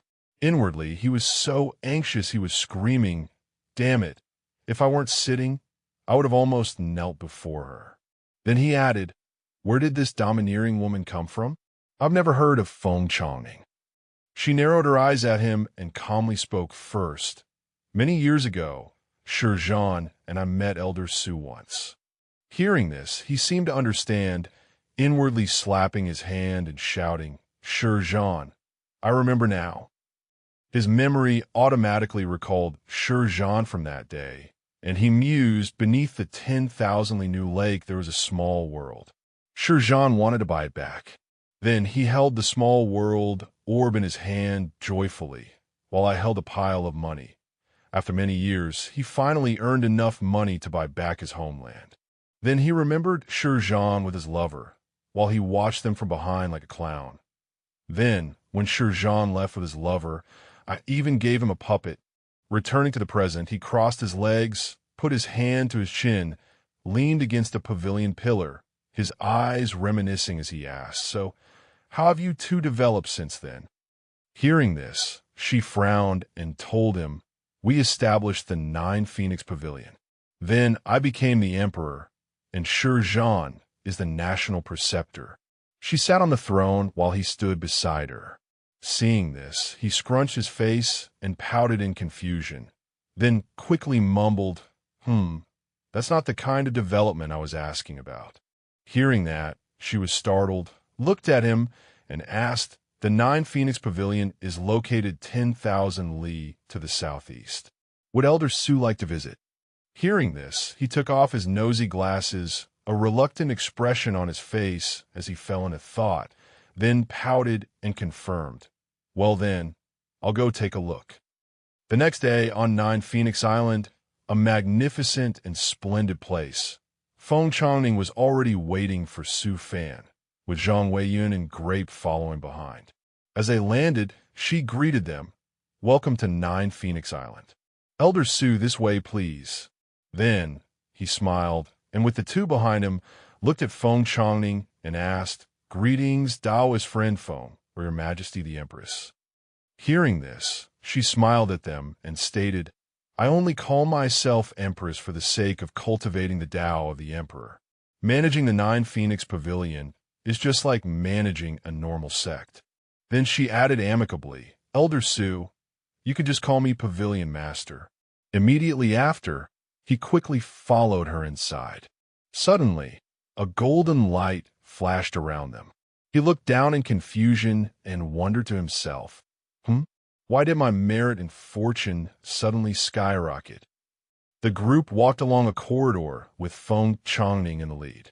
She explained, "When we first came to the island, it was just a barren land." She then added, "The resources were all seized by the great clans, and the common people were suffering." The three behind her followed and listened. Soon, they reached a high section of the corridor with a view of the distant mountains.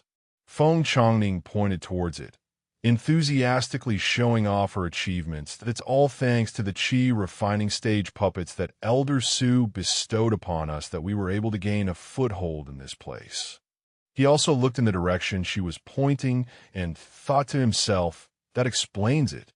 Then, the merit points above his head continuously increased. Merit +1, merit +1. Inwardly, he was already smug, crossing his arms and thinking, I really have an eye for investment." Suddenly, Zhang Weiyun beside him tugged at the hem of his sleeve and called out, "Husband." He glanced over at her. Then, Zhang Weiyun whispered softly in his ear, "Husband, aren't the Qi refining stage puppets a bit outdated?" Pavilion Master Foam is already at the late golden core stage.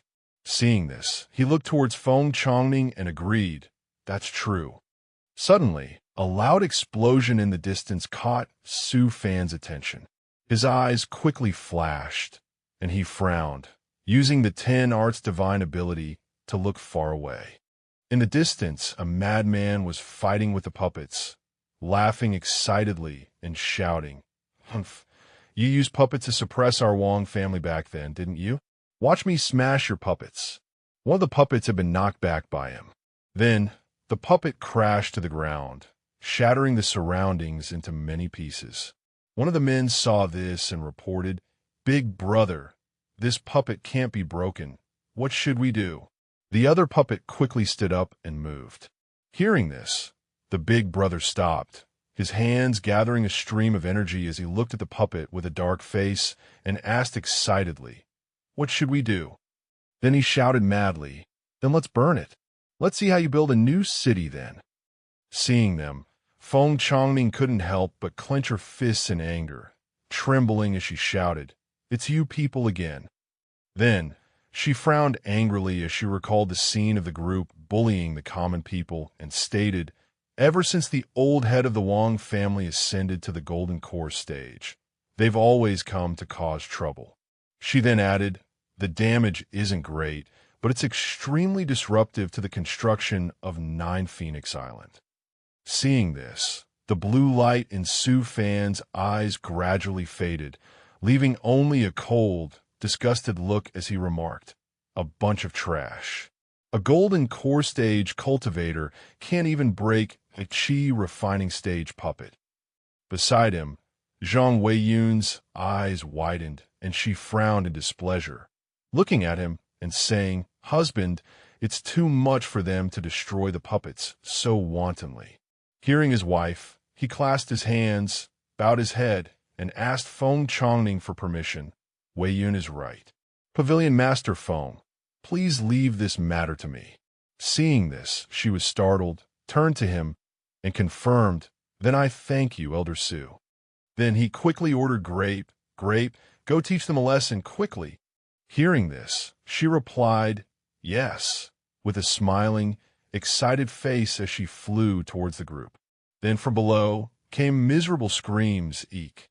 While the group above stood with their arms crossed, watching. Soon after, Grape quickly threw them in front of him, and he turned to look at them with contempt. Then, she grabbed one of them by the collar, causing him to panic. Immediately after, she took out a gray piece of paper and asked him, "Question, what color is this paper?" He trembled as he looked at the paper, his face panicked and sweating as he answered, "Gray, it's gray." Seeing this, she quickly punched him in the face until he was unrecognizable, blood spurting from his mouth. Then, she pulled him up again, his face now swollen. She held up a red piece of paper and asked him, "How about now?" The guy, with his eyes barely open, answered, "Red, it's red."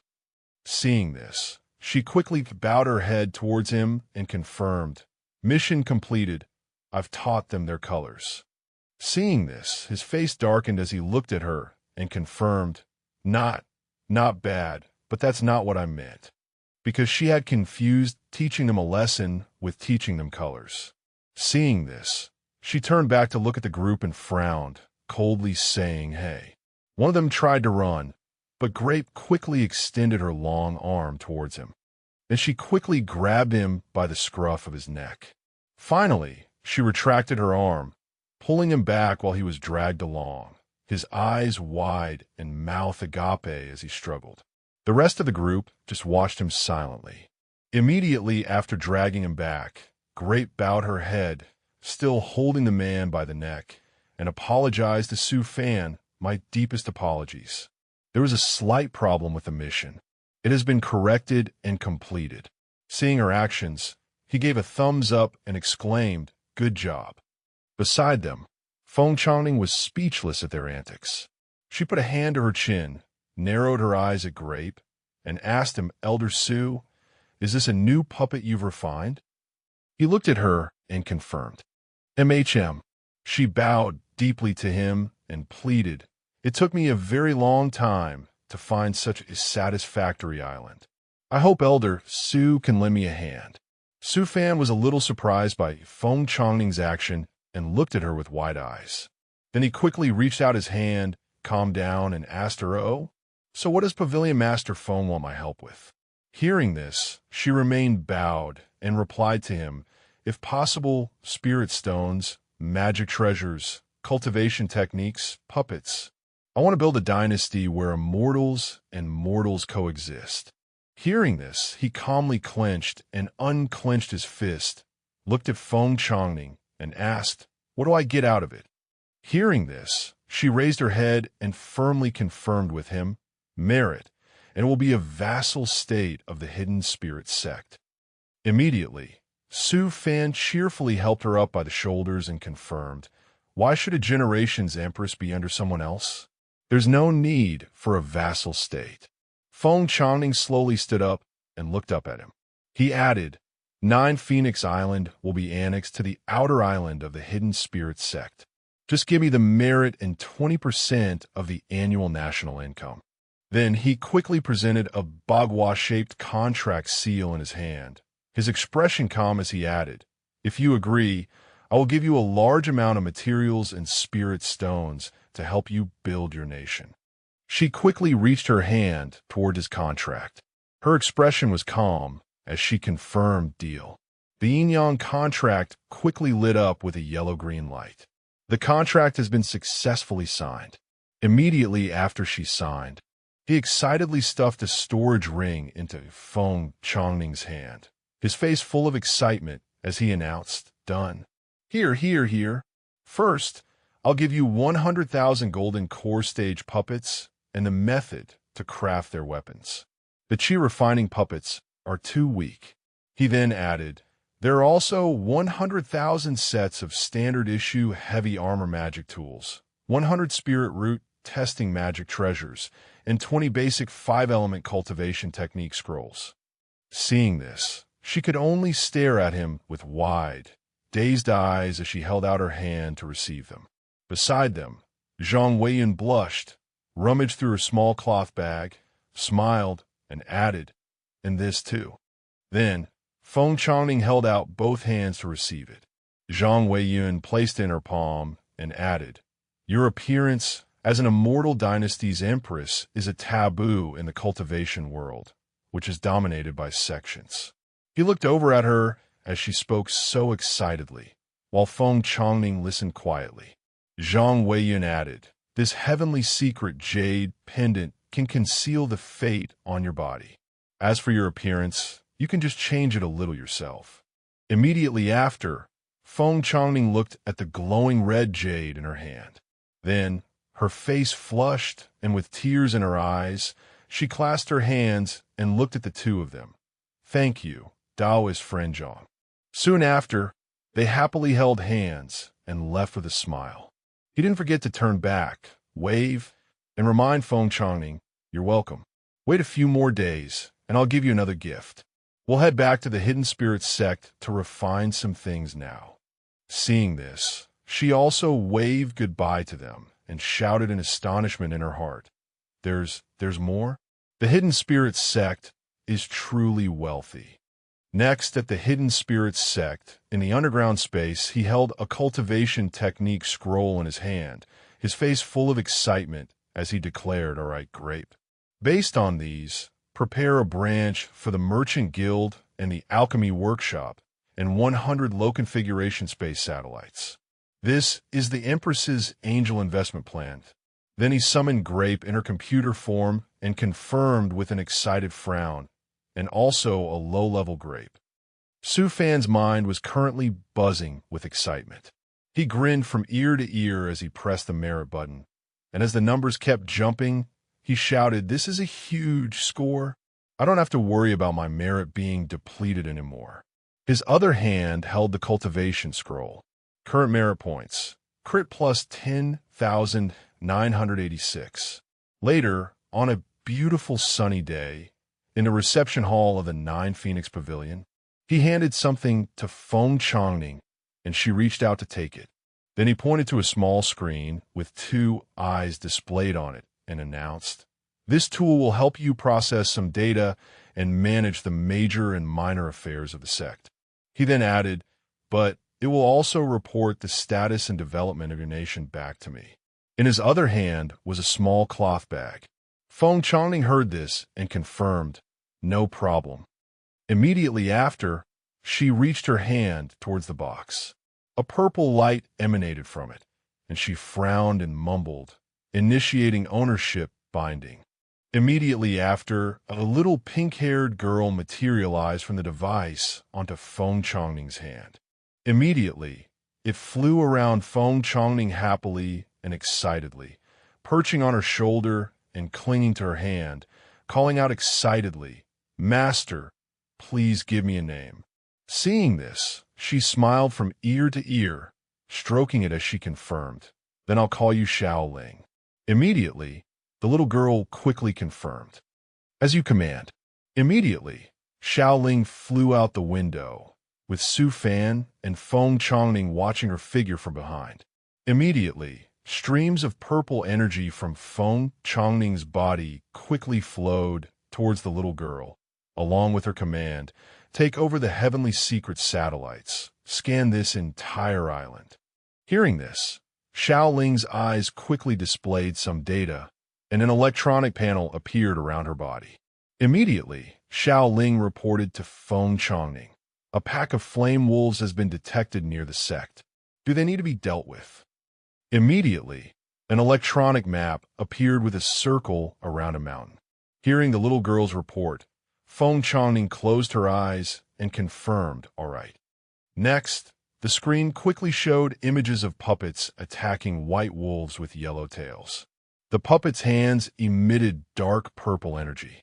Seeing this, Feng Changning was a little startled as she looked at the screen, then said in astonishment, "Using golden core stage puppets to surround and capture nascent soul stage demonic beasts.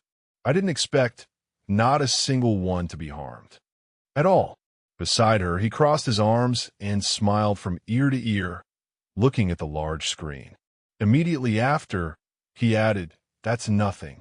If Grape had taken action, you probably wouldn't even see a drop of blood." On the screen, he pointed at the wolves that had been killed by the puppets on the ground. Then he pointed to another area and added, "Moreover, look, it's a group of puppets dressed as doctors, pointing a light beam to analyze the wolf." He then added, "After hunting, the puppets can also directly process them into materials for you." Immediately, Su Fan smiled happily, turned his head, and confirmed, "Pavilion Master Feng, all you need to do now is focus on expanding your manpower." Seeing this, she also turned her head to look at his departing figure. Immediately, a worried expression flickered across Feng Changning's face as she frowned at him and asked, "Elder Su, please wait. I have one more matter. Some time ago, Zhan discovered a small world in the endless sea, but after entering, he never came back out." She then added, "It's located about 40,000 li to the northwest. Could Elder Su help me find him?" Hearing this, he turned his head and frowned, shouting with some annoyance as he confirmed, "What? 40,000 li is already considered the deep sea. A nascent soul stage cultivator like him went there to die." He raised his hand in some displeasure. Seeing this, Feng Changning looked at him and stammered, "He only did it for me." Immediately, he turned around and agreed, "I know. I'll send someone to look for him." Then he thought of Zhan and Feng Changning and their love, and as he left coolly, he thought to himself, "Truly, a hero can't resist a beauty." 3 days later, he, in the form of Yukong, was on a boat at sea. Su Fan stood at the bow, looking down at the sea, and remarked, "The monkey form doesn't seem convenient for going into the water. I should change to the fish form." No sooner said than done. He quickly transformed into the form of a merman with a tail and scales.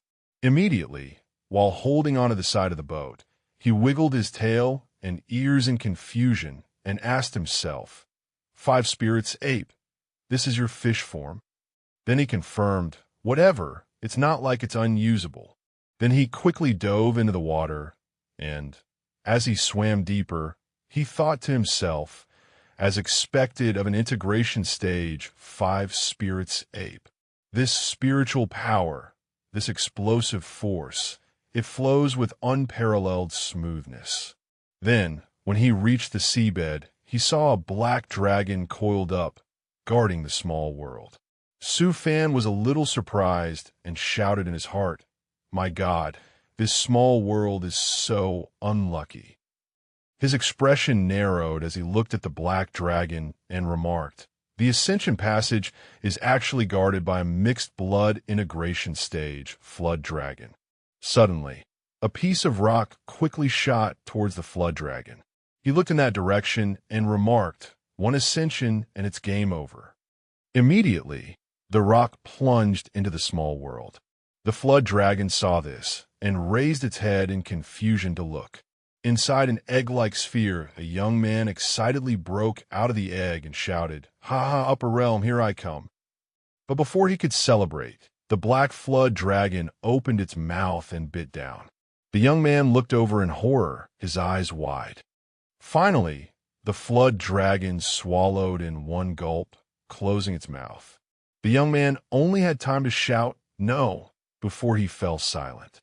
Immediately after, he struggled with all his might, throwing out everything he could, shouting angrily from within the flood dragon's open mouth, "Ugh, let go."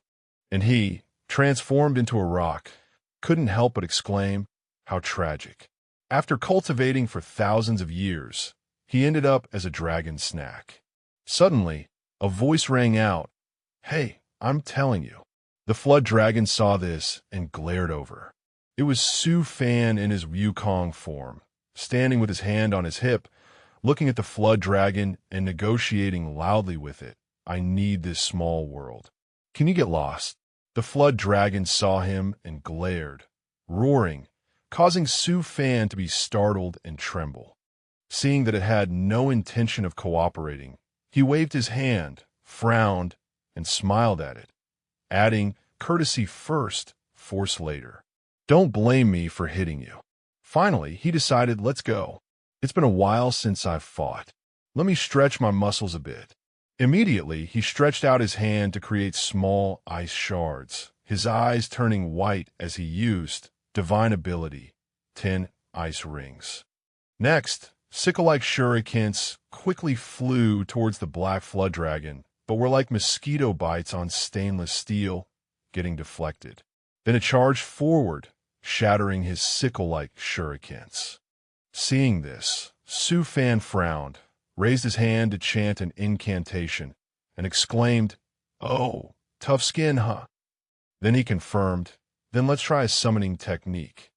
Immediately, he used divine ability, 10 spirit evocation, summoning a snake along with a dense swarm of small fish. They followed his hand command. Immediately, they flew over and bit the black flood dragon relentlessly. Over here, while controlling the puppets to bite the flood dragon, he laughed with delight and remarked, "Haha, it seems my prediction was right. An integration stage demonic beast like this, I can even fight 2 of them." Suddenly, a sound came from the screen, startling him and making him look over in wonder. This roaring sound, his face darkened, and he turned his head away, asking himself with a bit of fear, "Haha, are there really 2 of them?" On the other side, a red flood dragon, a black flood dragon, and another black flood dragon were chasing him, causing him to struggle with a dark expression, running and shouting in frustration. "Damn it, the whole family, big and small, has come out to fight. Is this passage your family heirloom?" On the other side, the young man also emerged from a bubble and looked around excitedly, remarking, "Is this the upper realm? Why is it in a sea region?" Behind them, the black flood dragon saw the young man and quickly bared its fangs, lunging forward. Seeing this, he grabbed the young man and warned, "Be careful. What are you standing there for?" The other person was frozen, unable to react, his eyes wide. Immediately after, The flood dragon snapped at them, but he had already grabbed the young man and fled. Lin Wufeng, only now coming to his senses, looked at the flood dragon behind them and screamed, "Ah!" Immediately after, Su Fan suddenly stopped. He then turned around, his whole body glowing as he held Lin Wufeng, who was clinging to him tightly. His body also emitted a golden light.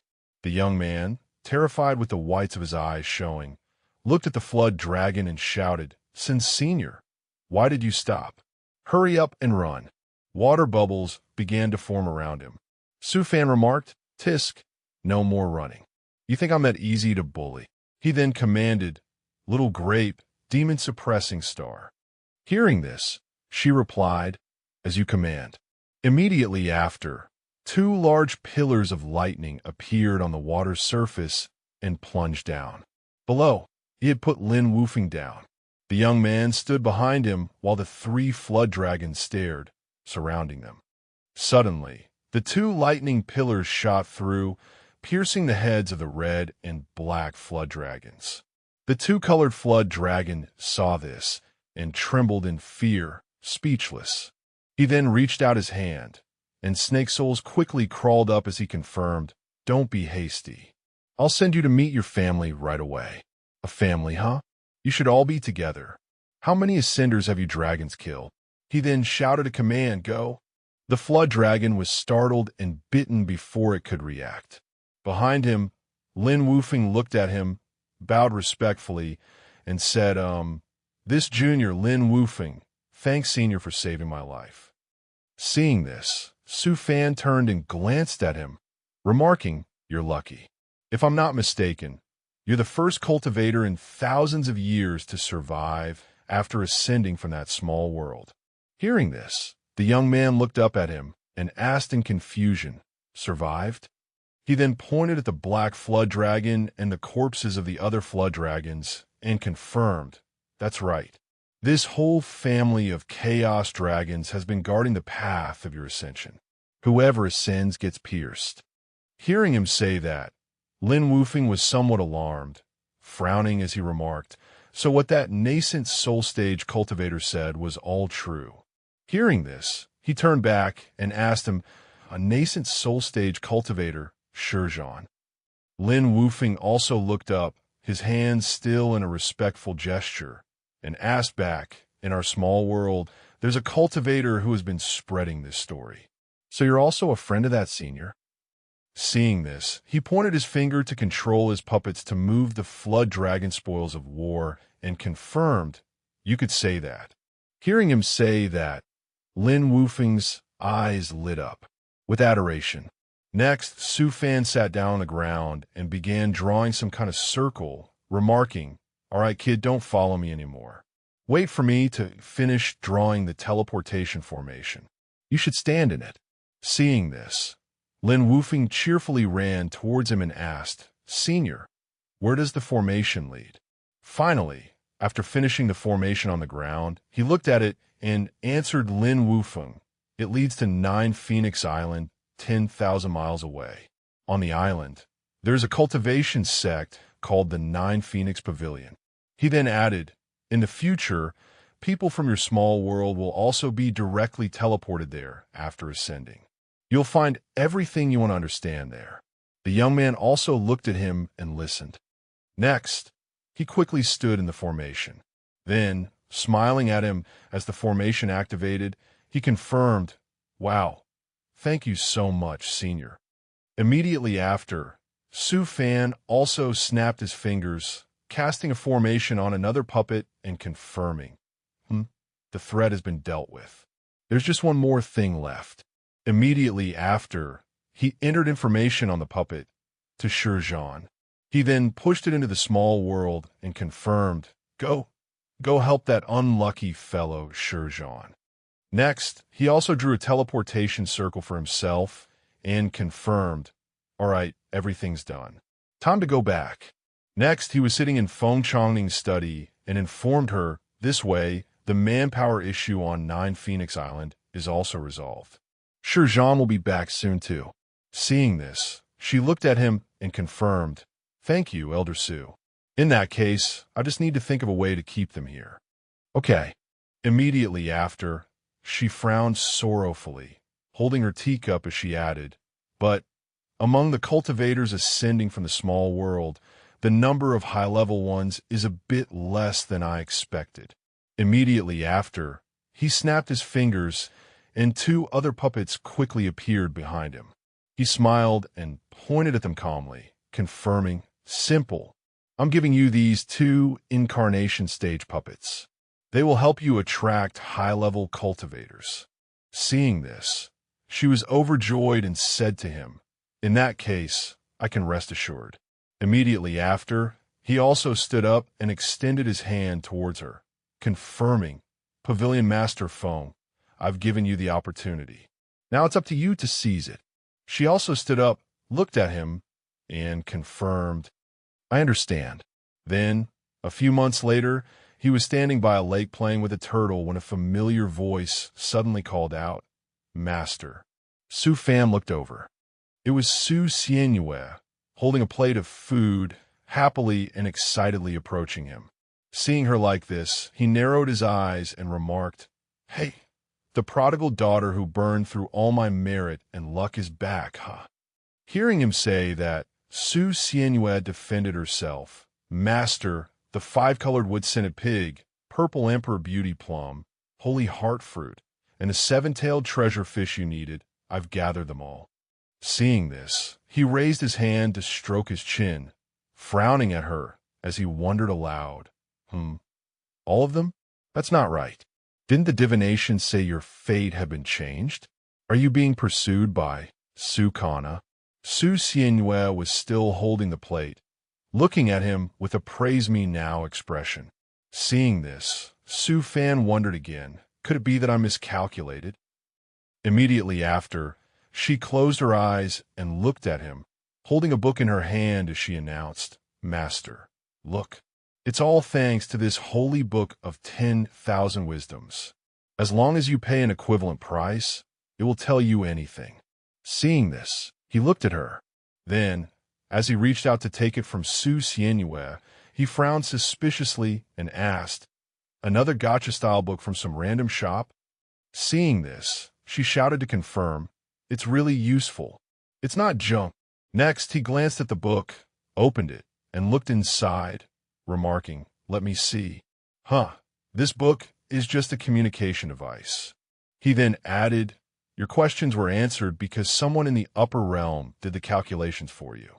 A divination from someone in the upper realm is naturally very accurate." Hearing this, the girl excitedly grabbed his hand, tears streaming down her face as she asked, "Master, so this holy book of 10,000 wisdoms is also a fake?" She then lamented tearfully, "Is my luck still that bad? That person from the upper realm will use it to control me, won't they?"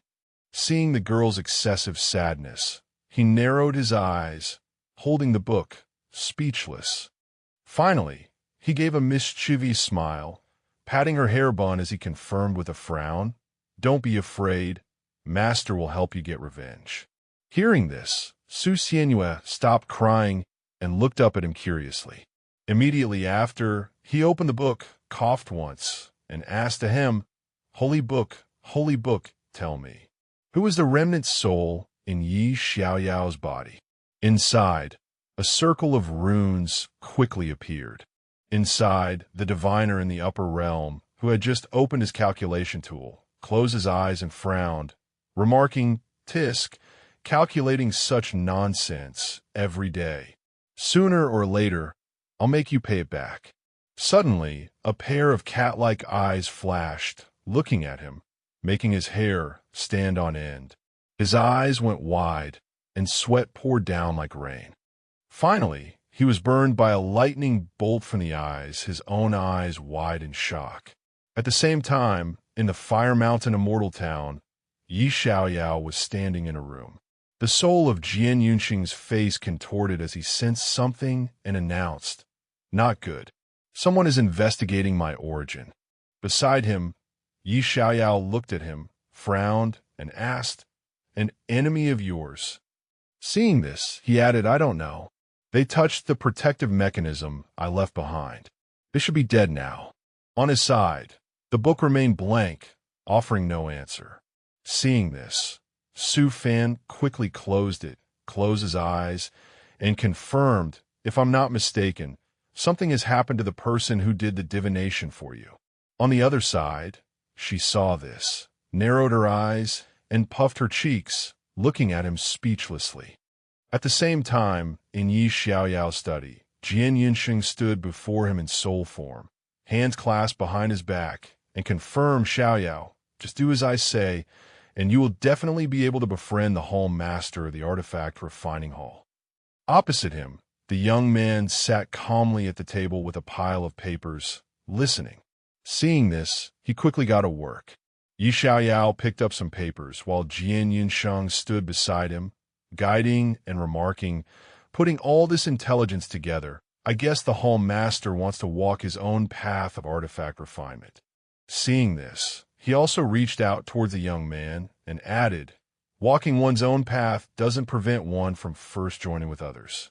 I once absorbed the soul of an artifact refining immortal master. Here, this is his restored memory. Hearing this, Yi Xiaoyao glanced at him, listening. Jian Yinsheng added, record it with a jade slip. Find an opportunity to give it to the Hall Master. Immediately after, he poked Yi Xiaoyao's forehead, and the young man, in pain with tears welling up, shouted in protest, faking it again? Did you forget that the last time we faked something, no one even bothered to look at it? Seeing this, he angrily shouted, correcting Yi Xiaoyao's words. How can you call this faking? It's a real memory. That's what matters. Later, in the artifact refining hall, Jian Yinsheng and Yi Xiaoyao entered the hall's entrance. Outside, a guard announced, the Hall Master has made a new breakthrough in the Tao of artifact refinement. He is in seclusion. Guests, please return. Hearing the guard, the young man thought to himself, I heard that he received an immortal script formation from that senior. Sigh, it would be great if I could take a look too. He then said regretfully, what a coincidence. All right. Beside him, Jian Yinsheng stroked his beard. Yi Xiaoyao then turned to leave, his brows furrowed with some urgency as he mumbled to Jian Yinsheng, Old Jian, the path to the Hall Master of the Artifact Refining Hall is also a no-go. He then added, why is it so hard just to find someone to refine a sword formation?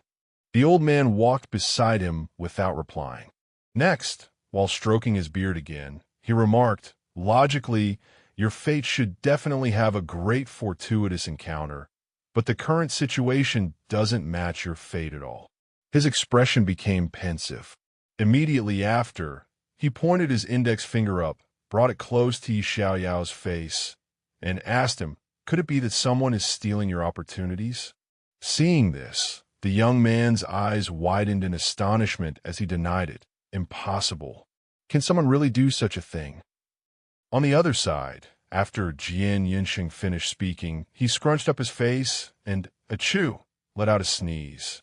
Seeing this, Zhang Weiyan quickly became worried to the point of tears and hugged him, shouting, husband, why such a big sneeze?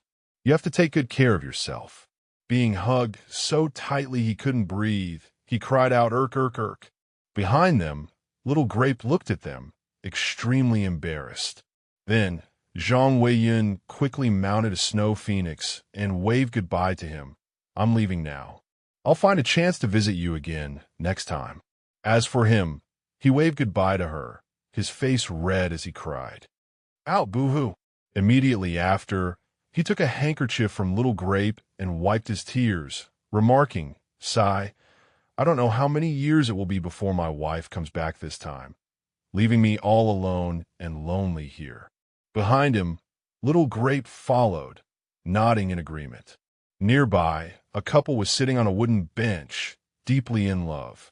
Seeing more and more couples around, he became angry, clenched his fists, and asked Little Grape in frustration, Little Grape, don't you think there are too many couples in the sect? Seeing this, she looked around awkwardly and confirmed, It's been like this ever since the last sect mission you issued, after they brought back the female disciples of the Sacred Union of Joy. Hearing this, he couldn't help but feel frustrated, looking up with tears streaming down his face as he grimaced and shouted in discontent, "Ah, am I the only one in the sect who's all alone?" Beside him, Little Grape's eyes widened as she watched him.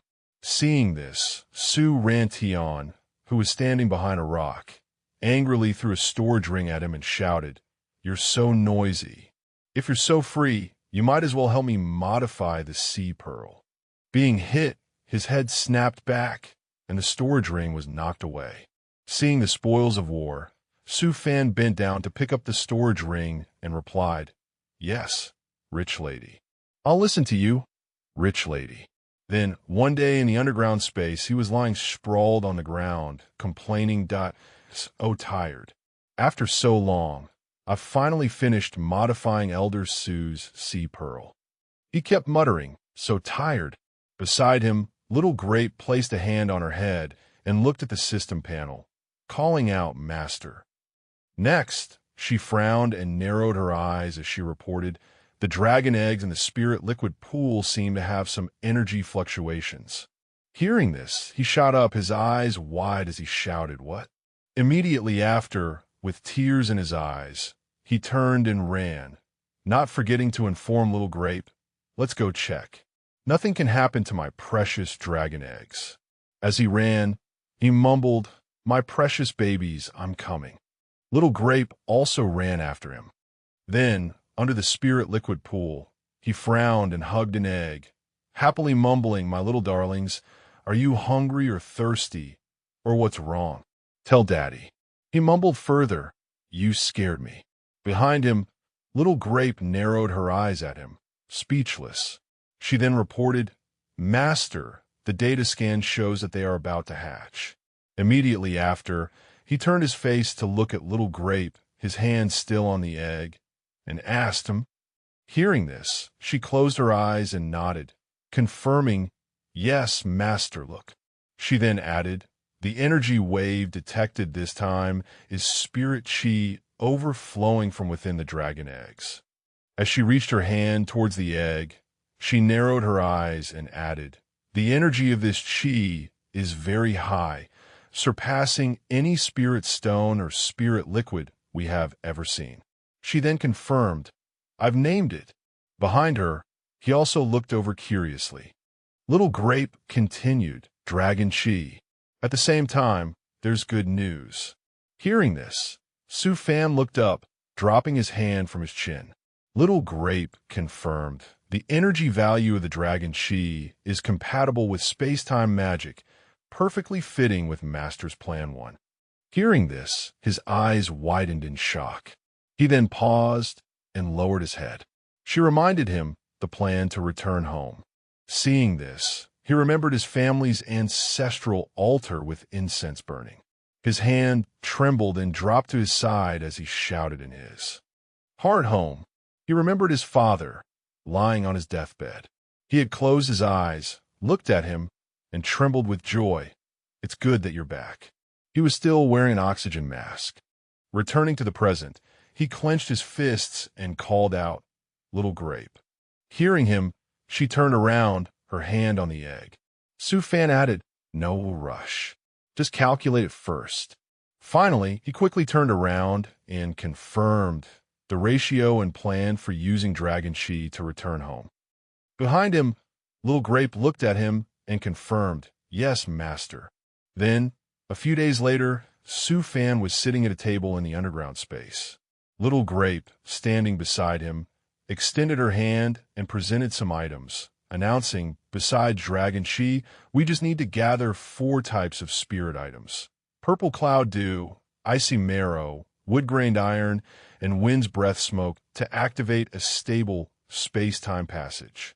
He was holding a scroll in front of a screen and asked, "The things you mentioned?"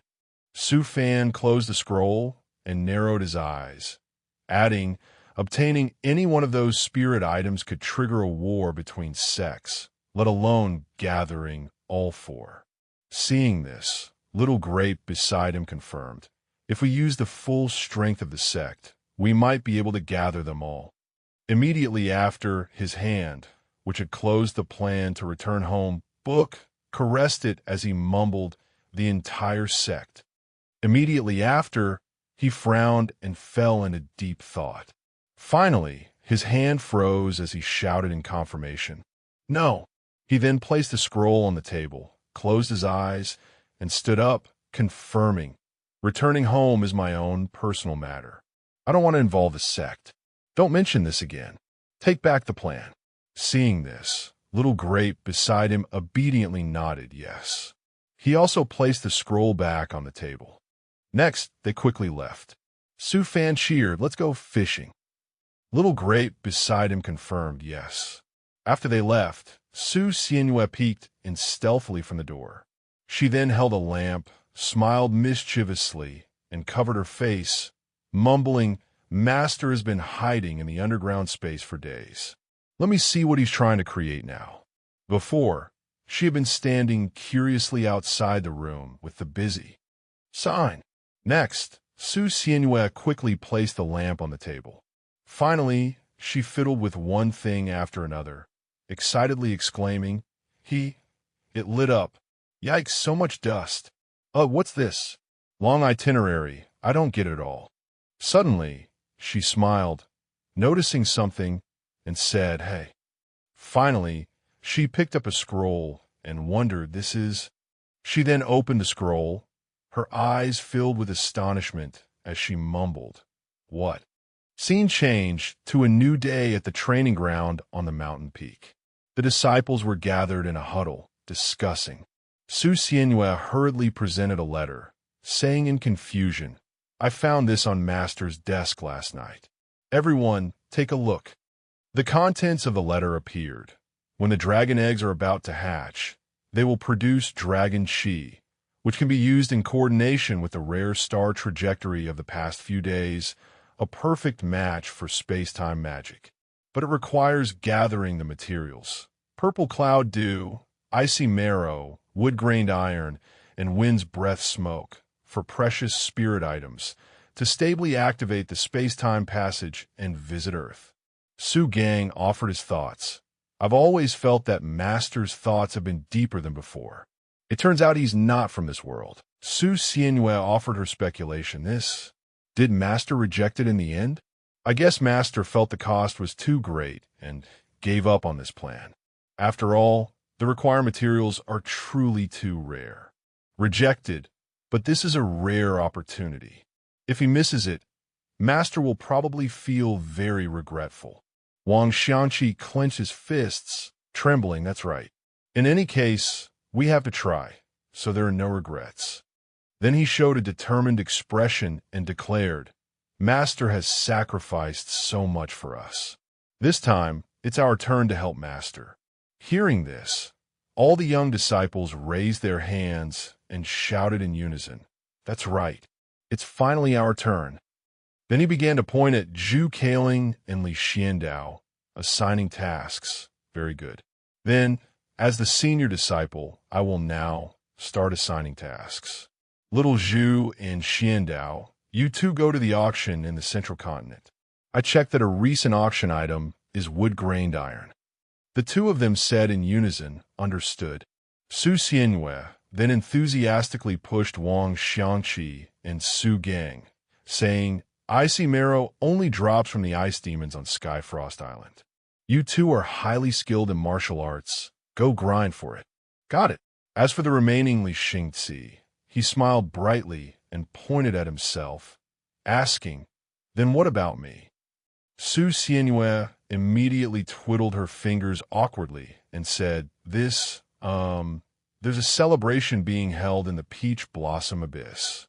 The reward for first place is purple cloud dew. Li Xingxi replied helplessly, if I remember correctly, the Peach Blossom Abyss requires 2 people to pass. She turned completely away, sweating nervously. I already have a clue for the wind's breath smoke. How about you go with Elder Su? He immediately grabbed her shoulder and said thoughtfully, again, a few days ago, I was on duty for you and encountered demonic chi. To maintain the protective barrier, I was tormented and almost didn't make it back. The strength of the two people on duty was clearly unbalanced.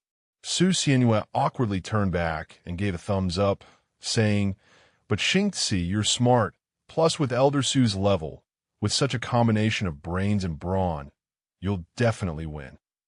Then the girl twisted her feet and rushed out the door. "I have to go deal with the wind's breath smoke. I'm leaving first. Good luck, you too."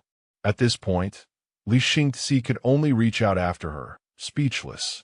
Then he had no choice but to cross his arms, smile, and let out a sigh. Later, Su Xianhua went to the shore of the spirit liquid lake. Standing there, scratching her head which had turned into a tangled mess, she sighed, finally escaped the most brain-draining task. But where should I find the wind's breath smoke? I actually don't have a single clue. Then she decided to take a gamble and ask Little Grape. She then peeked out to see Little Grape taking care of the eggs. Then her call rang out, making Little Grape turn around. Little Grape. Su Xianhua came closer and nuzzled against Little Grape's back, whining, Little Grape, help me check where to find wind's breath smoke." Little Grape asked in surprise, "Wind's breath smoke?" Then she began to list information, combining the current information, the probability that you want to restart Master Su Fan's plan to return home is 100%. Before she could finish, a hand covered her mouth as a loud voice said, "Shut up." Su Xianhua showed her kitten claws and made a scary face, threatening, "Keep it a secret, you hear? Or I'll deal with you." Little Grape sweated nervously and replied, "Yes, ma'am." Then Little Grape began to whisper in Su Xianhua's ear, "Wind's breath smoke can only be found in the deepest part of the wind spirit cavern mystic realm. The difficulty of the mystic realm is very high. I advise you to find, and together, blah blah, then blah blah, understand?" Su Xianhua nodded as she listened. "Uh-huh. Okay. Scene changed to the front of the wind spirit cavern mystic realm, where a hall with a strange architecture appeared. At this time, someone who had been waiting for Su Xianhua for a long time saw her arrive and said, "You're late." Su Xianhua appeared with a bundle, hurriedly running over and waving her hand to explain, "This mystic realm is quite dangerous, so preparations took a little time. Let's hurry and go in." Yi Xiaoyao, with an expressionless face, pointed a finger and said, "Let's first talk about how to divide the things in the mystic realm." Su Xianhua said casually as she walked, "Except for the wind's breath smoke, I don't need anything else." Yi Xiaoyao quickly sealed the deal. At this moment, old Jian appeared and reminded him, "Unusual, too unusual. Although wind's breath smoke is rare, it has no value. The fact that she needs it is too strange." Yi Xiaoyao said, "It's fine. Besides that, we get so many things, so we should put in more effort." Hearing this, old Jian angrily punched him on the head and scolded, "What if the wind's breath smoke has some miraculous effect that we don't know about? Wouldn't we be at a loss then?" He remained calm and nonchalant, pointing and replying, "Don't overthink it. The mystic realm is open." At this point, the two people and one soul all stepped into the gate together. Su Xianhua glanced at the wisp of red aura. Then, having seen old Jian, she smiled to herself. The scene quickly changes to 3 days later, where the two are now facing a giant red bird together. Deep Chu Dao unleashed a barrage of sword chi that surrounded the bird, then hurriedly reminded Tung Noyet Tin, "I've been holding it for too long. Make your move now." Tung Noyet Tin, who was holding a sniper rifle, replied while aiming, "Got it." The giant bird was now panicking amidst Deep Chu Dao's barrage of sword chi. Tung Noyet Tin focused her aim through the scope. Then she quickly pulled the trigger. Instantly, the bullet lodged straight into the bird's forehead. It had no time to react. Then it fell powerlessly to the ground. Then Tung Noyet Tin quickly took out a bottle and said, "As promised, all the treasures in the ruins are yours. I'm going to get the Fong Tucn. Deep Chu Dao replied emotionlessly. All right. While he was picking up the treasures, Old Sword appeared with a sinister look. Hee hee hee. While Deep Chu Dao was humming happily, Old Sword suddenly lifted his hand. Then his hand was raised, and a stream of spiritual power erupted from the ring, making his face darken in alarm. Over here, as Tung Noyet Tin was aiming the bottle to collect some kind of spiritual liquid, Deep Chu Dao's spiritual power hand attacked from behind. Hey, Tung Noyet Tien had noticed the anomaly. She then turned around and released her own stream of spiritual power to block the attack. She now wore a cold expression and said, Brother Deep, biting off more than you could chew will give you indigestion. You know, Deep Chu Dao immediately waved his hands, laughing awkwardly in denial. Fellow Daoist Trong, this is just a misunderstanding. Aha, aha. Tung Noyet Ten pointed accusingly. The spiritual chi on your right hand is already showing, and you still want to make excuses. Then she gave a smile and spoke with a hidden meaning. Could it be that there's someone else inside you, pushing your hand to attack me? Old Sword, now startled, leaned into his ear, Tsk. Her reaction, seems like she's been wary of you all along, huh? As for him, he was so wrongfully accused his face turned blue and purple, not knowing how to explain. He immediately turned back and whispered a reminder, Old Sword, shut up, I told you not to control my body. Old Sword resentfully pointed a middle finger. Humph. That woman, a man of great deeds, doesn't sweat the small stuff. Just charge over there. Tung Noyet Tin continued to smile cunningly, gesturing toward the pile of treasures and said, What a pity. These treasures over here were originally yours. Now, I'll take them as retaliation. Hearing this, Old Sword panicked. See? He hurriedly urged Deep Chu Dao, Make your move. With loot like that, she has her back to you now. Take her down, and it'll all be yours. Tung Noyet Tin on the side was laughing continuously. Ha-ha, all mine, ha-ha, all mine, ha-ha. Seeing this, Deep Chu Dao tightly gripped the sword in his hand. By now, she had created a yellow shield. After picking up the items, she stood up and said, All right, this defensive shield isn't too sturdy, but by the time you break it, I'll have taken everything away, so don't waste your effort. Hearing that, he immediately let go. Then Deep Chu Dao extended his hand with a gentle expression and said, I'm sorry. Consider those things as a gift of apology to you. Tung Noyet then turned and walked away, replying nonchalantly, I'll take it that you know your place. Meanwhile, he looked at Old Sword, who was pulling his hair, and blamed him. It's all your fault. On this side, Tung Noyet Tien's cheeks were all red from the dry wind. She thought to herself, the wind here is so strong. It hurts my face, sniff, my nose is dry. It's still most comfortable in the sect. Let's go back. On the other side, Tu Quang and Vong Hung Chi were in a snowy mountain area, having just dealt with a group of demonic beasts. In a place this cold, I'm sweating from all the killing, but there's still no sign of the cold ice marrow, Tu Quang said impatiently. Both of their faces had wounds. The drop rate is ridiculously low. Vong Hung Chi replied, Eldest senior brother, stop complaining. Another one appeared. Let's kill it. This one. Just then, a black shadow with two brightly glowing eyes emerged from the smoke. Vong Hung Chi immediately slashed, cutting the demonic beast's body in two while saying, no marrow fluid. Let's go next one. As he spoke, he thought, I wonder if senior sister and the two junior brothers are making good progress. Meanwhile, Tu Quang grumbled from behind. It was my turn to kill that last one. You little brat, don't pretend you didn't hear me. Switching to Lai Tin Tu's side, he was frowning in anger.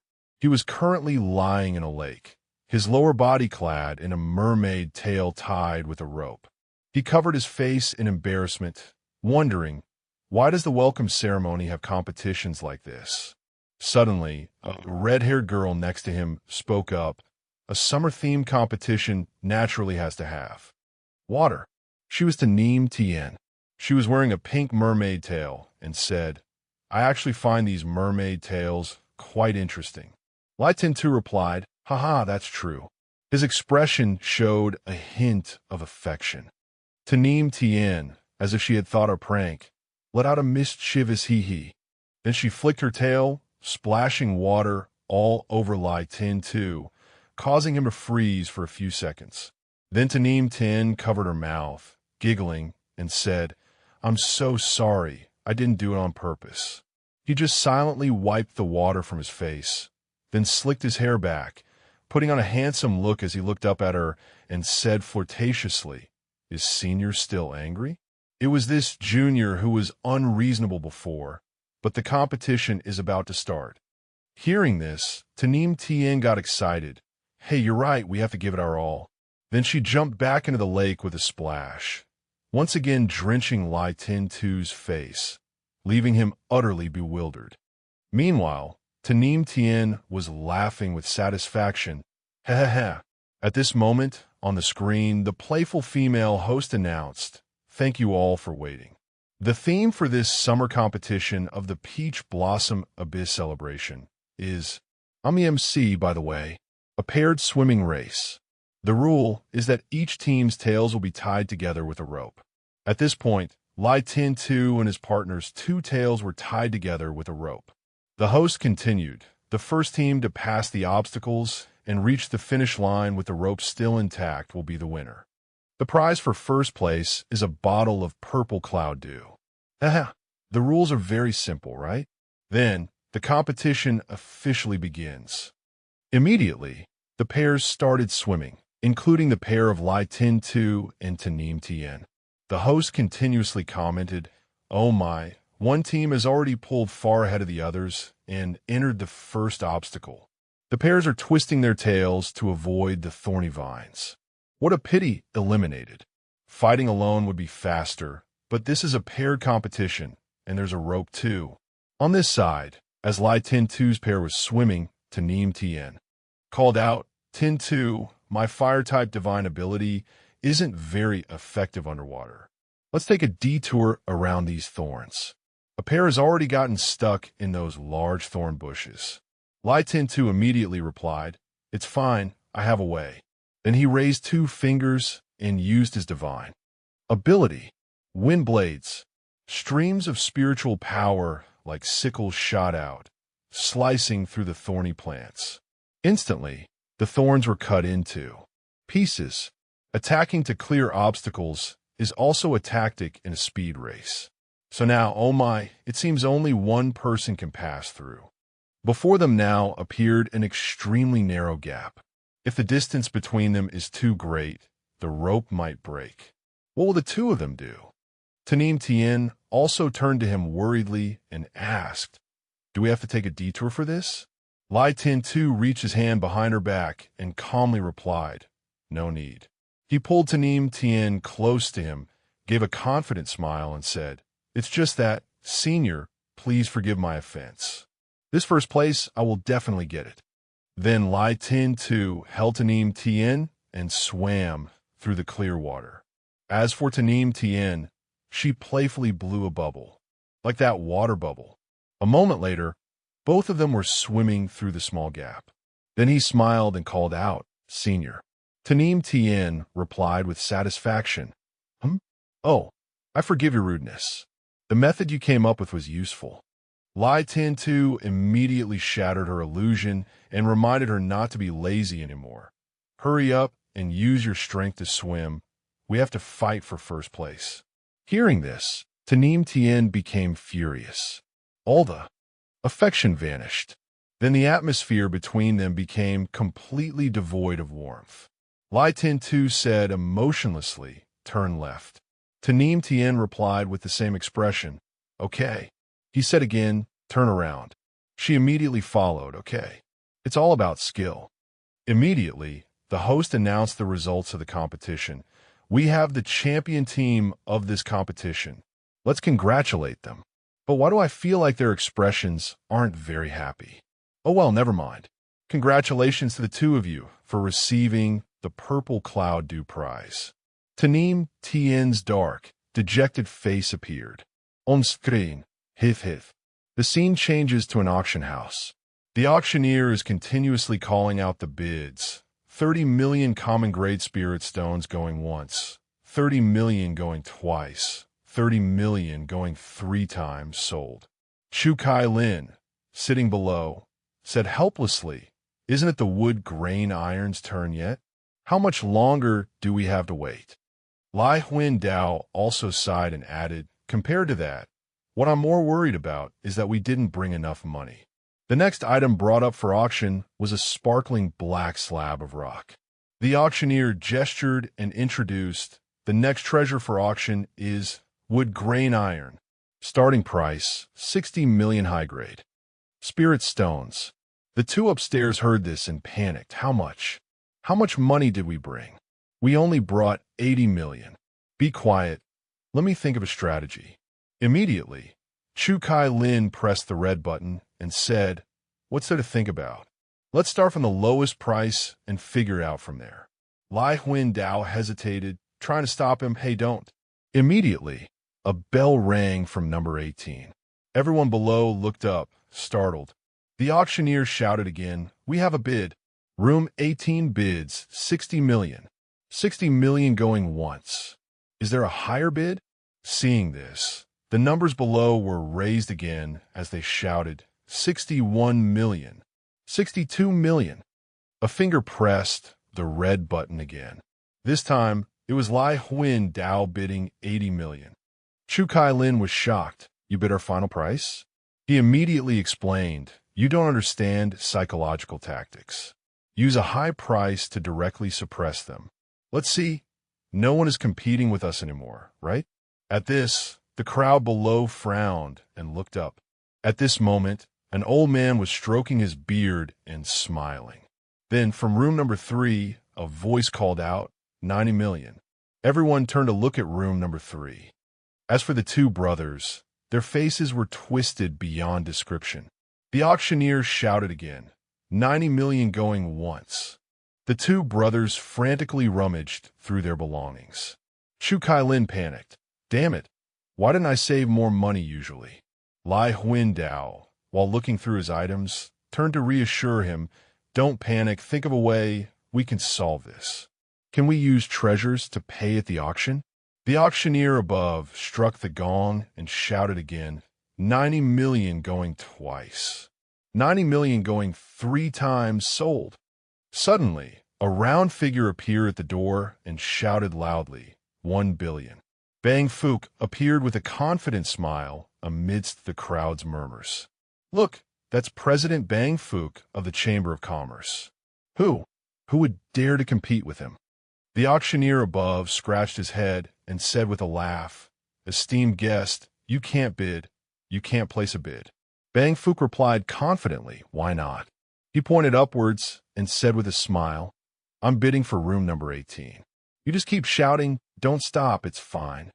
The person in room number 3 spoke down, "If it's something President Bang needs, then this old woman will withdraw." Bang Fook cupped his hands politely and replied, "Thank you very much." Finally, the auctioneer struck the gong and announced, "Wood grain iron, 1 billion high-grade spirit stones, going 3 times. Sold." Hearing this, Chu Kai Lin was so happy he shed tears, while Lai Huin Dao also clutched his chest and breathed a sigh of relief. A moment later, the door opened. Bang Fook walked into the two brothers' room with a bright smile and said, "You two, you came to the auction without even giving me a call. If I hadn't checked your information, wouldn't the item Elder Two needs have been snatched away by someone else?" Lai Huin Dao replied politely, "President Bang, you also know about Master's Matter. Spending 1 billion spirit stones in a flash. Will the Chamber of Commerce be all right?" Bang Fook waved his hand dismissively, his whole body reeking of money, and replied nonchalantly, "It's fine even if we're broke. Money is meant to be spent. When it's gone, we can earn it back. Elder Two's important matter cannot be missed." Then he kindly said to the two brothers, "All right, now that we have the item, I'll take you two back to the sect." Hearing this, the two obediently cupped their hands, bowed their heads, and replied, "We'll have to trouble President Bang then." The scene changes again to the spiritual liquid lake. At this moment, Bino was standing by the shore. The egg was now underwater, emitting a golden aura. That aura was unique to one egg, and it was growing larger by the moment. Bino was still looking at the notification panels when that spiritual energy surged to the surface of the water. Bino remained focused on understanding the information. Then she made an announcement: dragon egg energy data detected. Possible early hatching. Switching to Tien Bang Island. The snow was still falling relentlessly, and Tu Kwong, with a miserable expression, looked down at the person below and asked, "Hung Chi, how much cold ice marrow have we collected?" Vong Hung Chi raised a trembling hand and replied, "Just a few drops. We need to collect a full bottle." Then Tu Kwong also collapsed exhaustedly onto the snow, saying, "I'm not okay." His junior brother's hand also dropped, strengthless. At this moment, one was lying on his stomach, the other on his back, exposed to the snow. Vong Hung Chi spoke up, sighing, "I'm so tired I could puke. Let's rest for a bit first." Luckily, we still have plenty of time. Tu Kwong, looking 10 years older, continued, "We've been killing monsters for a whole day and only got a few drops. The drop rate for this material is really too ridiculous." By now, the younger brother was about to fall asleep, while the older brother was sniffling resentfully when suddenly an unhappy shout came through. "Ah, how much have you collected? Is the cold ice marrow a full bottle yet? Hurry up, there's not much time." The volume of the words from the other end of the line was so loud it made the two of them pull away and cover their ears. Tu Kwong replied, "Don't we still have 10 days? What's the panic?" Tung Noyet Tin urged from her end of the line, "There's no time. The dragon egg shell is hatching earlier than expected." The system screen was displayed by Bino in front of her. Intense energy waves detected. They are close to hatching. Time until hatching: 3 days. Tu Kwong was still listening pensively on his side. "You two only have 3 days left." As for Vong Hung Chi, he had collapsed from exhaustion again. Immediately, Tu Kwong kicked his junior brother's butt and yelled, "Wake up and get back to work. There's no time to rest." The young man yelped in surprise, "Ouch." Then a countdown began. 1. 2 powerful slashes struck a demonic beast. 2. Tu Kwong's face was gaunt and haggard, but he still managed a smile that looked very much like a zombie's. His 2 fingers emitted a golden spiritual power. 3. Instantly, one of his sword strikes cut down 2 demonic beasts. 4. Then a desperate scream rang out. "No." Tu Kwong, as if going mad, grabbed his head and screamed, "Ewa, why isn't it dropping anymore?" His junior brother, with the face of a zombie, tilted his head to one side, holding the vial and laughing ha-ha as if in a daze. "Senior brother, after killing monsters for a day and night, we finally have half a bottle." At this point, there were 2 days left until the egg hatched. Tu Kwong's flame of determination ignited again. "No, I don't believe it." Vong Hung Chi's flame of determination also ignited. Eldest senior brother. Third junior brother. The two of them now held hands. "Let's fight on." Ahead of them, a horde of demonic beasts was charging, creating a cloud of dust. The demonic beasts roared, looking incredibly fearsome. They launched a series of rather powerful attacks together. Tu Kwong immediately stood forward and created a divine ability shield reflection. The attacks that got through were met by Vong Hung Chi's swinging sword. His sword wavered as he blocked the demonic beast's attacks.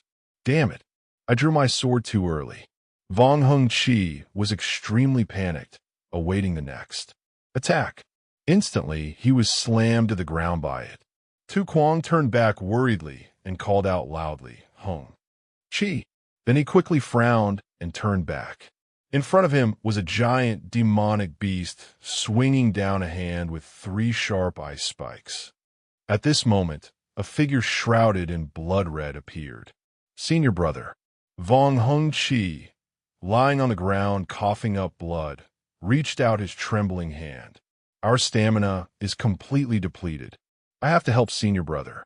Senior brother can't fight them alone now. Move, get up.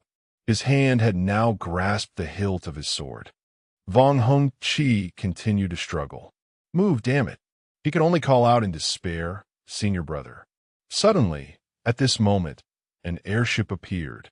Tung Noyet Tin looked down from above and said, I told you so. Vong Hung Chi exclaimed in utter surprise. What? Tung Noyet Tin, carrying a large gun on her shoulder, smiled. Let's come and help. Chu Kai Lin also cheerfully put his fingers together. We'll help eldest senior brother first. Lai Huin Dao stood silently behind, closing his eyes and emitting spiritual power. Lai Tin too came down first, approaching Vong Hung Chi, and said, That's right. Why didn't you take the initiative to call us for help? We know you two are formidable, but you can't be so reckless. Here, your sword. As for Tung Noyet Tien, she smiled lovingly. These two brothers. Vong Hung Chi was so moved he was speechless. Tin Tu, everyone. Lai Tin Tu smiled brightly and instructed, You just rest. Leave this to us. In front, the boisterous group was dealing with the demonic beasts as if it were a game. Chu Kai Lin, having pulled a steaming hot jam bun from who knows where, ran towards the demonic beasts, causing them to panic. Eeyahaha! Damn it, Huin Dao, get out of the way. Oh my god. Vong Hung Chi immediately raised his sword and replied, All right. After a night of slaughtering demonic beasts, a hand raised the vial. Along with it came a joyful shout. Finally, it's full. Tu Kwang now looked up, satisfied, and laughed heartily. Ha ha ha. After filling the vial, the boisterous group cheered nonstop. Let's go. This is great. Yes. Oh yes. Let's go home. The scene changes to a different setting. Bino was standing and reporting to someone. Master, the dragon egg will hatch tomorrow. Are you sure you don't want to activate the plan to go home? Tu Pham replied. The cost of that plan is very high. I don't want to burden the sect, so let's drop it. Bino hesitated slightly and said, Actually, your disciples have been working hard on their own to find the materials you need for the plan. He looked down at the spiritual thread in his hand and replied with a smile. I know, but it's a really difficult task. They definitely won't be able to gather enough. Let's just consider it as some training for them. Then suddenly, the spiritual thread disappeared, and Tu Pham exclaimed in surprise, Holy crap, as there was a loud knock on the door. Master, Master, open the door. Tu Pham, slightly annoyed, went to open the door. Stop knocking, I'm coming, you brats. But when he opened the door, he was utterly horrified by the scene outside. The boisterous group all rushed in, clinging tightly to him. Don't push, Master is falling. Even from outside, the words of the boisterous group could be heard. Tu Pham was too helpless to scold them. You kids. At this moment, each of the kids with sparkling eyes presented an item in front of him. Tung Nuyet Tin spoke on behalf of her brothers and sisters. Master, Master, we heard you need this. Please take a look, we've gathered it all. Ha ha ha. The rest of the kids also laughed foolishly. Eh. My children, do you know what I need this for? Tu Pham asked, moved, as he looked at the items. The kids all looked at him and smiled happily. Tung Noyet Tin answered on their behalf again. We know. Master is not from this world. You needed to go home. Tu Pham said, moved. Then you all still. Tung Noyet Tien was still smiling brightly, but she couldn't hide a hint of sadness. Even though we're very reluctant, that is Master's home. We can't keep Master here for our own selfish reasons. Master, please go home. Hearing this, Tu Pham's eyes were already welling up with tears, and he was speechless. My children.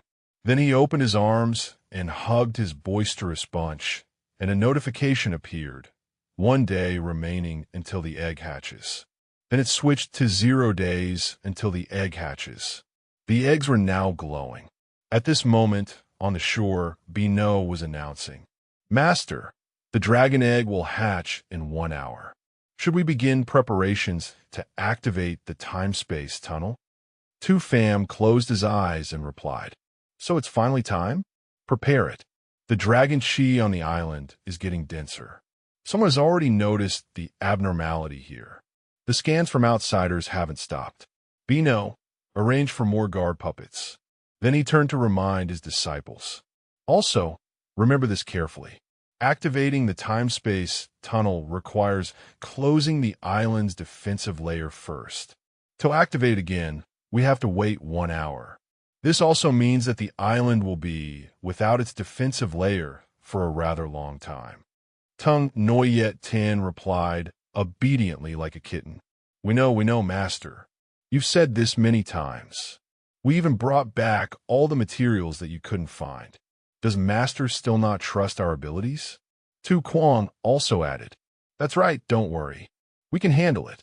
Hearing this, Tu Fam angrily swung his fist and snapped at Tung Noyet Tin. "When did I say I couldn't find the materials? I haven't even started looking seriously yet." Then he pulled her 2 pigtails and scolded, "You've grown up and your wings have hardened, haven't they?" The girl could only cry out in pain, "Ouch, ouch." Then Tung Noyet Tin rubbed her head and asked sadly, "Master, could it be that you're reluctant to leave, so you're procrastinating like this?" Tu Fam was just silent. Then he raised his hand to wipe the corner of his eye and admitted, "Yes, a little." Then he began to act heartbroken. "I raised you all bit by bit. Isn't it normal for me to be reluctant to leave you?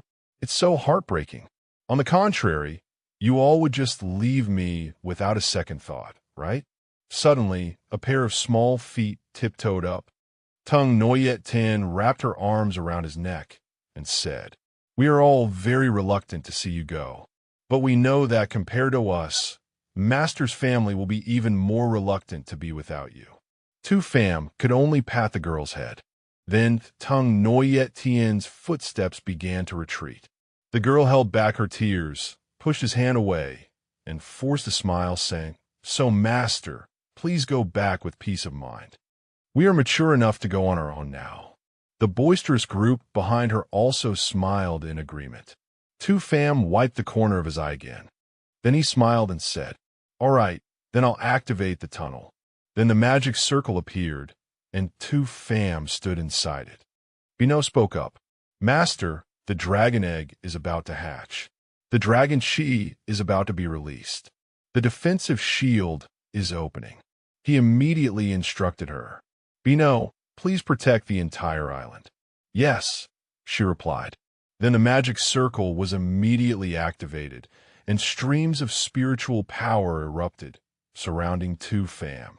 A pillar of light shot straight into the sky. Inside it, Tu Fam was being launched upwards. The eggs below the lake now showed cracks. A moment later, one egg hatched, and a small dragon swam out from it. The dragon flew up, circling Tu Fam in the sky. Then the baby dragon coiled its body into a circle, creating a teleportation gate. His hand rested on the gate's frame. Then he turned back, smiled, and said hesitantly, I'm going now." The group of youngsters over here also smiled and replied, "Yes, sir." Su Fan took a step into the teleportation gate. Then he turned his head back. Seeing the group of youngsters waving at him, some hugging and crying, he couldn't hold back his tears. Heartbroken, Su Fan knelt, unable to speak. Outside, Su Gang patted his younger sister's head and said, all right, Yuesian, don't cry anymore." Su Yuesian sobbed, tears streaming down her face, and replied, "I'm fine. The defensive shield hasn't been activated yet. We still have to keep the island safe. Just let me cry for 5 more minutes." Lu Xingzi closed her eyes and said calmly, "Senior sister is sometimes so sensible it makes one's heart ache." A hand rested on someone's shoulder, saying, "Let's go."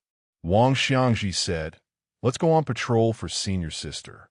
Li Xiandao nodded with a sad expression. At this moment, the sky was still clear and blue, and the passing wind caused the leaves to fall. Suddenly, a blood-red crack appeared in the sky. Wang Xiangji asked in surprise, "Hey, didn't Master already leave? Why did the time tunnel open again?" Then his eyes constricted as if he had seen something terrifying. The sky turned red, and another crack appeared. Then a giant eye opened within a magic circle. Thou looked down and laughed sinisterly. "Ha, I smell dragon eggs." The kids below looked up with extreme vigilance.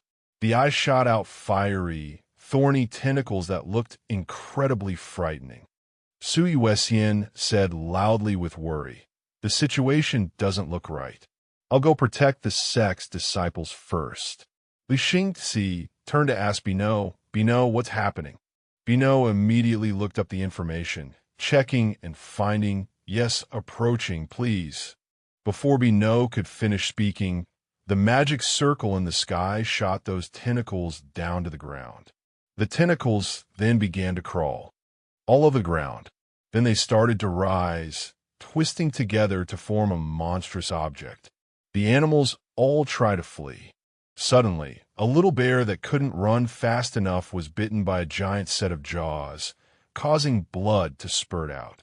The giant snout belonged to a colossal serpent. It chomped down on the little bear and said in a resentful voice, "That arrogant snake rejected my confession and even gravely injured me. Today I will eat his child. Xingzi, coordinate with me. I'll teach a lesson. We can't let it get near the spirit liquid lake." As it spoke, it opened its mouth wide and swallowed the little bear in one bite. Then it shot forward. Someone leaped forward. It was Wang Xiangji jumping ahead. Li Xingzi hurriedly shouted, "Senior brother, it seems the enemy is here for the dragon eggs. They were born from the ancient Jiaolong turtle, and Master still needs the dragon energy for support, so we must protect them."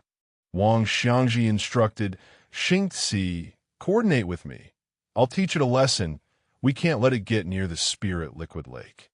"Okay, you be careful," Li Xingzi replied, then began to raise her hand and release spirit energy. On Wang Xiangji's side, he stepped on a magic circle and leaped up. His face was focused as he released blasts of spirit energy. Both of them leaped up to attack the giant serpent, each landing a slash on its body. The serpent's mouth fell open as it cried out in pain. Then its entire body was engulfed in an explosion of dust and smoke, obscuring the view. Wang Xiangji landed on the ground and observed the situation ahead. Suddenly, his eyes filled with panic. After the dust and smoke cleared, the serpent appeared, looking perfectly fine. As expected, it wasn't dead. Then it roared in fury, "You blind fool, you dare stand in my way? In that case, I'll slaughter your disciples first." A wave of pressure emanated from its body. Then it started to charge forward again, and the two youngsters had to duck and shield themselves. Wang Xiangji quickly took out his communicator. "Senior sister, the spirit liquid lake is safe for now, but the serpent demon is heading towards the sect." Sui Wessian replied from the other end, "That's good. Thank you for your hard work. I found a great vantage point. Watch me find its weak spot and give it a few new holes." The young woman had found a suitable position and was taking aim. The scope targeted the wound from before, and then Sui Wessian quickly pulled the trigger. The serpent was simultaneously hit by several bullets coming from 4 directions. It thought to itself, "I don't know what magic treasure they're using to conceal their spirit energy, but my intuition wasn't wrong. There really is someone there. In that case, I won't be polite." Suddenly, Qin Gang appeared from thin air in front of it. He used all his strength to kick its neck. Seeing this, Sui Wessian, both panicked and angry, yelled, "Damn it, brother, don't you know how to coordinate? My aim was perfect, and you made me miss everything." Qin Gang immediately turned back to explain, "Didn't you see that Snake was already staring at your area? It was just waiting for you to reveal yourself to attack you immediately." Were you planning to risk injury just to hit it? Let me tell you, I don't approve. The serpent then bared its fangs sinisterly and said, "Ka ka ka." So two more pieces of trash were hiding. After all, Qin Gang was startled and glanced up. He then rushed over to shield her, warning, "Yuesian, be careful." At that moment, the serpent lunged towards the two of them. Qin Gang quickly created a barrier to block the attack, but it shattered. From the backlash, he coughed up blood. Cough! Su Yuesian called out in panic and worry, "Brother!" Then, angry, she pointed her gun at the opening, no longer bothering to aim, and unleashed a blast of power while shouting, "You dare injure him? You're courting death." Then she turned to her brother worriedly and asked, "How are you?" Qin Gang raised his hand to reform the barrier while replying, "Don't worry, I'm fine. It's a good thing you stopped the next attack. Otherwise, if that rotten fluid had hit us, we'd have lost a layer of skin even if we didn't die. Look, it's changed direction." At this moment, the serpent reared up and spewed a stream of fire, engulfing its surroundings in flames. The two youngsters, Wang Xiangji and Li Xingxi, ran over and called out in unison, "Eldest senior brother, eldest senior sister." The disciples were fleeing from the fire. Some who couldn't run fast enough collapsed on the ground from exhaustion. Disciples returning from outside were all being attacked. The serpent now breathed fire on anyone it met. Two disciples who couldn't run in time could only lie there, awaiting death in the flames. Su Yuesian looked up in panic. "This won't do. Continuing like this is not a solution." Li Xiandao closed his eyes, trying hard to think of a way. "Perhaps we need to change our fighting style. We can't fight individually." Then he clenched his fist and said to everyone, "To defeat the giant serpent, the six of us must coordinate together. I hope all senior brothers and sisters will follow my command. I'm confident we can defeat the giant serpent." Li Xiandao laid out the plan. "First, we must stop that snake. We can't let it penetrate further into the sex island." At this moment, the giant serpent was lowering its head to attack other disciples. Just then, a familiar red-haired young woman appeared and snorted coldly. Su Rantian appeared and pointed a finger coolly. Immediately, the giant serpent was burned by a powerful flame, and it opened its mouth wide in panic. A moment later, after the flames dissipated, a scorched black snake appeared, smoking, its body trembling as it cried. It then hurriedly turned and whipped its tail, intending to flee. "Tsk, can't mess with them, can't mess with them." Li Xiandao was still holding up two fingers. "Elder Su can handle this. The second step will rely on eldest senior brother to provoke it." The scorched giant serpent, still not having learned its lesson, breathed a stream of gas down at the disciples. It opened its giant mouth, intending to swallow the young disciples. Immediately, a rock was thrown hard at the giant serpent's face, making it flinch. Qin Gang flashed a smile, controlling a large boulder in the air with his hand. Zhu Kaling also spoke up excitedly. "Hee, let me add some decoration for it." He then created a giant glob of jam that coated the boulder, with flies buzzing around it. After they were done, the two of them high-fived. Then they pushed their hands forward, sending out their spirit energy. Immediately, the large, jam-covered boulder smashed right into the giant serpent's face. The serpent was unharmed by the rock, but the smell made it vomit for 3 days and 3 nights. "Damn, wretch, you guys played dirty, wretch." After they were done, the two brothers ran off, but the giant serpent quickly gave chase, hissing, "You're dead meat." It shot out 3 blasts of spirit energy, but they all hit the Mind Link reversal secret technique. The attacks were reflected back at the giant serpent. It was hit by its own attacks and panicked, tears welling up in its eyes. Li Xiandao was still smiling sinisterly. Fourth senior brother is in charge of activating all kinds of defensive formations. with the mission of reducing everyone's injuries early on. The giant serpent fell to the ground, its whole body trembling as it shrieked, "Ah, you despicable humans." Li Xiandao continued to assign tasks. As for third senior brother, you're in charge of creating a hole in the snake's body while it's distracted. Immediately, Wang Xiangji leaped up and slashed at its body. Good chance now's the time. A green-colored power, sharp as sword tips, shot out and stabbed upwards. Finally, its scales shattered from Wang Xiangji's power. The giant serpent writhed and roared in extreme pain. He landed and said calmly, "The rest is up to everyone." The image of a calm Wang Xiangji appeared on the notification screen. Li Xingxi adjusted her sleeves and said with an expectant smile, "Timing it.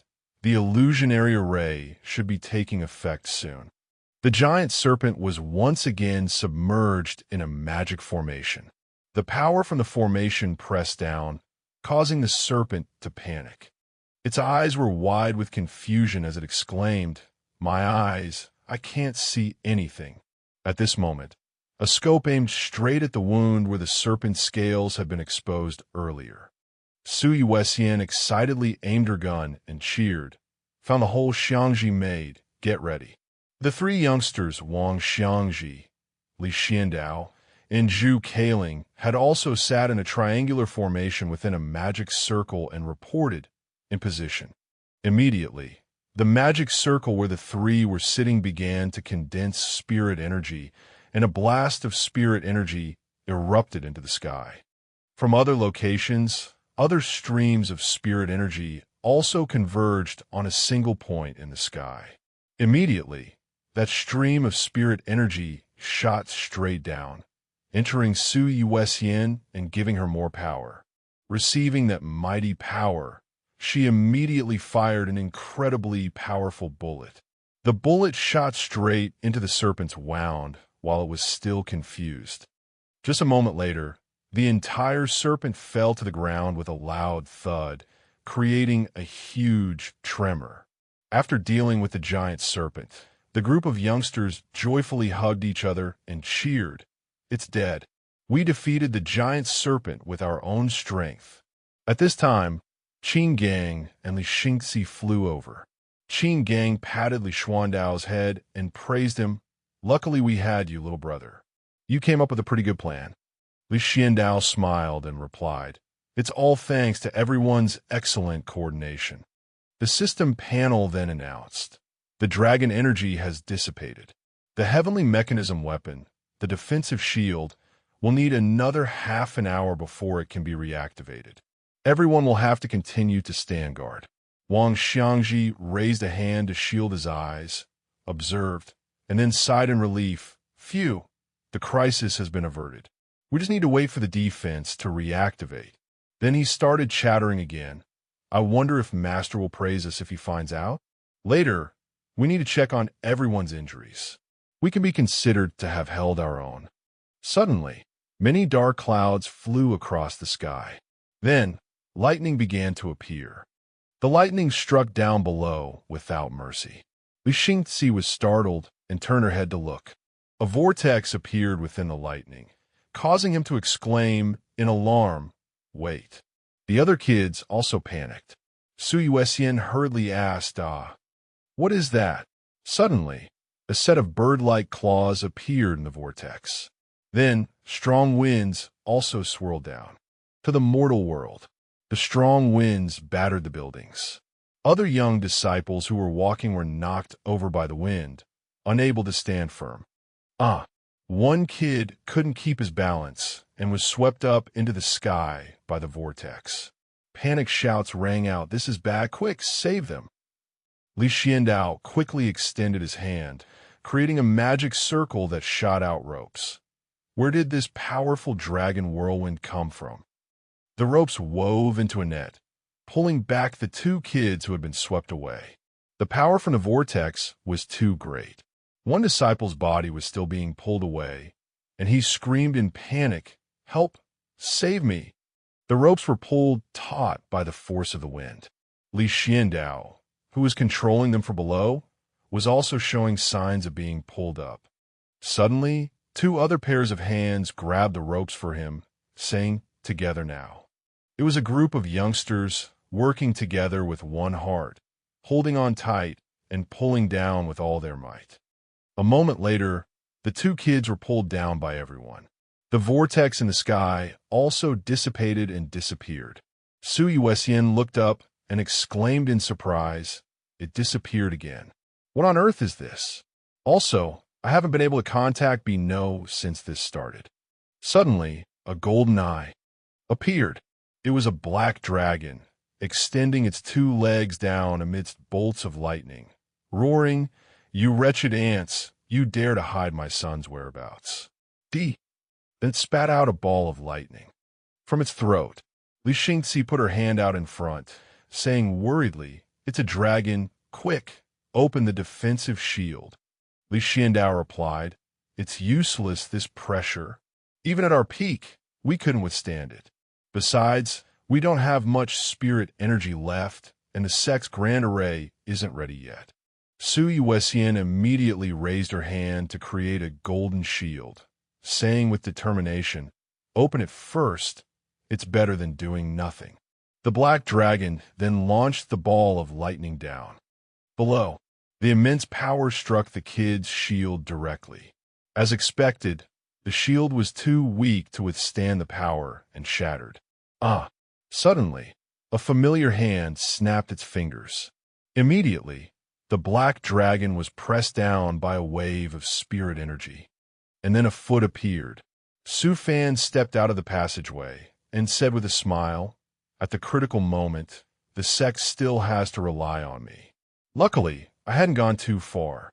The moment Su Yuesian saw him, her eyes reddened again, and she stammered, unable to speak, "Master, why are you?" Su Fan landed on the ground and replied, "What else could it be? I was worried about you kids." Su Gang looked at him moved, but Su Fan was still smiling cheerfully, so I came back. "What, not happy to see me?"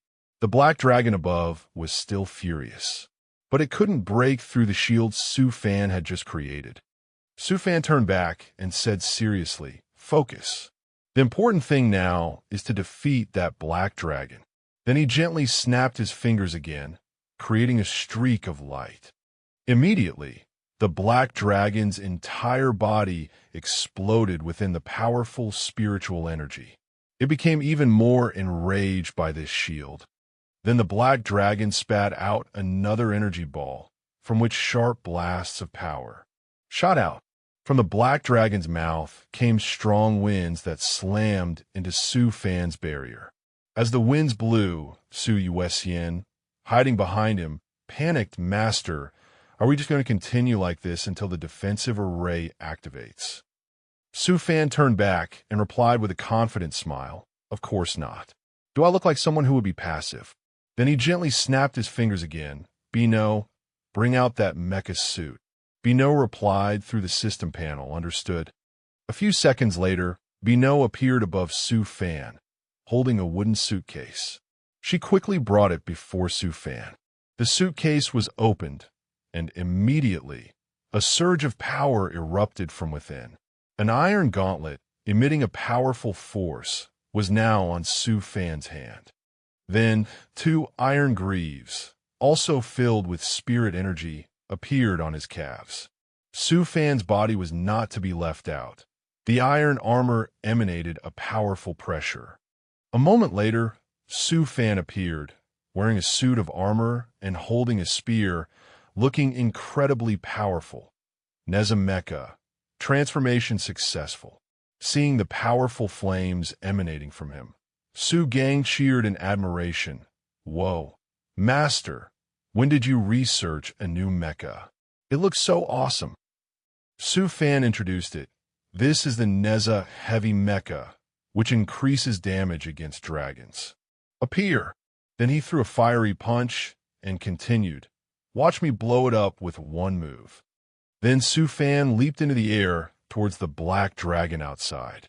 The black dragon spat out a ball of lightning energy and growled, "Weak human, you think I'd be afraid of that pile of scrap metal?" That stick of yours probably can't even pierce my skin, right? At this moment, a magic circle appeared on the sharp tip of Su Fan's spear.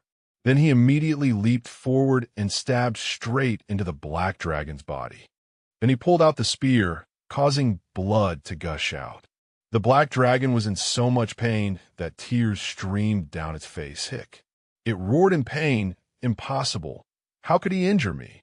Su Fan replied nonchalantly. Ha ha ha. A.O. Bing. You don't even understand this? When it comes to fighting dragons, this Neza is the boss. Let's see if I don't pull out all your dragon tendons today. The black dragon's eyes now glowed brightly, its entire body surrounded by spirit energy as it threatened. What A.O. Bing? This old master's name is Long Jiao. You want to pull out my tendons? Break through my defense first, then we'll talk. So its name was Long Jiao. Below, Su Fan calculated in his mind. It's true, the material of this spear can't pierce a dragon's body. But that was no problem. The spear in his hand continued to burn with a powerful flame. Doubt it's enough if I can break through you. Then he thrust the spear forward. Hiya. The spear tip aimed for the black dragon's head. It roared contemptuously. I was careless just now. Don't even think about hurting me this time. But its calculations were no match for Su Fan's. His spear tip once again drew its blood. The black dragon roared and started to cry. Su Fan leaped up, getting closer to it. The black dragon was now panicked and dodged. Who on earth are you? I am Long Jiao. Su Fan was a little exasperated, but still explained patiently. I already told you. Neza heavy mecha. Isn't it common sense that Neza can easily beat up a dragon? The black dragon suddenly opened its giant mouth with its sharp teeth and hissed, Nonsense, what Neza this, Neza that. But Su Fan just gently kicked its mouth, forcing it shut. Then he aimed the spear tip straight at the black dragon's eye. Still not convinced? Do you want to test the power of another blow? You have to believe in the power of myths and legends, he said, confidently schooling it.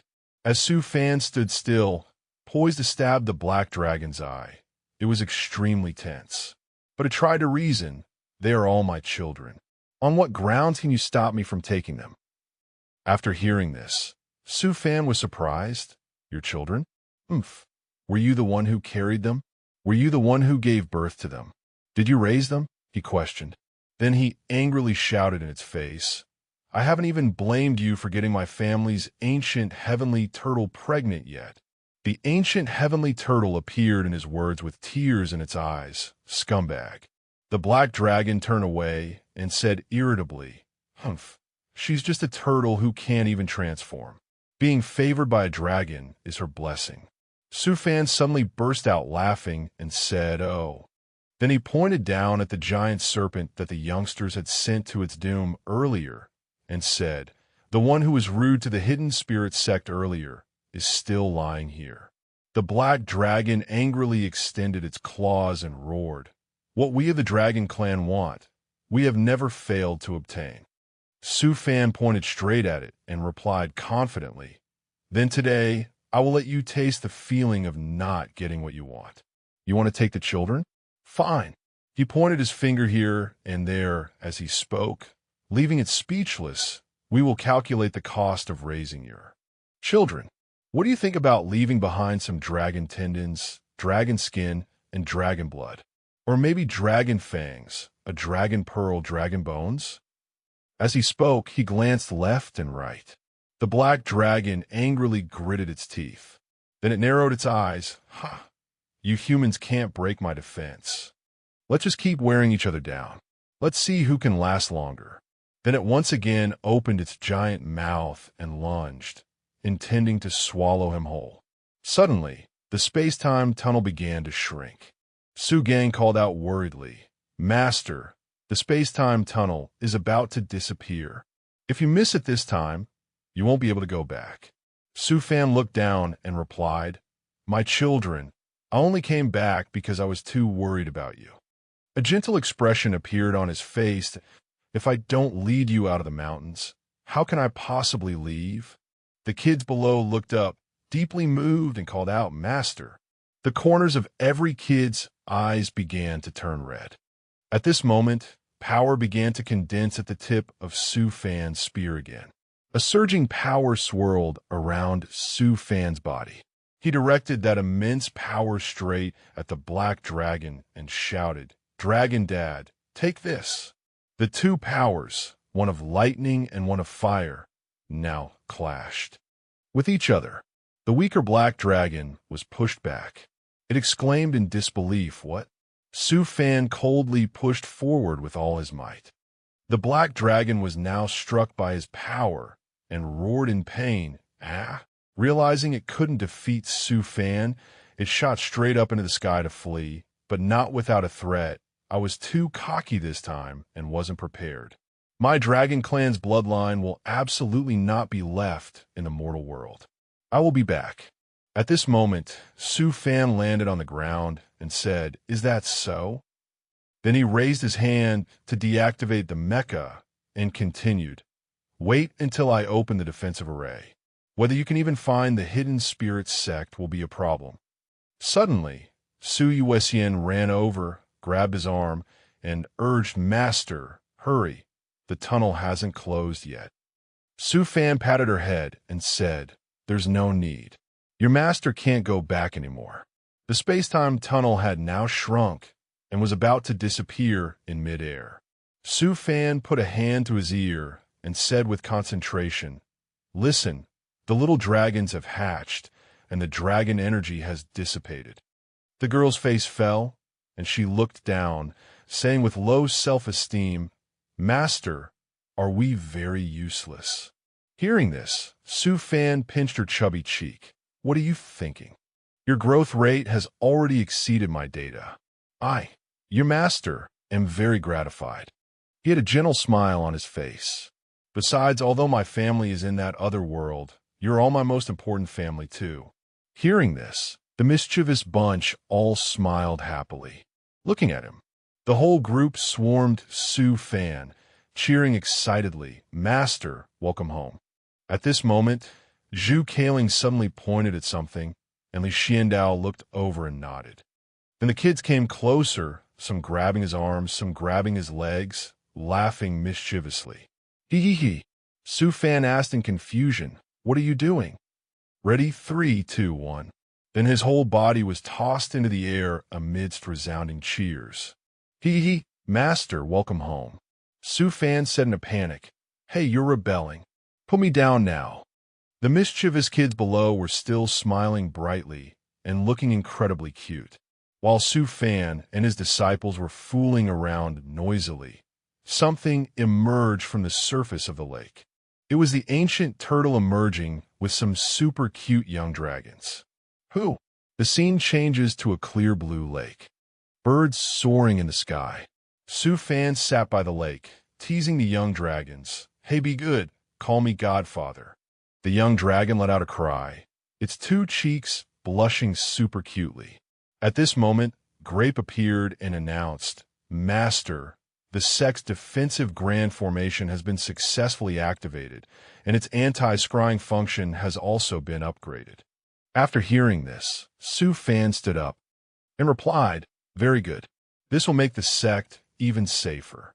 Then he silently glanced behind him where the two siblings, Su Gang and Su Yuesian, were hiding in the bushes. Then he sighed helplessly and called the two of them out, asking, "Why are you two following me instead of cultivating?" Su Yuesian immediately grabbed his hand, shaking it back and forth coquettishly. Master, you're really something. We just want to spend more time with you." Su Fan gave a thumbs up and a wink, saying, "Oh, if you want to stay with me, then I'll take you for a trip around the endless sea."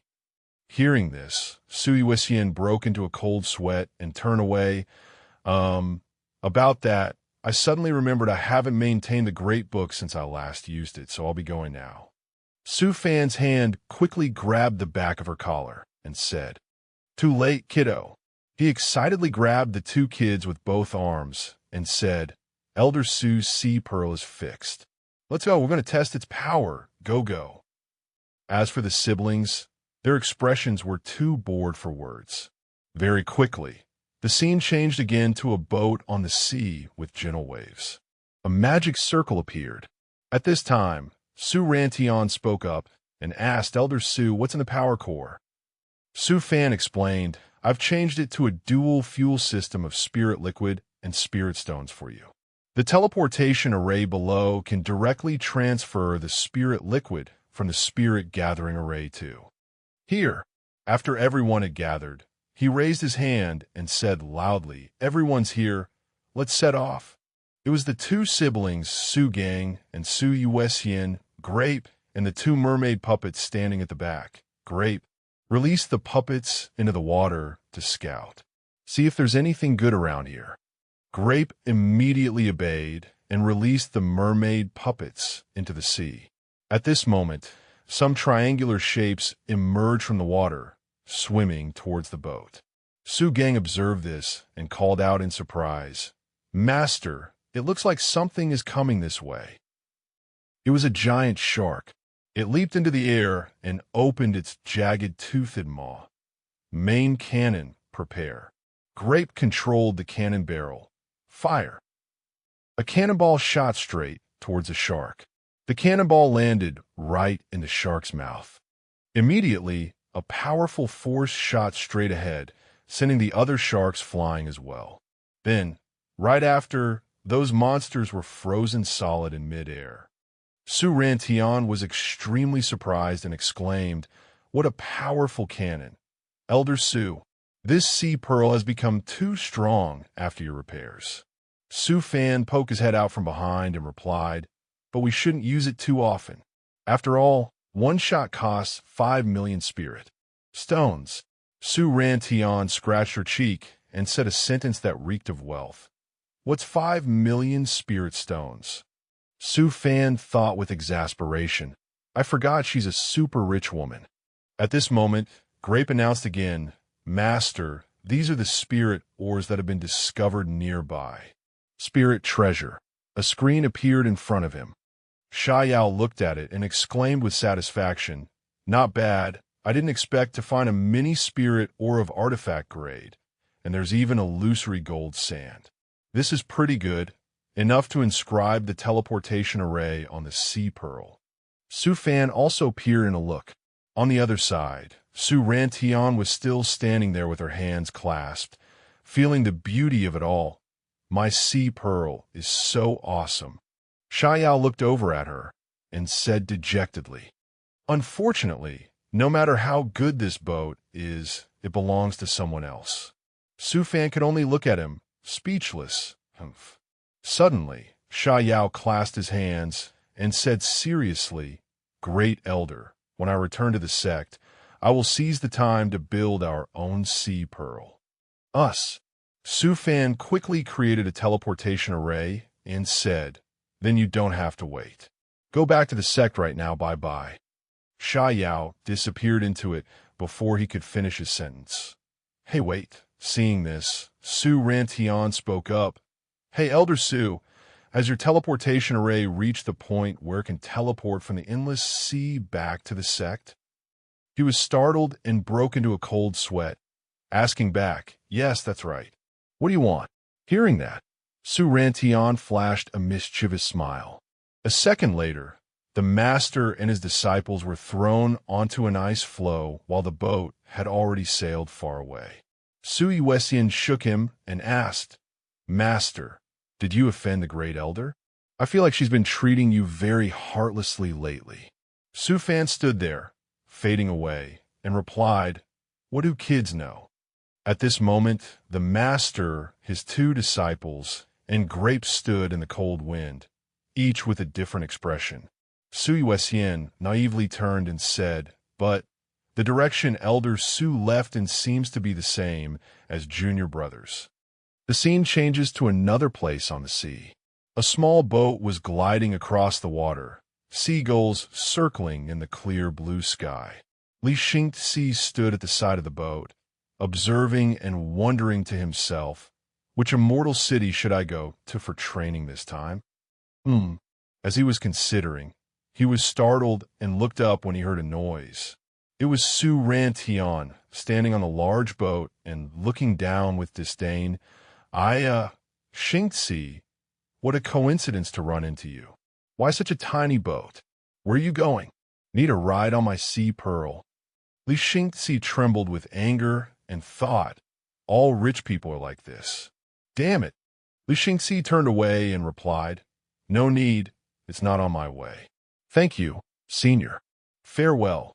Seeing his expression, Su Rantian cheered excitedly. You're scared? Ha ha ha. The endless sea is so dangerous. Let's travel together. If any danger comes up, you can go and protect me. Li Xingxi replied, Senior, your cultivation is higher than mine. Su Rantian said nonchalantly, Hey, that's true too. Then I can protect you. He was left speechless after hearing that. The scene changes to daytime in the endless sea on the ice. Su Yuxian stood behind him and reminded, Master, draw it a bit bigger. If it's too small, I'm afraid it'll get stuck when moving. Su Fan, who seemed to be drawing a magic circle, replied, I know, don't rush me. Suddenly, Grape approached and announced, Master, a natural interrealm passage has been discovered over there. Hearing that, Su Fan immediately stood up and said, Oh, then let's go check out that passage first. A while later, Su Fan's group arrived in front of a circular passage that was somewhat dark in color. Su Fan looked up at it pensively. Su Gang turned and asked, Master, the passage looks dangerous. How about I go in and check it out first? Let the puppets scout the way first. As he spoke, he raised his hand to control the puppets. Leave some puppets outside to stand guard. The rest of you, follow me and teleport back to the sect. Also, there's the aura of spirit or at the bottom of the sea. Assign some puppets to go down and mine the spirit ore. Grape replied, Understood. Very quickly, 3 days later, in the underground space of the hidden spirit island, Su Fan placed his hand on a puppet's head and began to read its memories that it seems the other side of this passage is a desolate area. There probably aren't any demon race tribes within a 10,000 li radius. I have to find a way to take over this natural passage, he calculated silently. At the entrance to the natural passage in the endless sea, Su Fan spoke up, Pavilion Master Feng, this is the place. If we want to completely conceal this passage, we might need to link it with your fortune. Seeing her, Feng Chongning replied, Elder Su, you're too polite. There are no major demon clans beyond the passage, so it can be linked. Thank you very much, he replied, then reached out to receive a thread of spiritual sense from Feng Chongning. That thread of spiritual sense connected to the sphere under the sea. Su Fan said, With this, I can rest assured. We have another base in the demon realm. The concealment array link is successful. With her job done, Feng Chongning flew away, waving back. I don't understand the affairs of the demon realm, but I trust that Elder Su won't let his own people suffer a loss. I'll head back to the sect first. Su Fan showed his reliability. That's a matter of course. The scene changes again to nighttime in the underground space. Su Fan and his disciple were standing there, observing the screen. Then Su Fan spoke to the person beside him. Why aren't you cultivating? What are you doing here, watching me transform the demon realm? Su Yuxian, also holding controller, replied with her eyes squeezed shut. Originally, after taking the pill and advancing to the spirit transformation realm, I felt pretty good about myself. But I couldn't beat that snake, so now I want to be more thorough and don't dare to advance so quickly anymore.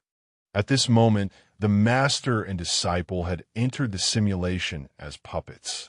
The girl hugged Su Fan's arm and said coquettishly, Grape is enough here. Master, can I go look around? Go on. A scene of 10,000 li of red earth like this must have a reason. He was about to pat Su Yuxian's head, but her shadow had already vanished. He thought to himself, she runs really fast. At this time, in the space, there were also excavators and aerial cameras. Su Fan took out a round sphere and said to himself, "The spirit chi density here is too low. Relying entirely on spirit stone engines consumes them too quickly. It seems I'll have to make a spirit power battery." Suddenly, a red mass was rushing towards him. It was Su Yuesian running for her life and shouting, "Master, save me.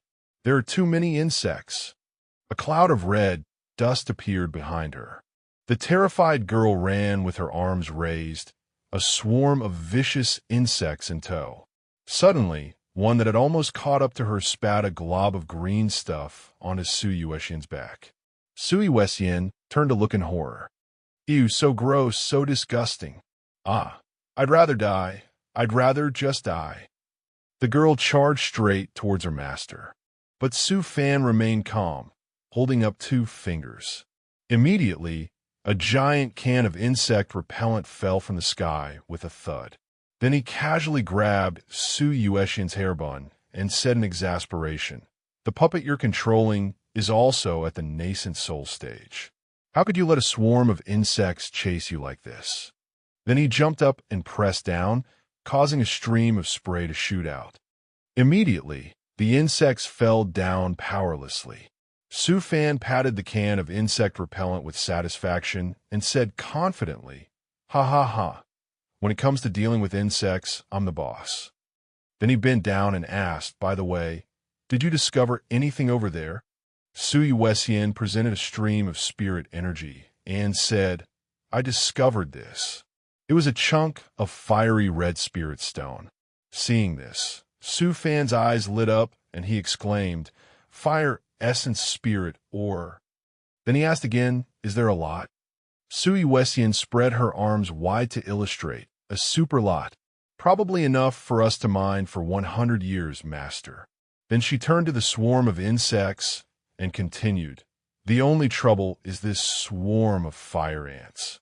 Their entire nest is right next to the spirit ore." The screen showed the location of the spirit stones, but there were many insect nests there. Su Fan quickly grabbed his disciple and took off. "We found the main ingredient for our sea pearls cannonballs. It's just some insects, right? Let's go, we'll turn their nest upside down." A while later, they arrived at the entrance to the fire ant nest. The master and disciple were hiding behind a large rock. Su Yuesian said, "Master, this is the place." Su Fan sent out a stream of spirit energy towards one of the insect nests. "Go!" That spirit energy transformed into an eye, stuck to an insect, and synchronized its vision. Immediately, a screen appeared in front of the two of them. Su Yuesian turned to him with admiration and exclaimed, "Master, this spell is so powerful. Teach it to me someday." Su Fan flicked her forehead and said, "It's in the scripture pavilion. Go read more books yourself." At this moment, a stream of spirit energy surrounded some insects that were about to crawl down into the nest. Seeing the swarm of insects bustling about, the girl asked, "Master, what are they doing?" On the screen, a giant insect appeared, eyeing some essence stones. Su Fan said seriously, "It seems this is the queen. As long as we control it, you can control this entire swarm of fire ants. Prepare for battle." Now, everyone was in class with Teacher Su. Su Fan tapped the board with a ruler and said, "Class is in session. Listen attentively." Su Yuesian replied excitedly, "Yes." Su Fan began his analysis. Fire ants are a social insect species. All worker ants will follow the commands of the queen. If a fire ant colony loses its queen while the colony still exists, a normal fire ant will evolve into a new queen. What I mean is, every fire ant has the potential to become a queen. As he taught, he unleashed a stream of fire phoenix power. The flame from his hand incinerated the queen. Therefore, to control this swarm of fire ants, we must kill the queen and then control the newly born queen. Su Yuesian exclaimed in admiration, "Master, you know so much." In reality, Su Fan grabbed his disciples' 2 hair buns and shook them, saying, I always tell you to read more books, but you just won't listen, right? Su Yuesian shrieked in a panic. Ow, my hair buns. Master, I'm a grown-up now. Master, I know I was wrong. At this moment, he glanced back at the screen.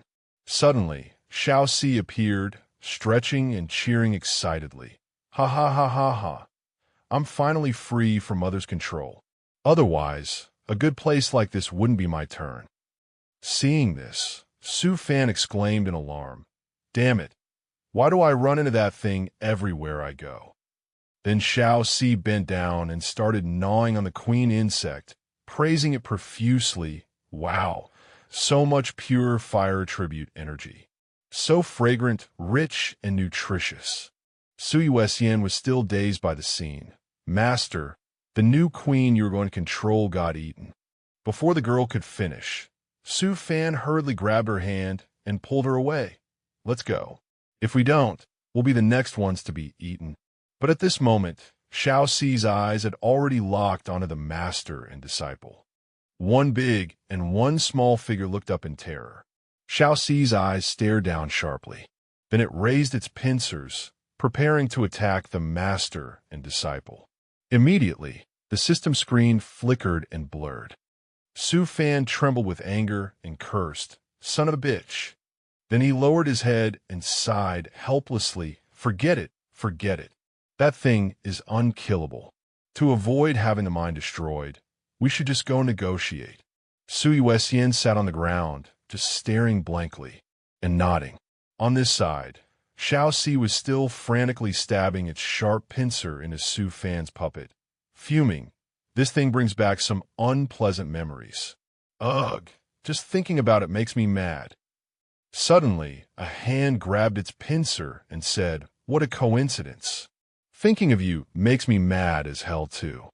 At this moment, Su Fan, in a different form, threw Xiao Si far away. Then he picked up his puppet, dusted it off, and said, "Since fate has brought us together like this, there's no point in continuing to fight and kill." Meaning, he began to negotiate. How about this? You eat your fire ants, and I'll mind my fire essence spirit organ. We'll mind our own business. How about it? Xiao Si stood stiffly and asked emotionlessly, "You hit me, and then you say fighting and killing has no meaning." Then it held out a hand and said, "I want half of that fire essence spirit organ. I need to cultivate." Hearing this, Su Fan was speechless. "You came out of nowhere, and you dare to demand half? I'll give you one part, and not a bit more." Xiao Si was currently trying to pull its tail out of the rock above. Then Xiao Si advanced towards Su Fan, pointing a sharp pincer at his forehead and saying, "No for parts." Su Fan immediately created a stream of dark energy and said, "Then I'll make my move. Today, either you die or I live." Then a giant beast appeared behind him. Men die for wealth, and foolish birds die for a tasty morsel. Xiao Si's face turned purple at this sight. Then, the giant hand of Su Fan's beast prepared to grab Xiao Si. It panicked, hugged its head, and screamed, "One part is one part. Why are you so fierce? Don't attack." Su Fan quickly dispersed that power, then turned around with a complete change of face and a smile, saying, "Then let's happily settle our deal like this." He held out his hand. Xiao Si extended a pincer to shake his hand. He added a reminder, "Right? But remember to control this queen. Don't let the fire ants disturb my puppets while they're mining." Xiao Si was angry, but still had to try to be amicable, replying, "I know." Oomph. Suddenly, Xiao Si broke into a cold sweat, looking ahead. Su Fan held Xiao Si's pincer, a drooling, greedy look on his face as he thought, "A spider leg like this must be delicious. It looks so appetizing." But in Xiao Si's eyes, an image of a handsome Su Fan appeared, holding a ring and looking at her with deep affection. She got goosebumps and hugged herself, thinking, what does he mean? Could it be that he's into me? But I prefer spider guys. Then Xiao Si quickly pulled its pincer back, startling Su Fan. Feeling not quite safe, she backed further away. Then she turned and ran for her life, shouting, We can't. You should give up on that idea." The master and disciple on this side watched Xiaoxi leave, their heads full of question marks. Very quickly, a new day arrived with a sparkling clear blue sky. At the Hidden Spirits sect, in a pavilion, Su Fan was observing and cheering excitedly. Wonderful. A beautiful day with no elders falling from the sky. No sneak attacks from the demon race. No kids causing trouble. No sects suddenly disbanding, no. 3,000 words have been omitted. Suddenly, the ancient turtle appeared and called out to him. Who? As soon as Su Fan saw the ancient turtle, he picked it up and said, Isn't this my precious old turtle? Come here, what do you need from me? I'm in a great mood today. Just say the word, and I'll definitely satisfy you." The ancient turtle, placed on the table, cried out, Who? Su Fan asked, "You're saying the 6 little dragons need more water beasts or a magic treasure that nurtures the sect's fortune to grow?" The old turtle cried out, Who ha. He then scolded, "You make it sound so easy, huh? Are water beasts that easy to find?" Then Su Fan, while cleaning his ear, asked, "Do you think hunting beasts is like catching chickens running around outside?" The old turtle shook its head vigorously. Suddenly, at this moment, a herd of deer ran past from the other side of the river. Su Fan exclaimed in surprise. "What?" A flash of light emanated from a herd of incredibly beautiful, sparkling deer. Suddenly, he controlled a large hand that reached towards the deer. Su Fan pointed at them and called out, "You, Cloudflower Deer Zhang Xiaohua, tell me about the 2 deer next to you. And there's even a flame spirit deer. Speak now. Where did you lure them from?" The deer Zhang Xiaohua raised its head proudly and cried, Hiru. Su Fan understood its meaning. "Huh? The small horned deer is your husband, and the one with flaming horns is your friend you brought back from a volcano? Where did a volcano come from around here?" The deer with flaming horns approached him and cried, "Who?" Then he took an item from its body. He said resentfully, "Did you go and lure away another sect's water beast?" The item in his hand was a token with the name Flame Mountain Sect on it. After reading it, Su Fan couldn't help but curse. Damn it, it's from the Flame Mountain Sect, no less. Then he started to hold the deer Zhang Xiaohua's face and said, "Xiaohua, you have to return this flame spirit deer." Then he turned to the deer with flaming horns and said, "Sai, your family, you have to go even if you don't want to. I can't afford to provoke your family. Don't bite my hair." A while later, Su Fan collapsed in a panic and cried out, "Zhang Xiaohua, make it clear. Why do you only know how to bring them here, but not how to return them?" Suddenly, Zhang Xiaohua stomped its foot. Then it disappeared into thin air. Su Fan, his head full of question marks, called out, "Zhang Xiaohua, where are you going?" "No. Since when did you learn this skill?" A second later, the deer Zhang Xiaohua reappeared, grandly presenting a small elephant to him. Su Fan was even more horrified and exclaimed, "This is the white spirit elephant of the heavenly demon sect." Zhang Xiaohua raised its head and cried, "Who?" in response. Su Fan clutched his chest helplessly. "My God, you can't do anything right, but you're number 1 when it comes to causing trouble." He collapsed onto the ground and exclaimed, "Now the sect has enough water beasts, but the trouble has multiplied too." The old turtle couldn't help but turn its head to the side and snicker. After calming down, he asked again, "Wait, ancient turtle, so where did you catch Zhang Xiaohua from in the first place?" At this, the old turtle just smiled happily, its cheeks blushing. At the same time, at the Flame Mountain sect, everyone inside was panicking and shouting, "Where did it go? Why did the flame spirit deer water beast disappear? It's not here, do you have it?" The chaos at the heavenly demon sect was no less. Why did the white spirit elephant disappear? Go, follow the thread, and find it. An elder used a thread of karma to search. roaring angrily. Let me see who is so bold and unafraid of death to dare steal the heavenly demon sex water beast. At this moment, that thread had found its way to Su Fan.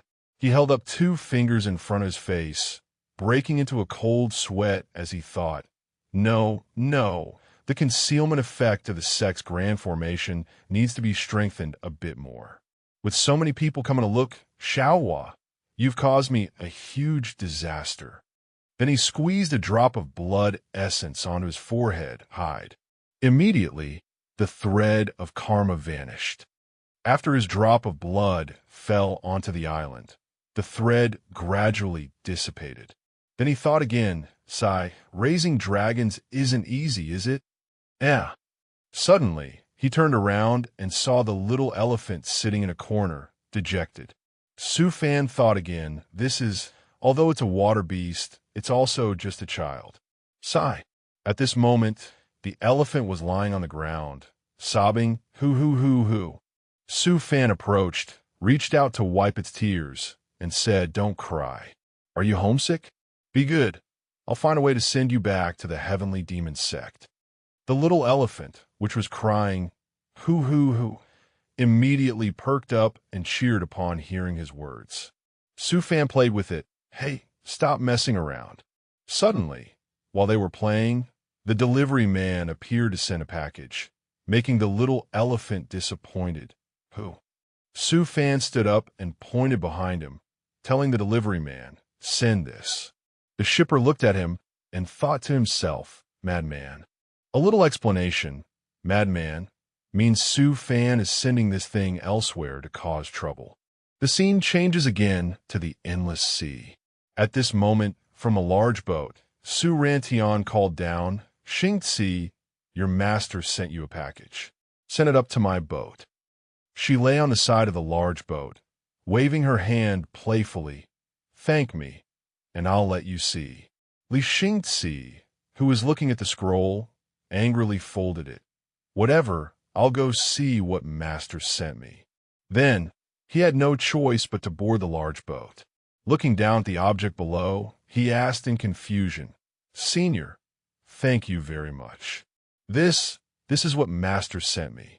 Su Rantian could only burst out laughing in response. Ha. What your master sent you is truly one of a kind. Gasp.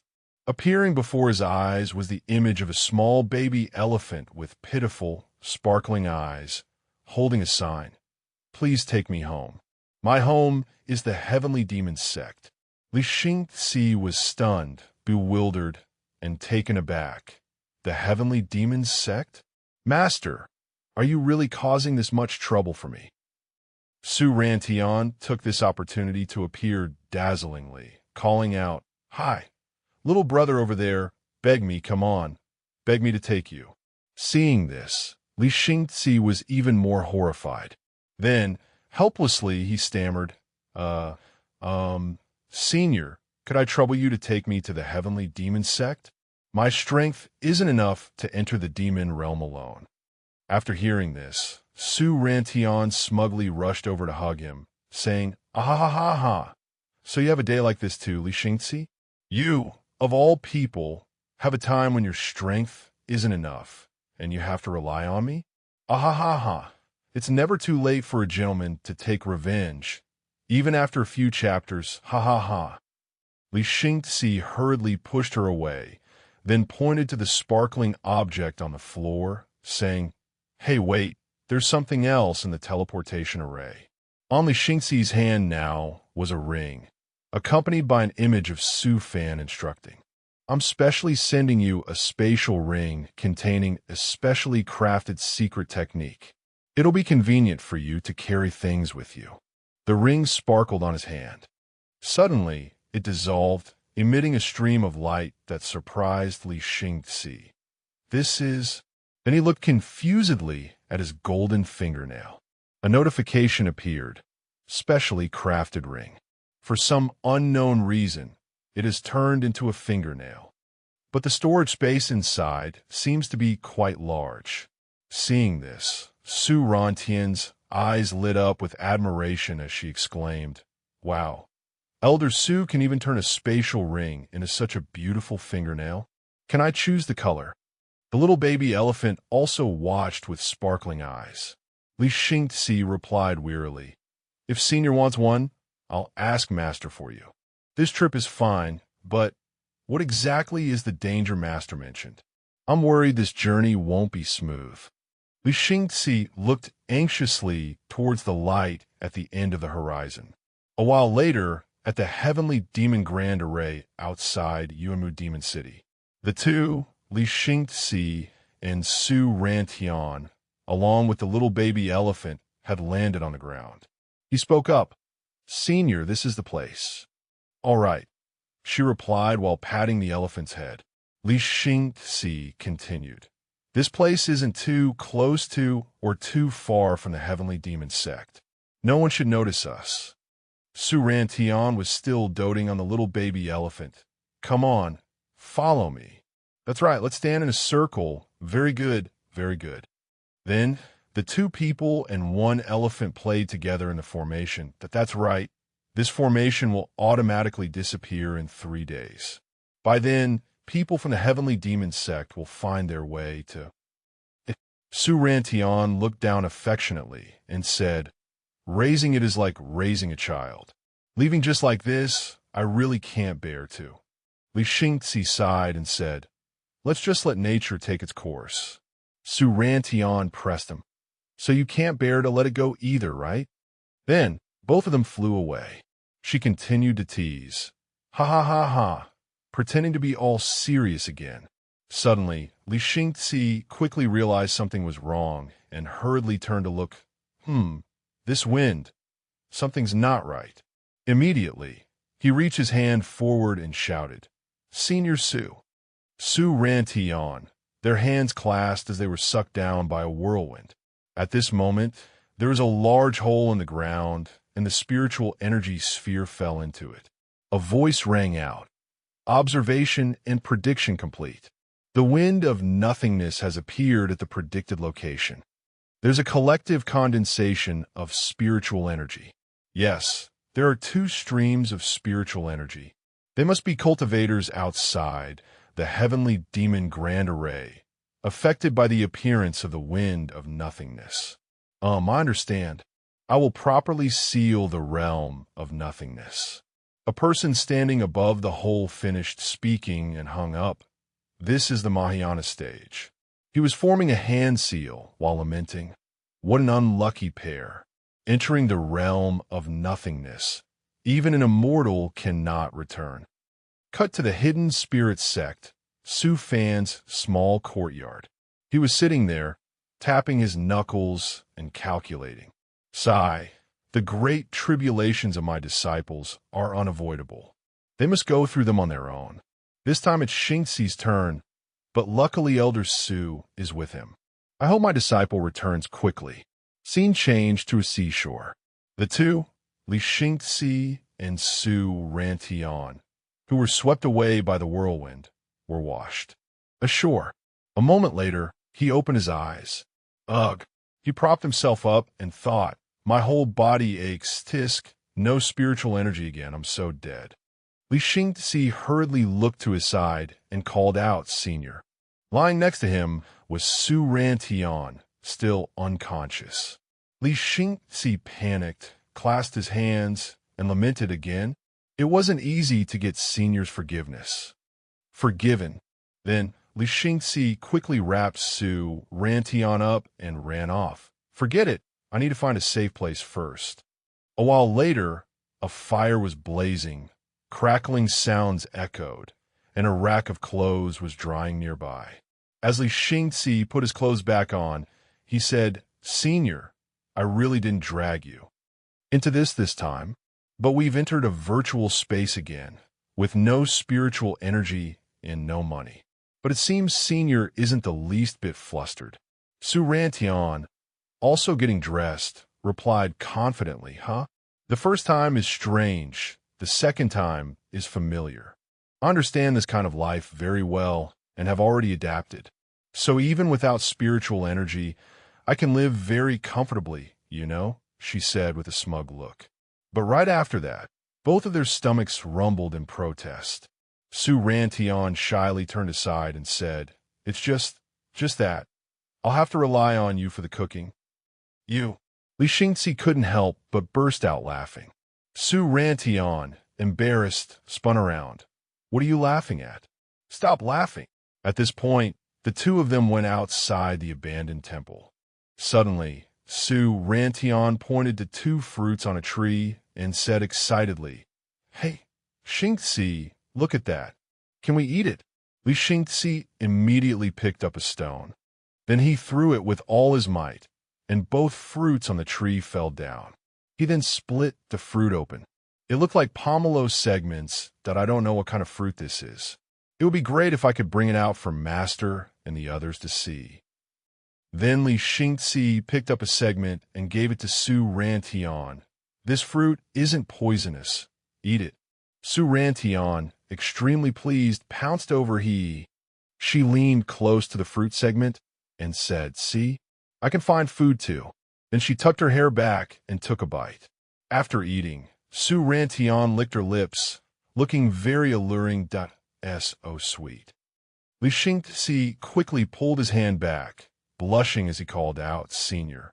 His heart felt like a little deer was ramming into it. Then he placed the fruit in Su Rantian's hand. "Turn away, blushing. Eat it yourself." She watched him, teasing, "Ooh, so you could get embarrassed too? Ha ha ha ha ha. My plan worked." "Hey, Xing, Sai, where are you going?" Su Rantian deliberately drew out each word, pouting. Li Xingxi felt even more flustered and replied, "When I was picking the fruit, I saw a path. I'll go check it out first." Su Rantian still wouldn't let him go. Then I'll go too. Wait for me." But by now, Li Xingxi had already run away quickly. Su Rantian stood behind, laughing excitedly, "Ha ha ha ha." A while later, the two were sitting together, eating the fruit. She pointed in one direction and said, "Xingxi, I want to go that way. The scenery over there looks nicer." Before her was a small path leading deep into the forest. Li Xingxi immediately replied, "Senior, we're going up the mountain to look around for any signs of civilization, not to stroll around." Su Rantian replied, "It's on the way." The two of them looked very cute, replying while eating. A moment later, a pack of wolves, each with blood-red eyes, was baring its teeth menacingly ahead. "Ire, this is the beautiful path you pointed out," Li Xingxi said helplessly, standing in front of Su Rantian to shield her. She could only reply in a panic, I didn't expect this either. What do we do now? Fight them barehanded?" Li Xingxi remained calm, calculating internally. No spiritual energy and no weapons. I have to find something to use as a weapon first. Suddenly, the golden fingernail unexpectedly lit up, to his surprise. Instantly, a sharp sword appeared in Li Xingxi's hand. Su Rantian cheered happily. "Hey, Xingxi, your spiritual energy has recovered." Li Xingxi explained while swinging the sword. "No, this is, the golden finger master gave me before I left." At the same time, the pack of wolves pounced towards the two of them. Li Xingxi's eyes were focused and vigilant. He then unleashed a series of slashes, attacking the wolf pack. Then, one wolf was dealt with and fell to the ground. The remaining ones looked scared and trembled. They fearfully began to retreat. At this moment, a stream of spiritual energy emanated from Li Xingxi's body. He confidently raised two fingers and uttered an incomprehensible phrase, "Ganala, God of Darkness, Dalala Energy." To explain, Li Xingxi was reciting a type of magic spell from the movie Balala the Fairies. Then his aura caused the wolves to stop. He swung his two fingers, dinosaur strikes the wolf. Then their paws trembled, and they all lay down before Li Xingxi. Su Rantian asked in utter amazement, "Have you really not recovered your spiritual energy?"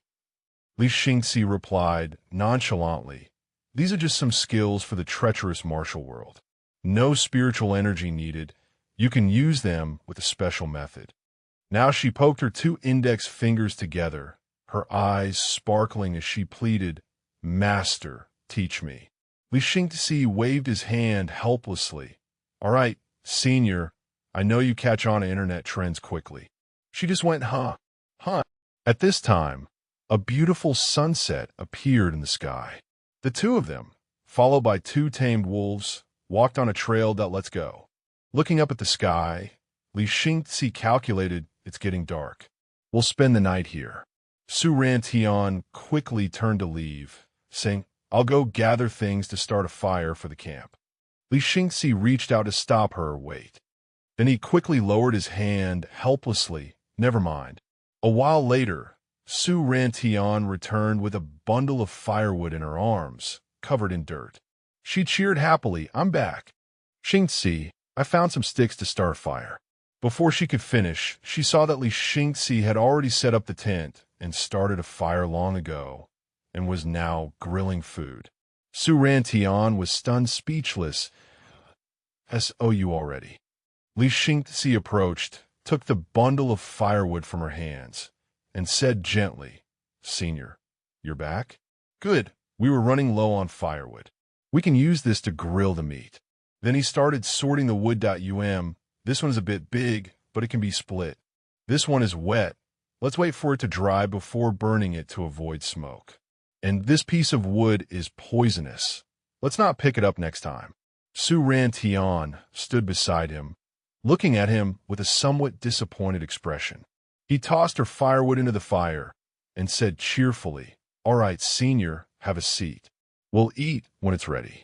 Su Rantian stood there, unusually silent. Then she let out a long sigh and said, Xingzi, am I very useless? I can't even gather firewood properly. Li Xingzi, who was now sitting by the fire grilling meat, comforted her. It's your first time, Senior. It's very normal not to do it well. When the food was cooked, he quickly handed it to her with cheerful encouragement. But you were very proactive and tried hard to learn. That's already very good. Su Rantian took the skewer of food and asked, Xingzi, did you learn all these skills from your master? He immediately explained, Not entirely. Some I learned on my own during my 100 Realms reincarnation. Go ahead and eat, Senior. If you want to learn these life skills, I'll teach you. Su Rantian, no longer her usual teasing self, just sat there obediently eating her food. After taking a bite, she cheered happily, Wow, it's delicious. Her rosy face had a few cute crumbs stuck to it. Li Xingzi watched her eat happily and thought to himself, Senior looks very mature and sharp, but sometimes she acts as pure as a child. Suddenly, he reached up and picked a leaf that was stuck in Su Rantian's hair. She was startled in surprise. At this moment, Li Xingzi, without realizing it, seemed to be patting her head, causing her to quickly turn and look at him. Feeling guilty, Li Xingzi took the leaf down as an excuse. There was something on your head, Senior. I was just helping you get it. Then he changed the subject. It tastes a bit bland. I'll add some more seasoning later. Su Rantian was still dazed, covering her own face. Then she unconsciously blushed and fell silent. After a long while, she turned away to continue eating and said, Is that so? I think the grilled meat smells very fragrant. It quickly turned to night. After eating, Su Rantian stood up, stretched, and yawned. Li Xingzi was still sitting there silently cooking. She let out a breath and said, I'm full. Let's rest early. We still have to travel tomorrow. Then she lifted the tent flap and went out. Both of them were startled as they looked inside. Inside the tent, there was only a single mattress and one pillow. The atmosphere was awkward and difficult. At this time, in the dead of night, raindrops poured down outside the tent. Inside, Su Rantian was sound asleep, breathing evenly. But Li Xingzi was still tossing and turning, unable to sleep. Both of their feet stuck out from under the blanket. At this moment, they were both lying on the mattress, with the pillow as a barrier between them. It seemed that Su Rantian was asleep, but her thoughts now appeared. How did things turn out like this? Li Xingzi could only ask himself, Master, is our sect really this poor? Nah, sigh. Cut back to a short while ago, when the two looked at the situation inside. Li Xingzi suggested, Senior, you go inside and rest. I'll keep watch outside tonight. Su Rantian immediately replied, You already cooked. I didn't help with anything. If someone's keeping watch, let it be me. Then the two of them kept pushing and pulling. My stamina is better. I should be the one to keep watch. No. How about you watch for half the night and I'll watch for the other half? Right at this moment, a bolt of lightning struck, startling the two of them. Immediately after, raindrops poured down, extinguishing the blazing fire from just a moment ago. Su Rantian raised her hand to cover her face and said, All right, now no one has to keep watch. One tent is one tent. Let's sleep together. Li Xingzi could only stand there, scratching his head. Back to the present. Su Rantian suddenly turned over, reaching her arm over the pillow in the middle. Her whole body pressed close to Li Xingzi, startling him. He immediately grabbed her hand and called out, Senior. Suddenly, the sound of thunder outside grew louder. Tears glistened in the corners of Su Rantian's eyes. She sobbed in her dream, Master, Father, the lightning tribulation hurts so much. I'm scared. Li Xingzi silently glanced over. He remembered a time long ago when his mother sat beside him, lulling him to sleep. Shin, my good boy, don't be afraid. Just sleep peacefully. Then he pulled his hand back, pulled the blanket carefully over Su Rantian, and soothed. Don't be afraid. Sleep peacefully. It was soon the next morning. The rain from last night had stopped, and sparkling sunlight shone down on the tent. At this moment, Su Rantian opened her eyes. The first thing she saw was the magnified, handsome face of Li Xingzi. Su Rantian couldn't help but blush and cover her mouth with her hand. She quickly laid him back down. Why was he sleeping in a position propped up on his hand, looking at me? It must be a bad sleeping posture. Yes, definitely. Then she quickly ran off. Su Rantian ran out of the tent, pretending that nothing had happened. Only then did Li Xingzi open his eyes. He then sat up and rubbed his head. Then he couldn't help but let out a chuckle at that cute person. In the realm of nothingness, both of them were now riding their own horses. Suddenly, two beasts appeared, observing the two of them and grinding their teeth. Li Xingzi sensed the danger and turned around to look. Then he brought out a bow, an arrow. Immediately, he shot multiple arrows at once. All of them hit the beasts, causing them to fall. Seeing this, Su Rantian exclaimed in admiration, Wow, I still can't figure out. How did the Grand Elder turn a spatial magic treasure into all sorts of tools? Li Xingzi returned the bow to his golden finger and said, Master always plans everything thoroughly. He has also refined many magic treasures and puppets that can be activated without spiritual energy. Then he spurred his horse. As he galloped forward, he said, Let's go quickly. This world might be more dangerous than we imagine. Su Rantian followed and replied, All right. After a while, the horse's steps came to a halt. Li Xingzi and Su Rantian looked ahead in surprise. In front of them now was a group of people in uniform, also riding horses. Every single one of them had a murderous look on their face. Su Rantian couldn't help but sigh. Iske, speak of danger, and danger arrives. The two sides stood there facing each other for a long time. Then Li Xingzi quickly put on a friendly expression, clasped his hands, and spoke first, Big brothers, my. Suddenly, Su Rantian leaned in and reminded him, Wife. He continued, And my wife are just passing through. May I ask why you have surrounded us like this? At this moment, a man approached him with a dangerous aura. Then he suddenly put his arm around Li Xingzi's shoulder. Then he suddenly broke into a friendly smile and said, This place is very dangerous. You two want to enter the city, right? Our cavalry troop will escort you." He could only glance at him, silent and weary. A while later, the two had blended into the group. Surantion turned and asked in a low voice, "Huh, are they really an army?" "Not bandits," Li Xingzi replied in a low voice. "They have the advantage in numbers and aren't easy to deal with.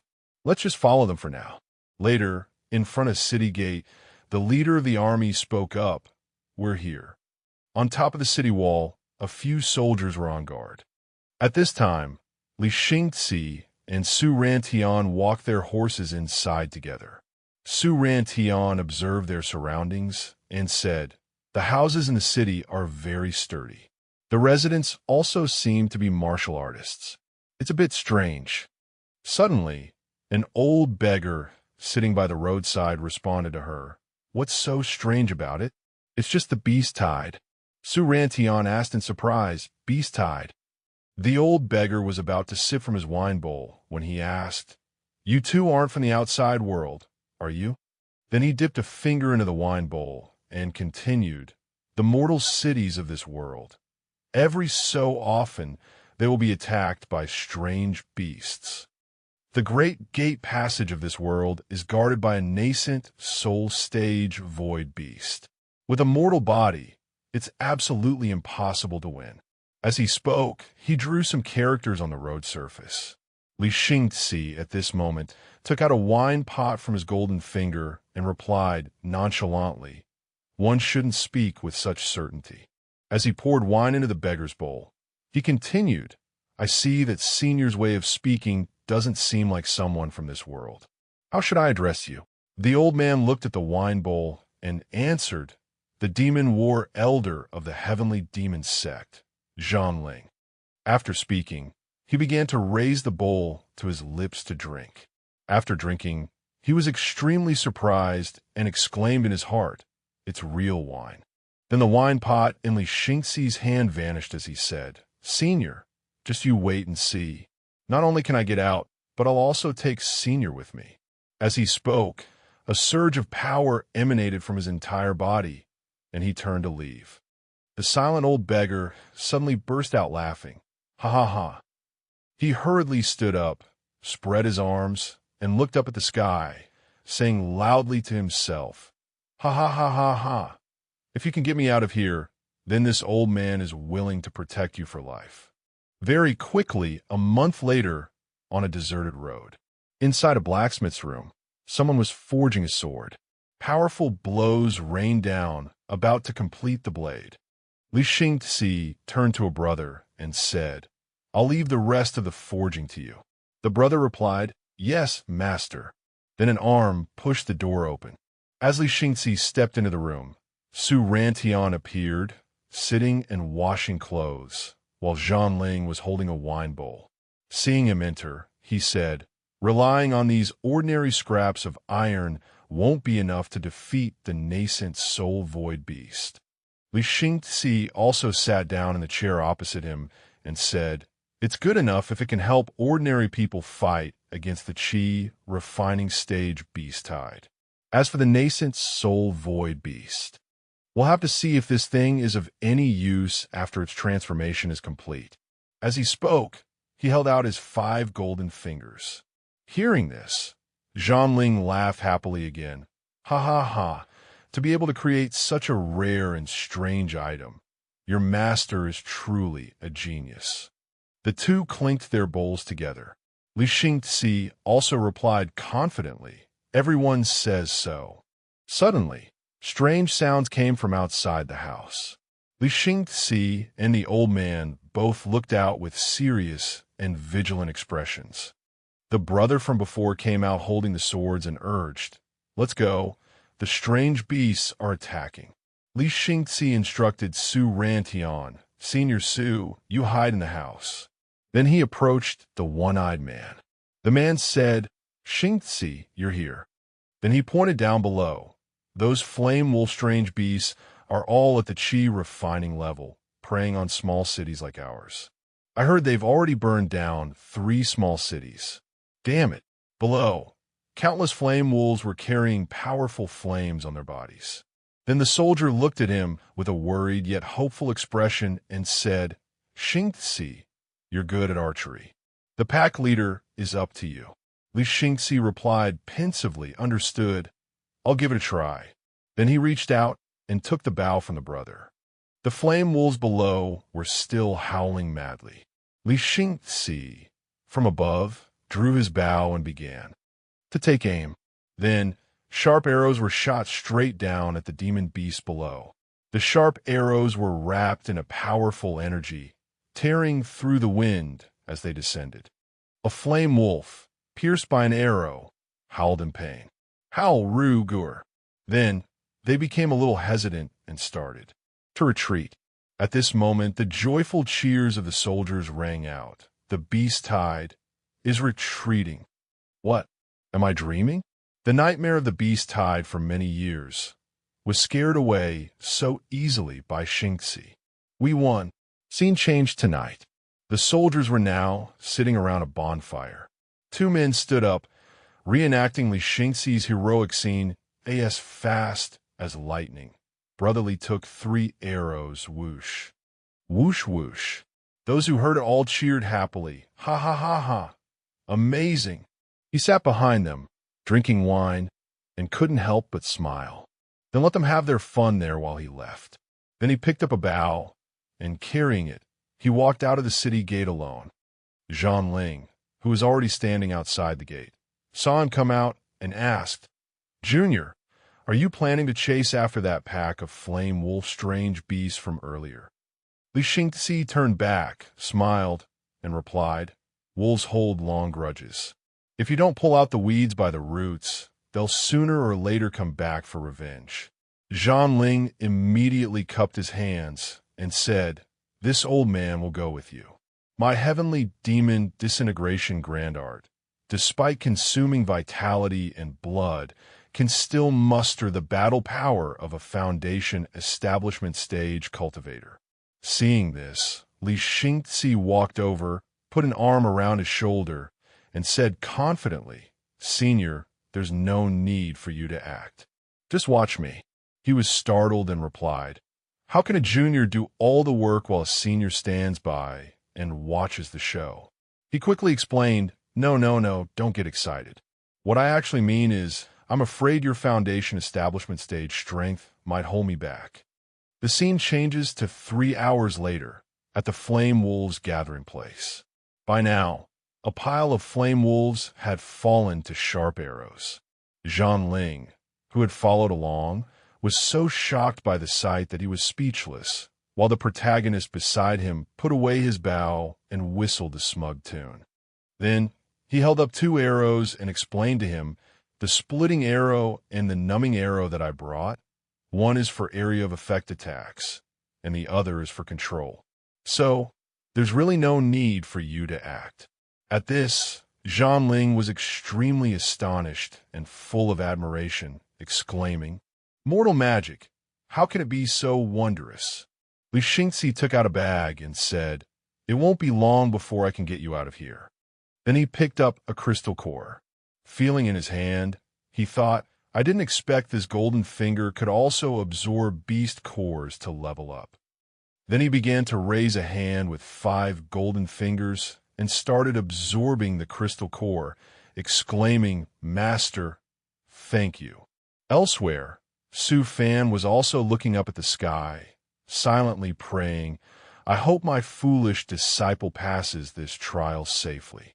Then he started looking down at the thread of spiritual power, wondering, should I withdraw it a little? Then the thread of spiritual power disappeared, and he smiled. "Forget it. It's not time yet. Besides, I've taught him so much since he was a child. The boy can definitely handle it." Now, several years later in the Void Realm, countless flame wolves were standing menacingly below the city gate. They pressed close together, charging forward with crazed expressions. Then, volleys of arrows were fired one after another. This time, the flame wolves nimbly leaped to dodge. One ferocious wolf charged straight at the gate, causing it to shatter. "This is bad." The strange beasts, are unusually fierce this time. They've broken through the city gate. The one-eyed man reassured his brother, "Don't panic. Brother Lee is guarding that direction. It'll be fine." Then he pointed forward. "Look, over there." The direction he pointed to was where Li Xingzi and Zhang Ling were standing, waiting for the flame wolves. At this moment, an angry flame wolf turned back and howled to its pack, "Whoa, whoa!" For years, this is the one who has killed so many of our kind. Charge! Meanwhile, Li Xingzi calmly held out his golden hand and said nonchalantly, "Oh my, here to deliver more gifts. Thank you very much." A stream of power from his fingers attacked the pack of flame wolves. It then grabbed them all together into a bundle. Immediately, that sharp stream of power shredded them to pieces, leaving no corpse intact. Zhang Ling, standing beside him, couldn't stop marveling. "Tsk, not even a single drop of blood got on you. Your combat power is truly becoming more and more terrifying." Li Xingzi raised his hand and replied, "It's the amazing divine artifact my master gave me." After that, he began to absorb the crystal cores of those demonic beasts. At this moment, a matrix symbol appeared on the back of his hand. He said with satisfaction, "Finally, the golden finger has fully leveled up." Then he quickly clenched his fist. "Now activate." After that, the small circle on his hand appeared in midair and a large explosion erupted. "Come on, let me see what you'll finally evolve into." Immediately, a round, golden object appeared from within the glowing circle. That round object then made a ding sound, accompanied by a voice, "Please state the predicament you are currently facing." Li Xingzi, breaking out in a cold sweat, exclaimed, "Little grape." The round object suddenly sprouted 2 arms and crossed them in denial. "Incorrect. Please state the predicament you are facing." "Ahem. Let's temporarily call it the golden finger system." Li Xingzi replied, It seems it's not like little grape. It's like this. This world doesn't allow spiritual energy to exist, but I need to defeat many strange beasts with the powerful battle strength of the nascent soul stage." At this moment, Zhang Ling was curiously poking the system on the ground. The system then established a mission. Mission established. The No Spiritual Energy Mode Survival Combat Package will be released soon. Please proceed to a more open area to receive it. After hearing this, Li Xingzi took off running. Zhang Ling, startled and surprised, called after him, "Hey, why are you running? Isn't there no spiritual power? How can you jump so high?" Li Xingzi, leaping after the system, replied to him, "Hurry up and follow." A moment later, they arrived. He marveled, "Your body is still really sturdy." Meanwhile, Zhang Ling was exhausted, bent over and panting heavily. The 100-year-old man had just gone through a long-distance training run. He screamed internally, "My God!" I almost threw up from running. I nearly thought I was going to meet my ancestors right here. Blech! Li Xingzi quickly backed away. An hour passed quickly. The old man and the young man were still sitting huddled to one side, watching the system continue to vomit. Zhang Ling spoke up, "How should I put this? You always give me so many surprises. It's terrifying, really." "Haha, senior, you flatter me," he replied. In front of the two of them was a group of tool puppets working diligently. Some were carrying things, others were taking notes, looking incredibly busy. Heave-ho, Hevia, close it. There's also a super supply, solar-powered, energy-stealing battery charger, specialized firearm puppets, and light energy version heavy armor puppets. Li Xingzi turned and began to brag. "It's just that master feels too sorry for me." His pampering was a bit obvious. He looked like a child who had the happiest master in the world. After hearing this, Zhang Ling just felt resentful, finding it annoying. Suddenly, he pointed to the sky and said, "Hey, look at that. What just appeared is the solar-powered version of the heavenly secret weapon satellite." The old man exclaimed in amazement, "That is?" Li Xingzi explained, That is satellite refined by my master. It can accurately target objectives. With it, we will no longer have to fear nascent soul-strange beasts. At this moment, the system spoke up. This is only a crude version of the heavenly secret weapon satellite. Its power is not enough to kill a nascent soul-stage demonic beast. He looked up in surprise.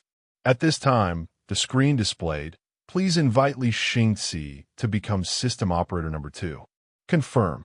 He was still confused and asked, "So what should I do?" Meanwhile, the old man was off to the side, confusedly wondering to himself, "Weishing, let me explain. Weishing means satellite in Vietnamese." An even bigger surprise appeared, a 5 tall light energy armor. The system announced, "Tada! This is the Elva that Master has just researched.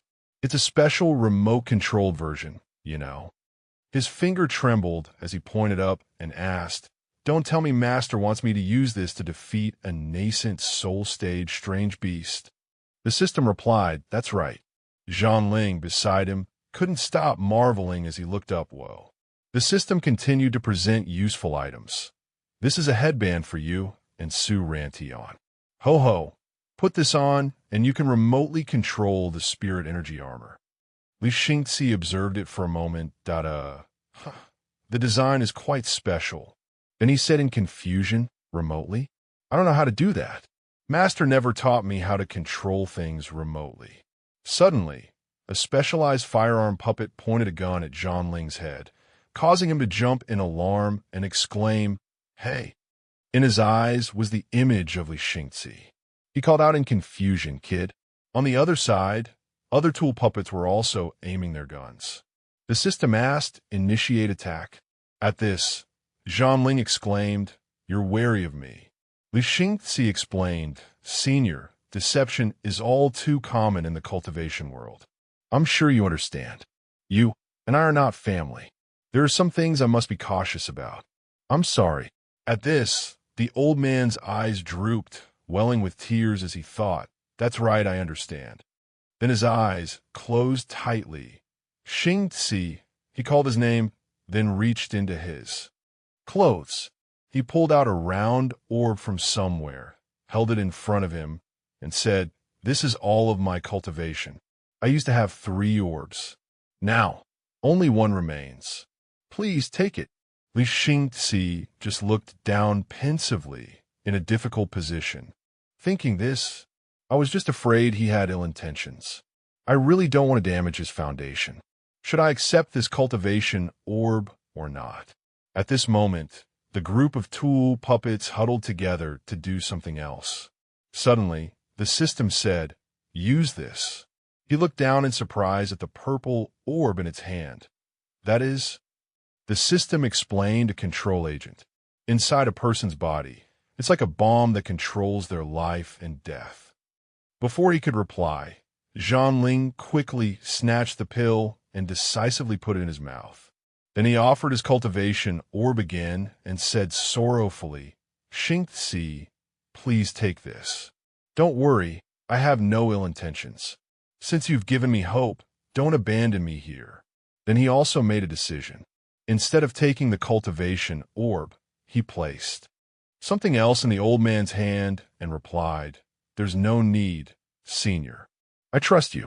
The system then announced, "In order to unleash the full combat potential of the light energy armor, everyone is invited to begin training tomorrow." Below, the old man and the young man looked at each other and smiled happily.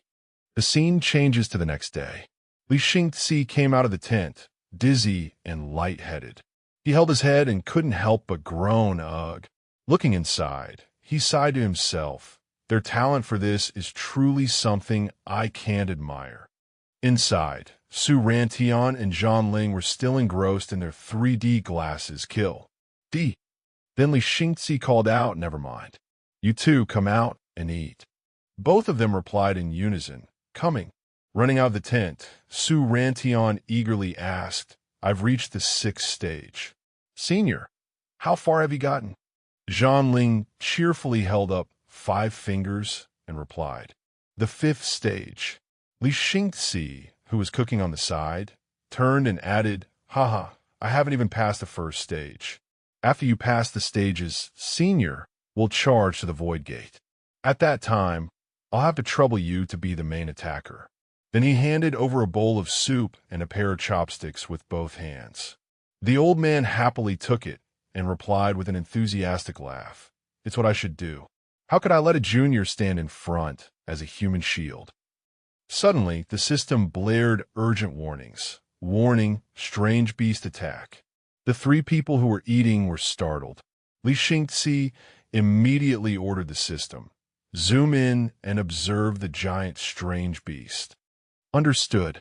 On the screen appeared an extremely vicious, medium-sized, mutated demonic beast. Zhang Ling began to wonder, is this a golden core level strange beast? Could the light energy aura in the camp have lured them here? Then he turned and asked, there's no problem with this base of yours, right? Li Xingzi calmly replied, MHM, eat your meal in peace. Master marked this camp as being able to defend against the invasion of Golden Core stage strange beasts. At this moment, the Golden Core level demonic beast outside was roaring savagely. The system continuously announced, Beast Tide has launched an attack. Vanguard puppets have been arranged. Zhang Ling, still sweating and uneasy, asked again, are we sure we don't need to run? Li Xingzi casually waved his chopsticks and replied, don't worry. If Master said it's fine, it's definitely fine. Immediately, countless streams of power attacked the demonic beast, and a huge explosion erupted. Meanwhile, he picked up a piece of food and offered it to Su Rantian, saying, Senior Su, stop picking at your food. She replied, I don't like it unless. Before she could finish, he snapped, Senior. Only then did Su Rantian open her mouth, laughing, ah. Poor Zhang Ling, sitting to the side, was full from their public display of affection before he could even eat his meal. A moment later, two large, red-hot craters appeared on the ground outside, with plumes of smoke rising. Zhang Ling's jaw dropped in astonishment. Then he turned to the young man in disbelief and said, no way, you really took care of it in one hit. Amazing. The person who could create such a divine artifact must be extraordinary. After we get back, you must take me to meet your master. Li Xingzi gave an okay sign with his hand. All right. But at that very moment, that extraordinary person was in the hidden spirit sect, frantically waving a feather duster and shouting, orders, oh orders, come to me. Orders from all 8 directions, come to me.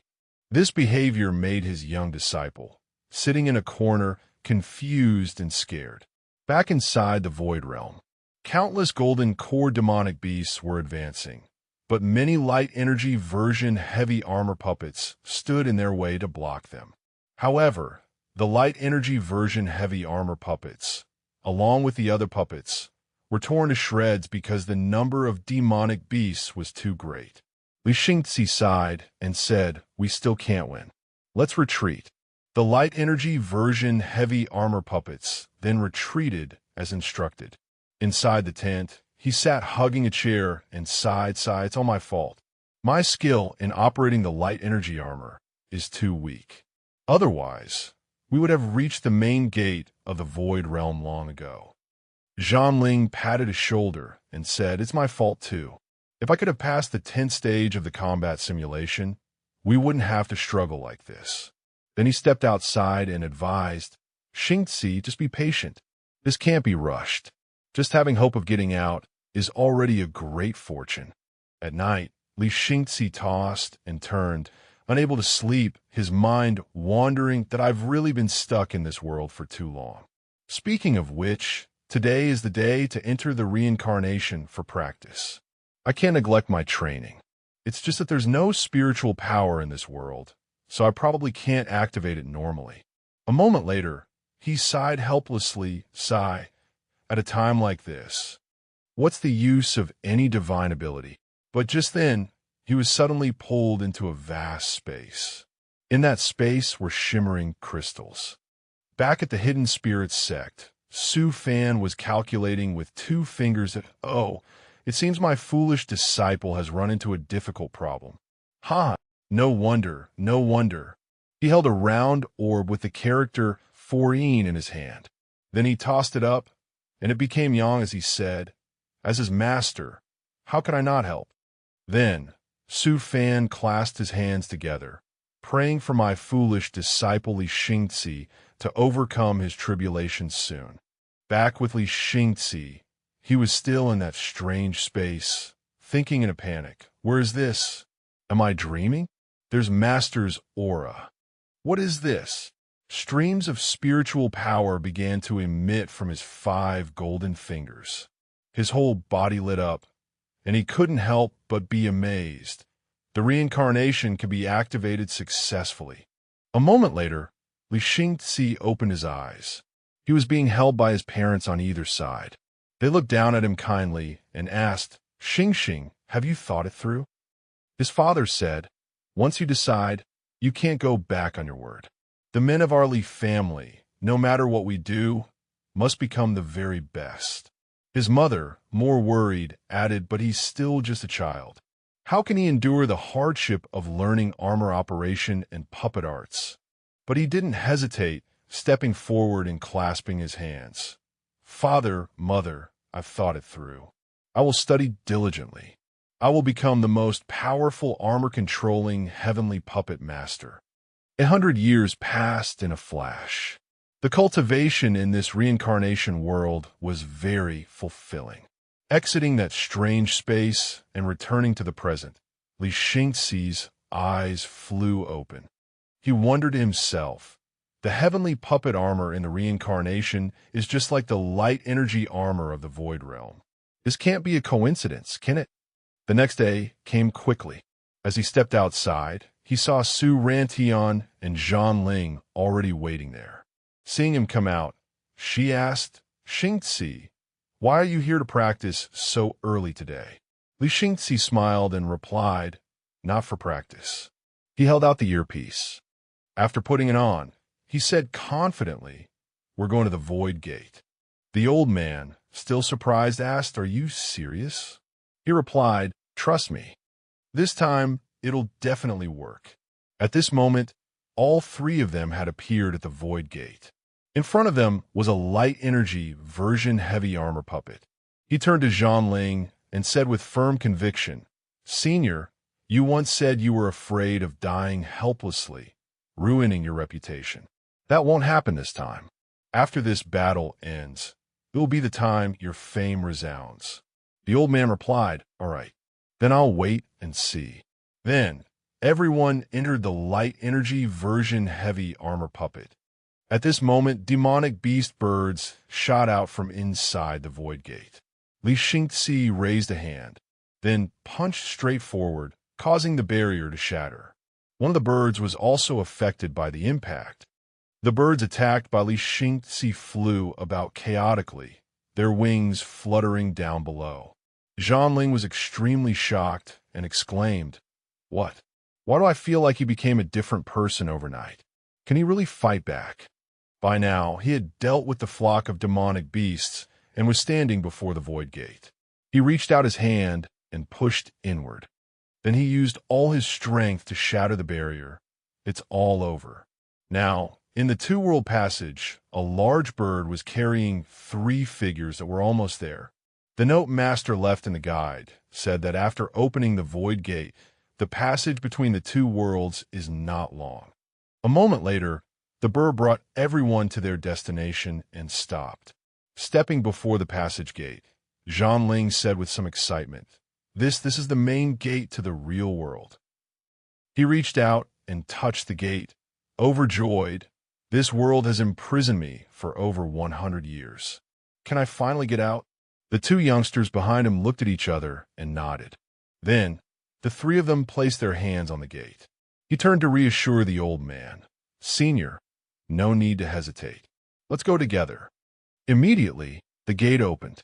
The 3 figures disappeared behind the world of the void. At this moment, Zhang Ling suddenly transformed, beginning to grow younger. Spiritual power also appeared. He excitedly roared, "Ha ha! Zhanling the Demon Venerable, have finally returned." Then he turned to Li Xingzi and said kindly, "Kid, I won't say much more in thanks. Which sect from the central continent is your master from?" Li Xingzi placed a hand on his chest and replied respectfully, "We are a small, hidden sect. Senior has surely never heard of it." But Zhanling didn't care about that and said, "It doesn't matter. I am Zhanling, the Demon Venerable of the Heavenly Demon Sect, and I am willing to be Li Xingzi's Tao protector on his path of cultivation. I hereby make this vow, with the Heavenly Tao as my witness." Then he stretched out his hand, sending out a stream of spiritual power to connect with Li Xingzi. He replied with sincere joy, "Thank you, Senior. Senior has been away from the cultivation world for over 100 years, so you must have many things to do.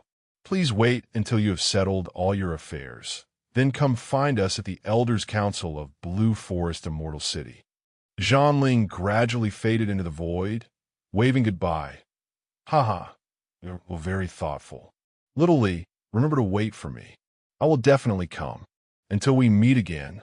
Li Xingzi was about to release some spiritual power. Phew, a world with spiritual power is still more comfortable. "Senior Su, I'll take out the spirit boat. Let's go back." But he was surprised to see Su Rantian already standing on a large boat, waving and calling out, "Xingzi, what are you doing? Hurry up and come here. Let's go back to the sect."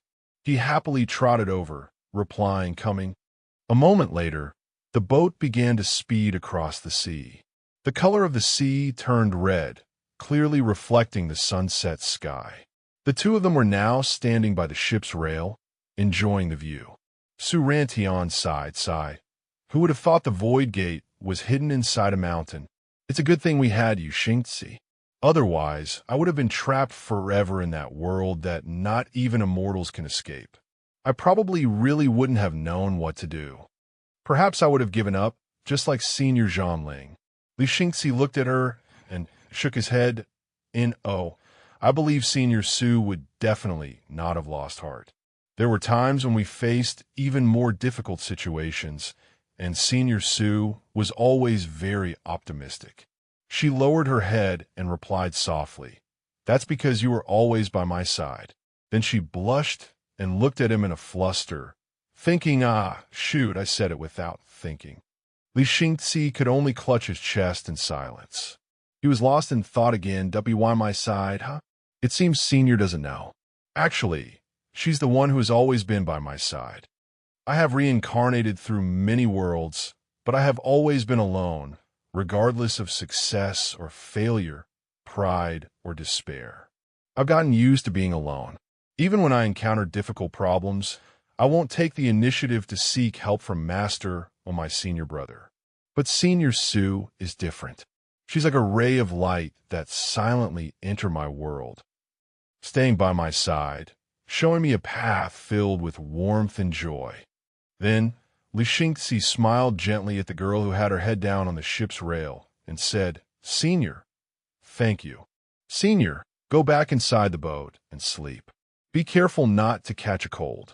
Su Rantian, tired, didn't bother to open her eyes and replied. Yin Tian retorted irritably, "Still talking? Whose clothes are you wearing? A mere nascent soul brat like him. Only his master has a bit of power, otherwise he's not worth a penny." In the face of those words, he just stood there silently. He approached, draping the cloak over the boy's shoulders, and said, "My disciple is as precious as the sex princess." As he spoke, his hand used spiritual power to grip Li Xingzi's shoulder tightly. The one to inherit the sex treasures must be a top-tier expert of this world. "Are you worthy of liking her? Give back his cloak." This injured him to the point of coughing up blood. Su Rantian, at the side, shouted an explanation. "Master, you're going too far. Xingzi and I don't have that kind of relationship. I don't like him, and he doesn't like me. What did he do wrong?" Yin Tian put his hands on his hips and lectured back. "You don't like him? He joins a competition, and you happily go with him. He goes out to practice, and you immediately steer the boat in his direction. If you don't like him, then why do you stick to him all day? You should just admit it. Li Xingzi, at the side, just quietly raised a hand to wipe the blood from his mouth. Over here, Yin Tian continued to point directly at her and question. He doesn't like you? Then why did he protect you time and again, help you resolve your inner demon, and give you his cloak? Use your brain a little, you silly girl. Su Rantian was rendered speechless by those words. Then she hurriedly turned to look at the boy who was frozen on the other side. Xingzi, while he was still asking himself, she likes me? Then what about me? At first, I really only thought about the sex safety, but later, joining the competition with Senior Su, experiencing the feeling of leaving the barrier together. Do I like her too? Then he turned his face away, sorrowfully, thinking, but having been in a world without spiritual power for too long, I almost forgot that Senior Su's strength is far greater than mine. His hand clenched the cloak. My strength in the cultivation world is too weak, isn't it? But suddenly, seeing his silence, Yin Tian flew into a rage, unleashing his spiritual power as he roared, "You scoundrel! You don't even dare to admit you like someone."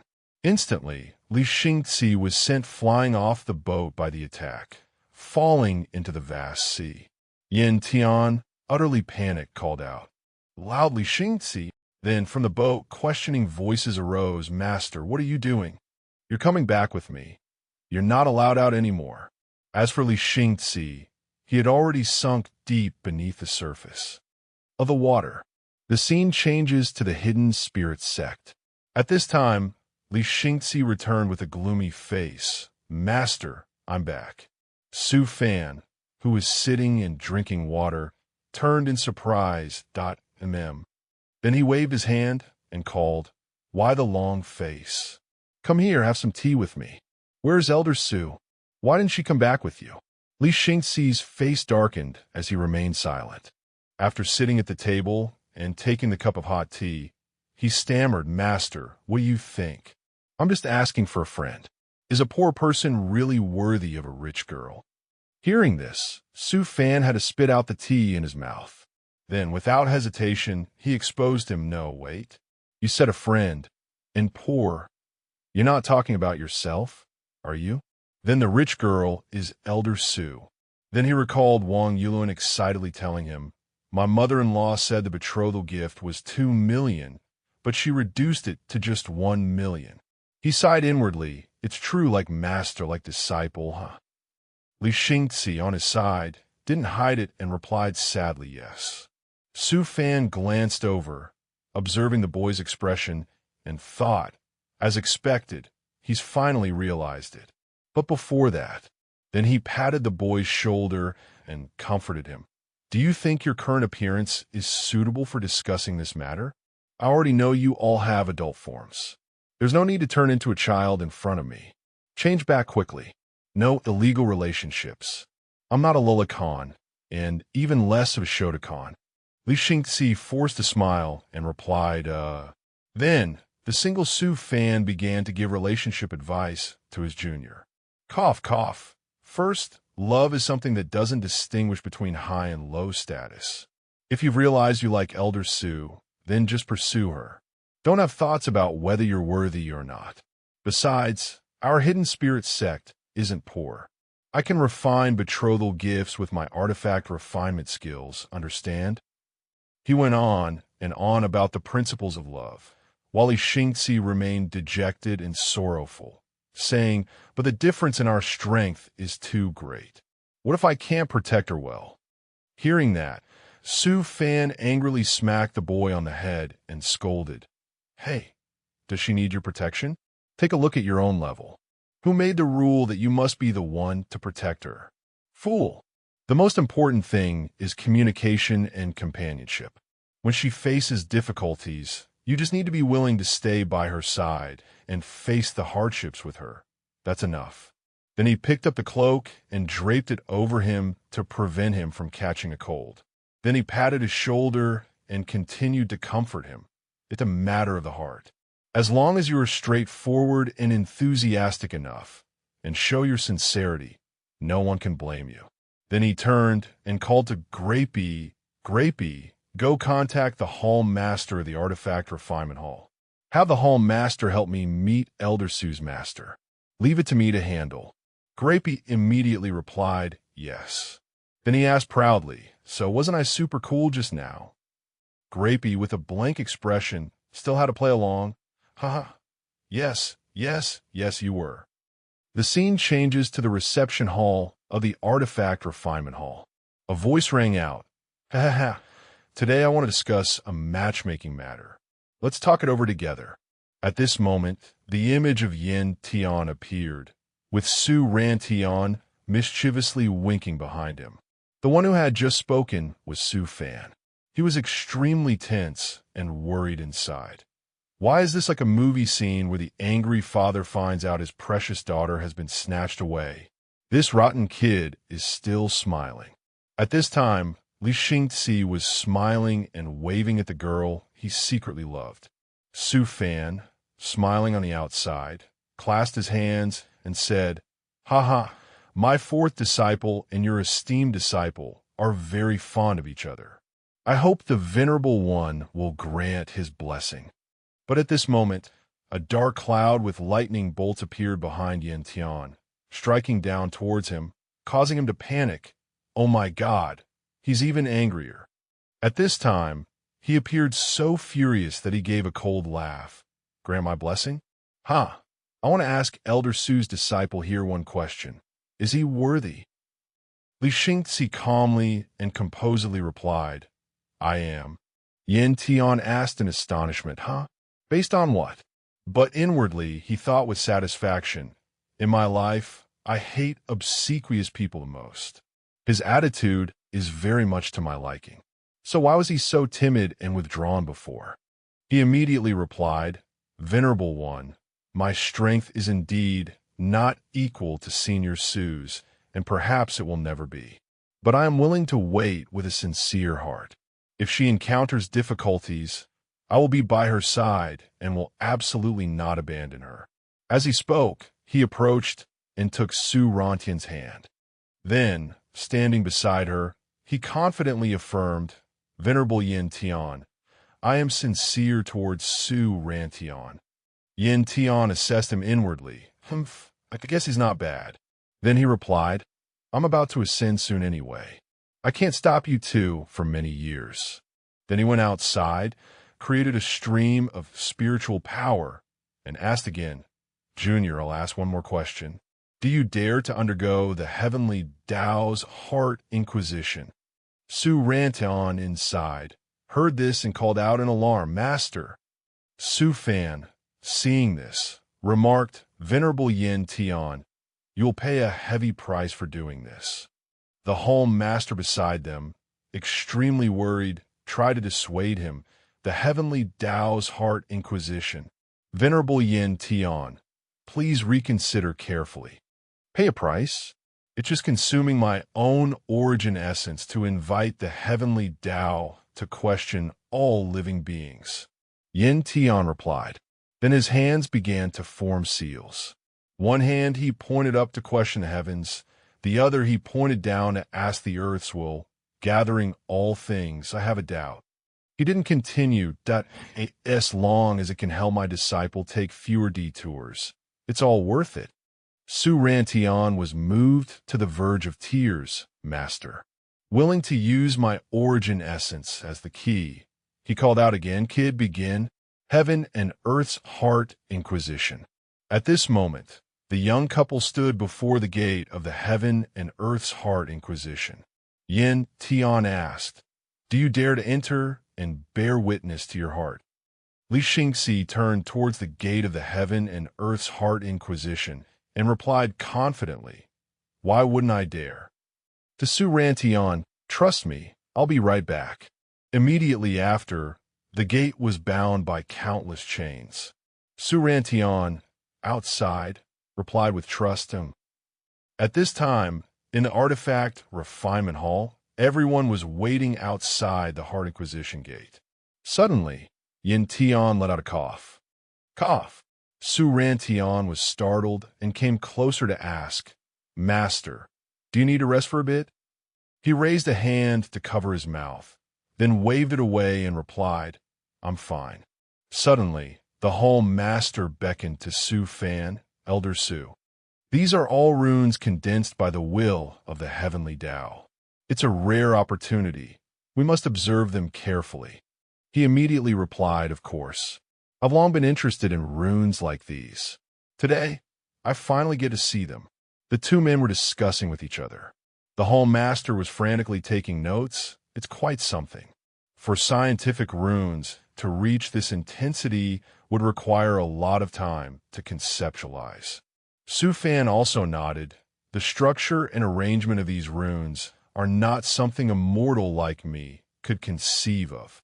Then the two put their arms around each other's shoulders and laughed, as expected of old brother Su. So strong. Old brother, you're pretty good yourself. You have a good eye. Leaving Yin Tian with a dark face behind them. Then he scratched his head and thought foolishly, I'm the one who consumed my origin essence to make this happen. Before you watch, can't you even say thanks? The two men on this side invited each other again. Old brother, want to give it a try? Ha ha. Old brother Su, you know me so well. Then the two began to clasp their hands, creating their own streams of spiritual power to act upon the front of the gate. Yin Tian couldn't take it anymore and shouted angrily, Hey, don't you guys go too far. But unexpectedly, at this moment, a beam of light shot out from within the gate. Yin Tian also turned back in surprise to look up. The chain snapped, and the gate slowly began to open. Li Xingzi stepped out, clasped his hands firmly, and said, Venerable One, I have passed the test. A moment ago, behind his thick beard, he smiled and thought to himself, he passed so quickly and without a single injury. Not bad, he's a sincere child. Then he still acted cold, turning to the side and saying, I know. I keep my word. I won't meddle in your affairs from now on. Hearing that, he looked over at his girl with great joy. Su Rantian also smiled and gave him 2 thumbs up. Then Su Fan kindly took out an item and said with a bright smile, Venerable One, don't look so sad. He held the sparkling item in front of Yin Tian, making his eyes light up. Here, something I just refined. How about giving it to your side as a betrothal gift? At this moment, the Hall Master came closer and teased, making him blush. It seems it won't be long before we can come to your place for a celebratory drink. Yin Tian's eyes sparkled with joy as he reached out to take the beautiful bracelet. All right, this can be considered a perfect ending. Then Su Fan cozied up and called future-in-law. Yin Tian was still admiring the item with a foolish smile. Haha. The Hall Master leaned in and whispered, Hey, 4 syllables is too long. Just call him in-law. Then Yin Tian put the item away in his robes, put on a serious face, and said, I'm not someone who gets swayed by money. It's mainly because I can feel the sincerity from your side, old brother. As for the 2 kids, I won't stand in their way anymore. Su Rantian stood to one side and called out shyly, Master. He also turned towards his disciple. Then he put the item on her. Su Rantian, who was already very beautiful and sharp, became even more radiant after putting on this necklace. Li Xingzi blushed and stood there, staring foolishly. Then Yin Tian walked out, not forgetting to wave and remind them, cough, cough, I have a lot of good tea at my place. If you're free, remember to visit the Elder Council. Li Xingzi smiled brightly, clasped his hands, and replied, Yes. Unexpectedly, Su Rantian came close and gave him a quick peck on the cheek. Then she leaned into his ear and whispered, I'm going back with Master for a bit. Remember to wait for me in the sect. This caused his ears to turn red involuntarily. Li Xingzi, as if mesmerized by her action and words, replied dazedly, Okay. After the kiss, Su Rantian ran to grab Yin Tian's arm and called Master. He immediately exposed her. Humph, a girl with no sense of propriety. Don't think I didn't see you kiss him. As for Li Xingzi behind them, he was still holding his cheek and smiling like a fool. I guess everyone in their first love is like this, right, brothers? Hiv hiv. Seeing this, Su Fan quickly came over, smacked him on the head, and said, "Silly kid, still smiling? Let's go back to the sect." Then he pretended to sigh. "Hi, I have to prepare the betrothal gift soon. What a pain." Li Xingzi ran after him and replied sweetly, "I'll have to trouble you, master." Another new day on the hidden spirit island in the underground space. At this time, Su Fan was channeling spiritual power into his puppet, saying, "Hi, Xingzi's matter is temporarily resolved. I can now focus on my own business." Then the flow of spiritual power ended. Soul entry complete.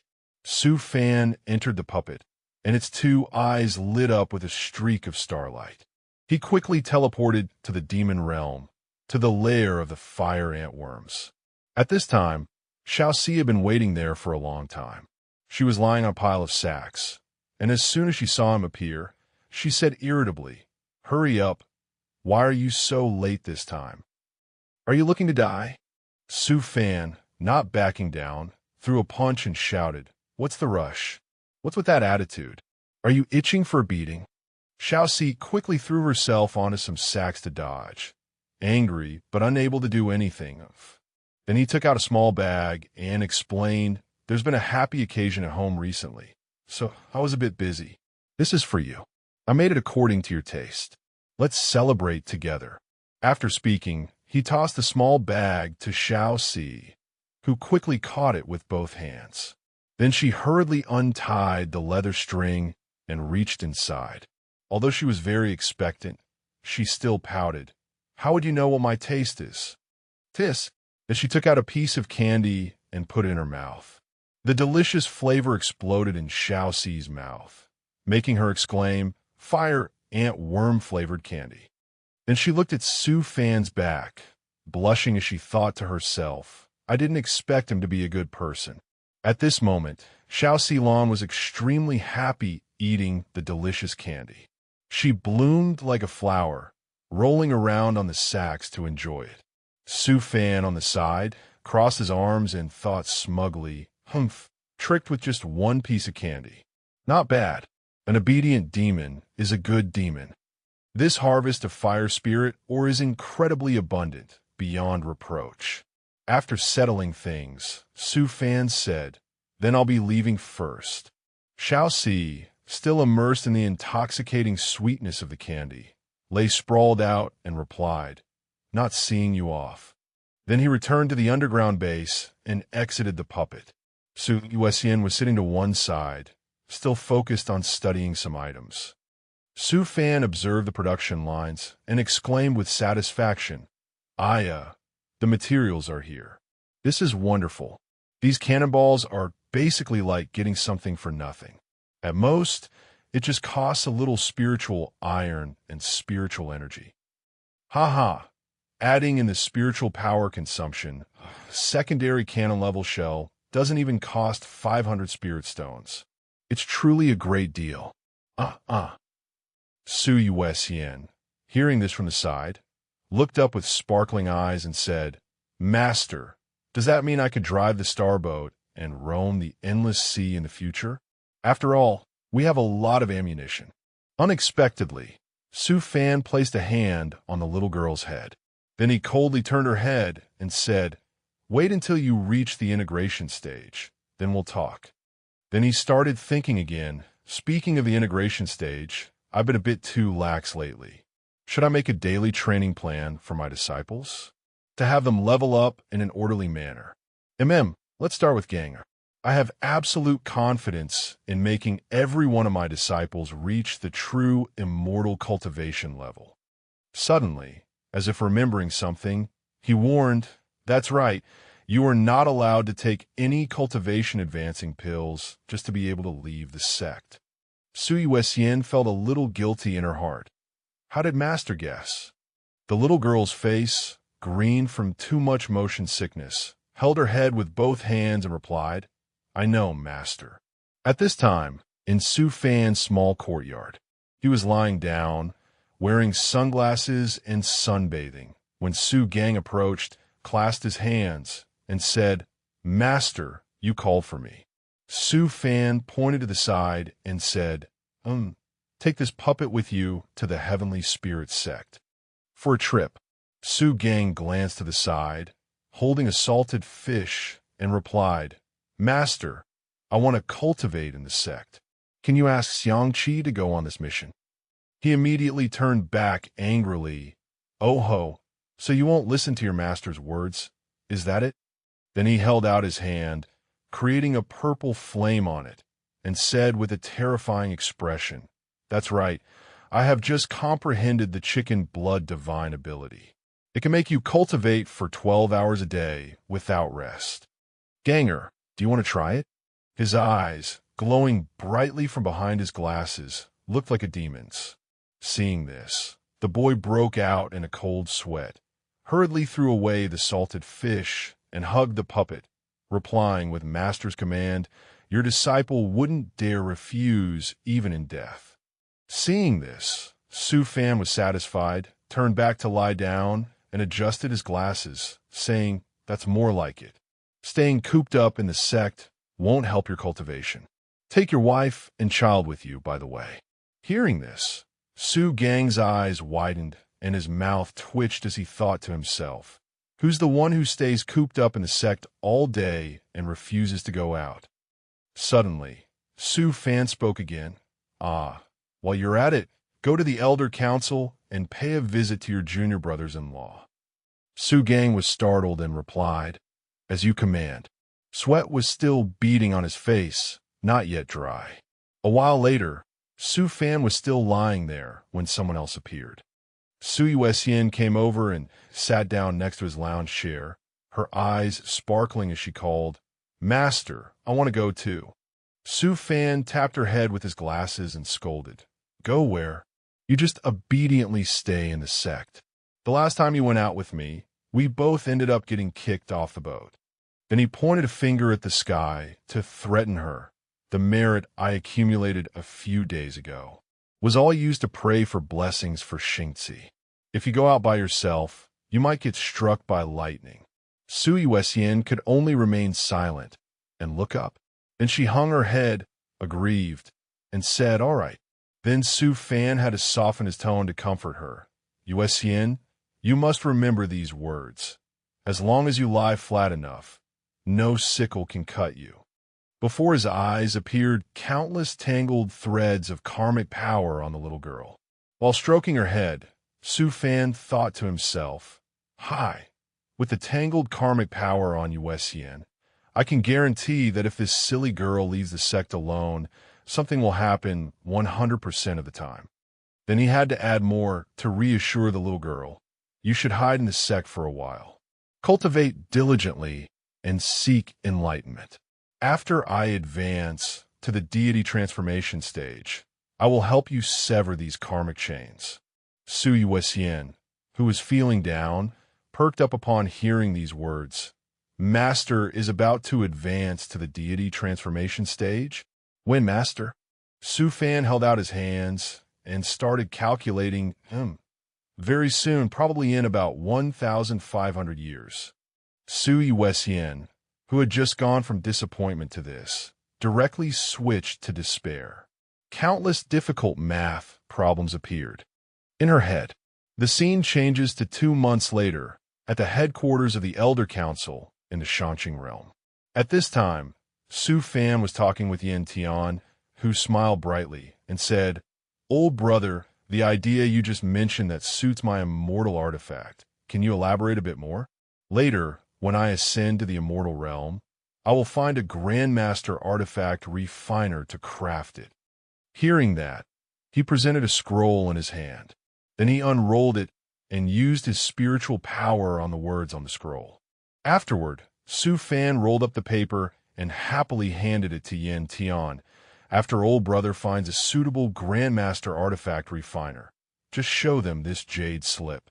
No need for you to say much, senior. Everything is very clear." Yin Tian took the scroll and replied happily, "Haha, Then, thank you very much, old brother Su. At this time, Su Fan's 3 disciples also entered. All 3 clasped their hands politely. Greetings, master. Greetings, senior. Yin Tian turned in surprise. Then his eyes suddenly widened. Before him was the image of a fire phoenix emanating from behind Su Gang. While sipping his tea, he remarked, "This hidden spirit sect is truly full of hidden dragons and crouching tigers. Old brother, this disciple of yours is not simple." Being praised, Su Fan couldn't help but let the corner of his mouth lift up. Then he couldn't help but burst out laughing, passing the teacup over and replying, "Haha, old brother, you praise me too much." Su Gang executed a divine ability, energy flowing around him. A brilliant golden phoenix spread its wings above his head, and Su Gang's whole body seemed to glow. Before Su Gang could get too smug, Su Fan, on the side, shattered his illusion. He waved his hand and said, "All right, isn't it just a little progress in your power from going out?" Senior Yin Tian was just being polite. "Don't waste your energy." He crossed his arms, turned, and pointed at Su Gang, saying, "Don't you have an appointment with your comrade in arms? Don't keep them waiting, go." After hearing this, he clasped his hands and bowed to his master. His voice was full of respect, "As you command." Yin Tian, standing by and witnessing the entire way Su Fan taught his disciples, was full of admiration. He smiled until his eyes crinkled, not sparing any praise for Su Fan. "Old brother, your way of teaching disciples is truly masterful. Each one has the air of a high immortal. Xingzi is like that, and so are the other children." Receiving the praise, Su Fan also replied modestly, "It's not as good as you say, old brother." Haha. On the surface, he was smiling and speaking very modestly, but in his heart, he was overjoyed. Ho ho, the training plan is effective. At the heavenly spirit immortal city, brilliant green rays of light radiated, covering all the towering, overlapping mountain peaks. Not far away, Su Gang stood on the peak of another mountain, waiting for his comrade in arms. "Brother Su, it's been a long time." A familiar voice sounded from behind Su Gang. He turned his head. The person he was waiting for had arrived. Su Gang smiled. "It's been a long time, Brother Ji." Ji Muhua and Su Gang had known each other for a long time. They didn't need to exchange sentimental words when they met. Ji Muhua pointed towards the green rays of light on the distant mountain peaks and said, "Brother Su, look, those are the 3,000 Great Tao peaks. Each peak corresponds to a secret art or divine ability. Whether one can comprehend it or not depends on one's ability and fate." Su Gang was a little surprised by the information Ji Muhua provided. He stroked his chin and thought, 3,000 divine abilities and 3,000 great Taos. Looking again at those dazzling rays of light, Su Gang sighed inwardly, as expected of a 10,000-year-old sect. This display alone is enough to intimidate people. Ji Muhua continued his previous sentence. "No, it's just a correlation. If we're talking about those that directly point to the origin level of immortal Tao divine abilities within the 3,000 great Taos, my sect doesn't have that many." Su Gang still couldn't help but exclaim, "That's still very impressive." A moment later, under Ji Muhua's guidance, Su Gang teleported to another place. This place was not a mountain scene, but inside Ji Muhua's sect, the martial arena. He introduced the arena before them to his friend. "This is our sect's martial arts competition arena." His face showed clear pride in this dueling ground of his sect. The heavenly spirit Grand Supreme Elder who manages this place has gone out to mine for ore. He probably won't be back for another half a month. With that said, Ji Muhua gathered his strength and leaped up. In the next second, he appeared on the martial arena stage. Ji Muhua spoke up. "So for now, this place is temporarily under my management." As old friends, Su Gang quickly understood what Ji Muhua meant. His expression became much more interested. Haha, perfect timing. It's been a long time since I've sparred. My hands are getting a little itchy. A moment later, both of them were standing on the martial arts stage. Tu Kwang glanced down at the area below where they stood. A group of people from his sect had gathered there, looking up at them with expectant eyes. Tu Kwang, feeling a bit nervous, turned to Ji Manhwa and said, "A casual spar would have been fine. Isn't setting up a stage like this a bit over the top?" Ji Manhwa smiled brightly and explained to him, "Brother Tu, you've misunderstood. Once this martial arts stage is activated, it notifies all the disciples in the sect. I can't help it either. A normal training ground can't withstand the aftershocks when we go all out, so we could only come here." Suddenly, from the crowd below, a hand shot up. "Excuse me, that Taoist friend over there. Hurry up and defeat little G. Then we'll have a spar." A girl wearing a red and white interwoven outfit, with her hair in two buns, stood below, smiling brightly. Next to her was another man. She said, "It's rare to meet a Taoist friend of the same level. I'm getting a little impatient." Tu Kwang, facing the woman, was completely unfazed. He pointedly gestured down to where she was standing and said, "Humph, what kind of stage crashing is this? But you won't do. After this, the Taoist friend next to you should come up." Upon hearing this, the girl's anger was plain on her face. The Taoist friend beside her looked at her helplessly, her hands clenched into fists as she ground out each word. "You." Ji Manhwa couldn't help but laugh at the scene. He spoke up as a reminder, "Brother Tu, it's not a good idea to pick a fight with junior sister by phone in the sect." Tu Kwang scratched his head in confusion. Why? Is her Tao companion standing next to her very powerful? He answered, "That's not it. It's just that she has quite a lot of admirers." Tu Kwang's face darkened. He pretended to question him. "Are you one of her admirers?" Ji Manhwa was taken aback by Tu Kwang's question and became a little flustered. "Of course not." Hearing just that, Tu Kwang immediately turned to the girl, gave a thumbs up, and then turned it upside down in a gesture of disdain. "Then that's fine. My master once said that those who admire others are all powerless simps. Only the strong deserve the best. That, of course, includes Tao companions." His next sentence directly startled by Feng and the man beside her. After Tu Kwang's contemptuous words, the stands no longer held the same look of excitement as before. Instead, there was the angry silence of the spectators, all of whom were annoyed by his attitude. The Taoist friend beside Bai Feng spoke up. "Taoist friend, your words are a bit too much." Tu Kwang turned his back to them and replied bluntly, "If you feel indignant, then think carefully about my words." A moment later, a bell rang, signaling the official start of the match between the two long-unseen comrades. A smile bloomed on Ji Manhwa's face. He was the first to act. "Brother Tu, let's begin. I won't hold back." As Ji Manhwa executed his divine ability, a massive tree grew in the middle of the stage.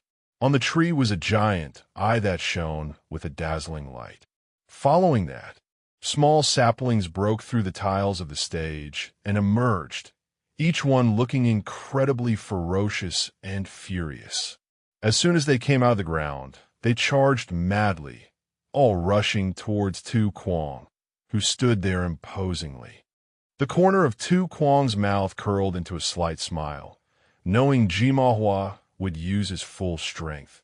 "Don't worry, I won't hold back either.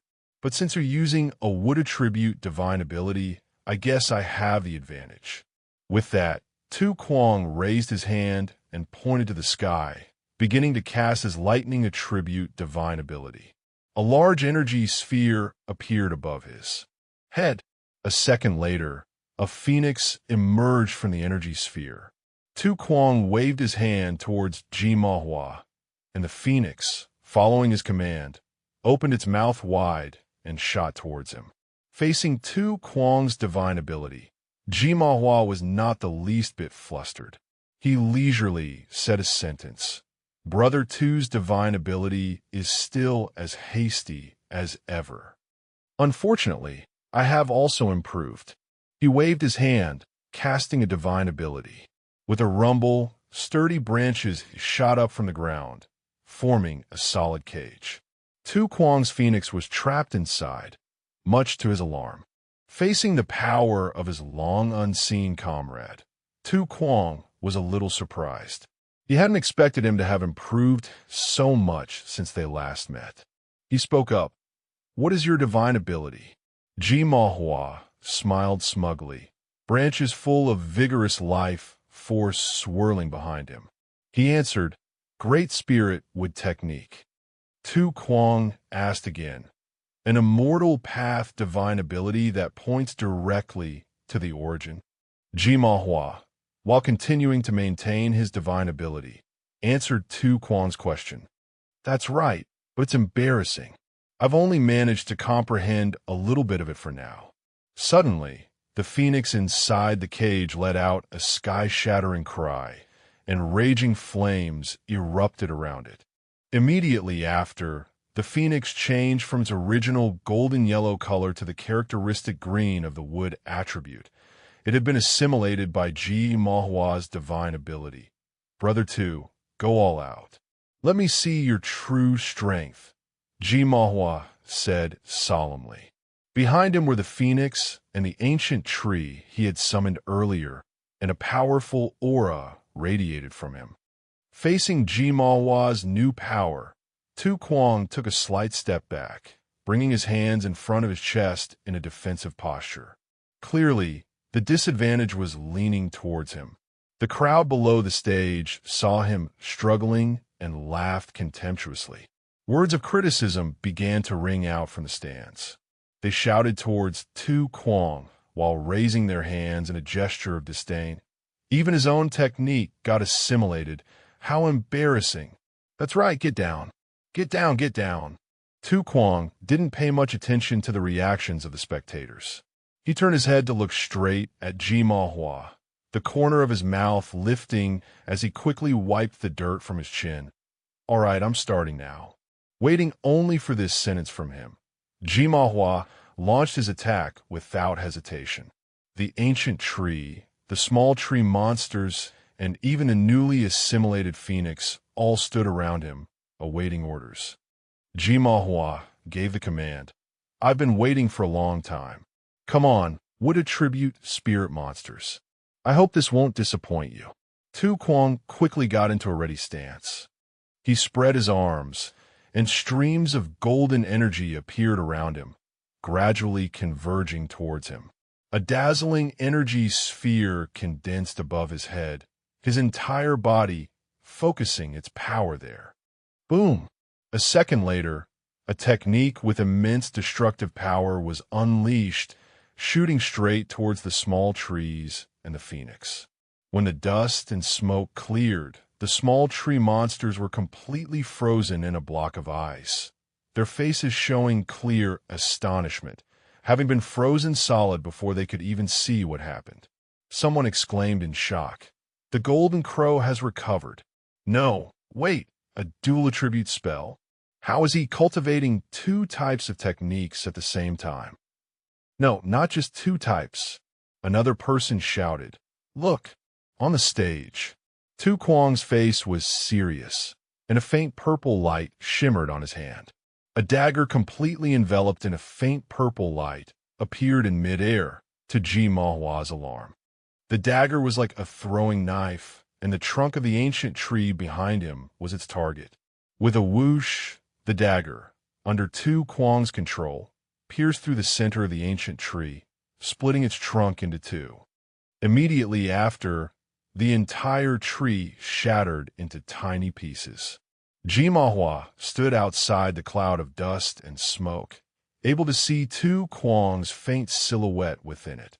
When the dust and smoke cleared, Tu Kwang appeared, full of pride, with the fire phoenix behind him spreading its wings like a master of the vast sky. In front of him, facing Manhwa, there was also a large sword suspended in midair, enveloped in a golden Tao light. Tu Kwang's arms stretched out in front of him, pointing straight at him. At his command, both the sword and the phoenix behind him charged forward simultaneously. When the sharp sword was just a short distance from him, a tense Manhwa quickly cast a divine ability. The powerful sword collided, plunging deep into the ground where he had just been standing. Sparks of electricity appeared around it due to the impact. The sparks flashed and then died out, the sword firmly embedded in the ground. Tu Kwang, standing to one side with his vision obscured by dust and smoke, was searching for Manhwa's figure within it. Immediately after, Manhwa suddenly appeared, floating in the vast open space around where Tu Kwang was standing. His tree roots broke through the ground and shot up. Rumble, rumble, they flew swiftly towards him. Tu Kwang stood dazedly right below Manhwa. He frowned slightly and began to cast a counterattack divine ability. Great Spirit Wood Technique for Direction Seal. Manhwa launched his attack towards Tu Kwang. Sturdy branches rushed towards him, pressing him down to the ground. Tu Kwang's entire body was entangled by the branches, pressed down, his face showing clear discomfort. Tu Kwang knelt on one knee, calling up from below to Manhwa above. "Brother G, my master once said something. Do you know what it is?" Manhwa was curious. What did the senior say? The hand he was propping himself up with on the ground was suddenly enveloped in a stream of golden energy. Comprehend 10,000 Daos. Understand 10,000 laws. Reverse the 5 elements. All laws are easily avoided. His gaze was unusually firm, and his entire body emitted a dazzling golden light. Manhwa was utterly astonished. This seal actually can't suppress him. Just as Manhwa said, the branches on Tu Kwang's body were immediately shattered by the power emanating from him. After breaking free from the restraints of Manhwa's divine ability, Tu Kwang immediately launched a counterattack. A giant hand rushed towards him, and right after it was Tu Kwang himself, also charging forward. Manhwa, terrified, put his hands up in a defensive posture, his eyes squeezed shut. Finally, he spoke up. "Brother Tu, I lose." After that admission of defeat, the hand that was enveloping Manhwa suddenly dispersed, weakly and softly, finally vanishing into thin air. When Manhwa landed, they both looked over the martial arts stage. They had only sparred for a bit, yet the entire stage had become a complete mess. The surface was cracked, and broken rocks were scattered everywhere. Tu Kwang sighed helplessly. "Sigh, every time we spar, we still don't go all out. You clearly have more skills. Forget it. Come visit my sect when you have the chance." He placed a hand on his shoulder and patted it a few times. Tu Kwang smiled brightly. "Shao No has been upgraded. It can create a virtual illusion space that can withstand the sound of our battle." Manhwa understood his meaning and gave a slight smile. "All right, you have my word." Before the astonished eyes of all the senior and junior brothers in the sect, a promise was made between the two comrades. Manhwa patted his chest proudly and added, "Next time, I will represent our sect." For it, as both Manhwa and Tu Kwang were preparing to step down from the stage, a voice from below rang out, attracting their attention. "Wait. I also wish to experience the Taoist friend's divine ability." The Taoist friend who was just beside by phone leaped onto the stage and spoke seriously to Tu Kwang. "Taoist friend, could we have a spar?" He held out his hands as a gesture of courtesy, though he was only talking tough about sparring. In his mind, his thoughts were very different. "It seems I can't win, but whatever, I can't be scared, just go for it." Tu Kwang was a little surprised that someone still wanted to fight him after witnessing the previous scene. "Oh, sure. It's quite interesting that you still dare to come up after seeing my final move. It proves you have some skill, brother." Manhwa, understanding the situation, pointed down to the stands and spoke up. Brother Two, I'll head down first. On one side, Tu Kwang spoke boldly to the man. Come on. On the other side, Ji Manhwa, being an acquaintance of both, just thought, I know very well what level the person challenging Brother Two is at. In front of Brother Two, he'll probably lose in 3 moves. He turned and left decisively, his opinion of this junior brother rising a notch. Behind him, Tu Kwang rotated his wrists, and the other Taoist friend also brandished his sword, entering a ready stance. He twirled the sword in his hand and said humbly, Taoist friend, you praise me too much. If I were even afraid to step up for a spar, how could my Tao heart endure it? His gaze was firm. The face of the sword turned towards Tu Kwang, vaguely reflecting his image on the blade. Tu Kwang appreciated the demeanor of the opponent before him. He praised him with a sentence. Very good, come on. Hearing this, the man began to cast his divine ability. He raised the sword with both hands, frowned slightly, and shouted, Split! Immediately, 2 blurry figures split off to his sides.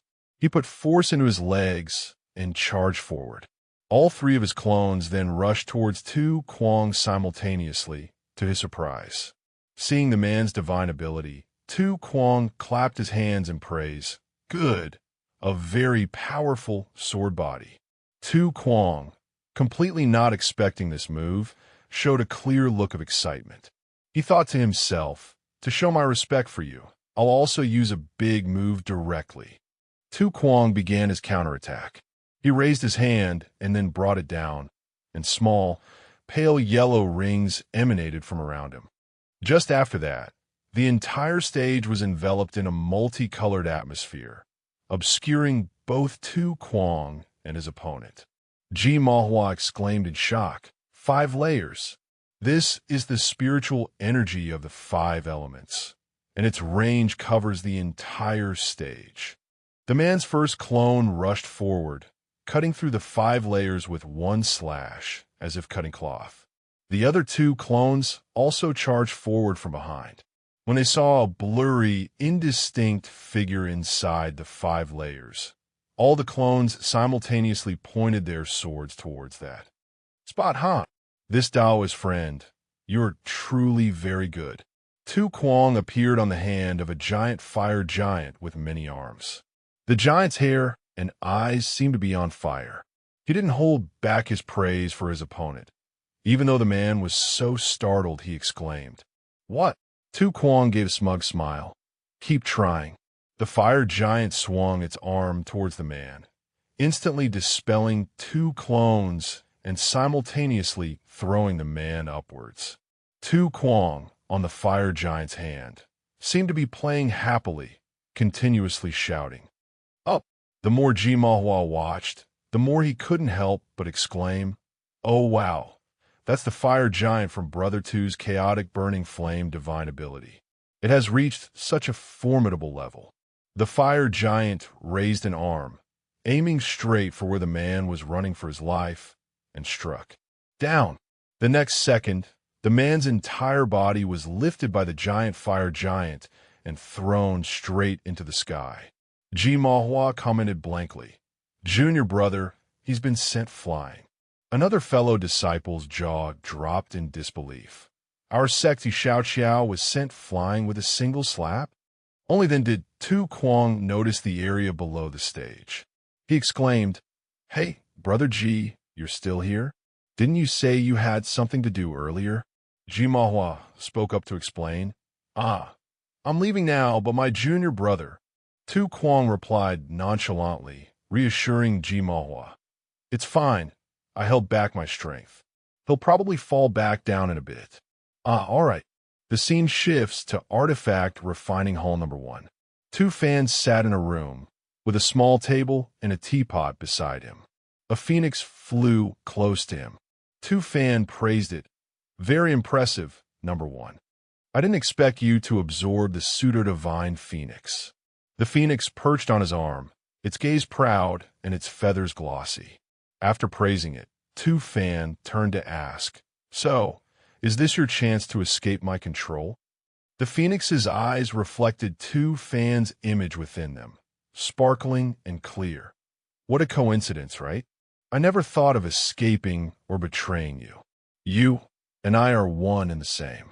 The phoenix nuzzled against his hand, and Tu Fan also raised his other hand to stroke its feathers. He reassured it. I know, and I'm very confident in you. Don't be tense. This matter is very easy to resolve. It doesn't necessarily require destroying your consciousness. His gaze is softened, looking at the phoenix intimately. The phoenix, pleased by the coaxing, lifted its head, its eyes squinting. He added, while reaching for the cup on the table, I know that even if I go to the ends of the earth, even if I escape this world. Tu Fan gripped the cup in his palm. He lifted the cup closer to himself. Inside the cup, the clear water's surface reflected Tu Fan's image sharply. Life and death are within your mind's incantation. Tu Fan cheerfully instructed number 1. It's good that you understand. Right now, the sect doesn't need you to refine Tao artifacts. Since you're free lately, go refine some Tao artifacts for our foolish disciples. By the way, if you want to take on other jobs, it's up to your mood. Number 1 replied to him. Understood. Then, Tu Fan's spiritual body began to emerge from within number 1's body. He joked leisurely. All right, I'm heading back then, but you should still try to earn a lot of money. Number 1, with a completely straight face, holding the phoenix, replied perfunctorily, Ha! The scene shifts to the hidden spirit sect. Tu Fan grumbled in frustration. As expected of a clone, I split off myself, not a shred of ambition. You should be scheming and planning to escape or something. Come on. A few scenarios appeared in his mind. For example, like this, Goodbye, my original self. Your money is all mine now. Haha, no more overtime. Or like this, he's the clone. No matter how you think about it, this is how it should be. He's even lazier than me, doesn't want to think about anything anymore, so carefree. Tu Fan's train of thought was truly different from ordinary people. Immediately after, his sulky, angry demeanor vanished. He shouted, Xiao No. Xiao No rushed over as fast as the wind that I'm here. He proposed, let's go find something fun to do. Once again, the scene changes to the side of the spirit fluid lake. Tu Fan walked in front, with Xiao No following behind. Suddenly, he exclaimed, Huh? When did that rabbit get here? He pointed into the distance, where a pure white rabbit was waving its paws, pushing some young fruits towards 2 fawns in front of it. Xiao No spoke up to explain, that is an auspicious beast that the cloudflower deer often brings back to play. It's beneficial for the growth of spiritual herbs and spiritual beasts in the sect. Tu Fan smiled brightly and replied, Oh, so that's how it is. Come again next time. We must treat it well. Faced with the cuteness of these small animals, Tu Fan couldn't refuse. The rabbit seemed to understand what Tu Fan said. It nodded its head, its paws still ceaselessly rolling the juicy persimmons. Tu Fan was surprised. Oh, so polite. One look, and you can tell it's an auspicious beast from a great sect or a holy land. He praised it. Xiao No also added, It's a spiritual herb rabbit. It must be an auspicious beast from the headquarters of the Elder Council in the spiritual herb world. But I don't know which specific region it's from. As she spoke, Xiao No poured water for Tu Fan to sit, drink, and enjoy the beautiful scenery. He glanced slightly at the rabbit behind him. Oh, its background is quite impressive. Whatever, it's just an auspicious beast that can't speak human language anyway. After finishing the cup of water, Xiao No poured, Tu Fan extended his hand towards her, gently requesting, Let's begin, Xiao No. It's time to get down to business. Xiao No placed her hand on his, her face becoming serious, no longer gentle like before. Yes. The two began to link their consciousnesses. The system's voice echoed in his ear. Consciousness link successful. Coordinates, Demon Realm. Target connection status, no. Abnormalities. Establishing consciousness link. Consciousness transfer successful. Two fans smiled dangerously, entering a state of free control. Immediately after, Two Fan appeared in his familiar form of a hairy monkey. He laughed hee-hee a few times, his eyes clearly showing his amusement. The sun shone down on the sand. Outside the fire spirit mineral essence, a spider's leg was tied up by a thread. A desperate scream rang out. "I surrender." Seeing this, he waved his hand, propped the other on his hip, and looked at Xiao Ti, who was tied hand and foot in front of him, and remarked, "Wouldn't it have been better to surrender earlier? Being tied up for so long. I already told you, even though you're a spider." He then added, "But when it comes to playing with silk threads, you can't beat me. I don't know why you had to be so stubborn." Seeing this, she was still dissatisfied and muttered under her breath, "Damn it, I lost to him again." Immediately after, Two Fan laughed as he retracted the spider silk. Xiao Ti, having landed on the ground, also looked at him and questioned, "How does a monkey like you know how to use silk?" Hearing that, he also confirmed, "Well, not everyone can understand the myriad transformations of Sun Dashing's hair." Next, she looked at him with dissatisfaction and sighed, then took out a piece of bone and confirmed, "Forget it. I'll learn another trick from you." She then added, "Better to make a bet than to admit defeat. Here, catch." Immediately after, his eyes widened and he unhesitatingly reached out to catch the piece of bone. On the other side, Xiao Ti spoke again, remarking, "Inside this hollow bone of the Yao clan are all the waste products of the fire antworms." Seeing this, he also took the bone and tipped it into his palm. Something flowed out, and he then exclaimed with excitement, "Oh ho, got it. This is the purest fire spirit mineral essence, refined within the body of a fire antworm." He then added, "And its effect is that it can be made into main cannon-level ammunition without any refining. So both the main and secondary cannons will have something to rely on." Then, Two Fan looked at Xiao Ti and excitedly gave his assessment. "This thing of yours isn't bad. Do you want to learn more? I have many demonic divine abilities and arts."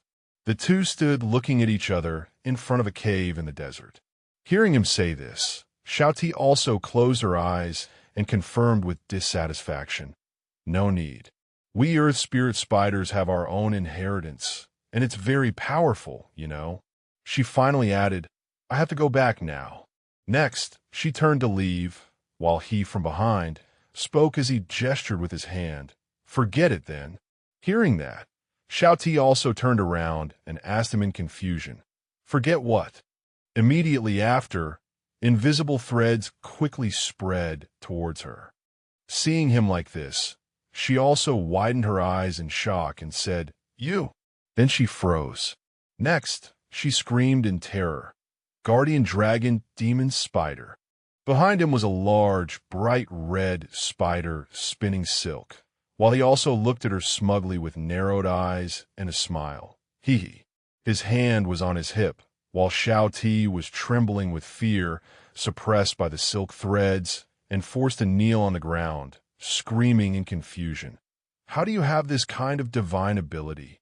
She trembled, her whole body pressed down by the pressure, her eyes wide as she trembled, pressing her hands to the ground and screaming in her heart, "I can't move. This is a suppression on the bloodline." Immediately after, Two Fan rubbed his hands, smiled at her, and asked back, "How about it?" Behind him, the giant red spider also gradually faded away. He also added in his thoughts, "Speaking of getting this, I have to thank Yulin." Finally, he glanced back and recalled the past. That day, because his divination predicted something was about to happen, in order to deal with it, not only did he tell Gang Zi and his disciples to upgrade their strength, but he also went to find Yulun not long before that. Wang Yulun sat on a boat, fishing like a fool. He looked at him happily and exclaimed, "Big brother too, I got a bite," his hands still ceaselessly pulling the rod. Seeing this, he also turned to look, and then Wang Yulun pulled up the rod. Under the water was a large spider that had taken a bait. Seeing this, both of them exclaimed in unison, full of surprise, "A spider!" After that, the spider was subdued by them and shrunk. Next, Tu Fan looked at him, narrowed his eyes with a pleased smile, gave a thumbs up, and praised, as expected of Yulun. Seeing this, he also scratched his head like a puppy wagging its tail and smiled shyly. He then remarked, "I didn't expect to get the essence blood of a guardian dragon demon spider." Returning to the present, Tu Fan looked at Xiao Ti, pointed a finger, then bowed his head and asked her with a smile, "How about it? You really don't want to learn?" Hearing that, she also jumped up excitedly, raising both her hands and feet, her eyes wide as she shouted in confirmation, "I'll learn." She then affirmed, "I must learn." Seeing this, he quickly tilted his head, shaking one hand while the other rested on his hip, and stated his decision. Then the old rules still apply. If you want to learn, trade it for the waste of the fire antworms. Before he could finish, she turned around cheerfully and shouted in confirmation, "Okay." Seeing this from behind, Su Fan also smiled and waved goodbye to her. As for Xiao Ti, she was full of excitement, her face flushed, her eyes shining like headlights as she muttered nonstop, "Fire antworms. Kill them all. New divine ability. Learn a new divine ability." Next, he also wished her well. "May the winds be in your favor." Then he shouted in confirmation in his heart that it's settled. The matter of the main canon has been dealt with this time. Immediately after, he watched Xiao Ti and smiled as he made an observation. But the demon race is really naive. Then he added, "T.O. bring me such a huge benefit for no reason. This might also be to your detriment." Meanwhile, she was still excitedly running into the cave, stretching out her hand and shouting, "I will kill all the fire antworms." As soon as she had left completely, he raised a hand to rub his chin, tilted his head, and squinted his eyes, happily observing, "Troublemakers, they really are everywhere." Then at Wang Yuluan's house, he had returned to his original appearance and, with his eyes crinkled in a smile, shouted in confirmation, "Let's go, Yuluan. Let's continue fishing." Seeing this, Wang Yuluan, also full of excitement, closed his eyes, furrowed his brow, and shouted his refusal, "No, I'm not going this time." Next, he looked in another direction with a steely expression, holding a scroll in his hand as he confirmed, "Big Brother Sue, don't ask me to go fishing anymore. Right now, only cultivation can make me feel happy." Next, he put a hand on his hip, shaking his head seriously.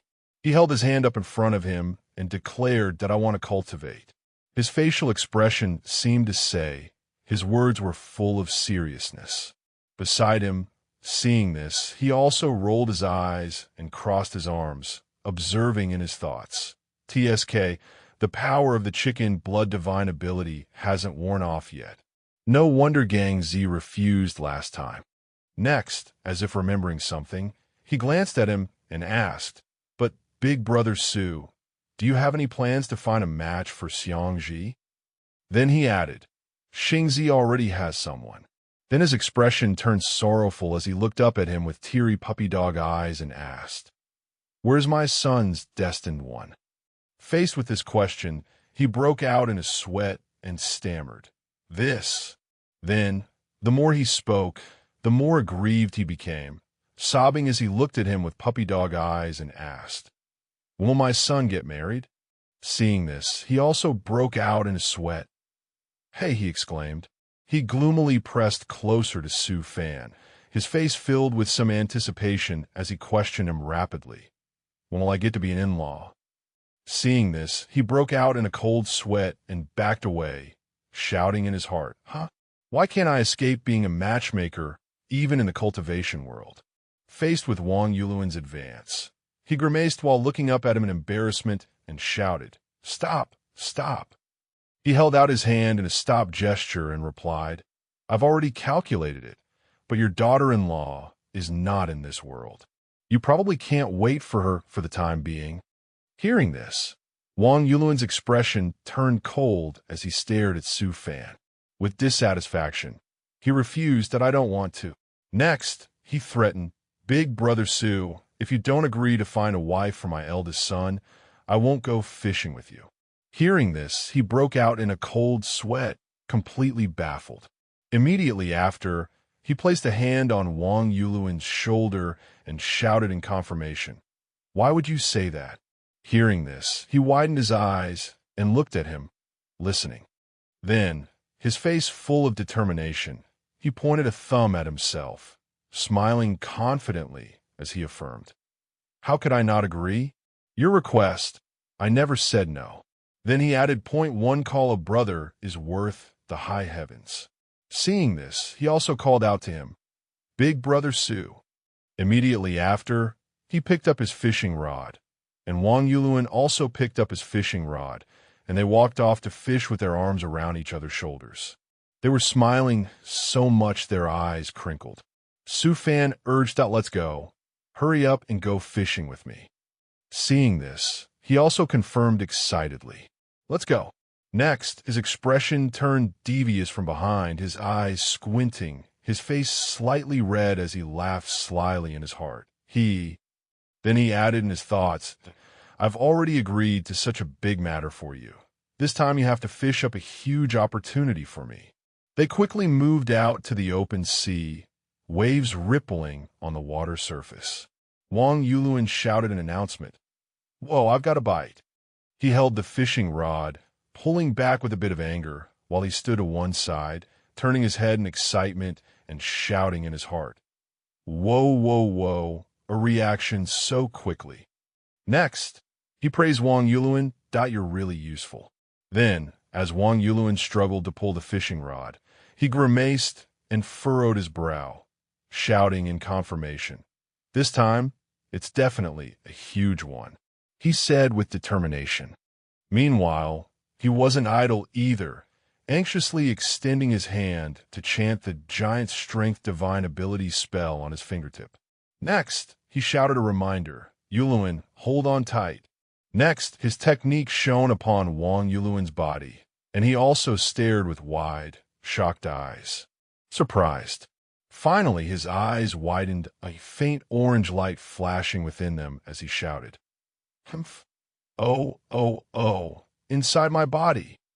Immediately after, his face was dumbfounded with shock, and his body accordingly bulked up, tearing his clothes. Still holding the rod, he shouted in confirmation that it's overflowing with power. Immediately after, he yanked the fishing rod up. A large octopus appeared on the hook. Seeing this, he also looked at him and called out in his heart, Yuluan, and he also grimaced with determination, his whole body's muscles bulging with veins. Su Fan's face was extremely excited as he ran over, his eyes wide and red as he shouted in his heart, It's so good to have you. I've struck it rich. Seeing this, he also sank into thought, closing his eyes and imagining himself smoking a cigarette. Next, he stood by the boat with his hands on his hips, looking out at the vast sea and shouting in his heart, There's no damn catch at all. Beside him, after the effect wore off, Wang Yuluan sat down on the ground with a plop and picked up the torn pieces of his shirt from the deck, asking himself in confusion, Hey, what happened? Where are my clothes? Beside them was a giant dead octopus. The system's voice announced the octopus's stats. A normal, supersized giant squid with no spiritual energy mutation. Grape recommends grilling it to fully appreciate its freshness. Grape stated her opinion. Immediately after, he shouted again in disappointment in his heart, My secret border crossing to Africa failed. Another day with no harvest. Boo-hoo-hoo. Next, his body quickly flew up with a puff of smoke to return, closing his eyes with regret in his heart. Sigh. I didn't catch anything again this time. It's too abnormal. Immediately after, he landed on the ground. Grape's display suddenly lit up with a notification. He also turned to her and asked, Hmm. She also spoke up to explain to him. Venerable Yuan Tian ascended ahead of schedule because he could not suppress the power in his body. So he made hasty preparations and survived the lightning tribulation. Hearing this, he also clasped his hands behind his back, looked into the distance, and sighed. Sigh, the power of the laws has strengthened again. The two realms are finally about to merge. Grape's display screen was still looking at him. Suddenly, a figure teleported behind him. Seeing this, he glanced over with teary eyes. Next, he turned around, extended his hand, and greeted, "Big brother Ning, you've arrived." The other person saw him, closed his eyes, and asked in return, Brother Su, did you calculate that I would come? Seeing him, he also closed his eyes and furrowed his brow, making an observation.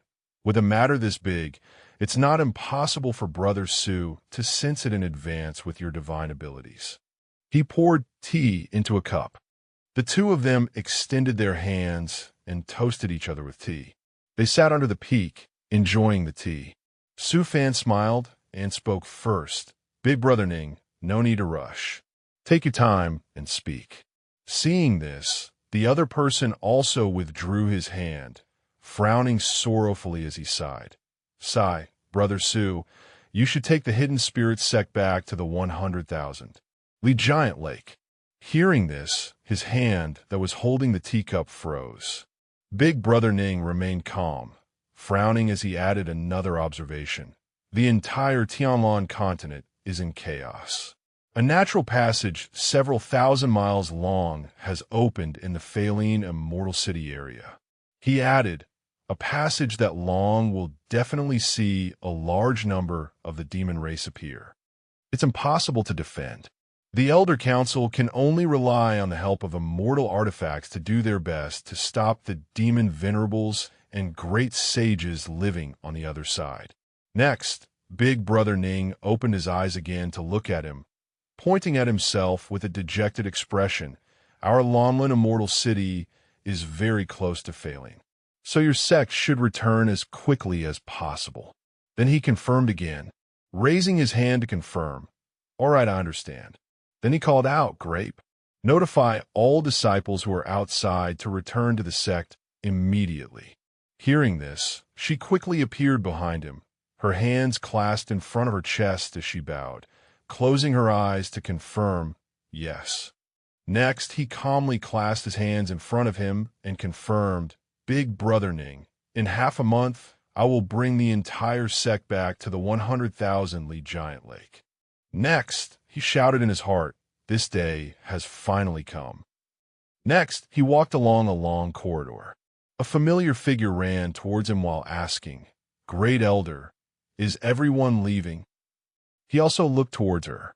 Seeing Feng Chongning, he also calmly replied, "That's right, something happened over there, we must go back." Hearing this, she was a little surprised and looked up at him. Immediately after, he smiled humorously, pointing upwards as he stated, "But there's no need to panic. I will leave behind an artifact spirit similar to Little Ling to assist you in managing 9 Phoenix Island." Then he added, "And I will leave behind 100,000 nascent soul stage puppets, 1,000 spirit transformation stage puppets, and finally, 1 void refinement stage puppet. Under the control of the artifact spirit, it will at least ensure the safety of your 9 Phoenix Island." Seeing this, she also clasped her hands, smiled at him, and nodded in confirmation. "All right, on behalf of everyone, I thank the Great Elder." Then, half a month later, the crowd quickly gathered in a courtyard. He frowned and seriously instructed Grape, "Activate the sect's teleportation array." Then he added, "We have to teleport back to the Giant Lake." She appeared behind him, placed her hand on her chest, closed her eyes, and bowed her head to confirm, "As you command." Immediately after, on the island, a brilliant light flashed, and a blue-white screen enveloped the island. Seeing this, Big Brother Ning also smiled and pointed at him, asking, "Great Elder, how many spirit stones will it cost to teleport the sect back this time?" Hearing this, he also looked over and calmly replied, 30 million high-grade spirit stones. Hearing this, he also squinted at the crowd behind him and pointed, his other hand on his hip as he shouted boastfully, "Then I'll cover the teleportation fee for the Great Elder this time." Suddenly, Zhonling appeared out of nowhere, shouting excitedly, "Ha! How can I be missing from a scene like this?" He slowly descended to the ground. Seeing this, he also looked over and announced to him, "Senior Zhonling, thank you for taking care of Xingzi. Xingzi is currently stabilizing the disciples and will be here in a moment." Hearing this, Zhonling quickly approached him, his eyes crinkling in a smile as he observed, You must be Xingzi's formidable master." Then he added, "As expected of you.